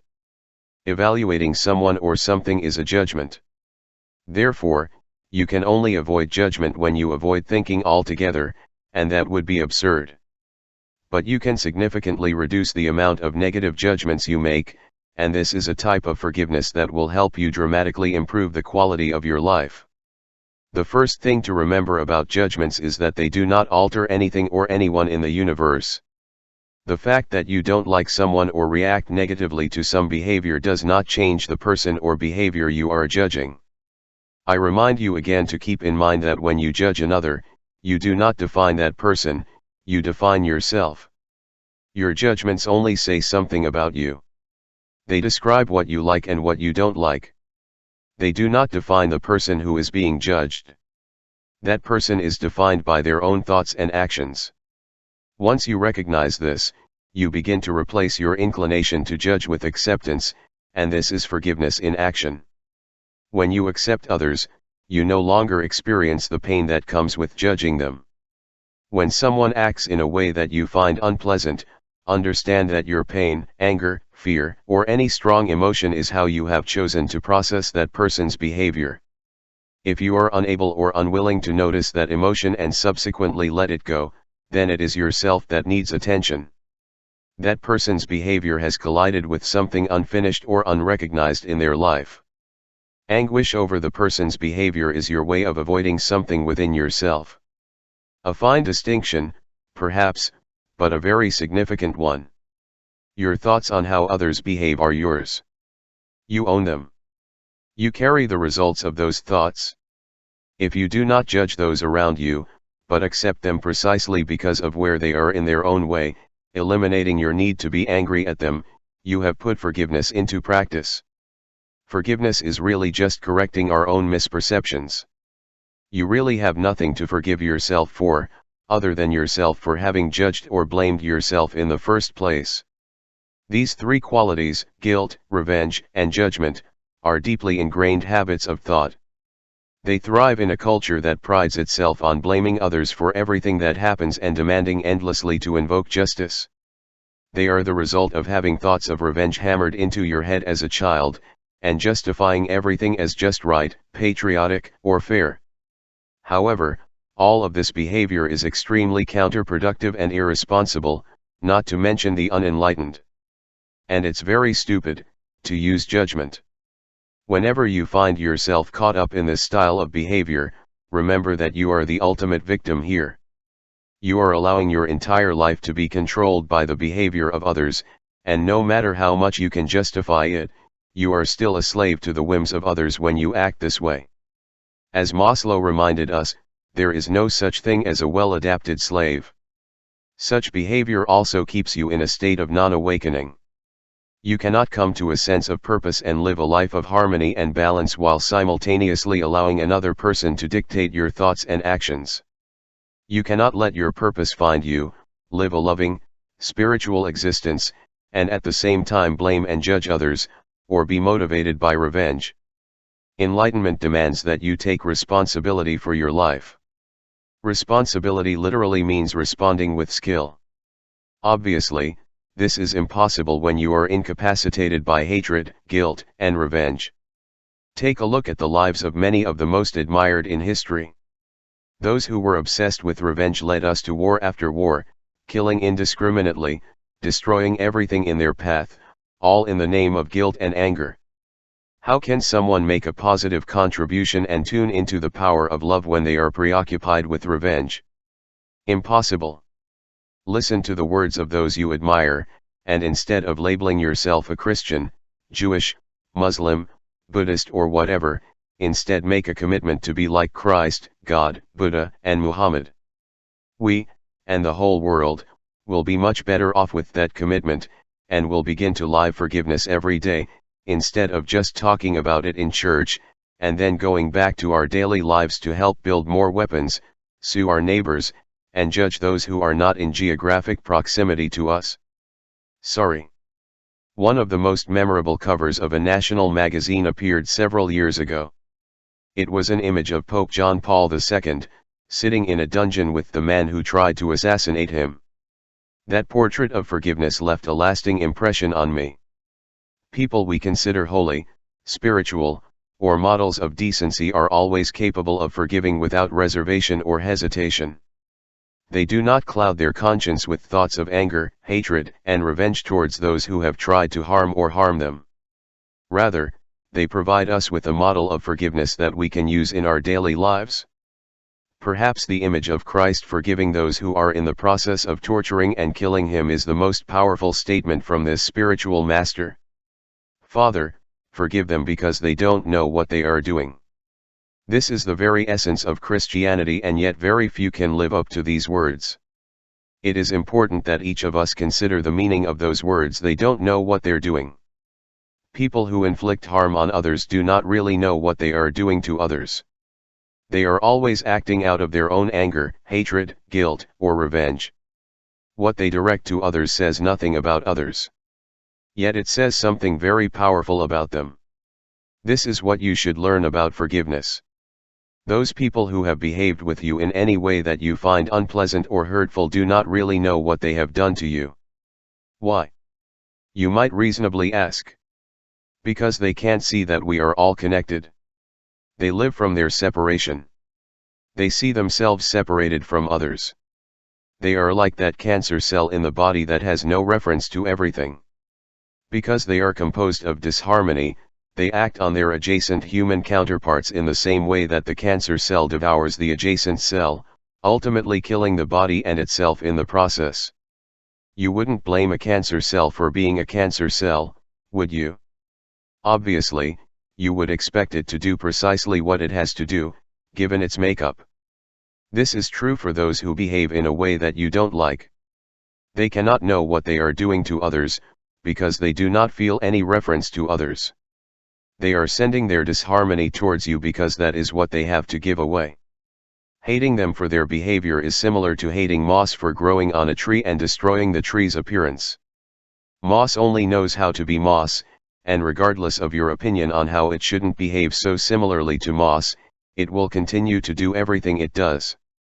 Perpetrators are also acting on the basis of everything they know, and the only way you can help them stop behaving that way is to help them turn their disharmony into self-acceptance and self-love, so that eventually that happens. Be all they have to give away. This in no way implies that the perpetrators should not be fully responsible for their actions. But it is you that I am talking to here, not the abuser. Compassion for others is impossible when you are filled with the belief that you are separate and distinct from other human beings. Once you know, truly know in your heart, that you are connected to everyone else, even those who behave in an evil way, then you will have a reference to the entire being called human being.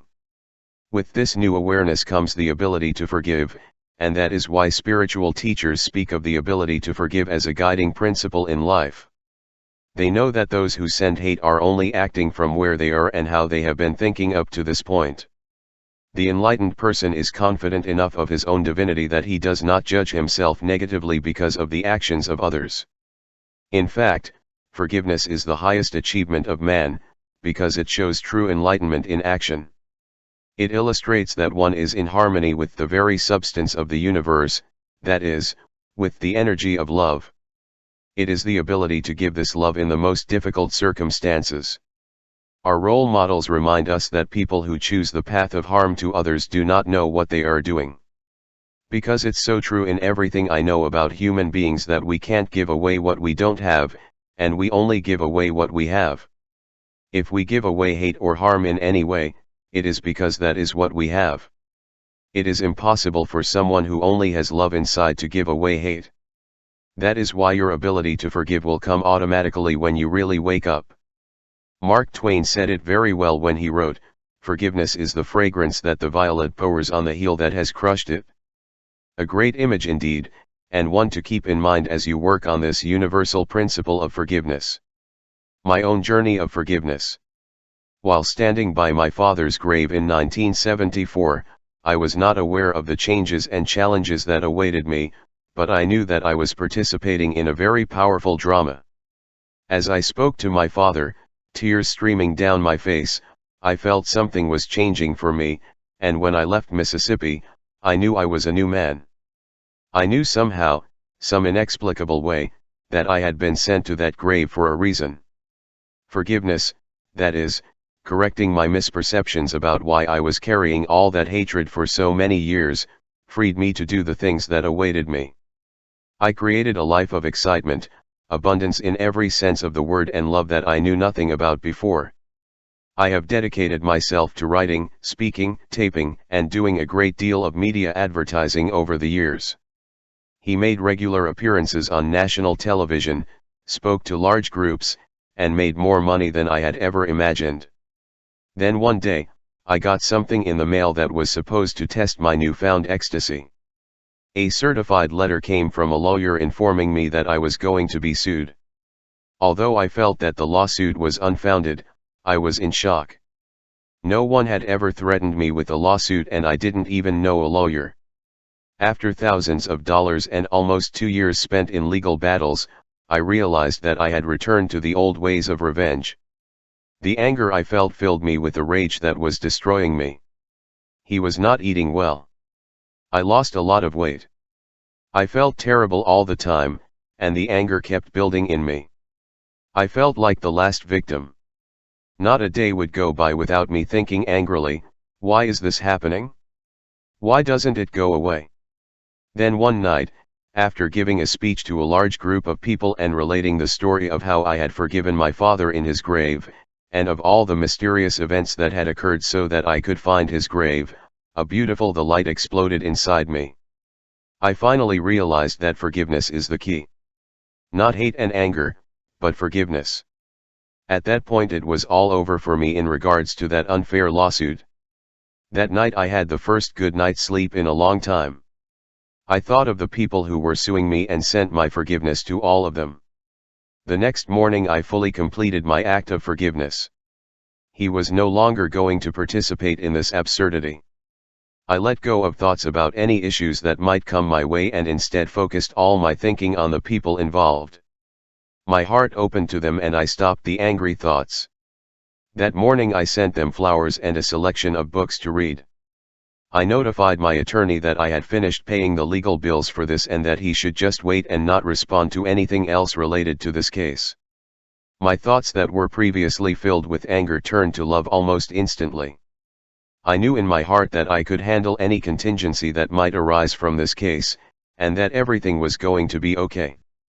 3 days later, I received a notice from the spokesperson for the group that they were dropping the case and apologizing for the trouble they had caused. They had signed a statement. It was over. Although I had spent thousands of dollars and lived through a nightmare for 2 years, I had finally learned the lesson of forgiveness that had been presented to me in Biloxi. I had to recreate a miserable existence to get the message really clear this time, and everything I spent and everything I went through was done for a powerful reason. To teach me the lesson of love over hate. To get it firmly rooted this time.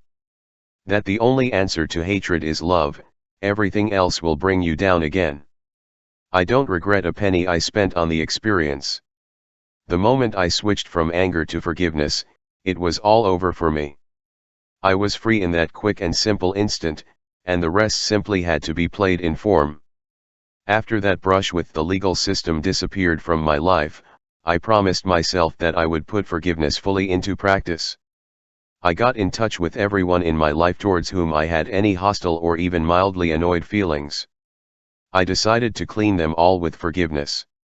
I wanted to be absolutely certain that if I died in the next moment, not a single person on this planet would have any leftover animosity towards me that I would not have tried to rectify, although it was obvious to me that none of that could possibly have been my fault. Didn't we all feel that way? There were several people who had borrowed money from me and obviously weren't going to pay me back. I hadn't spoken to them in years, and the fact that they hadn't paid the debts had damaged our relationships. I sent each of these people autographed copies of my books, some tapes I had produced, and some flowers, with a note saying I wished them well, sent them love, and hoped they would be happy and joyful. No, I mentioned the debt. In my heart I had let it go by deciding that it was okay not to be paid. It was over, and not only had I forgiven, but I had sent them expressions of love instead of annoyance and bitterness. In all other areas of my life, I made an internal commitment to forgive, no matter how small the events. It only took a few hours and everything was behind us. There is no enemy left. No one to direct any hatred to on the entire planet. No family member to blame for anything that had happened years and years before. No former colleagues or bosses with whom I had disagreements. Now I was on the train of forgiveness and it was working spectacularly. My relationship with all those people was clean, and I was not only sending love, but also receiving it. Several of the debts came in, and while some have never been paid, that's okay. I love you all, and now, today, as I write this book, I can't think of a single person on this planet that I have any other bad feelings about. Also, I now know that I really don't have anyone to forgive, and I never did. I simply had to correct my misperception that others were making me miserable, that they were the cause of my discontent. Paradoxically, through the act of forgiving, I have reached the place where forgiveness never comes to me. I have learned to accept others as they are and never pretend that I love something that I do not love. But I also know that I no longer need the immobilizing emotional reactions that used to accompany my encounters with people who were behaving in ways that I did not like. Consequently, acceptance has allowed me to see them for what they are and where they are, and to remind myself of the same in myself. Any hostile or negative reaction in me, as a result of the behavior of others, really lets me know where I am or am not, and no longer requires any forgiveness. I have reached the point of not needing to forgive, forgiving. One more paradox. Putting forgiveness into action. It's obvious to me, and I'm sure you are too, that we all resist forgiveness when we prefer to use guilt. We seek revenge when we live in a world that practices it in every corner of the planet. We consider forgiveness to be a plausible principle when we read our holy books, but it is extremely difficult to follow, because it violates that need to get revenge and correct the score. We also fail to look realistically at what the inability to forgive does to the person who is carrying anger and hatred. The first time we read about someone committing an absolutely horrendous act of violence against another person, our innate reaction is, "I hope they kill the bastard." When someone hurts us in some way, we tend to forget these important words about forgiveness and say to ourselves, "I'll take revenge," or "I hope he gets his own." The whole business of putting forgiveness into action on a daily basis involves accepting the other 6 universal principles in your life. The forgiveness part will come automatically when you walk through the door, when you befriend your own personal transformation and honor the intelligence behind your form and every form. When you use your power of thought to be in harmony instead of fighting the flow of energy that is our universe. When you stop dividing your world and live in unity with all human beings, knowing that we are all connected by that divine intelligence, everyone, even those who do not think and behave as you prefer. When you know in your heart that what you think expands and you stay focused on what you love and are grateful for. When you free yourself from all attachments and let yourself live fully. When you have the knowledge that everything is in sync and working perfectly in this song. When you begin to live this way and think this way and allow others to do the same, forgiveness will come automatically. You will not have any hatred or disharmony left inside to give away. Forgiveness will come so naturally and automatically when Nureyev performs a jump pirouette after thousands of hours of practice, or when Isaiah Thomas goes round and round to make a layup. No one can tell these two geniuses how to perform their apparent miracles. They do it from intuition after practice, practice, practice. Forgiveness is a lot like that. After practicing the higher consciousness lessons, you will find that forgiveness is the easiest of all universal principles to put into your daily life. It will happen automatically. If it is not happening automatically now, then you have more practice to do in the other areas of your life. Don't bemoan your inability to truly forgive. Just work on living the principles of higher harmonious consciousness, and in no time you will find it effortless. When you see others practicing acts of guilt, anger, and revenge, forgive them and be willing to support them in changing their decisions to hurt themselves and others. You will begin to dedicate yourself to helping others eliminate their relentless and vindictive thoughts, and then you will know that it has happened to you too.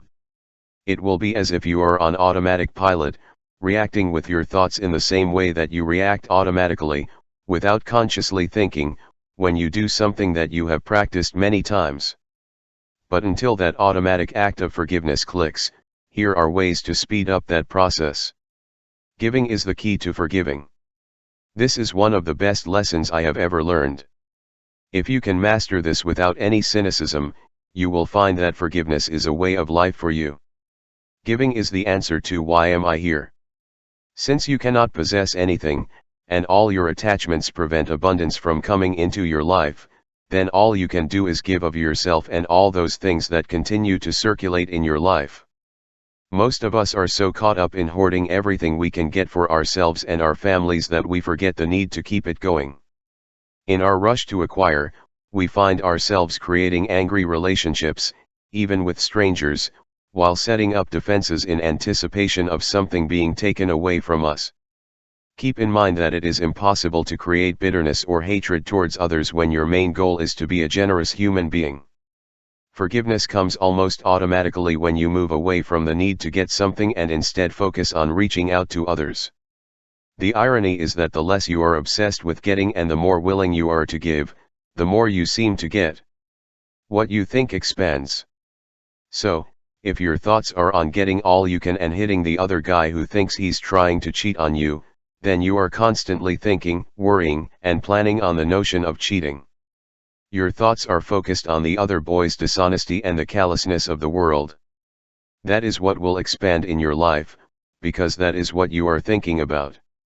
As a result, you will become increasingly fearful of being scammed, of insuring yourself against the possibility, of hiring lawyers to protect you, and of being filled with adversaries.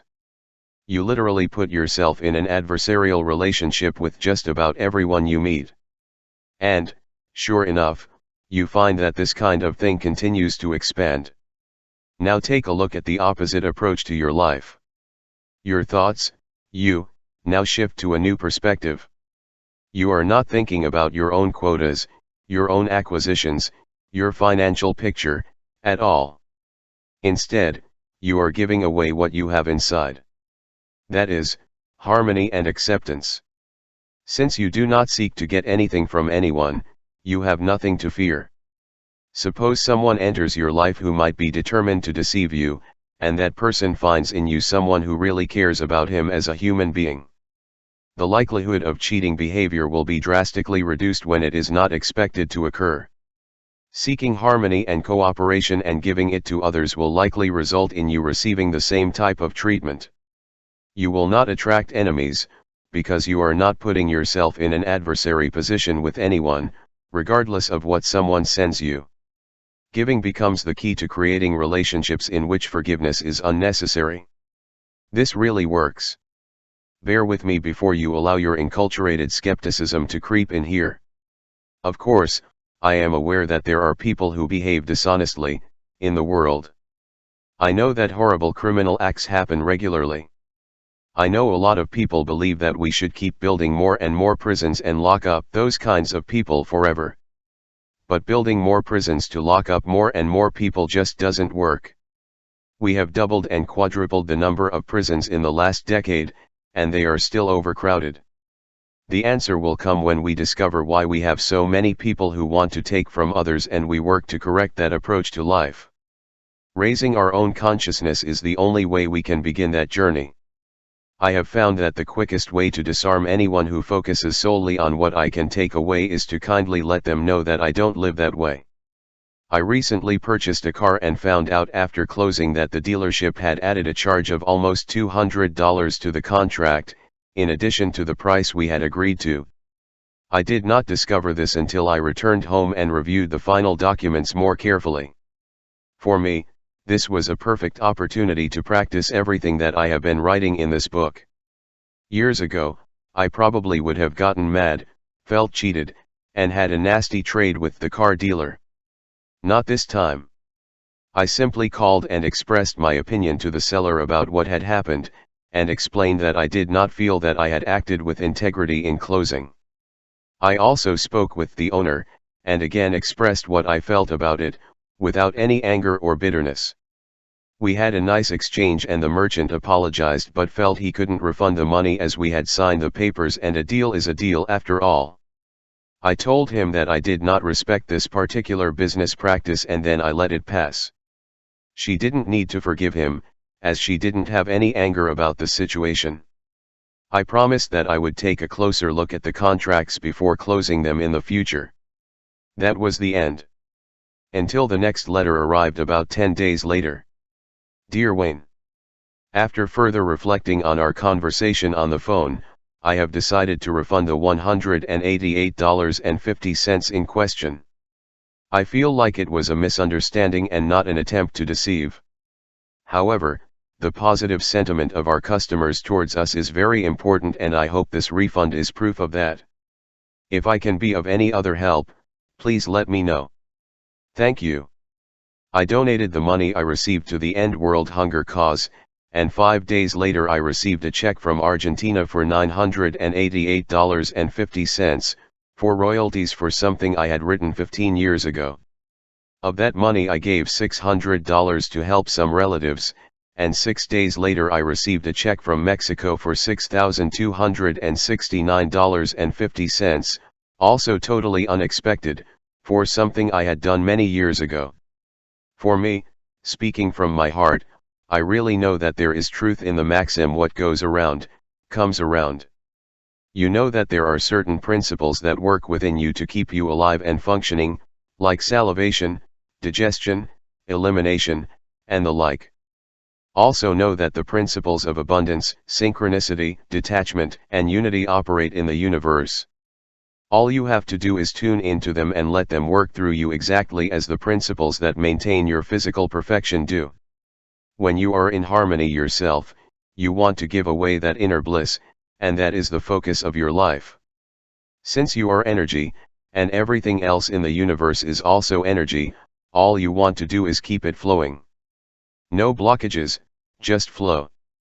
When you send it, it will keep coming back. Remember to give for the sake of giving, and keep it circulating as it flows back, and you will soon see it at work in your life. If you doubt this principle, it will not work in your life. Your doubt is the blockage.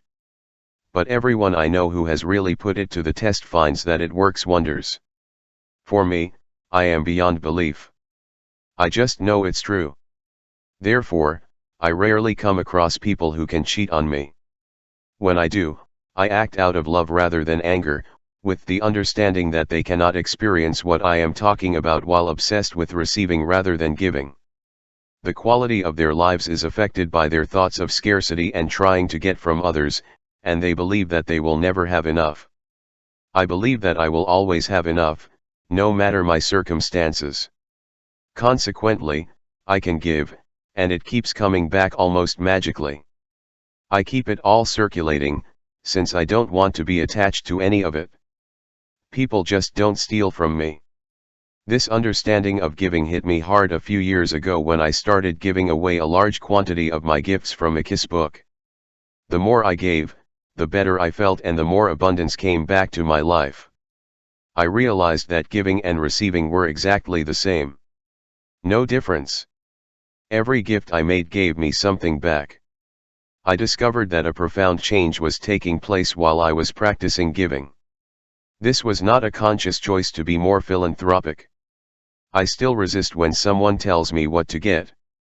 It was an automatic response to the changes that were taking place in my consciousness. Giving was truly enriching my life in ways I had not anticipated. In a meditation one night, I saw that we are really only here to give, and that love is the most important thing to give, regardless of the circumstances. However, I still have great difficulty suspending anger when I see evidence of man's inhumanity to man. The newspaper photo of the angry young man who just murdered two innocent people is a very harsh evidence. Sometimes I stare at that photo, which we have all seen, and I ask myself, am I capable of giving love to him too? I try to see that person as a tiny baby. Seeing his innocence and the fact that he too, regardless of his crimes, is worthy of love.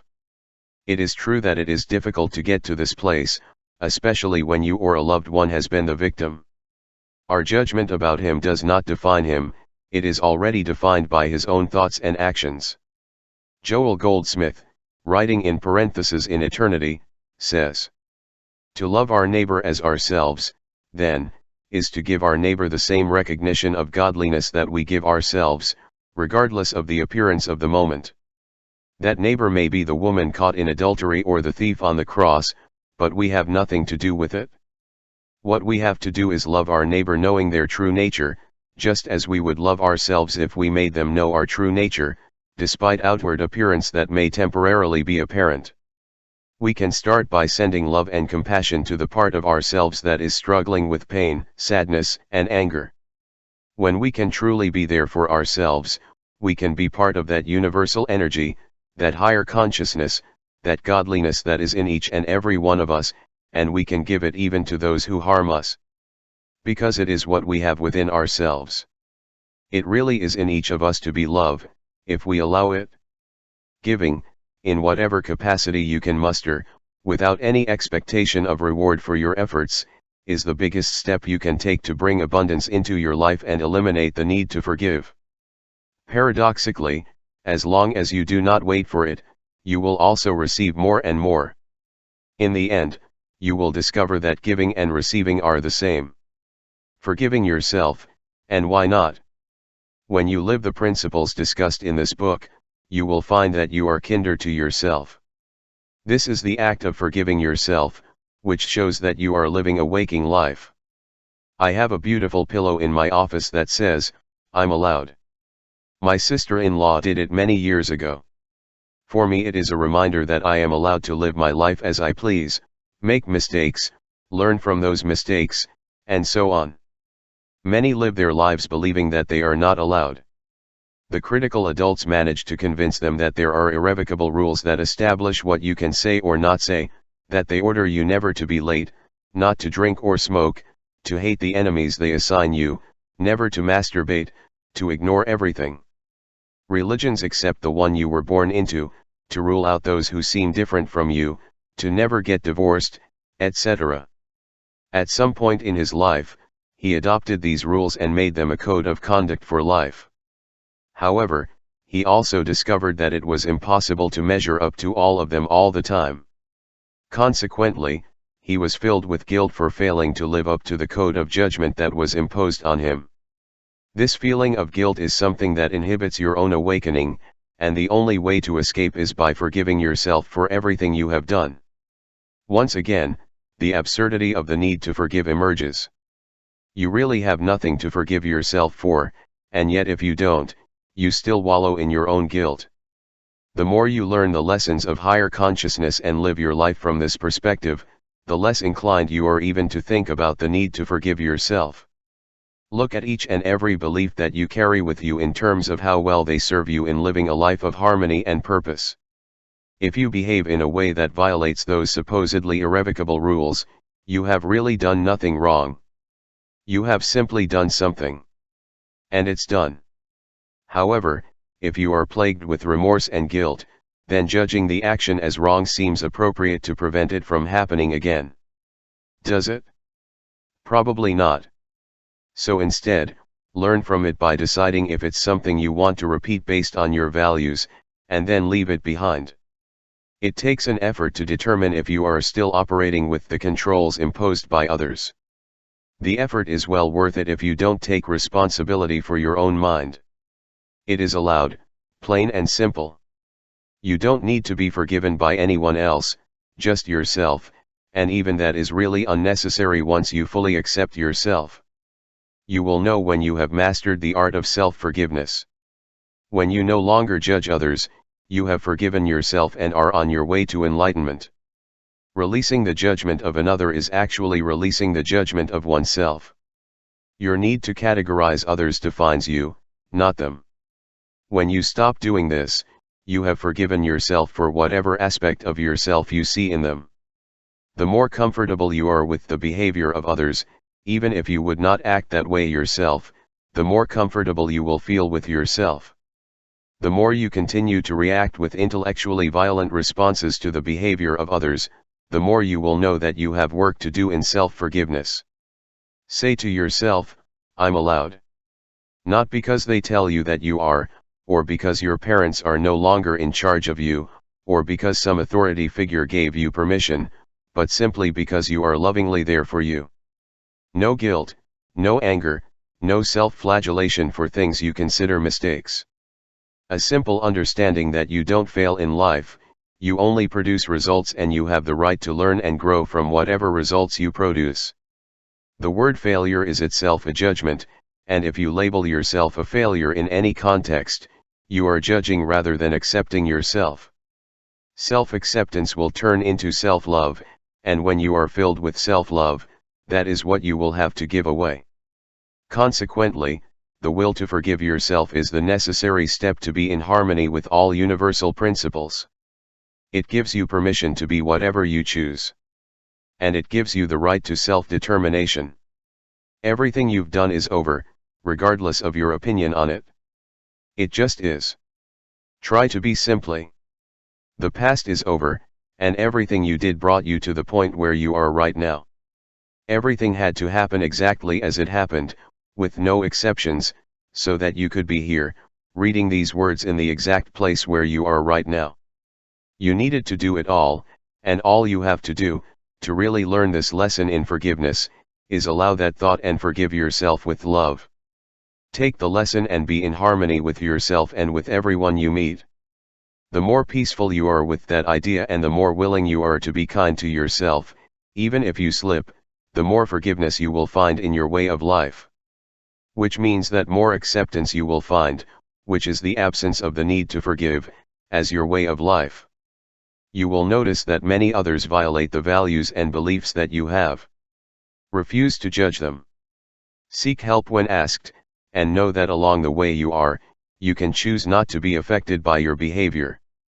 The more you know that you are thinking and acting in harmony with what the universe may be, the less you will be inclined to judge others. And you will have stopped judging yourself too, and that is a glorious aspect of this process. You are treating yourself the way you really want to be treated, as the divine being that you are.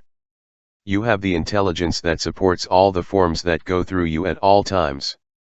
You are important enough to know that and divine enough to give it away. Delivery, the last act. I am closing this book, this wonderful labor of love for me, with a final concept that I call surrender.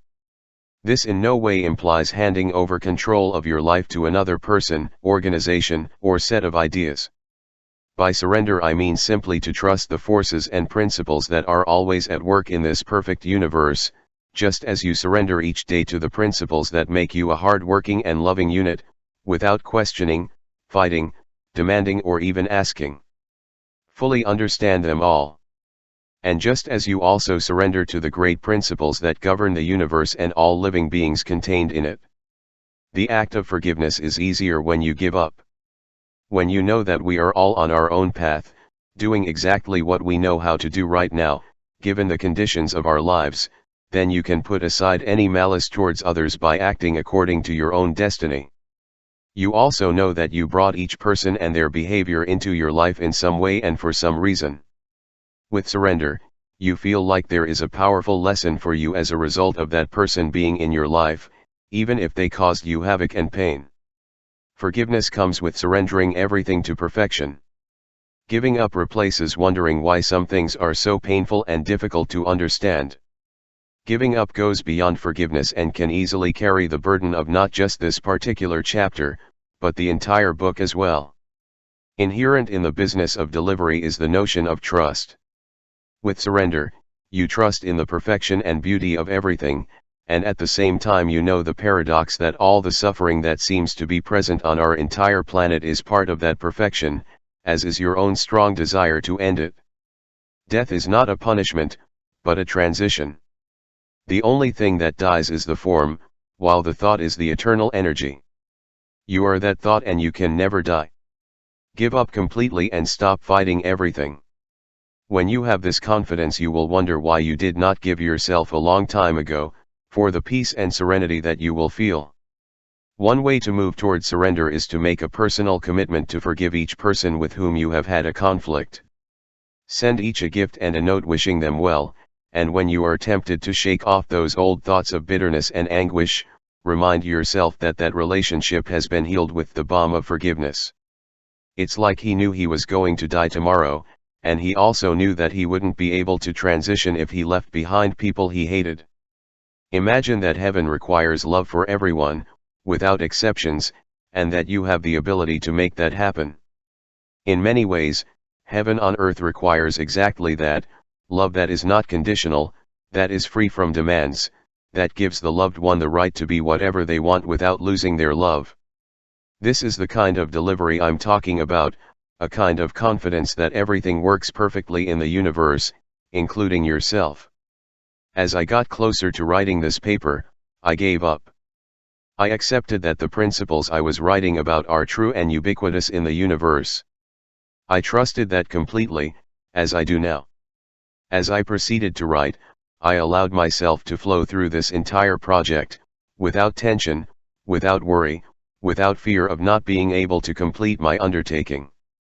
I gave myself to the idea that this book would be written and that I had nothing to fight for in the production of this work. I would sit down and just outline the ideas that I have had as a result of my own life experiences, my research and reading, my listening to great spiritual teachers. Everything he needed seemed to come at the right time. While working on a particular chapter, I received a tape in the mail from someone who had heard me speak, telling me that this would clear up some of the points. It was always like this. At other times, someone would send me a book in the mail telling me that I just had to read it. That book would be the one he needed on that particular day. Many times when I wanted to use a special quote, I would look through the huge pile of books and brochures on my huge glass table, and my hands would pull out a book.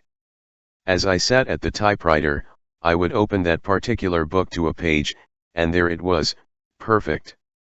Just what he wanted to embellish the point he was making. Never before have I had this experience of effortless perfection for such a long period of time.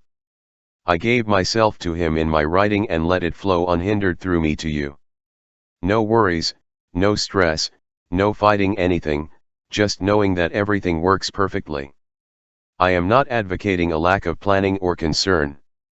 In fact, you'll feel even more worried and prepared than ever. What I am describing is the process of knowing that everything will work out because you are in inner harmony. You only have love and serenity to give away. In the process of carrying out your life's work, have that inner knowing that everything is going to be as it should be. This is what delivery is all about. Inner knowledge. Inner contentment that takes hold of you when you trust that the force of the universe will be in harmony with yourself. Know that abundance is your birthright and that everything flows to and through you when you are no longer challenging anything. It is like having a guardian angel or a loving observer as part of your consciousness, a partner with whom you always have compassionate and silent conversations, a consciousness behind your form. That part is always perfect. There is no struggle or suffering in that part of you. That is your transcendent dimension of thought. A sensitive Norwegian poet, Rolf Jacobson, wrote a beautiful poem entitled Guardian Angel. It deserves to be read slowly and lovingly. I am the bird that calls at your window in the morning and your companion, whom you cannot meet, the flowers that illuminate the blind. I am the crest of the glacier above the forests, the dazzling one and the bronze voices from the cathedral towers. The thought that suddenly takes over you at noon and fills you with a singular joy. I am the one you have loved a long time ago. I walked by your side during the day and I stare at you and put my mouth on your heart, but you don't know. I am your third arm and your second shadow, the white one, for whom you don't have the heart, and who will never be able to forget you. We all have our own connection to that invisible part of us. There is much more to life than simply living our days as form and then disappearing into an abyss of infinite nothing. Our thoughts are a magical part of us and can take us to places that have no borders or limitations. In this dimensionless world of thought, anything is possible. It does not demand anything of you, this waking life, only that you fill yourself with the vital energy that makes the dynamics work, and that you celebrate both the invisible and the visible part of you. Let these ideas in and just see where they lead you. Like you do. Remember, you don't have to fight. You don't have to fight. You don't have to win. You just have to know. Namaste. I celebrate the place in you where we are all one. It is very good to copy what you see, but it is better to draw what you see in your mind. Then your memory and your imagination are freed from the tyranny imposed by nature. Edgar Degas. End. You will see it when you create it. The path to your personal transformation. Wayne Dyer.